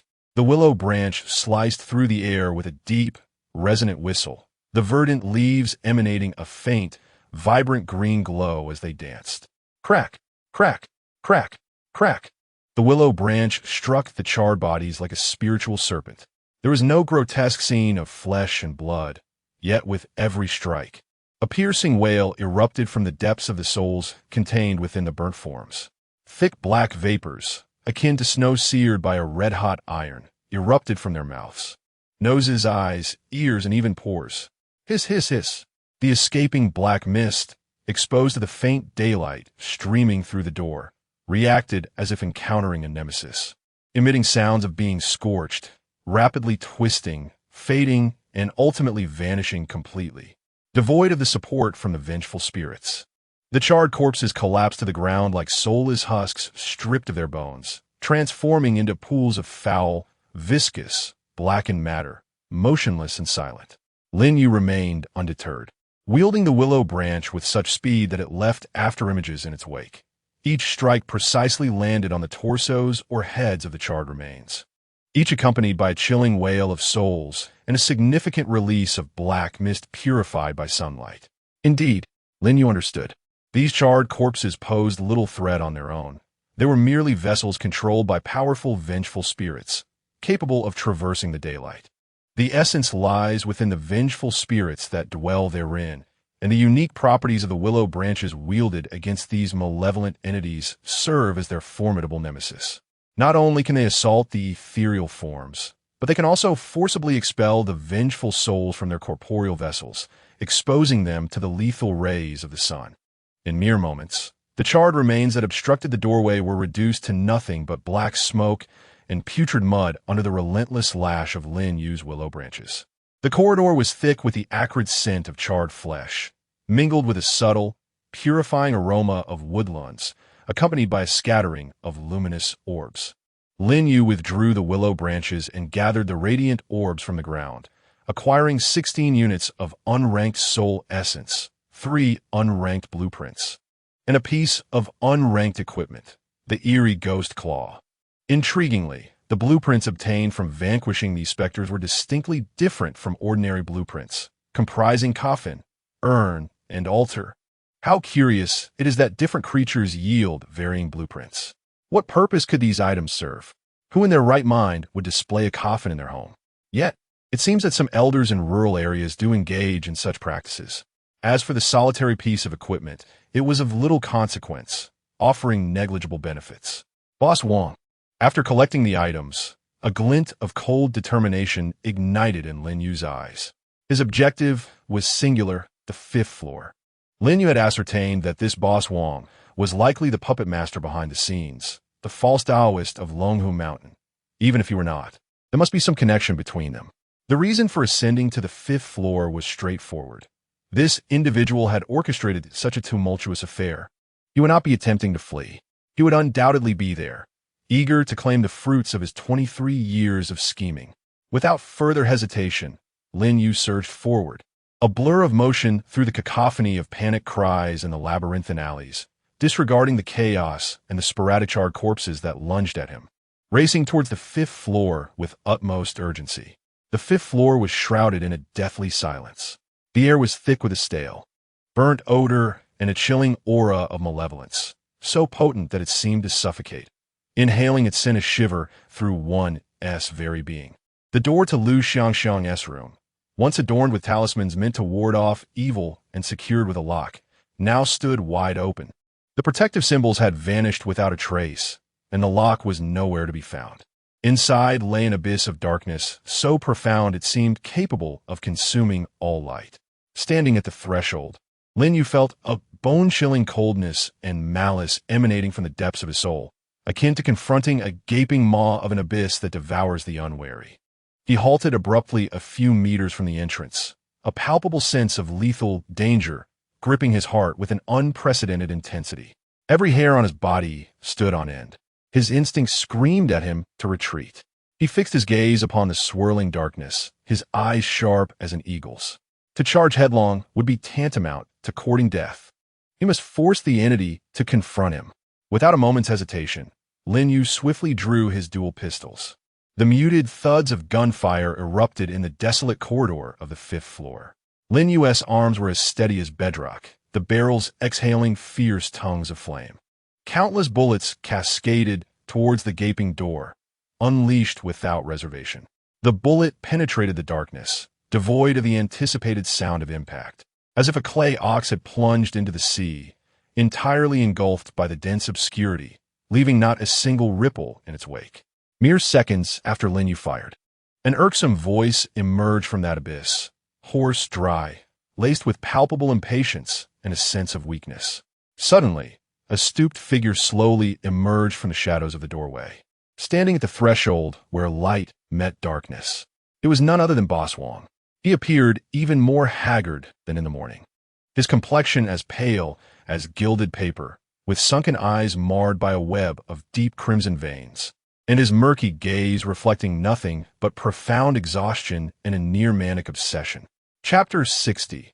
The Demon's Sword. He appeared utterly depleted, as if the last vestige of his vitality had been drained, teetering on the brink of collapse while emanating an unsettling aura of danger. Most astonishingly, the bullets fired by Lin Yu, mere half a meter from his body, inexplicably hung suspended in midair, as if an invisible, impenetrable barrier stood before Boss Wong. The bullet's kinetic energy was instantaneously neutralized, akin to insects ensnared in amber, futilely spinning before ultimately losing all force and clattering to the cement floor, rolling away in disarray. Lin Yu's pupils constricted sharply, and he gradually ceased firing, the barrels of his twin pistols still emitting wisps of smoke. Boss Wong's brooding gaze, akin to that of a venomous serpent, locked onto Lin Yu, his voice a raspy and unpleasant whisper, tinged with a morbid exhilaration and profound resentment. I have calculated every possible outcome, yet I never anticipated. The greatest surprise would manifest at this pivotal moment of impending success. The divine truly does not deceive. The emergence of a sacred artifact inevitably attracts covetous eyes, heralding a transformation of the heavens and earth. Lin Yu sheathed his twin pistols at his waist, his right hand stealthily tightening around the hilt of a concealed dagger, while his left hand subtly grasped a branch of the ghost-repelling willow hidden within his sleeve. His gaze, icy and resolute, met that of Wang Xiangxian. So, you are indeed the malevolent cultivator who masqueraded as a Taoist from Longhushan 23 years ago, as well as the mastermind behind Wu Shenxi's schemes to frame Lu Yuer and drive Lu Xiangxiang to her demise. Wu Shenxi? So it was she who divulged this to you. Indeed, I should not have shown mercy back then, allowing her wretched life to persist. Wang Xiangxian straightened his stooped back slightly, a trace of morbid pride illuminating his countenance as he candidly acknowledged, "Indeed, it is I, the death of Lu Yuer, the madness of Lu Xiangxiang, her transformation into a vengeful spirit, the massacre of the city's inhabitants, and the relentless torments suffered by that beast Han Bo over the past 23 years. All of it has been meticulously orchestrated within my grand design. Not a detail amiss." A fanatical gleam flickered in his murky eyes, as if he were admiring a meticulously crafted masterpiece. Unmoved, Lin Yu pressed on, each inquiry targeting the crux of the matter. I remained perplexed. Lu Xiangxiang's self-immolation was not merely born of despair. Was it not also your guidance? Your ultimate objective was never the eradication of evil, but rather to exploit her unique constitution and the resentment born from her transformation into a ghost, to forge what you deem the divine sword. That sword, in essence, is cultivated? At this, Wang Xiangxian emitted a series of harsh, dry chuckles, reminiscent of a wheezing wind instrument. Ha ha ha, astute, young one, you are indeed perceptive. Indeed, every step of that wretched woman's self-immolation was orchestrated by my design. As for that divine sword, his eyes ignited with fervent greed, his voice rising sharply. It is the ancient and unparalleled method for forging a legendary weapon, the Demon's Sword. It seemed he had restrained himself for far too long. Now, confronted with Lin Yu, he was overwhelmed by a fervent desire to divulge, or perhaps to flaunt the process of this magnum opus before its unveiling. I am Wang Xiangxian, once an inconspicuous disciple of the Qing Mountain sect. After more than 20 years of relentless cultivation, I find myself lamenting my inherent lack of talent, feeble magical powers, and superficial knowledge. As I gaze upon the seemingly unattainable path to enlightenment, despair begins to take root in my heart. Yet, Fortune has not entirely abandoned me. In a forsaken cave of the ancestral master, nestled in the mountains behind the sect, I stumbled upon an unparalleled divine artifact. With fervor, I gestured toward the roiling darkness behind me, as if the sacred object lay concealed within. Lin Yu could surmise that the divine object referred to was likely the indistinct idol he had been venerating.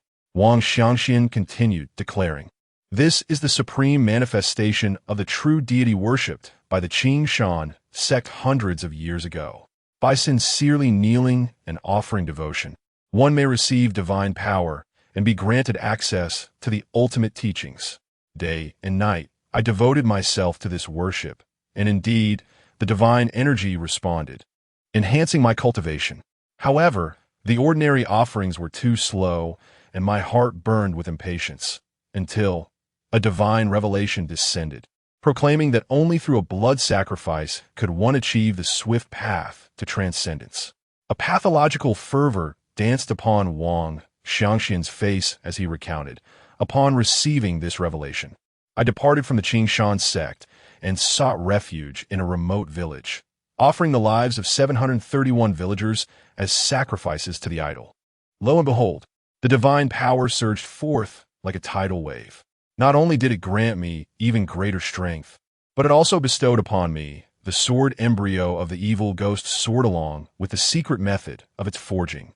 He sighed softly, yet to forge this sword, an immensely vengeful and malevolent ghost must willingly merge with the sword embryo, nourishing it with its essence. How exceedingly difficult that is. A ghost, filled with resentment, would never acquiesce willingly. Then, a spark of illumination flickered in his eyes. Fortuitously, the divine revelation guided me once more. I must seek the legendary Yin gathering body. Born to attract malevolent forces, the Yin gathering body possesses internal energies that can deceive the spirit of the sword embryo.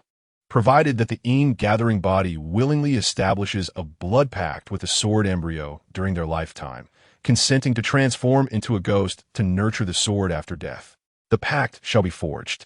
The greater the resentment upon their demise, the more potent the sword's nourishment will be. This is the art of subverting fate and deceiving the heavens. Wang Xiangxian's voice brimmed with pride as he proclaimed, Lu Xiangxiang is the perfect Yin gathering body I have tirelessly sought for many years. He gazed at the dark portal as if it were the most precious treasure. I shall first use Wu Posey as bait, employing the twisted hands of Han Bo to cruelly slaughter his daughter, Lu Yuer. Then, I shall disguise myself and deliberately reveal the gruesome details of the tragedy to her, shattering her heart and driving her to madness. Once she is unhinged, I will appear before her as a benefactor, feigning to cast a healing spell to cure her madness, while secretly deepening her painful memories. Subsequently, under the guise of vengeance, I will entice her to sign a blood pact, promising to assist her in her quest for retribution, with the condition that she must, at a specific time and place, immolate herself upon the sword-nurturing platform I have prepared. By sacrificing herself as kindling, with her resentment as the flame, she shall transform into an unparalleled malevolent ghost, nourishing the divine sword. Indeed, she was foolish enough to accept without hesitation, driven by her thirst for vengeance. On the night of the full moon, engulfed in flames, the Yin gathering body, infused with boundless resentment, along with my secret methods guiding her, she instantaneously transformed into an unprecedentedly fierce and malevolent ghost. The unfortunate tenants who perished in the fire became her spectral minions. Yet, in her initial state as a ghost, her consciousness was clouded, knowing only indiscriminate slaughter to vent her fury. Thus, I covertly guided her to absorb sufficient human essence, gradually restoring her memories before she sought Han Bo for revenge. The old man clandestinely cast spells to manipulate her, rendering her incapable of swiftly ending Han Bo's life. She was forced to witness Han Bo's torment day and night, allowing his malice and madness to reach their zenith, thus nourishing her own resentment. Just as Han Bo was on the brink of collapse, the old man, masquerading as a master from Longhu Mountain, approached her under the pretense of exorcising malevolent spirits for a fee. Upon entering her abode, he conjured a paper effigy resembling Han Bo's corpse, deceiving her into believing that her vendetta had been avenged, and lured her into fulfilling the contract, leading her deep into the sword-nurturing platform, where she would be entirely under his control. Only when she was completely ensnared did the old man reveal his true self. Disclosing the truth, Han Bo was not dead, and her daughter's soul had also been captured by him, transformed into a wandering spirit, doomed to eternal unrest. Everything she had done was but a means to his ends, her then overwhelming resentment and despair. Ah, that was the true, most exquisite fuel for the nurturing of swords. Chapter 61. Task Alteration. Wang Xiangxian erupted into a frenzied laughter, resembling a madman. I have sealed this chamber, leaving behind the so-called divine sword obliteration, merely to compel Han Bo to periodically hurl insults, thus continually providing the necessary resentment to nourish my ambitions. Subsequently, I transformed my identity and concealed myself within the city walls, all to vigilantly guard this furnace, patiently awaiting the emergence of the divine sword. 23 years. A full 23 years. His voice was imbued with boundless sentiment and the exhilaration of impending fulfillment. The spiritual energy of heaven and earth is sparse, rendering the sword's cultivation exceedingly slow. I had thought I would need to wait even longer. How vexing.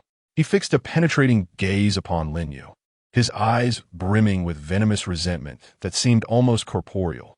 And yet, at this moment, you have arrived. You carry a trace of divine essence. Even the slightest attention from such an existence could thwart my grand design. I was compelled to hastily withdraw the sword, utilizing the collective bloodlust and resentment of the entire city to aid in its final formation. Lin Yu listened quietly to this dark and deranged tale, his heart tumultuous. Yet his countenance remained composed. When Wang Xiangxian mentioned the divine essence, Lin Yu understood, most likely referring to the esteemed Qing Yuan Damiao Xinjuan. It appeared that the stature of the divine image he had acquired was even greater than he had anticipated, capable of instilling fear even in this practitioner of the malevolent deity. He astutely seized upon the final key phrase in Wang Xiangxian's words, his gaze sharp as it swept toward the roiling darkness behind him, a cold smile gracing his lips. So, after all this discourse, the accursed sword is not yet fully refined, is it? Just a tiny bit remains? Wang Xiangxian's maniacal laughter came to an abrupt halt, as if a hand had grasped his throat. His bloodshot eyes fixated on Lin Yu, his facial muscles contorting momentarily before giving way to a cold huff laden with bitterness and resentment. Humph. Indeed, the divine sword has taken shape, its edge beginning to manifest. Yet it is still a step away from true perfection. Were it not for your unforeseen variable compelling me to act prematurely. Humph. He shifted his tone, adopting an air of condescension. Nevertheless, even so, dealing with an insignificant insect like you is more than sufficient. Were it not for that trace of divine essence upon you that ignites my caution, do you think you could have survived until now? Wang Xiangxian's hoarse voice echoed through the frigid corridor, lingering until the last syllable hung in the air. Ding. A crisp and chilling system notification resonated within Lin Yu's mind. Side quest. The truth of the building has been completed. Completion of side quest has triggered a hidden quest. Side quest. Slay the accursed sword has been altered to Slay Wang Xiangxian. Quest level elevated, reward enhanced. Public announcement. Attention all players. Due to the completion of side quest, the hidden boss Wang Xiangxian will initiate an assault at midnight, 0000 tonight. No longer adhering to the original rule of slaying one player every 2 days. The primary survival quest has been altered from 10 days to surviving until dawn. Task objective. Survive until 7 o'clock a.m. on the third day of game time while being pursued by boss Wang Xiangxian. The system's prompt struck Lin Yu like a bucket of icy water, instantly sharpening his thoughts. Task was completed, and it appeared that boss Wang had not spoken falsely this time. As for the change in mission, the boss had taken the initiative and the objective had shifted, which caught Lin Yu somewhat off guard. Hiv. In Wang Xiangxian's bloodshot eyes flickered a cruel glint. He chuckled ominously, his voice reminiscent of a night owl's mournful cry. Wait for it, younglings, relish this final moment. Tonight, at the stroke of midnight, shall be the hour of your soul's disintegration." Before his words had faded, he afforded Lin Yu no chance for a response or retaliation. With a sudden contraction of his form, he melded into the shadows like a bat, vanishing into the thick, rolling darkness behind him. Bang! The door, wide open and resembling the gaping maw of an abyss, seemed to be yanked shut by an unseen force, abruptly sealing off the interior from the exterior, cutting off Lin Yu's probing gaze. Lin Yu's expression hardened, and without a moment's hesitation, the executioner's blade was drawn forth, its dark red glow swirling ominously, infused with a sense of malevolence. As it was brought down fiercely upon the door, clang! A dull thud resonated. The blade did not strike the solid wood of the door. Rather, it was halted a meter away by a sudden manifestation of a barrier, viscous and dark as ink. A recoil surged through the handle, numbing Lin Yu's arm, as the black mist barrier writhed violently, exuding chilling tendrils of coldness. Like a living entity, it coiled around the blade, emitting a hissing sound of corrosion. Yet the malevolence of the executioner's blade instinctively resisted, producing a low, resonant hum. The barrier was incredibly resilient. Lin Yu's strike, capable of cleaving through ordinary metal, could not even disturb its essence, let alone approach the door. Indeed, after retracting his blade, Lin Yu gazed coldly at the slowly dissipating black mist barrier. Given his current strength and means, forcibly breaching this place seemed impossible. He summoned the task panel, scrutinizing the revised primary mission. The dawn arrives. Survive until 7 in the morning on the third day under the pursuit of boss Wang Xiangxian. Quite simple and straightforward. Upon seeing this task, Lin Yu felt no ripple of emotion, even finding it somewhat amusing. Survive until dawn, he murmured to himself, a barely perceptible smile curving his lips. As long as I return to the apartment, this task is essentially a gift. He held absolute confidence in the Qingyuan Dao Miao Jinjuan statue. He did not believe that Wang Xiangxian possessed the capability to breach the protection of the Jinjuan over the apartment. As for other players, frankly, as long as Lin Yu was willing to open his apartment to them, they could easily complete the primary task. Strictly speaking, Lin Yu was not as heartless as Lu Dashin imagined. As long as other players were willing to cooperate, he was more than willing to assist them within his capabilities. Of course, if the boss were to demolish their apartment, Lin Yu would have no recourse. The system had warned early on to avoid allowing the apartment to be destroyed, and Lin Yu had later gleaned more information in the community channel. Once an apartment is destroyed, reconstruction becomes exceedingly arduous, requiring rare items. Players without an apartment are classified as wandering players, who face significantly heightened dangers. The absence of an apartment signifies that they lack the protection of a safe zone upon entering the game, resulting in an alarmingly high mortality rate. Chapter 62, Untitled. After confirming that he had no means to alter the situation here, Lin Yu no longer lingered and swiftly descended from the 5th floor. However, as he reached the corner of the 3rd floor, a familiar figure came into view, Wang Junyue. She grasped a copper coin, sword tightly in her left hand, while her right held a palm-sized copper mirror, inscribed with intricate bagua patterns. The surface of the mirror appeared dim, yet a faint luminescence flickered within. This must have been her acquisition during her search in the city. Her face bore signs of tension and vigilance as she cautiously moved along the wall. Upon spotting Lin Yu, Wang Junyue's eyes brightened momentarily, only to be swiftly replaced by a complex array of emotions: surprise, confusion, and a subtle hint of fear. She hastily approached him, lowering her voice to a whisper, her tone urgent and direct. "Lin Yu, the system's notification.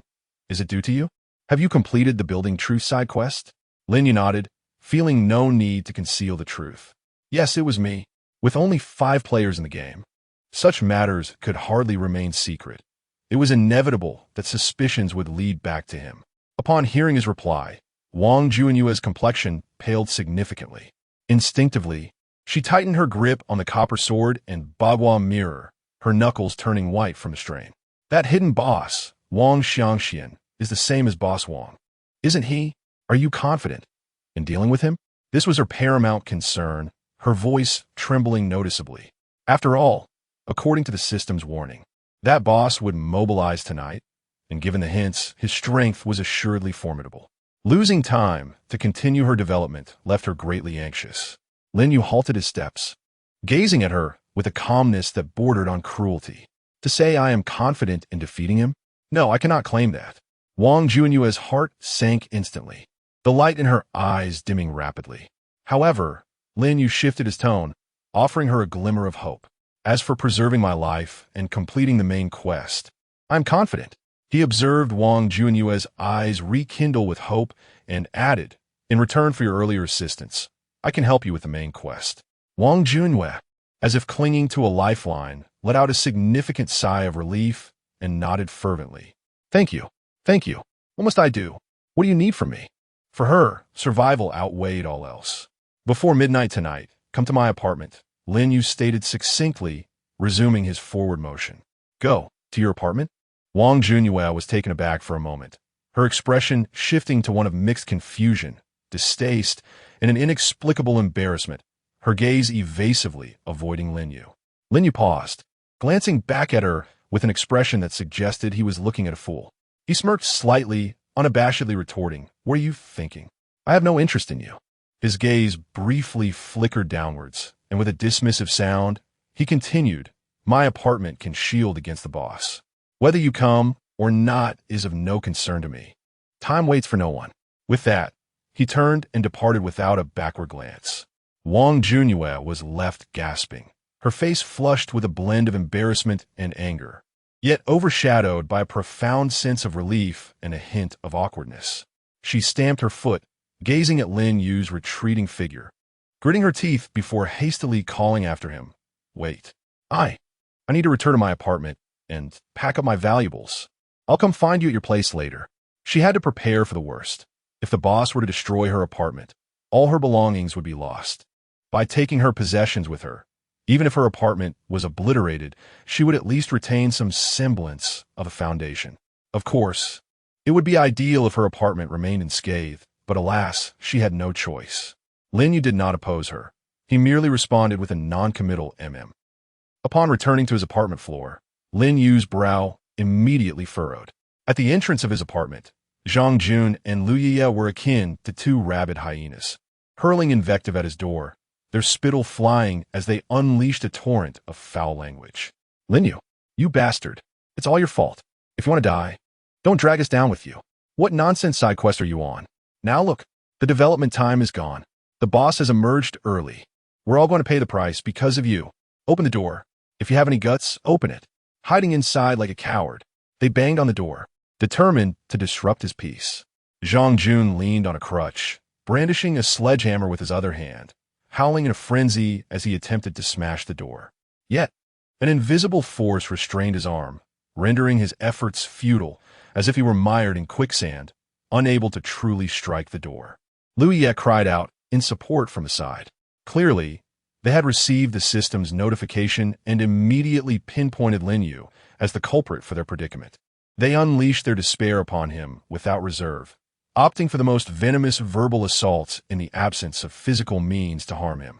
Indeed, their sentiments were not entirely misplaced, given their capabilities and the items at their disposal. If the boss were to attack tonight, their chances of survival would be nearly non-existent. Thus, from their perspective, their outbursts at Lin Yu were justified. Conversely, from Lin Yu's standpoint, his completion of the task and subsequent rewards were equally valid. Strictly speaking, neither party was in the wrong, but that did not mean Lin Yu would remain indifferent. He had initially contemplated inviting them to his apartment, but now deemed it unwise. Lin Yu approached with an impassive expression, his footsteps drawing the attention of the two. Lin Yu. Zhang Jun whirled around, his bloodshot eyes igniting with a searing hatred and madness, roaring as he limped toward Lin Yu like a moth drawn to a flame. I'll fight you to the end, Lu Yiye screamed, trailing closely behind, resembling a frenzied woman. However, just as their hands were about to graze Lin Yu's clothing, buzz, an immense and intangible repulsive force surged forth. Bang! Bang!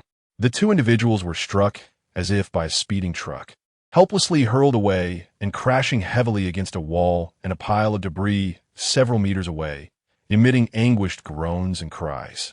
Zhang Jun's injured leg endured a second impact, causing him to writhe in agony on the ground, wailing incessantly. Lin Yu did not spare them a glance, as though he had merely swatted away 2 bothersome flies. He strode directly to the door, retrieved his keys, and under the resentful and despairing gazes of Zhang Jun and Lu Yi, calmly unlocked the door and stepped inside.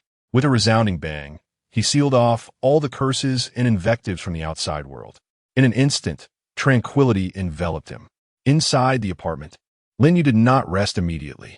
He approached the modest workbench, retrieved the 3 blueprints he had acquired earlier, and prepared to make a selection.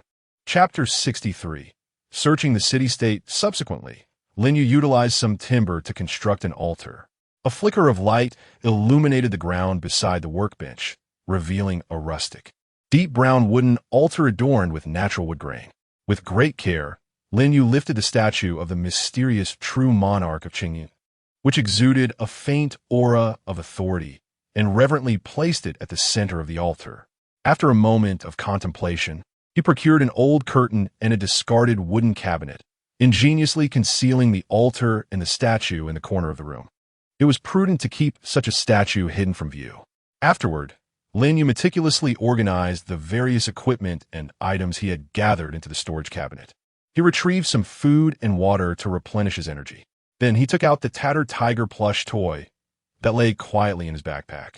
Lu Yu remained in a deep slumber, showing no signs of awakening. The desire to awaken a mother's love for her daughter lingered in Lin Yu's heart. He grasped the plush toy, its texture still rough and light in his hands.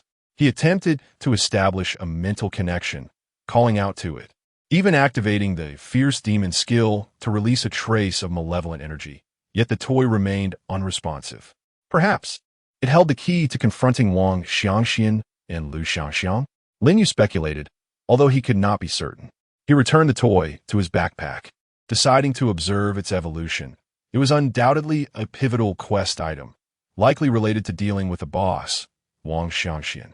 Next, he resumed his position at the workbench, laying out the yellow paper, vermilion, and wolf hair brush he had scavenged from Boss Wang's shop.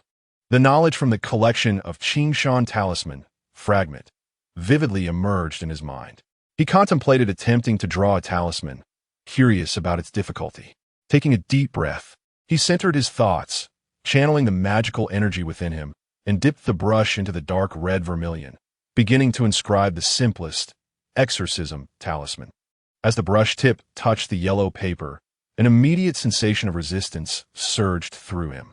The art of talisman drawing demanded not only precision in brush technique, but also intense concentration to guide the subtle magical energy of the vermilion into a specific energy circuit.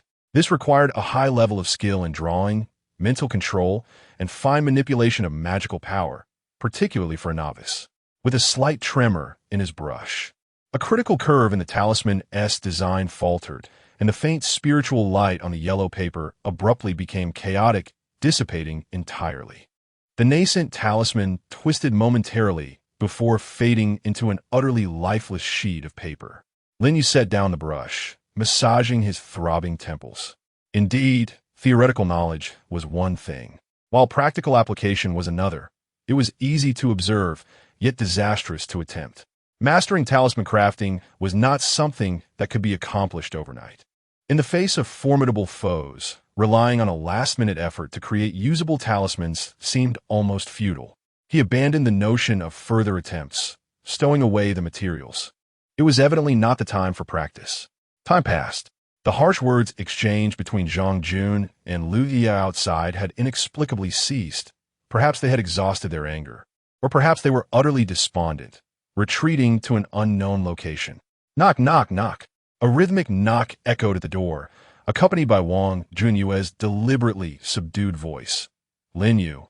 It's me. Lin Yu opened the door. Wang Junyue entered, burdened by a backpack and several other bags, evidently having transported everything she deemed valuable from her apartment. Upon stepping inside, she was taken aback by the noticeably spacious and tidy room, softly exclaiming impressive. She appeared quite reserved, her gaze gracefully sweeping across the room without lingering or touching anything, carefully placing her backpack and travel bag in a corner by the door. Even when contemplating a trip to the restroom or a snack, she would first quietly inquire of Lin Yu. Noticing her tactfulness, Lin Yu felt a sense of relief and nodded, signaling her to feel at ease. In the following hours, Lin Yu chose not to retreat into the confines of the apartment, fully aware of the significance of strength. Even a modicum of power could prove life-saving in critical moments. He ventured out again with Wang Junyue, navigating the increasingly chaotic and panic-stricken enclave, actively seeking out the charred corpses of those wandering in the daylight. Though fearful, Wang Junyue closely followed Lin Yu. In truth, she preferred to remain in the safety of his apartment, yet being astute, she understood that her presence might cause him concern, especially given his formidable prowess and the likely presence of invaluable items within. Even though system rules barred her from taking these treasures, she presumed Lin Yu would prefer she not witness them, which prompted her to request to accompany him outside. Lin Yu was quite pleased with Wang Junyue's perceptive and respectful demeanor. While her assistance in this endeavor was not overwhelmingly substantial, it surpassed that of others, which was one of the reasons Lin Yu was inclined to assist her. Within the enclave, Lin Yu moved with the efficiency of a lethal machine, wielding his weapon with the grace of the wind, each strike precisely dislodging the vengeful spirits from their charred corporeal forms, which disintegrated into ashes beneath the fading sunlight. Their efficiency was remarkable. Along the way, they encountered a few of the enclave's remaining, relatively lucid elders, attempting to glean more clandestine information regarding Wang Xiangxian or Lu Xiangxiang, or to seek potentially overlooked powerful artifacts. Their findings yielded some rewards, albeit of limited value. Guardian Door Portrait Black Iron Grade. 2 faded portraits of door guardians that, when affixed to a door, could slightly enhance defensive capabilities and exert a certain deterrent effect on lower-tier spirits. Black Dog Blood Black Iron Grade. A small vial containing a trace of spiritual essence, which could be sprinkled for an attack or applied to weapons to augment damage against spiritual entities. Lin Yu accepted everything they discovered without hesitation. Wang Junyue had no objections, even willingly handing over some trifling items she had found. The primary reason for her compliance was Lin Yu's assistance in completing her side quest, namely the truth of the building task. Lin Yu's motivation for this endeavor stemmed from a desire to experiment, as the task had not indicated that it could only be accomplished by one individual. Thus, he disclosed the truth to Wang Junyue, and to his surprise, a completion notification appeared in her mind. This also enlightened Lin Yu to another lucrative strategy. In the future, should similar tasks arise, he might consider selling information within the game. As for selling in the external community, that seems implausible. According to Lin Yu's understanding, players may venture into games previously explored by others, yet the quests are subject to alteration. The information that can be sold predominantly pertains to the types of in-game monsters and their vulnerabilities, as well as the overarching game lore and quest categories. In fact, Lin Yu could currently sell information. However, he sensed that the other 3 players in the game would likely refrain from engaging in transactions with him. Returning to the matter at hand, having completed a side quest exhilarated Wang Junyue immensely. To express her gratitude, she declared that anything else they discovered henceforth would belong entirely to Lin Yu. Lin Yu, however, was unconcerned, as it seemed to imply that without his assistance in the task, those items would be rightfully hers. As the two tidied up the remains of the charred corpses and prepared to return to their apartment, they spotted Lu Dashin in the distance within a narrow alleyway. He was alone, burdened by a backpack, clutching a jade Buddha tightly, his expression one of palpable anxiety. Upon noticing Lin Yu and Wang Junyue, a flicker of astonishment crossed his face, swiftly replaced by a heavy veil of caution and detachment.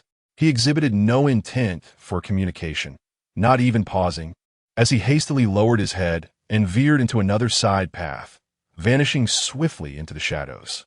It seemed he had severed ties with Zhang Jun and Lu Yeye, choosing instead to struggle for survival alone. Lin Yu merely shrugged, indifferent to the situation. Chapter 64. The haunting specters of the sky had finally descended into complete darkness. The citadel was as if engulfed by a colossal, intangible beast of shadow, with the scant glimmers of light within being suffocated by the thick night and pervasive malevolence. Lin Yu and Wang Junyue stood vigilantly before the apartment window, keenly observing the unfolding events outside. A grating sound pierced the stillness of the night, akin to a rusted iron door being forcefully thrust open, echoing from the fifth floor. Almost immediately, a dozen figures, resembling black lightning, silently surged through the opening, seamlessly melding into the citadel's darkness. Fire! Quick, save us! Ghosts! The ghosts are back! Help! Help! Before long, the air was filled with piercing screams, terrified pleas, and desperate wails, erupting like a plague throughout the citadel. The acrid scent of charred flesh and the metallic tang of blood permeated the air, even faintly detectable through the window. Clearly, the spectral entities, the vengeful spirits of Lu Xiangxiang, had emerged en masse. Listening to the cries outside, Lin Yu's eyes flickered with determination. These formidable specters could yield experience points, and furthermore, they were tangible loot. Slaying them would surely result in valuable drops, including items capable of inflicting unique damage. It was well known that in the player trading market, any item effective against ghosts commanded a substantial price. Moreover, and of greater significance, according to the system's regulations, Wang Xianxian would not intervene until the stroke of midnight. Thus, Lin Yu had ample time to confront these apparitions. "I'll step out for a moment," he declared decisively, turning to leave. Wang Junyue, witnessing the hellish scene outside, trembled involuntarily. Yet, recalling the reward from her recent side quest, she steeled herself, grasping the copper coin sword and the Bagua mirror, and followed Lin Yu. He cast her a glance, but said nothing, merely nodding in acknowledgement. As he pushed open the apartment door, a wave of air, thick with the mingled scents of charred flesh, blood, and an oppressive chill, assaulted him. No sooner had they traversed 10 meters than two shadowy figures, infused with both searing and frigid energies, lunged from the shadows of a nearby alley. Their forms were charred black, exuding a suffocating stench of burning, with hollow eye sockets aflame with vengeful green fire. Wang Junyue gasped, instinctively raising the Bagua mirror in defense. Lin Yu reacted swiftly. The fierce malevolence skill activated instantaneously, a palpable aura of dread radiating outward, momentarily stalling the approaching specters. With a swift motion, the cleaver, glimmering with a dark crimson sheen, struck the shoulder of the left specter with a resounding force.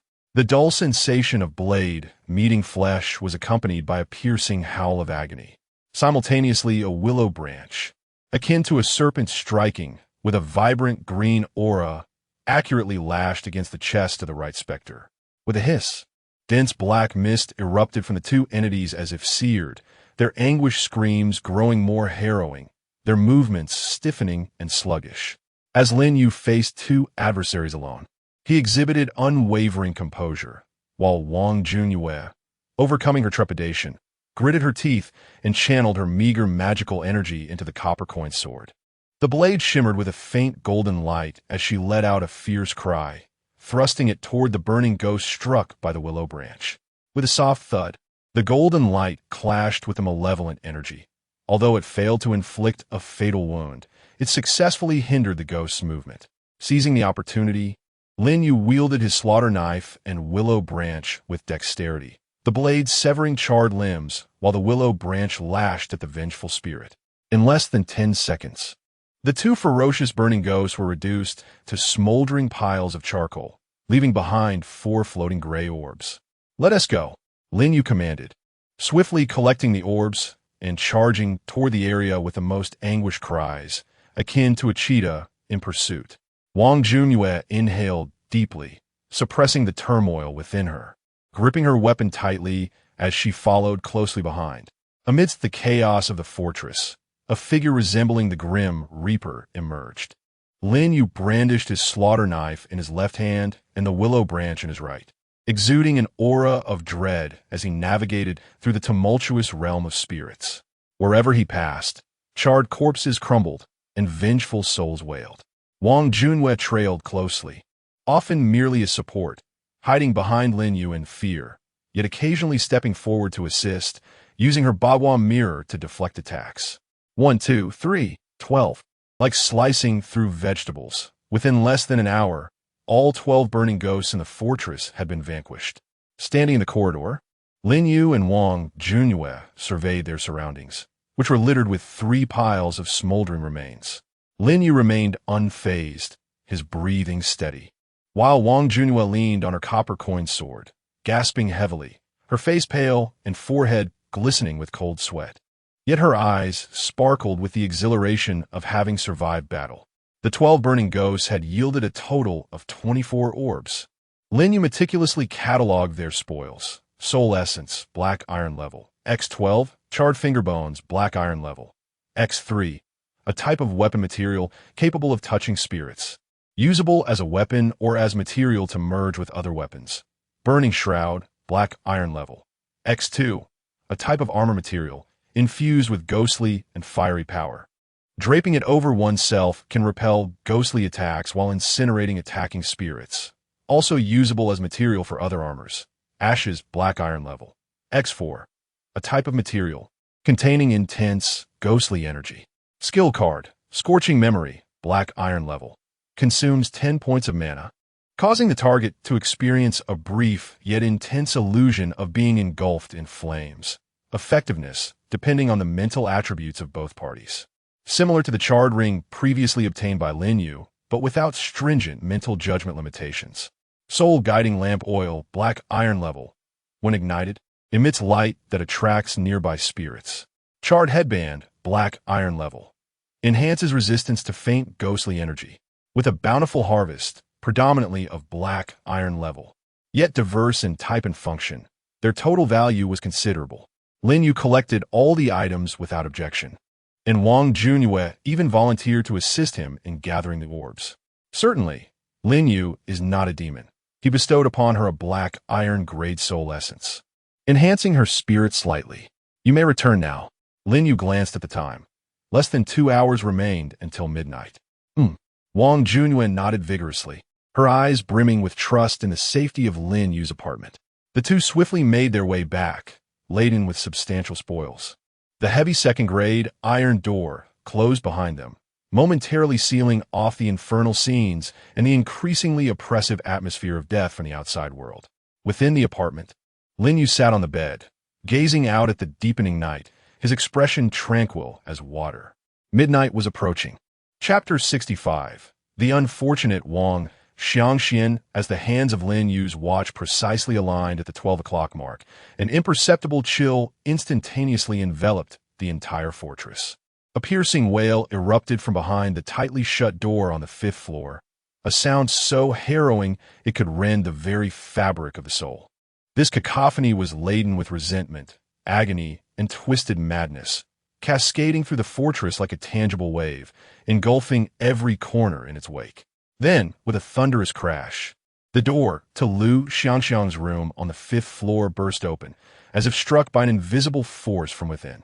A dense, viscous black mist, reminiscent of ink, surged forth, carrying an icy chill and a suffocating odor of charred remnants, flooding out like a torrent unleashed. This black mist expanded with astonishing rapidity, and within mere breaths, it completely enveloped the fortress.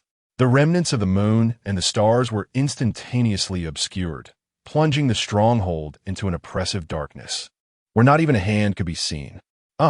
Ghost! The ghost has come again. Help! Open the door. Let me out. Mama. I'm scared. The residents, already akin to startled birds, crumbled into despair. Doors and windows rattled violently, intertwined with desperate cries, frenzied screams, and hysterical curses, merging into a mournful symphony. Fear spread like a plague, proliferating wildly within the black mist. Lin Yu stood before the apartment window, and even through the reinforced glass, the palpable malice and coldness that penetrated the black fog sent chills down his spine. His expression was grave, his gaze sharp as an eagle's, fixated intently on the roiling mist outside. Within him, his magical energy stirred quietly, ready to confront any unforeseen turmoil.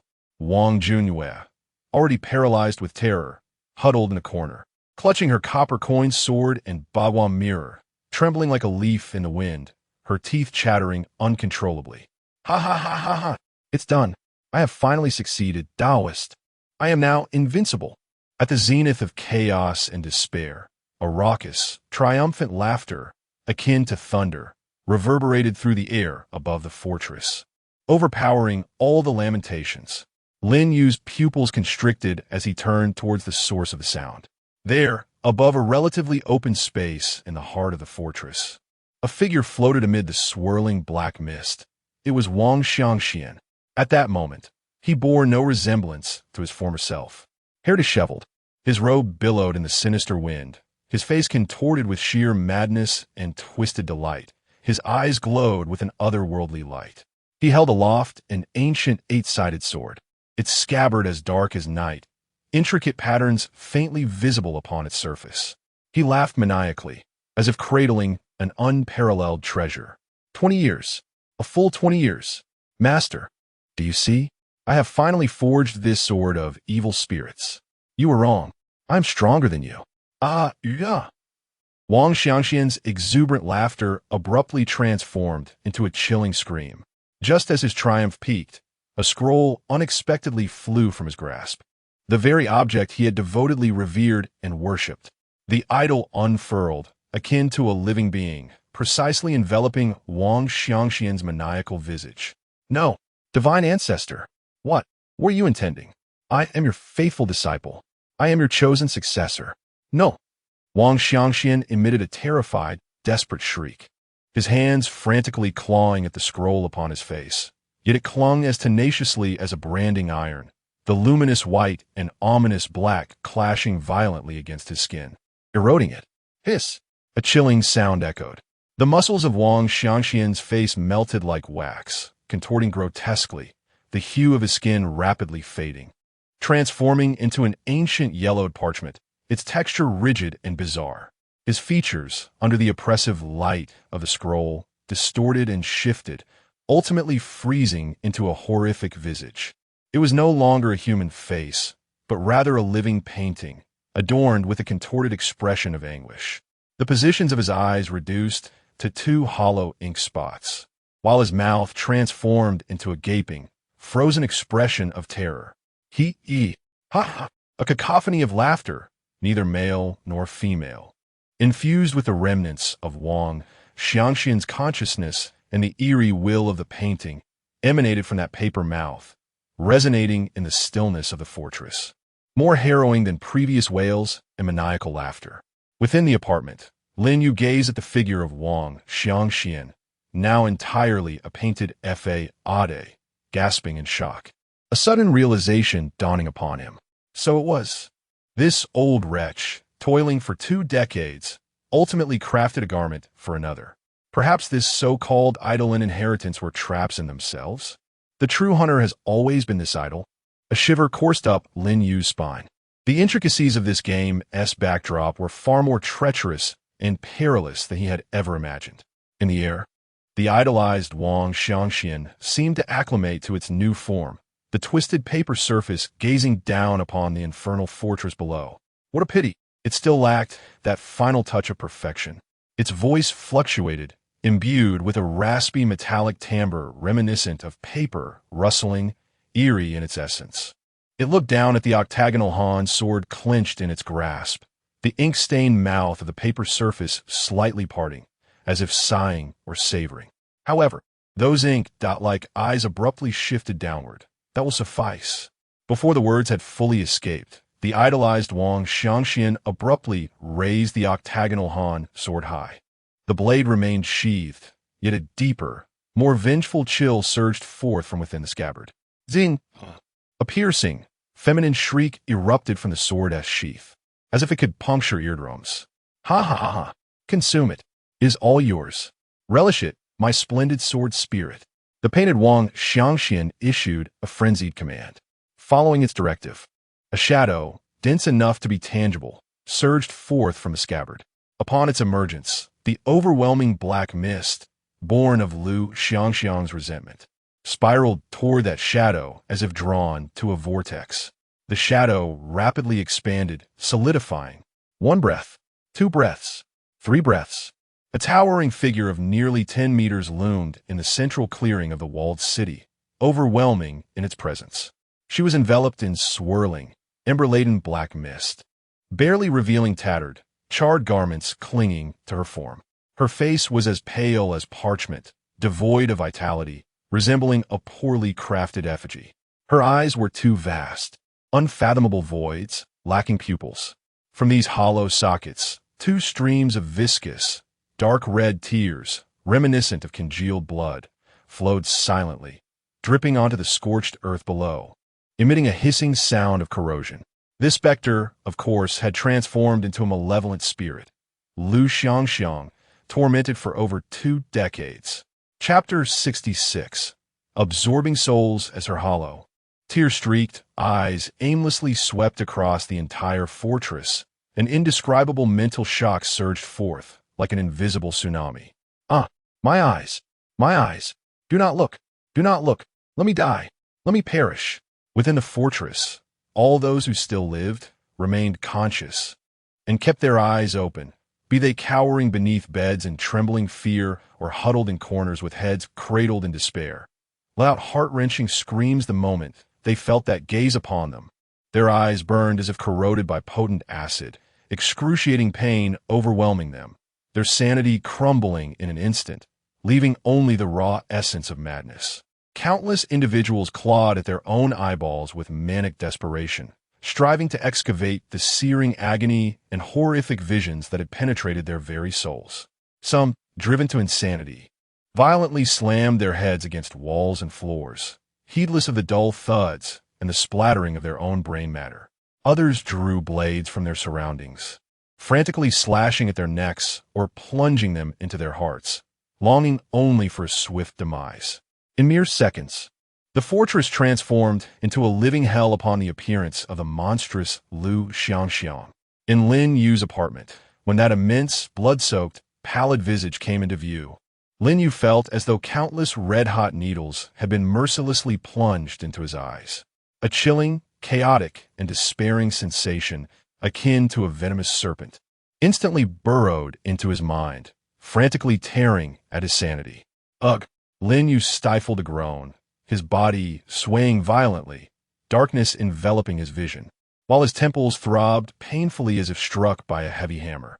At that moment, his exceptionally high mental attribute of 11 played a crucial role, fiercely resisting the onslaught capable of shattering the will of an ordinary person. He abruptly closed his eyes, instinctively activating the fierce demon skill, as a ferocious aura began to coalesce, barely countering the external mental invasion. Even so, he felt as if his head would split, and his thoughts grew sluggish. Behind him, Wang Junyue, whose mental strength paled in comparison to his, could not withstand even a second. A piercing, distorted scream erupted. Wang Junyue's eyes became instantly bloodshot, her face contorted in extreme agony and madness. Like those residents tainted by mental corruption, her hands curled into claws, driven by a desperate resolve. She viciously clawed at her own eyes. The speed and force of her actions indicated a complete loss of reason. Curse it! Although Lin Yu himself was under immense pressure, the corner of his eye caught Wang Junyue's movement, sending a chill through his heart. He endured the searing pain and, without hesitation, executed a swift side kick. Bang! The kick landed squarely on Wang Junyue's scapula, the tremendous force propelling her backward, crashing violently into a storage cabinet with a thunderous clang. Simultaneously, her hands, which sought to gouge her eyes, were halted. Just as Wang Junyue was sent flying, Lin Yu found himself on the brink of collapse. Buzz! In the corner of the room, carefully concealed by Lin Yu, stood the statue of the pure source Taoist immortal. A barely perceptible vertical line on its forehead, the third eye, suddenly radiated a gentle golden light. The golden glow rippled through the air like water, sweeping across the entire apartment. Wherever the light touched, the tumultuous pain and chaos in Lin Yu's mind instantly receded. The sharpness in his eyes vanished without a trace, leaving only a lingering fatigue from mental exhaustion. Meanwhile, Wang Junyue, who had been kicked and was struggling to rise after crashing into the cabinet, froze in place as the golden light passed over her. The crimson madness in her eyes receded like a tide, replaced by profound confusion and overwhelming fear of having survived a catastrophe. She opened her mouth, seemingly wanting to say something, but the immense mental shock and physical pain submerged her instantly. Her eyelids fluttered before she collapsed, lifeless on the floor. Lin Yu exhaled deeply, his back drenched in cold sweat. He glanced at the unconscious Wang Junyue, confirming that she merely fainted. Her breath was weak yet steady, and she was temporarily out of danger. Phew, that was close. Lin Yu wiped the cold sweat from his forehead, still feeling the lingering dread. The spiritual pollution from that malevolent spirit was terrifying. Had it not been for the immortal statue, the consequences would have been unimaginable. He felt immensely fortunate to have drawn this statue. Otherwise, he would likely have perished in this game. Wang Junyue's unconscious state was perhaps a blessing. At least the apartment remained safe. In her current condition, she might sustain less harm than if she were awake. Lin Yu steadied his nerves, mustering his courage once more, and cautiously approached the window, peering outside at the hellish scene beyond. The sight made his scalp tingle with alarm. Outside the window, a dense black fog enveloping the city was flowing in a bizarre manner, as if drawn by an invisible force.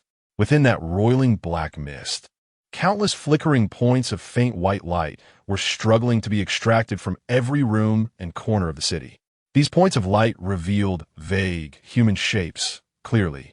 They were souls, the souls of the recently deceased residents of the city, some of whom may not yet have fully passed away. Hundreds, even thousands of these luminous points converged into pale streams of souls, frantically surging toward the eight-faced Han sword held aloft by the statue of Wang Xiangxian. The sword's sheath appeared to transform into a black hole, voraciously consuming the incoming souls. With each batch devoured, the sword emitted a deep, satisfying hum, and the intricate, dark patterns on the sheath glimmered with an even deeper shade of crimson. The paper face of the statue, marked in ink, twisted into a grotesque grin as it brandished the Han sword, akin to a priest conducting a nefarious ritual, reveling in this feast of souls as offerings. When a final glimmer of soul light was utterly consumed by the Han sword, the entire city fell into an eerie silence. Apart from the apartment where Lin Yu stood, it seemed as though no other life existed in this place. The statue of Wang Xiangxian caressed the sword's blade, as if stroking the skin of a lover. Then, it abruptly turned its head. Those hollow, inky eyes disregarded the expanse of space, overlooked the barrier of glass, and precisely, unblinkingly fixed upon Lin Yu, who stood behind the window. The two gazes intersected in the suffocating stillness of the air. Lin Yu's heart raced, yet his visage bore no trace of fear. Having just undergone the sanctifying illumination of the divine gaze, he possessed unwavering confidence in the protective prowess of the true Lord's effigy. He coldly returned the scrutiny of that distorted visage, his eyes sharp as blades. The bizarre voice of the statue, King Xiangxian, echoed once more, imbued with a sense of wonder and avarice akin to the discovery of a new realm. Truly, it is unfathomable. Its voice resembled a stuttering tape, akin to countless sheets of paper rubbing against one another. Chapter 67. The Divine Being for Centuries. I have inexplicably felt, within this age of decline, such a pure, divine presence. It seems to be struggling to articulate its thoughts, devoid of any reverence for the deity, instead filled with a twisted greed, akin to a famished wolf encountering a succulent feast. The ink marks on the paper twisted into a wider grin, nearly tearing at the edges, revealing a chilling smile. Heaven, indeed, favors me, not only granting this passable vessel, but also bestowing such a grand gift. Its gaze greedily swept over Lin Yu's apartment, as if attempting to penetrate the walls to behold the idol, little god, in this age of decline. How much divine power can you still possess? Cackling with a piercing laugh, the statue of the deity suddenly sprang into action. It ceased to hover, launching like an arrow released from a bow, wielding the eight-sided sword that had devoured countless souls, transforming into a shadow that tore through the black mist, accompanied by a shrill sound of slicing air, hurtling towards the window of Lin Yu's apartment. The sword's tip aimed directly at the glass, targeting Lin Yu behind it. Simultaneously, the massive figure of the demon Lu Xiangxiang seemingly frozen in the city's heart, appeared to receive some coercive command, its colossal form shuddering violently. The hollow sockets of its eyes refocused on Lin Yu's apartment, emitting an even more piercing, vengeful wail. As a gigantic claw, entwined with black mist and sparks, followed closely behind, descending fiercely upon the apartment. With the sword tip leading and the demon claw trailing, the apartment's window appeared as fragile as paper before them. Inside, witnessing the rapidly enlarging, dimly glowing red tip of the sword, along with the enormous claw that obscured the sky, Lin Yu's pupils constricted to their utmost. Despite his unwavering confidence in the divine statue, the onslaught of such cataclysmic force enveloped him like an icy tide of death. Every hair on his body stood on end, his heart pounding like a war drum. He could almost foresee the shattering of glass, the collapse of the apartment, and himself being pierced by the malevolent sword or crushed into a pulp by the demon's claw. Could it truly end here? This thought flashed through his mind like lightning. With no time to ponder or evade, the sword tip was already less than half a meter from the window. He could even discern the dark red patterns on the scabbard, pulsating like veins from the souls it had consumed. The terrifying pressure from the claw stirred such a wind that the entire apartment building groaned under the immense strain. Just as it seemed that Lin Yu was on the brink of death, a cold snort, as if emanating from the heavens, resonated within the apartment, echoing in the depths of his soul. This sound, though not loud, carried an unparalleled authority, a supreme majesty that dominated all realms. Lin Yu was startled by the sudden cold snort, his entire body shuddering in response. Instinctively, he turned sharply towards the source of the sound, directing his gaze to the corner where the statue was placed. However, the corner was utterly vacant. The statue remained silently perched upon the altar, shrouded by the tattered curtains, exhibiting no signs of movement whatsoever. In the fleeting moment that Lin Yu turned his head, outside the window, the statue, known as the King of Wangxiang, which had always exuded a fierce determination, now bore a frozen smile upon its face. For the first time, a look of horror flickered in its ink-like eyes. In its perception, the window of the apartment ahead seemed to vanish. In its stead loomed an expansive void, shimmering with golden light. At the end of this void, a magnificent, indescribable divine silhouette gazed down indifferently. The features of this divine figure remained obscured, save for a vertical heavenly eye that was gradually opening upon its forehead. A commanding beam of golden divine light burst forth instantaneously from that eye. No, the King of Wangxiang could only emit a piercing shriek, a cacophony of its own consciousness entwined with the remnants of its soul. A soft yet ominous sound ensued, devoid of any violent collision. The seemingly slow golden light arrived in an instant, effortlessly penetrating the black mist that shielded the King of Wangxiang, piercing through its very form. The tattered cloak it donned disintegrated as if cut by an unseen blade, transforming into a flurry of fragments. Its body crumbled as though cast into raging flames, disintegrating inch by inch within the golden luminescence. Deep fissures, revealing bone, spread across its skin as dark crimson blood surged forth from the cracks like tainted ichor. The eight-sided Han sword it clutched tightly was struck with immense force, emitting a mournful cry as it slipped from its grasp. Soaring like a streak of light towards the far end of the citadel, embedding itself deeply within a heap of rubble. Behind it, the colossal, ghostly claw, rushing forth, melted away with a hissing sound as the golden light swept over, contorting violently before dissipating back into a dense black mist, wailing as it was forcibly drawn back into the flying Han sword. With a thunderous roar, the King of Wangxiang, akin to a dilapidated kite severed from its string, was hurled backward, spewing forth tainted blood, and crashed into the wall of the distant citadel with a ferocious impact, raising a cloud of dust.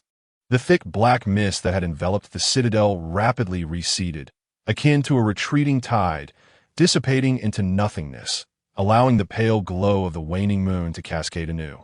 It was only at that moment that Lin Yu sharply turned back to the window, only to be struck dumb by the scene that unfolded before him. Everything that had just transpired occurred in the blink of an eye. By the time Lin Yu turned back, the event had already concluded. Where was the sword's tip? Where was the ghostly claw? Where was the black mist? Where was the imperious king of Wangxiang? Outside the window lay an empty expanse, illuminated solely by the cold moonlight, enveloped in profound silence.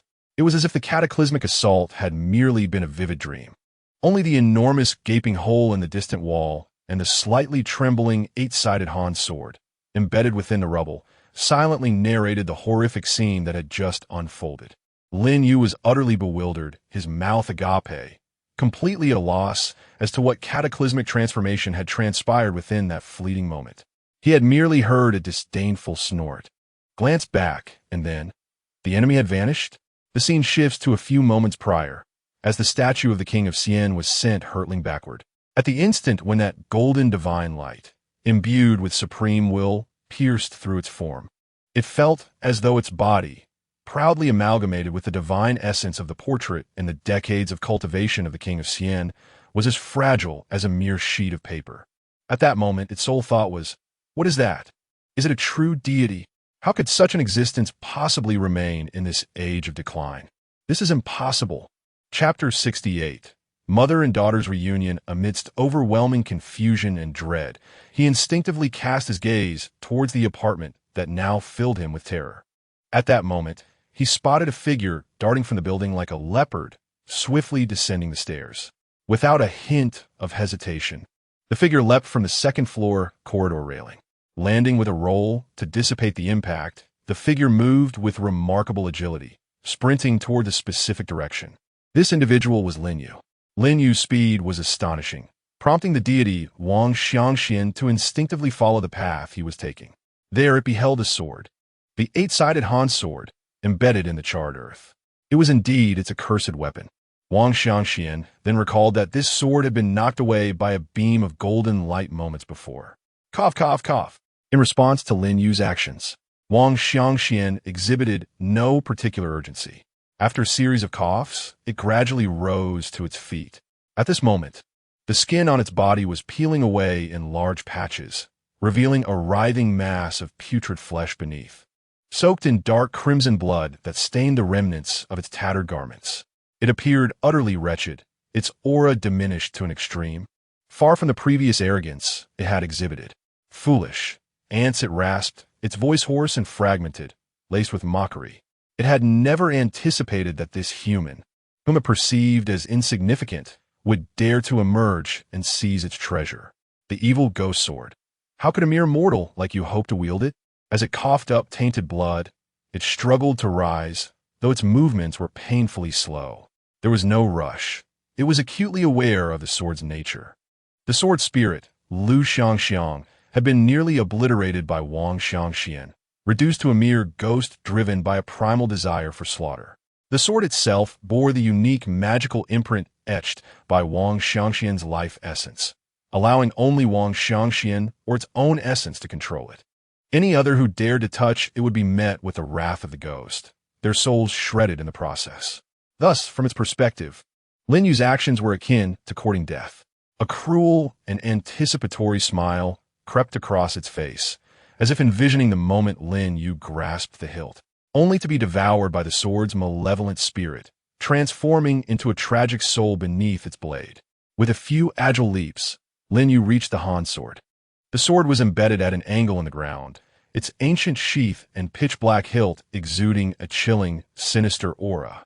Without a moment's hesitation, a flicker of determination ignited in his eyes as his right hand shot forth like lightning, seizing the icy, penetrating hilt. Buzz! The instant Lin Yu gripped the hilt, a surge of frigid, violent energy, laden with resentment and a desire for destruction, surged through the hilt and into his arm, racing toward his brain. Hauntingly piercing female shrieks, wails, and curses erupted within his mind. Instantly, a cacophony of horrific illusions assailed him. Blazing infernos, contorted visages, tears of blood, agonizing burns, and the despair of loved ones violated to death. All the accumulated negativity and vengeful thoughts of Lu Xiangxiang over the past 2 decades pierced Lin Yu's soul like countless daggers. The intensity of this spiritual upheaval far exceeded the impact witnessed during the previous manifestation of the malevolent spirit.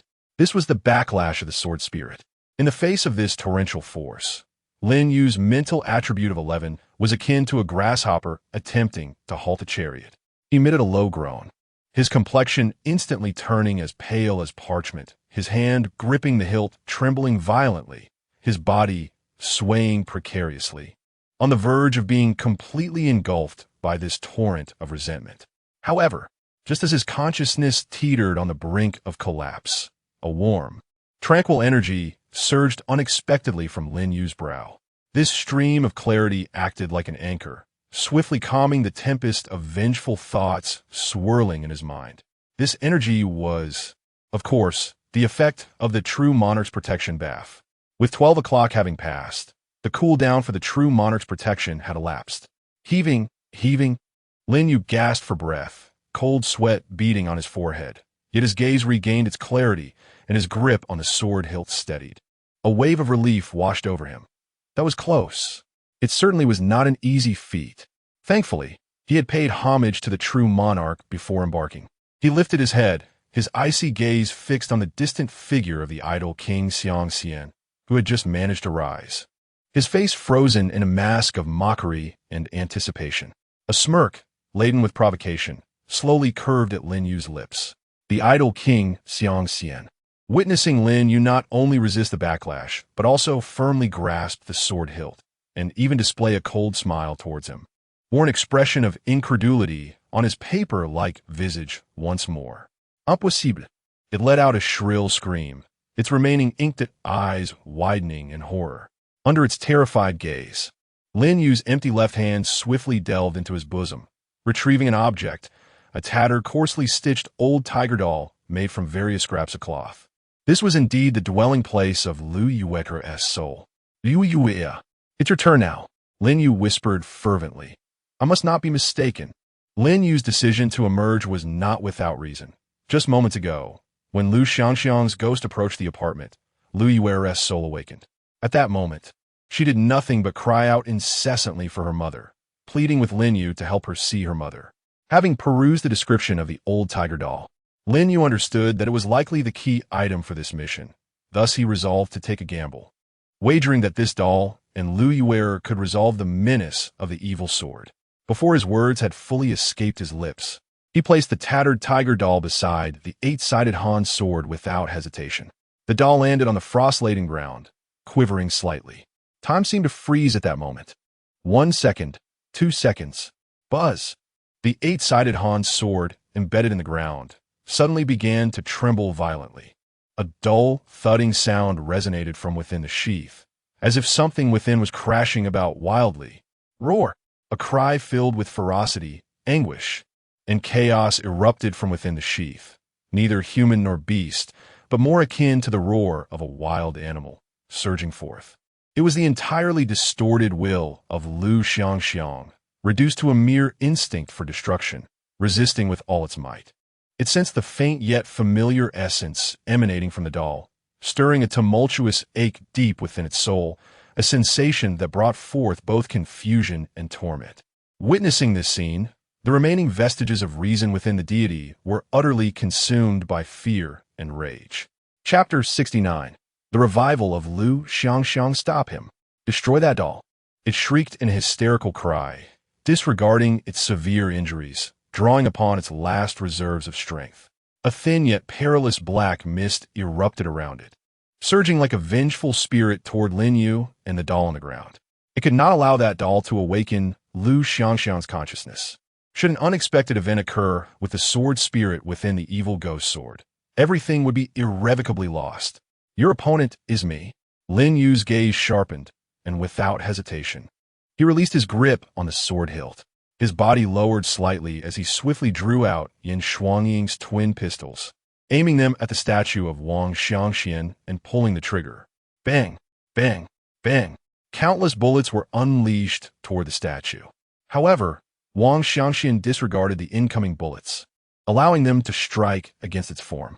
The scorching bullets instantly shredded its body, yet to Lin Yu's dismay, it appeared that the bullets inflicted no harm whatsoever. Not even a hint of impact. Although the statue looked wretched, its movements remained utterly unaffected. Indeed, dealing with ghosts necessitated specialized equipment. Lin Yu promptly stowed away the twin pistols, then reached for his waist with his right hand, grasping a willow branch suffused with a verdant glow. With its purifying aura, he lashed it toward the foe like a whip. Simultaneously, his left hand gripped the butcher knife at his waist, positioning it defensively in front of him. Bang! Hiss! The willow branch struck the statue's ravaged form, producing a sound akin to searing.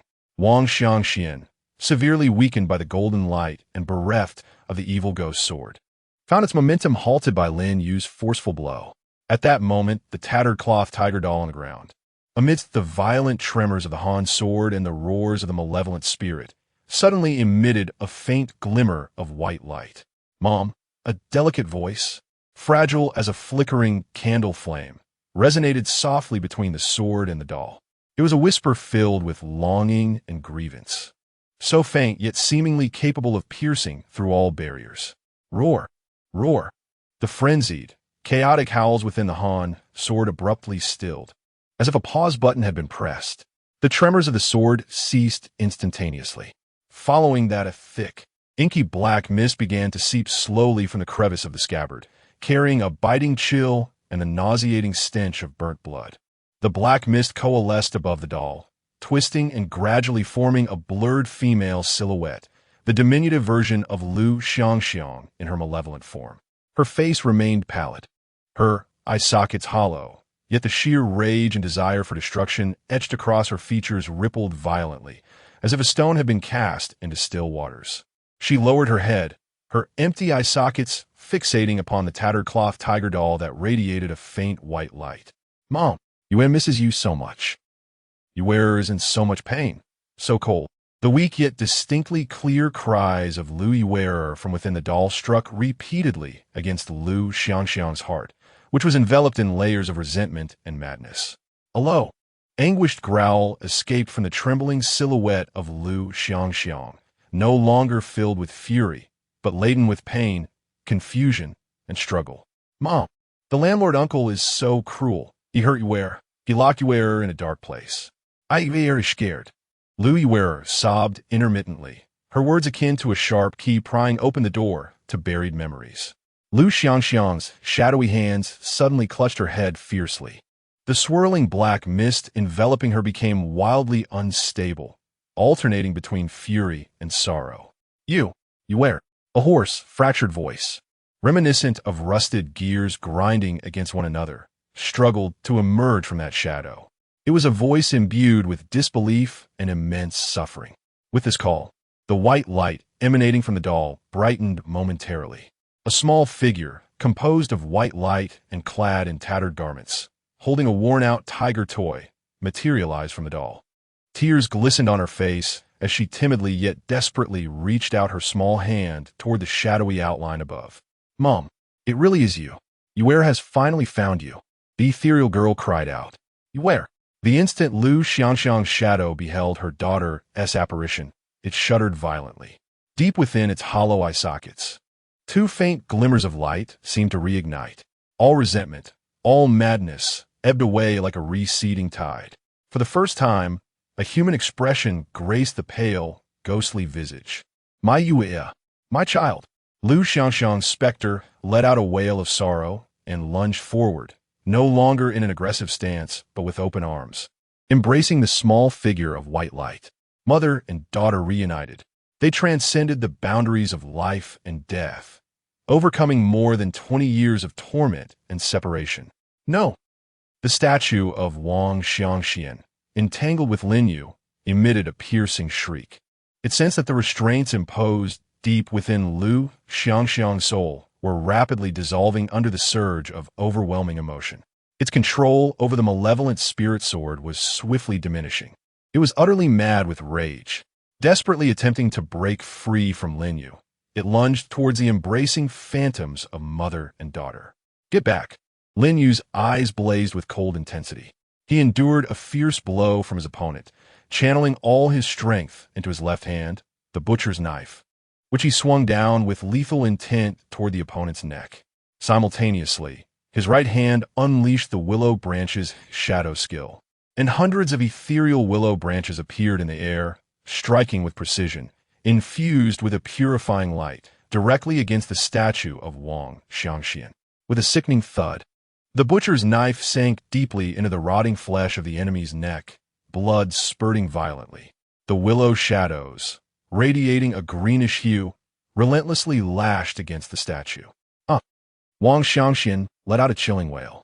Meanwhile, on the other side, the mother and daughter, entwined in their embrace, witnessed the intertwining of white light and black mist. Lu Xiangxiang's pallid visage pressed against her daughter Xiao Xiao's forehead. Dark crimson tears surged forth once more.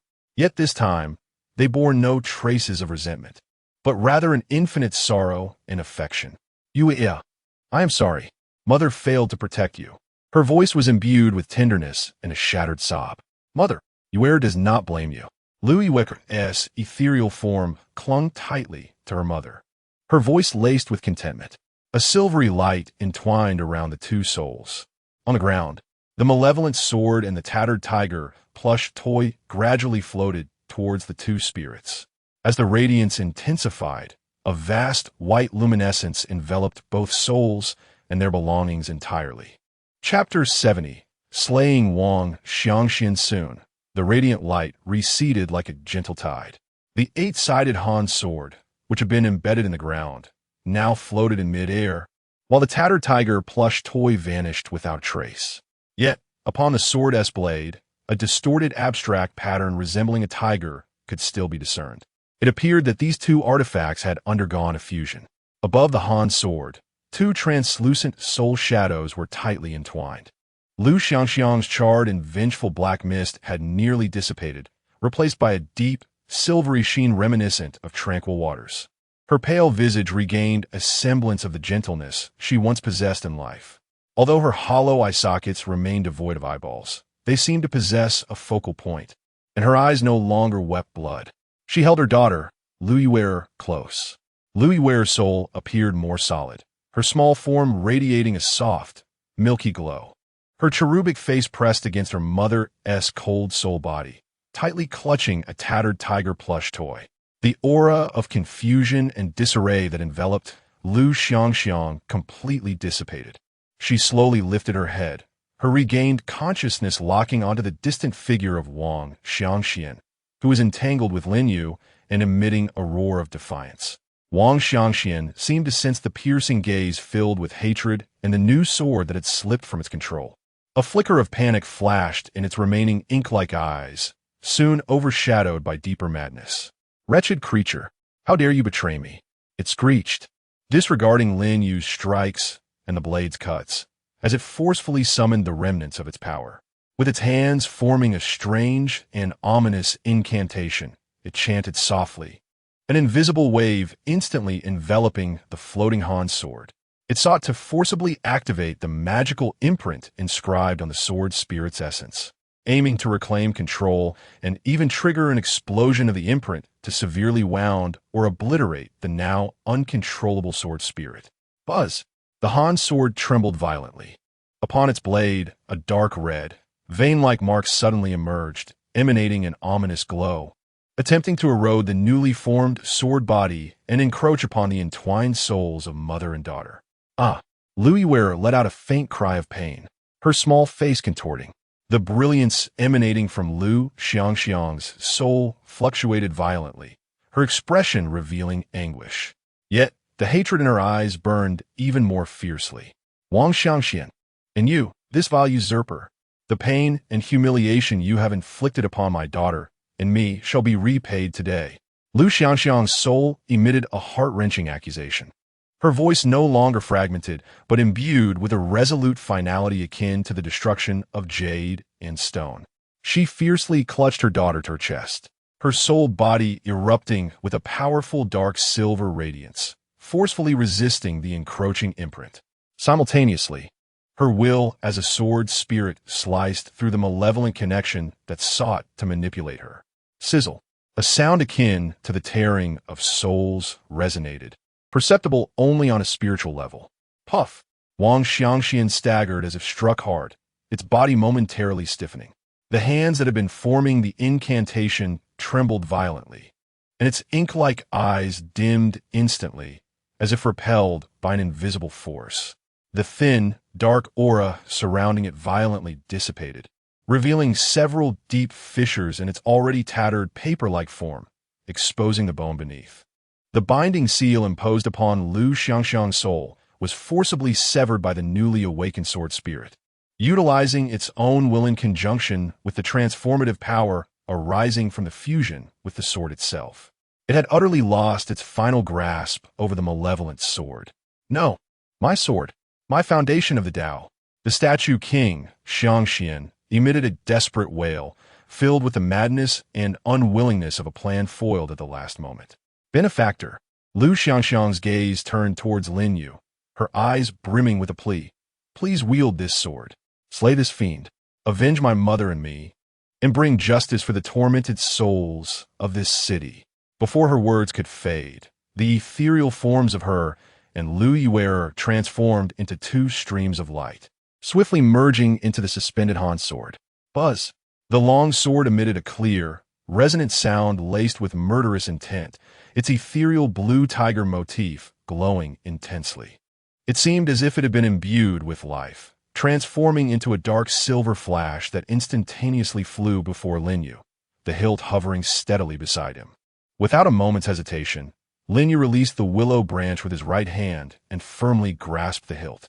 To his surprise, the sword was not the frigid steel he had anticipated.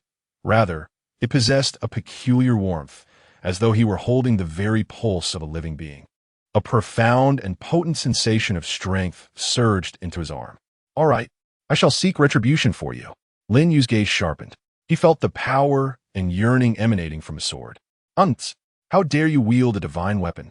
The statue king, Xiangxian, descended into utter madness. Realizing there was no retreat, squeezing the last vestiges of its primordial power, it unleashed a final wave of thin black mist, forming sharp, claw-like appendages that lunged at Lin Yu with a frenzy, intent on obliterating the sword and the human who had shattered its hopes. Lin Yu shouted a defiant cry, advancing rather than retreating. With both hands tightly gripping the Han sword, he surged forward. Buzz! The brilliance upon the sword surged. Lin Yu swung the blade in a sweeping arc, the sword light cascading forth like a silken ribbon. Wherever the sword light passed, the air shrieked in sharp protest. Slicing, slicing, slicing. The approaching black claws were effortlessly severed upon contact with the sword light, like a hot knife through butter. The momentum of the sword light remained unyielding, striking with precision at the statue king Xiangxian's damaged form. The injury inflicted this time was far beyond that of the willow branch or butcher's knife.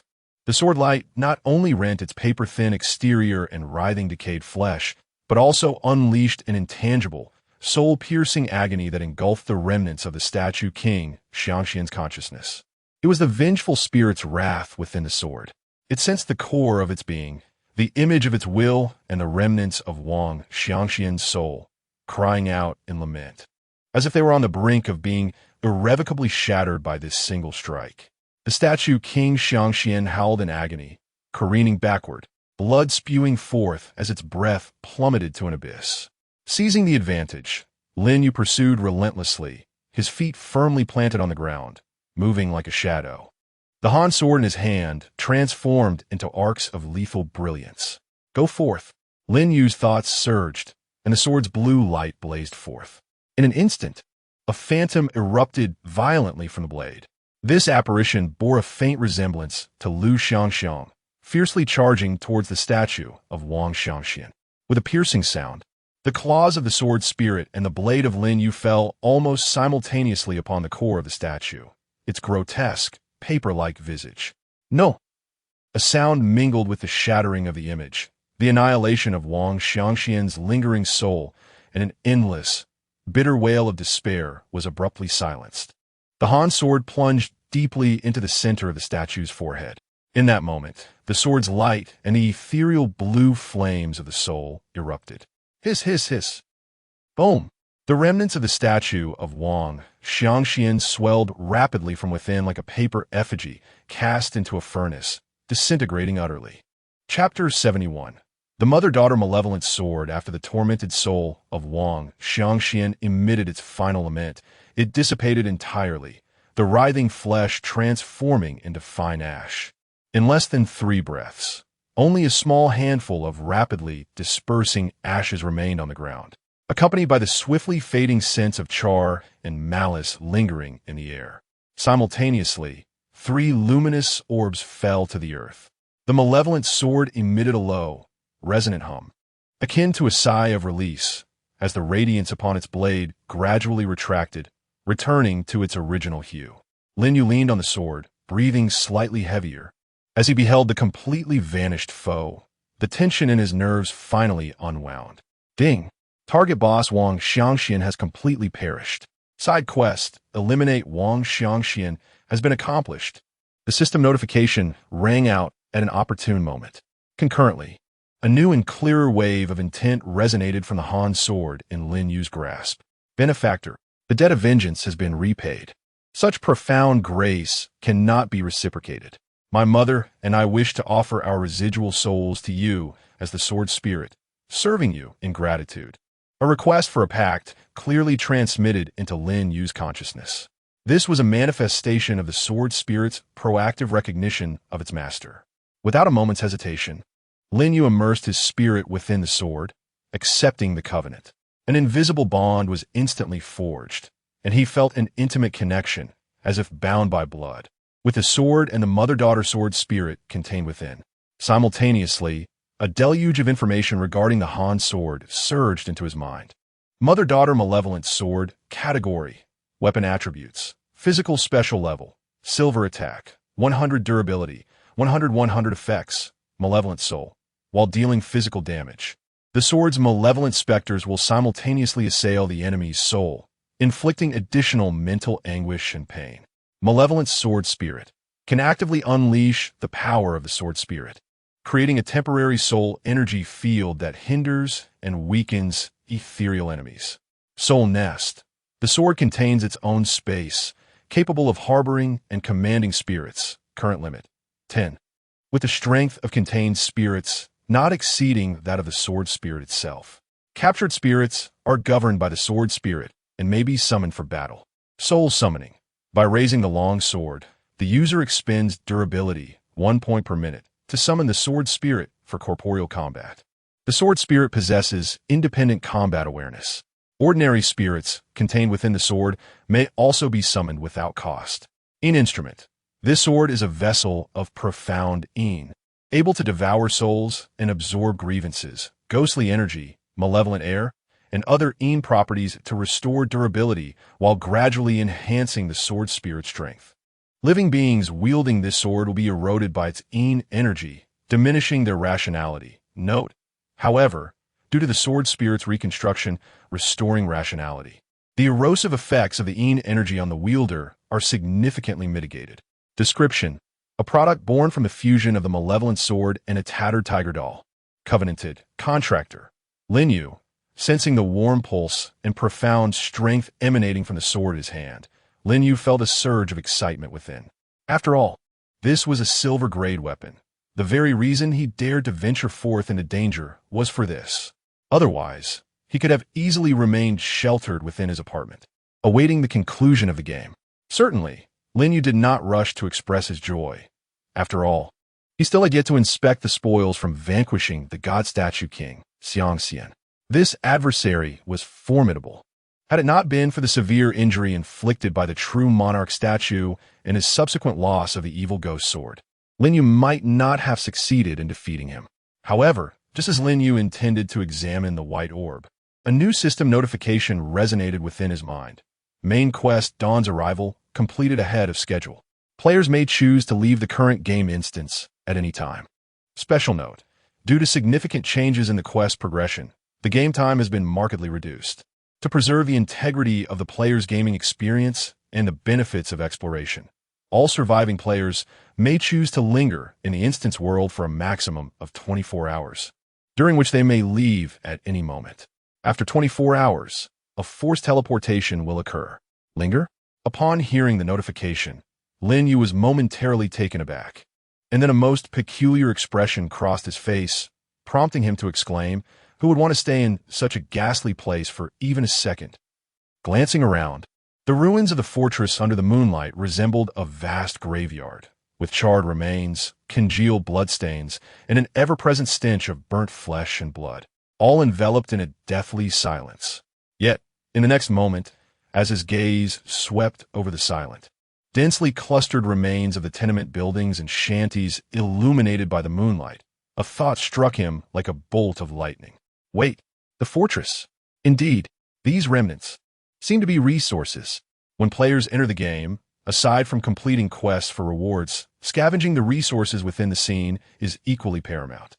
Previously, due to time constraints, the grave threat posed by the evil ghost, and the presence of the local inhabitants, he had only been able to scavenge some ready-made items, neglecting to collect materials altogether.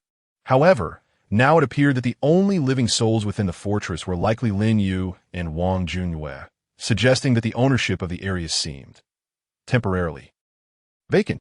The system's notification about maintaining the integrity of the player's gaming experience and exploration benefits essentially translated to, "Here is your time." The map still holds treasures yet to be claimed, so make of it what you will. Lin Yu's eyes instantly sparkled, akin to discovering a gold mine. The weariness and grumbling from earlier were suddenly cast aside. Let us dismantle. Without hesitation, Lin Yu did not even glance at his spoils. After all, they would not run away and could be inspected at any moment. He wasted no time and promptly opened his system backpack, retrieving the black iron-grade engineering hammer. Let the work commence. Lin Yu swiftly dashed into a nearby building, shouted a command, and swung the hammer down with great force against the cracked wall. Boom! Crash! The thunderous sound reverberated through the silent fortress. Debris flew, and dust filled the air. Under the game's rules, the wall was soon dismantled by Lin Yu's efforts. Acquired stone X10, acquired iron X5. The system notifications continued to pop up. Lin Yu pressed on tirelessly, transforming into a human demolition machine, swinging the hammer with the swiftness of the wind. Boom, boom, boom. With each strike, walls crumbled, beams fractured, and windows shattered. An abundance of fundamental materials poured into his system backpack like a flowing stream. Acquired wood X20, acquired glass X8, acquired fabric X5, acquired iron X12. Lin Yu was immersed in the joy of harvest, his efficiency astonishing. Before long, several houses had been dismantled, and his backpack was filled with a plethora of various basic materials. Lin Yu? A weak and fearful voice emanated from the direction of Lin Yu's apartment. He paused his hammering and turned to look. There stood Wang Junyue, pale as ever, barely able to steady herself against the doorframe. Her eyes wide in astonishment at the expanse of land that Lin Yu had forcefully created, as well as the engineering hammer, still dripping with dust in his hand. Chapter 72. The game concludes what? Were you doing? Wang Junyue's voice was laden with confusion. She had just awakened when the system's notification indicating her ability to leave appeared in her mind. Upon stepping outside to take a glance, she discovered Lin Yu engaged in demolition. In succinct terms, Lin Yu gestured towards the system prompt. The task was completed ahead of schedule. We can linger for 24 hours. These are resources. We should seize them while we can. Wang Junyue paused for a moment, then noticed the system notification as well, her eyes gradually brightening. Being an astute individual, she quickly grasped Lin Yu's intent. I will help too. Gritting her teeth, she overcame her bodily weakness and rummaged through her backpack. Producing a smaller hammer, she staggered toward the nearby structure that appeared relatively easier to dismantle. Though her efficiency paled in comparison to Lin Yu's, having an extra pair of hands would undoubtedly hasten their progress. The pair commenced their diligent work amidst the vast ruins. After approximately 2 to 3 hours of labor, yielding considerable rewards, an even more unexpected figure emerged at the periphery of the debris. Both Lin Yu and Wang Junyue halted, their vigilance peaked. From the shadows of a narrow alley, a disheveled Lu Dashin, covered in grime and tattered clothing, limped into view, his face marked by panic. Lu Dashin, you're still alive? Wang Junyue exclaimed in surprise. Lin Yu squinted, scrutinizing this former teammate, astonished that he had survived. Lu Xiangxiang's attack had evidently affected the entire settlement. and during the demolition. Lin Yu had come across numerous corpses, including those of Lu Yiye and Zhang Jun. Although Lu Dashan's body had not been discovered, Lin Yu had assumed he had perished in some obscure corner, never anticipating his survival. Could he possess an item capable of warding off the malevolent spirits? It's me, Lu Dashan approached, observing the fervent demolition scene, his lips twitching slightly, understanding the confusion reflected in Lin Yu and Wang Junyue's eyes. He pondered for a moment before revealing, "I found a secluded spot to hide." Outside, chaos reigned. The wails of spirits terrified me into immobility.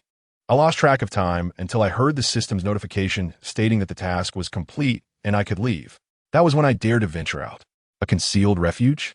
Lin Yu pondered, questioning what location could withstand Lu Xiangxiang's mental assault. Suddenly, an idea struck him, and he inquired, "Was the place you hid near the west, a corner piled high with debris, where there was also a small pit?" Lu Dashan remained silent, his expression one of surprise as he regarded Lin Yu. It appeared Lin Yu had guessed correctly. Lin Yu's demeanor grew peculiar. The location he described was the very spot where he had unearthed Lu Yu's remains. This is easily explained. It appears that even during the period when Lu Xiangxiang lost her sanity and transformed into a malevolent sword spirit, the remnants of her instinct subconsciously avoided the place where her daughter's remains were interred, a sight laden with her deepest regrets. Viewed from this perspective, it seems that this hidden task could also be accomplished through alternative methods, without the necessity of confronting the statue of the king head-on. Lu Dashan observed the actions of Lin Yu and Wang Junyue and naturally understood their intentions. After a moment of contemplation, he awkwardly inquired, "Brother Lin Yu, feel free. Just don't disturb us." Lin Yu replied nonchalantly, fully aware that Lu Dashan was also eager to partake in the endeavor. Lin Yu held no strong objections, as the vastness of this citadel made it impossible for just two individuals to dismantle everything within a mere 24 hours. Moreover, in this game, players could not harm one another. Even if he were unwilling, he couldn't interfere with Lu Dashan's actions. Lu Dashan promptly expressed his gratitude and retrieved a hammer from his backpack, beginning to collect materials at a distance from Lin Yu and Wang Junyue. "Continue," Lin Yu called out, swinging the hammer once more. Wang Junyue took a deep breath and resumed her efforts with the crowbar against the decaying timber. The 24 hours swiftly elapsed amidst the rhythmic clatter of demolition.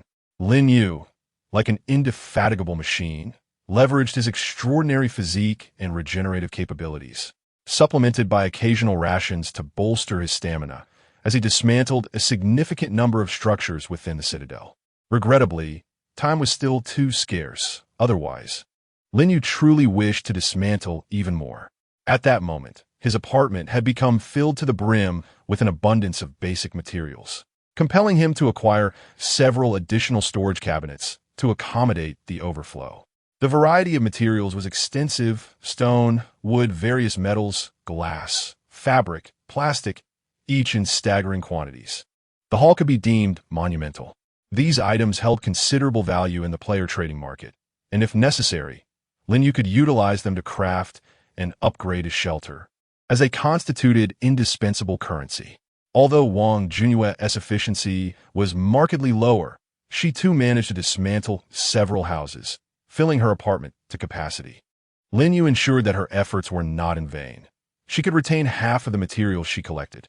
As the final moments dwindled, and the system's gentle white light enveloped the two, Lin Yu was in the midst of striking down a precariously leaning billboard. Upon witnessing the notification and the gradually blurring ruins before him, Lin Yu contentedly set down his hammer. In a flash, his perspective shifted, and Lin Yu found himself back in his own apartment. Outside the window lay the scene of the 9,527 community. He had returned. Immediately, a series of system notifications resonated within his mind, initiating the settlement. Game, Settlement of the Haunted Tower begins. Main quest, Dawn Arrival completed. Reward, Game Currency X10. Side Quest 1, Slay Wang Xiangxian completed. Reward, Game Currency X20, Silver Skill Card, Qing Shan Fumo 7 Techniques.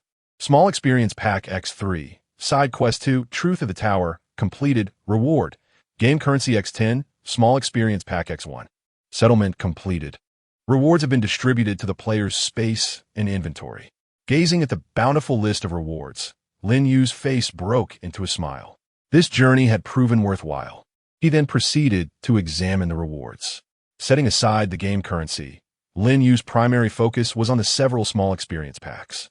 Small experience pack effect grants 100 experience upon use. Concise and to the point, undoubtedly a valuable item. Lin Yu's experience had risen to 470 after defeating the horde of wraiths and Wang Xiangxian, leaving him just 330 experience shy of leveling up. These 4 small experience packs were sufficient for him to ascend a level. Without hesitation, Lin Yu opted to use them, gaining 400 experience. He successfully leveled up, receiving 2 points to allocate freely and a new skill card slot. To Lin Yu's surprise, the experience required to advance from level 5 to level 6 was not, as previously, doubled. Instead, it had increased by a mere 200 experience points, meaning he now needed 1,000 experience to level up. However, this came with a new condition for the next upgrade. He must acquire an item known as an upgrade card. Lin Yu was uncertain whether this change diminished or heightened the difficulty, as he was unaware of how challenging it would be to obtain the upgrade card. Nevertheless, it mattered little. What was paramount now was to inspect the spoils.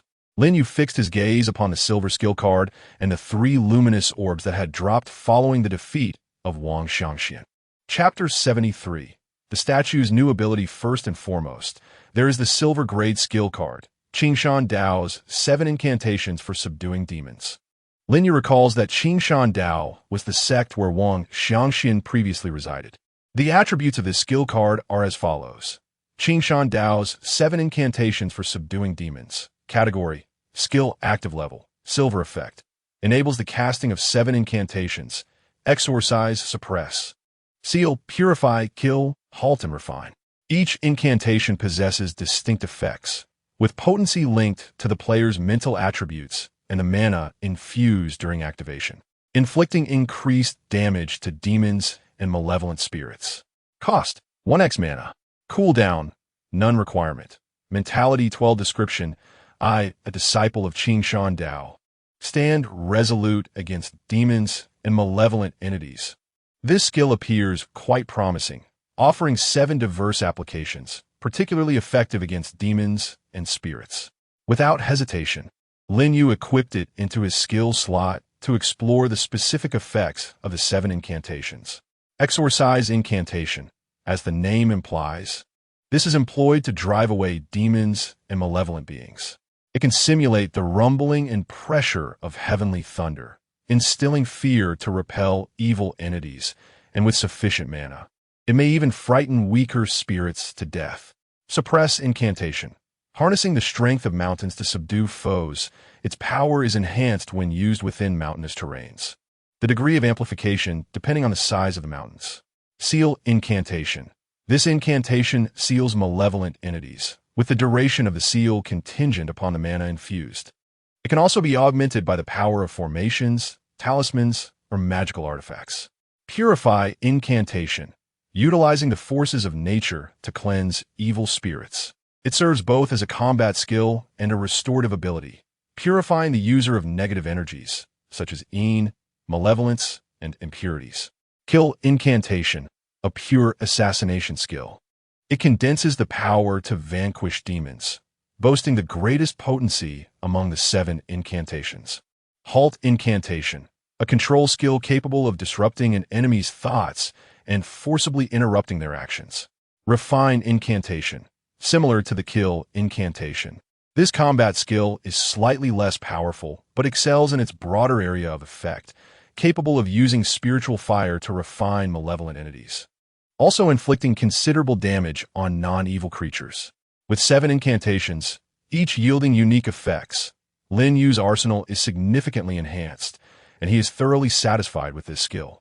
He plans to seek out an interactive facility in the entertainment district to test its capabilities. After reviewing the skill, Lin Yu retrieved the 3 spoils dropped by Wang Xiangxian. He opened the first one, and a portrait materialized in his hand. Upon closer inspection, Lin Yu was taken aback. This was the very statue he had seized from Wang Xiangxian in the game. He had initially assumed that the portrait would vanish upon defeating Wang Xiangxian, Yet here it appeared as a drop. As Lin Yu prepared to examine the specific attributes of the portrait, an unexpected event unfolded. The celestial eye on the divine statue's forehead at the offering table suddenly illuminated. Subsequently, a beam of golden light shot forth, directly illuminating the portrait in his grasp. In the midst of Lin Yu's astonished gaze, a sudden plume of black smoke erupted from the portrait in his hand, followed by a faint, mournful wail. Startled, Lin Yu instinctively discarded the image, which began to dissolve into the air, transforming into a cloud of ashes, leaving only a peanut-sized speck of light floating in the atmosphere. To Lin Yu's bewilderment, this light, seemingly imbued with consciousness, slowly drifted towards the statue of the true Lord and melted into it like snowflakes. What on earth? This series of events left Lin Yu utterly confounded as he approached the statue for a closer inspection. At that moment, the statue of the true Lord had returned to its original form. Pondering for a moment, Lin Yu decided to examine the statue's panel. To his astonishment, he discovered that after absorbing the light, the statue had gained an additional effect. True deity. The true Lord is a celestial deity. Any wild, malevolent, or false deities daring to enter the premises will be deterred. Should they disregard the warning, they shall be immediately vanquished. Upon reading this effect, Lin Yu began to comprehend the situation. According to the earlier words and actions of Wang Xiangxian, the portrait was likely left by some malevolent or wild deity.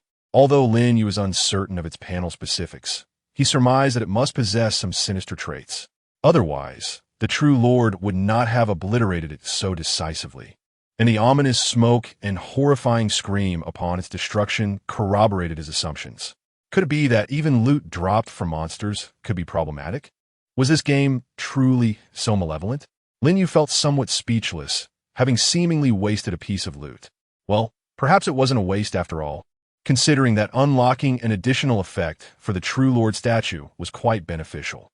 Moreover, now that he had already pledged his devotion to the true Lord, he had no intention of venerating a malevolent, wild, or false deity. Having clarified the situation, Lin Yu retrieved another orb of light and opened it, muttering, "Please, no more nonsense. Grant me something worthwhile." It seemed his plea was heard, for this time the loot was quite ordinary, a blueprint. Lin Yu hurriedly examined it. Daoist study blueprint effect consumes 50 units of wood and 50 units of stone to transform a room into a Daoist study. Requirements. The area of the room must not be less than 30 square meters. Upon seeing the requirements of this blueprint, Lin Yu felt a twinge of frustration. He had an abundance of materials, particularly wood and stone, but the renovation requirements posed a dilemma. His apartment currently consisted of only one room, and while the kitchen could barely qualify as a room, its size was inadequate. The bathroom was even less suitable. It appeared that this blueprint would be of no use for the time being. He would have to wait until he upgraded his apartment before it could potentially be utilized. Fortunately, he was not far from upgrading his room. He only needed to upgrade the iron door by 3 levels. Currently, his iron door was at level 2, and he was just 5 steel ingots away from reaching level 3, having 10 steel ingots remaining from previous trades, so he should be able to gather them soon. The study demanded numerous requirements, and moreover, it bore a prefix of Dao Gate, which was acquired from a silver tier boss. Logically, it should not be an ordinary entity, undoubtedly possessing unique effects. As Lin Yu pondered, he activated the final loot orb. This time, the item resembled a tall, upright refrigerator, approximately 2 meters in height and 1 meter in width. Spirit generator, category, apartment facility level, silver durability, shared apartment durability effect, imprisons spirits within, converting their ghostly energy, resentment, death energy, malevolent aura, and soul power into electrical energy for apartment use. Capacity for spirits, 0.5, can utilize the aforementioned negative energy in lieu of spirits for power generation. Usable exclusively within the apartment. Description: the spirit generator provides 5 minutes of power for an entire day's usage. 1 spirit is stronger than 10. An essential facility for any apartment, a worthy possession. What kind of black technology is this? Observing this peculiar contraption that resembled a refrigerator but functioned as a generator, Lin Yu found himself momentarily at a loss for words. So, this game is both scientific and metaphysical, even allowing spirits to generate electricity. That said, Lin Yu currently had no spirits in his possession. The evil ghost sword could capture spirits, but since acquiring it, all the spirits in the fortress had long since perished. Fortunately, he could substitute negative energy for spirits. Lin Yu had amassed quite a number of soul crystals, which should qualify as soul power. Lin Yu contemplated silently. With this, Lin Yu had accounted for all his gains in this gaming session. Chapter 74 Farewell to Violent Demon Slaying after meticulously tallying his gains. An overwhelming sense of fatigue washed over Lin Yu, akin to a tidal wave engulfing his entire being. The relentless intensity of combat, coupled with the strain of nearly 24 hours of continuous demolition work, left him feeling utterly drained, despite his extraordinary physical constitution. He exhaled a long, weary sigh, retrieving the mother-daughter evil spirit sword into his system backpack. Lu Xiangxiang and Lin Yu had now become sword spirits, having formed a pact with Lin Yu, and the deity would not target them. He temporarily stowed away the remainder of his belongings, as all he yearned for at that moment was a reprieve from his exhaustion. Approaching the edge of his bed, he collapsed onto the mattress. The tranquility and security of the apartment allowed his taut nerves to finally unwind. Almost as soon as his head touched the pillow, his heavy eyelids succumbed to the weight of slumber, and his consciousness swiftly descended into darkness. In this deep slumber, Lin Yu drifted into a profound oblivion. When he finally reopened his eyes, the sky outside the complex retained its constant, unchanging light. Yet the internal time display indicated it was already past 3 in the afternoon of the following day. He had slept for nearly a dozen hours, a testament to his utter fatigue. The pangs of hunger surged forth like a ferocious beast, immediately asserting dominance over him. Rising from the bed, Lin Yu first retrieved the instant food and water he had previously stockpiled in the refrigerator, devouring them voraciously to satiate his hunger. With the warm sustenance consumed, the fatigue that had plagued him dissipated significantly, and his spirits were rejuvenated. Feeling replenished, Lin Yu began to contemplate his next course of action. Upgrading the apartment was of paramount importance. He needed just 5 steel ingots to elevate the iron gate to level 3. An upgraded apartment would not only provide more space and enhanced defenses, but might also unlock additional rooms, thus offering a place for the Daoist study. He accessed the player public channel, eager to explore the possibility of acquiring steel ingots or trading his vast array of basic materials. The channel buzzed with activity. The speed of information flowing was astonishing, and, as before, many individuals were engaged in selling various items. However, the plethora of information made it challenging to differentiate between genuine offers and deceitful schemes. Amidst the cacophony of sales pitches, purchase requests, team recruitments, and scam warnings, extracting useful trading information demanded immense patience and keen discernment, with the risk of falling into traps ever present. Lin Yu frowned as he scrolled through the messages for an extended period, indeed spotting offers for steel ingots. Yet the prices were generally exorbitant or the demands utterly unreasonable. Exchanging basic materials? There were players in the public channel seeking such materials, but their offers were pitifully low, clearly taking advantage of newcomers or those desperately wishing to offload their items. The efficiency was dismal and the risks considerable. He closed the public channel, his fingers unconsciously tapping on the tabletop. The old player trading group chat mentioned by Jiang Zhongshan came to mind. The entrance requirement was participation in 3 game sessions, yet he had only completed 2, rendering him ineligible. Rules may be rigid, but the nature of humanity is dynamic. A glimmer of insight flashed in Lin Yu's eyes. The establishment of thresholds for that group was merely to ensure the quality of its members and the caliber of transactions, thereby avoiding the inundation of low-value information and deceitful individuals. As long as he could demonstrate his worth, it was not impossible to gain entry. Worth? He stroked his chin thoughtfully. What could he possibly possess that would attest to his value? The silver-grade mother-daughter malevolent sword. That would certainly qualify, but it was the core weapon upon which his very existence relied, and he could not afford to reveal it lightly. The Qingshan Dao's 7 demon-slaying techniques? A silver-grade skill, equally precious, and he must not expose his trump cards so readily. Perhaps the ghost energy generator could suffice, It was a facility of the apartment, usable solely within its confines, and offered little enhancement to a player's combat prowess, making it an acceptable item to showcase. The purpose of such a display would naturally be to prove his substantial strength. After all, acquiring silver-grade items was in itself a testament to one's capabilities. After much contemplation, Lin Yu resolved to inquire about the situation first. He opened his friend's list, and the name Jiang Zhongshan illuminated, indicating he was online. Players' gaming hours and breaks were typically fixed, so unless under special circumstances, when one player exited the game, it generally implied that all players had returned to the community, regardless of the differing in-game times. Lin Yu sent a message. Lin Yu, Brother Jiang, are you there? I have a question. Is there a way to gain an exception for that old player trading group you mentioned earlier? For instance, by providing special items or demonstrating 1S strength. Not long after the message was dispatched, Jiang Zhongshan replied. Jiang Zhongshan, Lin, my younger brother, I'm here. Congratulations on surviving the game. As for gaining an exception to join the group, I truly do not know. I'm just an ordinary member and not acquainted with the group leader or the administrators. The group rules require 3 gaming experiences, and I haven't heard of anyone gaining entry through exceptions. Sorry, I can't be of assistance. Jiang Zhongshan's tone did not seem dismissive, and given his circumstances, Lin Yu inquired further, yet received little meaningful information. Left with no choice, he expressed his gratitude and closed the chat window with Jiang Zhongshan. His fingers glided over the friend's list, landing on another ID, Violent Demon Slayer. This individual was a genuine big spender, generous in dealings, and held a prestigious title. Based on the information revealed during their last transaction, it was evident that this person was a seasoned veteran player, likely of a significantly higher tier than Jiang Zhongshan.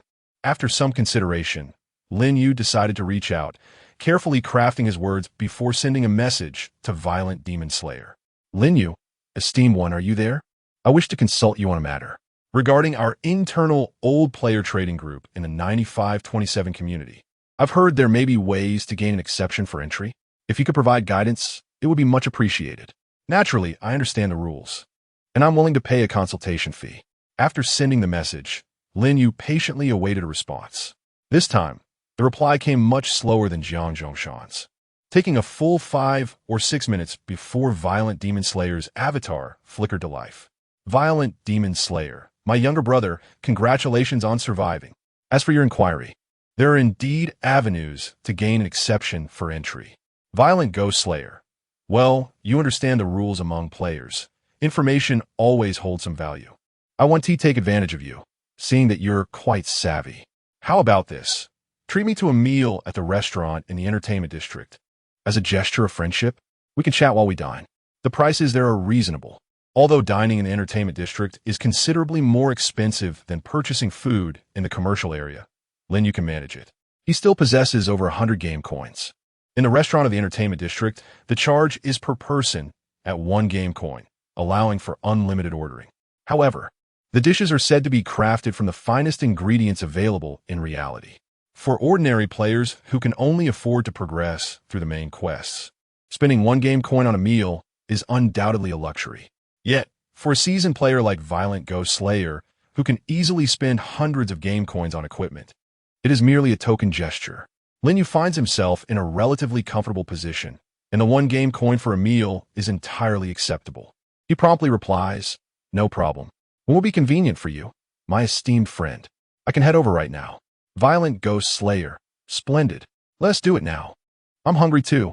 I'll see you at the entrance of the restaurant. Chapter 75. Capital Verification. Lin Yu tidied his appearance, despite the fact that it seemed no one cared about such matters in the game, and departed from his apartment, making his way directly to the entertainment district. He traversed the bustling and vibrant streets, arriving at the resplendent building before him. The imposing figure of the notorious Violent Slayer was conspicuously visible at the entrance. Hey there, brother. You're quite prompt. Violent Slayer greeted Lin Yu with a broad smile, clapping a hand on his shoulder with considerable force. With a big shot like you inviting me, how could I be negligent? Lin Yu replied with a smile of his own. The two entered the restaurant, where a well-dressed waiter promptly approached to guide them. The interior of the restaurant was adorned in utmost luxury, with crystal chandeliers and mahogany furniture. The air filled with the tantalizing aroma of various delectable dishes, forming a stark contrast to the apocalyptic game environment outside. The waiter led them to a quiet table by the window. As soon as they sat down, Violent Slayer eagerly grabbed the electronic menu on the table, swiftly scrolling through it while urging, "Brother, make it snappy. I'm starving. I've been gnawing on energy bars for 3 days in the instance. My mouth feels like a desert." Lin Yu did not hesitate, directly telling the waiter, "For the two of us, we'll settle the bill." The device on the waiter's wrist flashed, indicating a deduction of 2 game coins. "Brilliant!" Violent Slayer exclaimed, giving a thumbs up, then began enthusiastically ordering. "This one, that one, and this. 2 Australian lobsters, 3 portions of Kobe steak, 2 servings of Buddha jumps over the wall, and let us try a bottle of 1982 Lafite." Seeing Violent Slayer's fervor in ordering, Lin Yu felt his eyelids twitch, but remembering the unlimited aspect, he let it be. He too selected a few dishes that piqued his interest. Once the orders were placed, the waiter departed. Violent Slayer gulped down a generous sip of the complimentary lemonade, smacking his lips in satisfaction, then turned to Lin Yu. "All right, you've covered the meal, so let us get down to business. You want to know about that special entry into the group, right?" "Yes, I would greatly appreciate your guidance," Lin Yu nodded. "It's simple." Violent Slayer leaned forward slightly, lowering his voice. "The requirement for that group is indeed 3 games, but rules are rigid while people are dynamic. The group leader and administrators set this threshold primarily to filter out the impoverished, the weak, and the deceitful, ensuring the quality and atmosphere of transactions within the group. Hence, the crux of bypassing this threshold is to demonstrate your value, a value that far exceeds that of an ordinary 3-game player. You must convince the administrators that allowing you in will bring valuable contributions to the group, or that you inherently possess the potential to become a high-quality client or seller. "And how do I prove this?" Lin Yu inquired. "The most direct method is capital verification, along with presenting some solid assets." Violent Slayer seized a freshly delivered appetizer, popping it into his mouth. After swallowing, he continued, "The level of the items you present is fundamental. To stand out, you should at least offer bronze-level items. Anything of black iron quality would be better left at home to avoid embarrassment. Those can be easily acquired in public channels. The silver tier is superior. Even if the items are of lesser quality, I can assure you that you will gain entry into the group. Alternatively, exceptionally rare items with special uses will suffice. Furthermore, items that can be supplied in large and stable quantities, even if they are of a lower grade, may be considered exceptional, such as steel ingots." He paused, scrutinizing Lin Yu with a glint of assessment in his gaze. "Brother, considering you managed to present such a plethora of equipment last time, your prowess must be commendable. Having emerged alive this time, you should possess some valuable assets, no?" Lin Yu understood immediately and nodded. "Indeed, I have made some gains." "And then? Who should I approach for the verification?" Lin Yu continued to inquire. "Ah, now we are getting to the crux of the matter." The boisterous killer of demons chuckled, tapping his fork against the plate. "For verification, you must seek the assistance of qualified veteran players for a recommendation. The group leader and administrators are elusive. Ordinary members cannot simply reach out to them without an introducer." He leaned back comfortably in his chair, crossing his hands over his abdomen, gazing at Lin Yu with an expression that was unmistakably clear. What seems distant is actually within reach.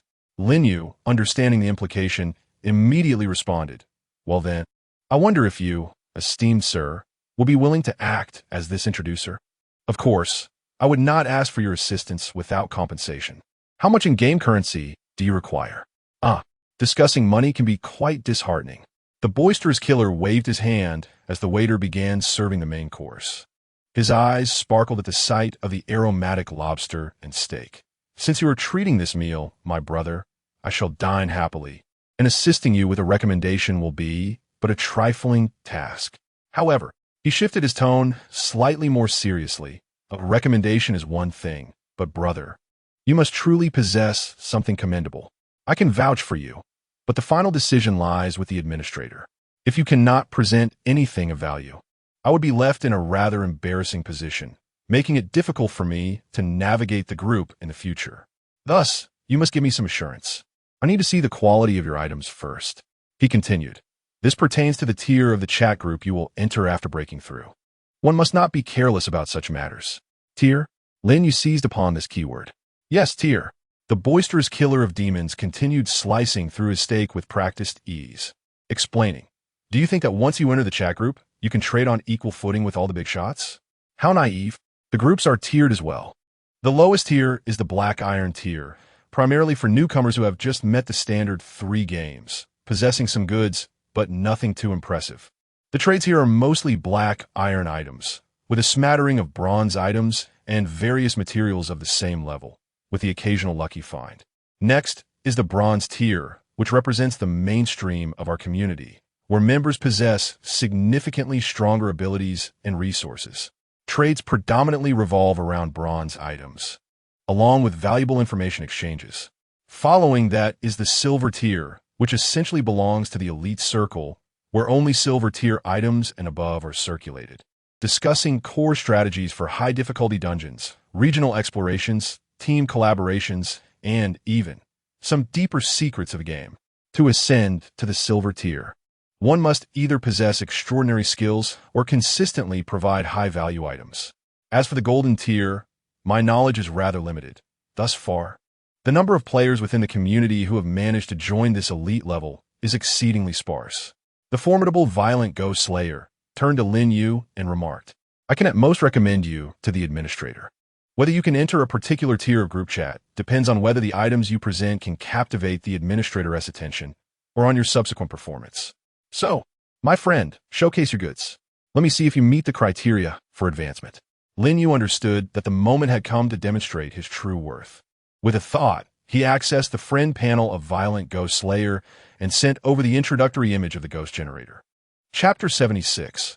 Learning methods. The intense gaze of the Violent Ghost Slayer fell upon the image sent by his friend Lin Yu in the chat box, where the attributes of the ghost generator were clearly visible. He raised an eyebrow at the generator's Silver tier status, looking up at Lin Yu with a hint of surprise. Brother, that's quite impressive. Silver tier apartment facilities? It seems your previous game wasn't trivial either. He set down his knife and fork, his greasy fingers tapping lightly on the table. With the level of this item alone, you're guaranteed to enter the Bronze tier. The administrators will undoubtedly mark you as a high-quality potential asset. Once you join, if you engage in a few trades or manage to acquire a couple of other commendable Silver tier items, or perhaps replicate that last-time success with a batch of decent equipment, ascending to the Silver tier should be a mere formality. Lin Yu was resolute in his thoughts. His primary concern revolved around the issue of materials. Brother Violent, the trading of basic materials in the Bronze tier should be quite active, right? Haha, rest assured, my brother. The Violent Ghost Slayer laughed heartily, wearing an expression of understanding. In our community, several traders specialize in material production and circulation, and they are generally active in the group. To facilitate trading, they have designated agents in each tier: Black Iron, Bronze, Silver, identifiable by their unique usernames. Once you join, just search for keywords in the group or look for IDs containing merchant, materials, or XX mine, and you can message them directly. The prices are far more transparent and reasonable than in the public channels, and there are discounts for bulk purchases. Most importantly, the transactions are secure. No one dares to swindle in the group, with the administrators keeping watch. This information was of utmost importance to Lin Yu. He possessed a vast amount of basic materials that he could not consume in the short term and needed to sell. The steel ingots and other materials urgently required for upgrading his apartment necessitated a stable source, and joining this group would alleviate a significant portion of his material concerns. After pondering for a moment, Lin Yu inquired, Brother Violent, could you assist me in getting introduced to the group chat's administrator? No problem. The Violent Ghost Slayer nodded and subsequently shared a player with Lin Yu in the chat box. I've already informed him of your situation. Just add him, and once he agrees, send him the picture of that ghost generator. Lin Yu chose to add the friend, yet the other party did not respond immediately. He remained unperturbed, seizing the opportunity to engage further with the Violent Ghost Slayer and gather additional intelligence. Brother Violent, there's another matter I wish to consult you about. In the previous game, I acquired an item categorized as knowledge. However, this item doesn't function like a skill card. It requires me to invest time in learning. With only 7 days of leave in the game, I feel utterly pressed for time. Is this item somewhat superfluous? Superfluous? My brother, your perspective is misguided. The violent ghost slayer promptly corrected him. Knowledge-type items are rare treasures. Though the learning process may be cumbersome, once mastered, they provide tangible skills without any cooldown, allowing for personal innovation. They are vastly superior to rigid skill cards. He took a sip of his drink and began to offer advice. As for the issue of time, I am aware of two approaches. The first relies on the dungeon itself. He looked at Lin Yu and said, "Brother, do not assume that all games are intense and can be completed in a few days. That is a misconception. Some dungeons have incredibly lengthy time spans. I have heard of players who entered a dungeon set in an ancient dynasty and spent a whole year inside. There are even more outrageous scenarios, such as post-apocalyptic reconstruction and interstellar colonization simulations, where the time span can reach 10 to 8 years. In these dungeons, the majority of the time is relatively safe development periods, allowing you to farm, build, and learn skills at your leisure. In such dungeons, you have ample time to learn at your own pace." Lin Yu was taken aback. A year? 10 years? The time span of these game dungeons seemed exceedingly exaggerated. Even more astonishing was that, despite the extended duration, players still returned to their community together. It could only be said that the capabilities of this game were indeed somewhat extraordinary. The second approach is to spend money to buy time, as the utility of in-game currency is quite significant. The player, known for his aggressive demeanor, pointed to the ceiling. "There is a place in the entertainment district called the Time Room. It is truly remarkable. The time you spend there equates to just 1 second in the real world." 1 second? Lin Yu's eyes lit up. "Indeed, just 1 second," the player confirmed. "We may not understand the principles behind it. Perhaps it is due to different time flows or the immersion of the mind in learning. Regardless, once you enter, you can study for as long as you wish. It is specifically designed for those who need to meditate, hone their skills, or simply wish to relax. If you genuinely want to acquire that knowledge, spending in-game currency to retreat in the time room for a while will undoubtedly be 100 times more efficient than fumbling around outside." The time room seemed to be the perfect solution to his pressing needs. The method for drawing the talismans from the collection of Qing Shan Dao talismans was obscure and required extensive practice and comprehension. 7 days in reality was hardly sufficient. However, if he had access to the time room, he was confident that, given enough time, he could master it. Seeing Lin Yu's intrigued expression, the player chuckled. "But brother, I must remind you that the charges are based on a daily rate. 1 coin per day, no exceptions. Moreover, it is merely a pure white space. Aside from yourself and the items you bring in, there is nothing else, quite monotonous. Those with weaker willpower may find themselves driven to madness if they stay too long. Thus, if you truly wish to go, you must plan accordingly." Lin Yu nodded in agreement, his mind already made up to spend this vacation in the time room, attempting to learn the art of talisman drawing, especially since he had a sufficient amount of in-game currency at hand. He then posed a question that had piqued his curiosity earlier. "Brother, there is something that baffles me.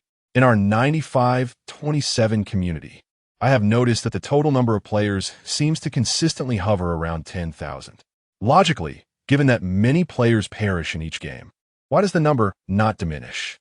The smile on the aggressive player's face faded, replaced by a somber and resigned expression.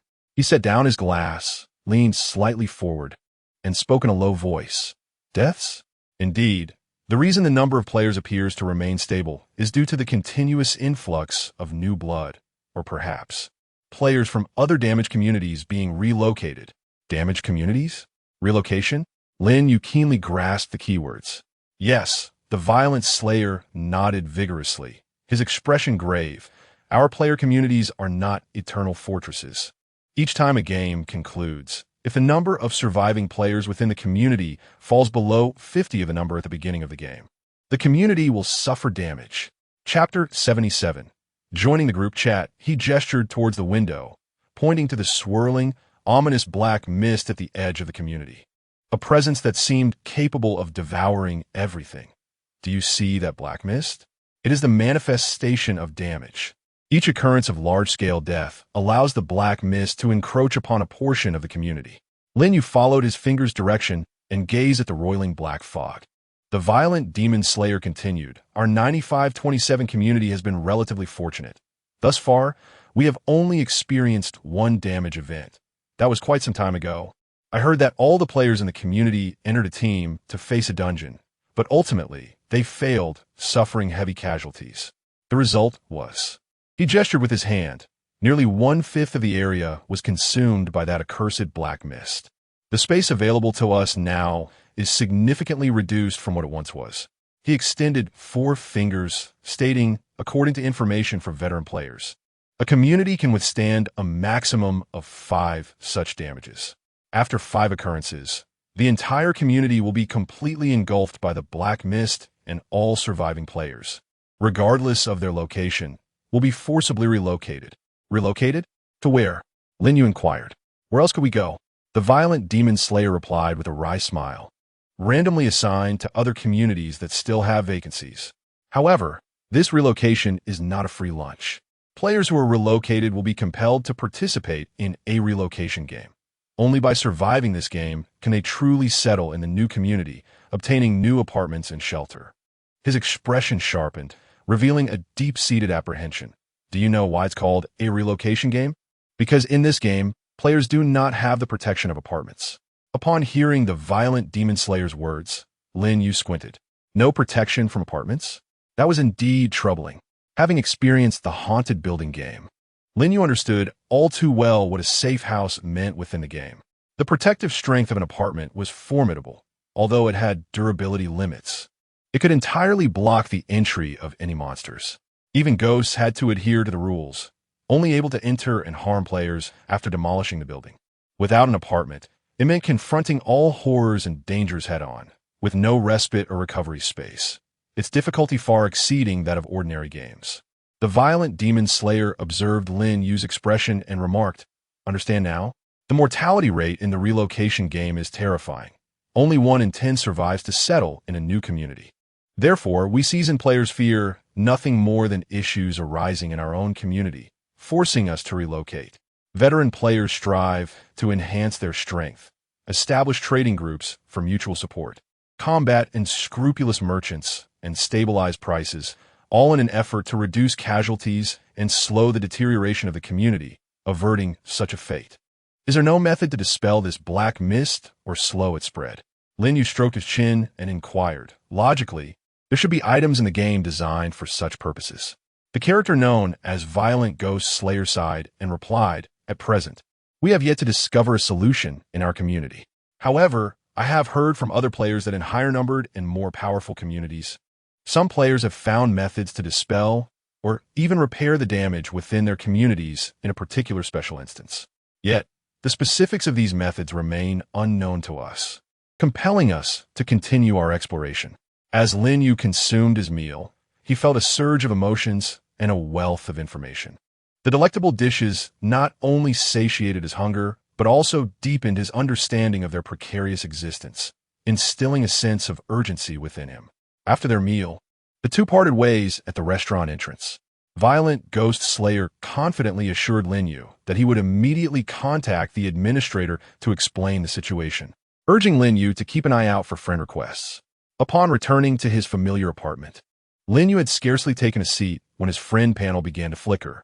Player Ling Run has accepted your friend request. Success.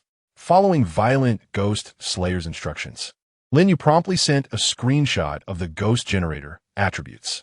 Almost instantaneously, he received a response. Ling Run, understood. An invitation has been sent. Please pay attention to the group rules. Shortly thereafter, a system prompt appeared. Player Ling Run invites you to join the group chat. 9527 Community Player Exchange, Bronze. Do you accept? Accept. With Lin Yu's confirmation, a new group chat icon appeared in his friend panel, titled 9527 Community Player Exchange, Bronze. Upon opening it, he observed that the member list displayed 1,824 individuals. This number was neither too large nor too small. It suggested that a significant portion of players likely resided in the Black Iron Level Exchange group. As Lin Yu entered the group, a private message from Ling Run arrived. Ling Run, Lin Yu, welcome to the Bronze tier. You currently possess Bronze tier privileges. Ling Run, the group rules have been automatically sent to your group chat interface. Please read them carefully. Ling Run. 1. Within 24 hours of joining the group, you must set a unique nickname, not mandatory to bind title. The nickname can be modified 3 times free of charge. Thereafter, each modification will require a payment of 2 game coins, so choose wisely. Ling Run 2.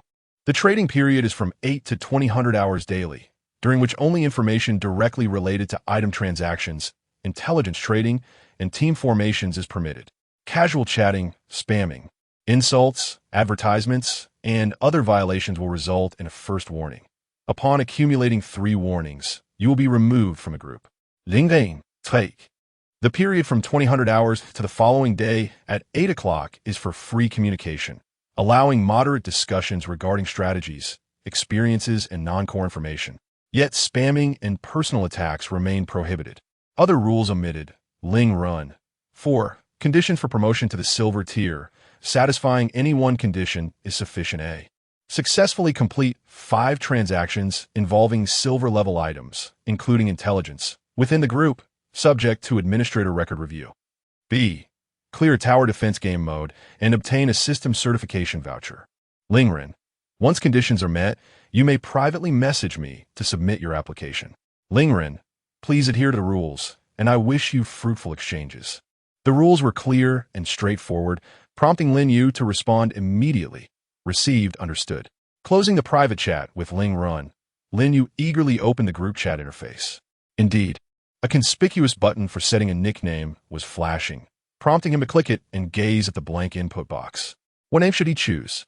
After a moment of contemplation, a simple name surfaced in Lin Yu's mind. Let be Universe. He entered these 2 characters and confirmed.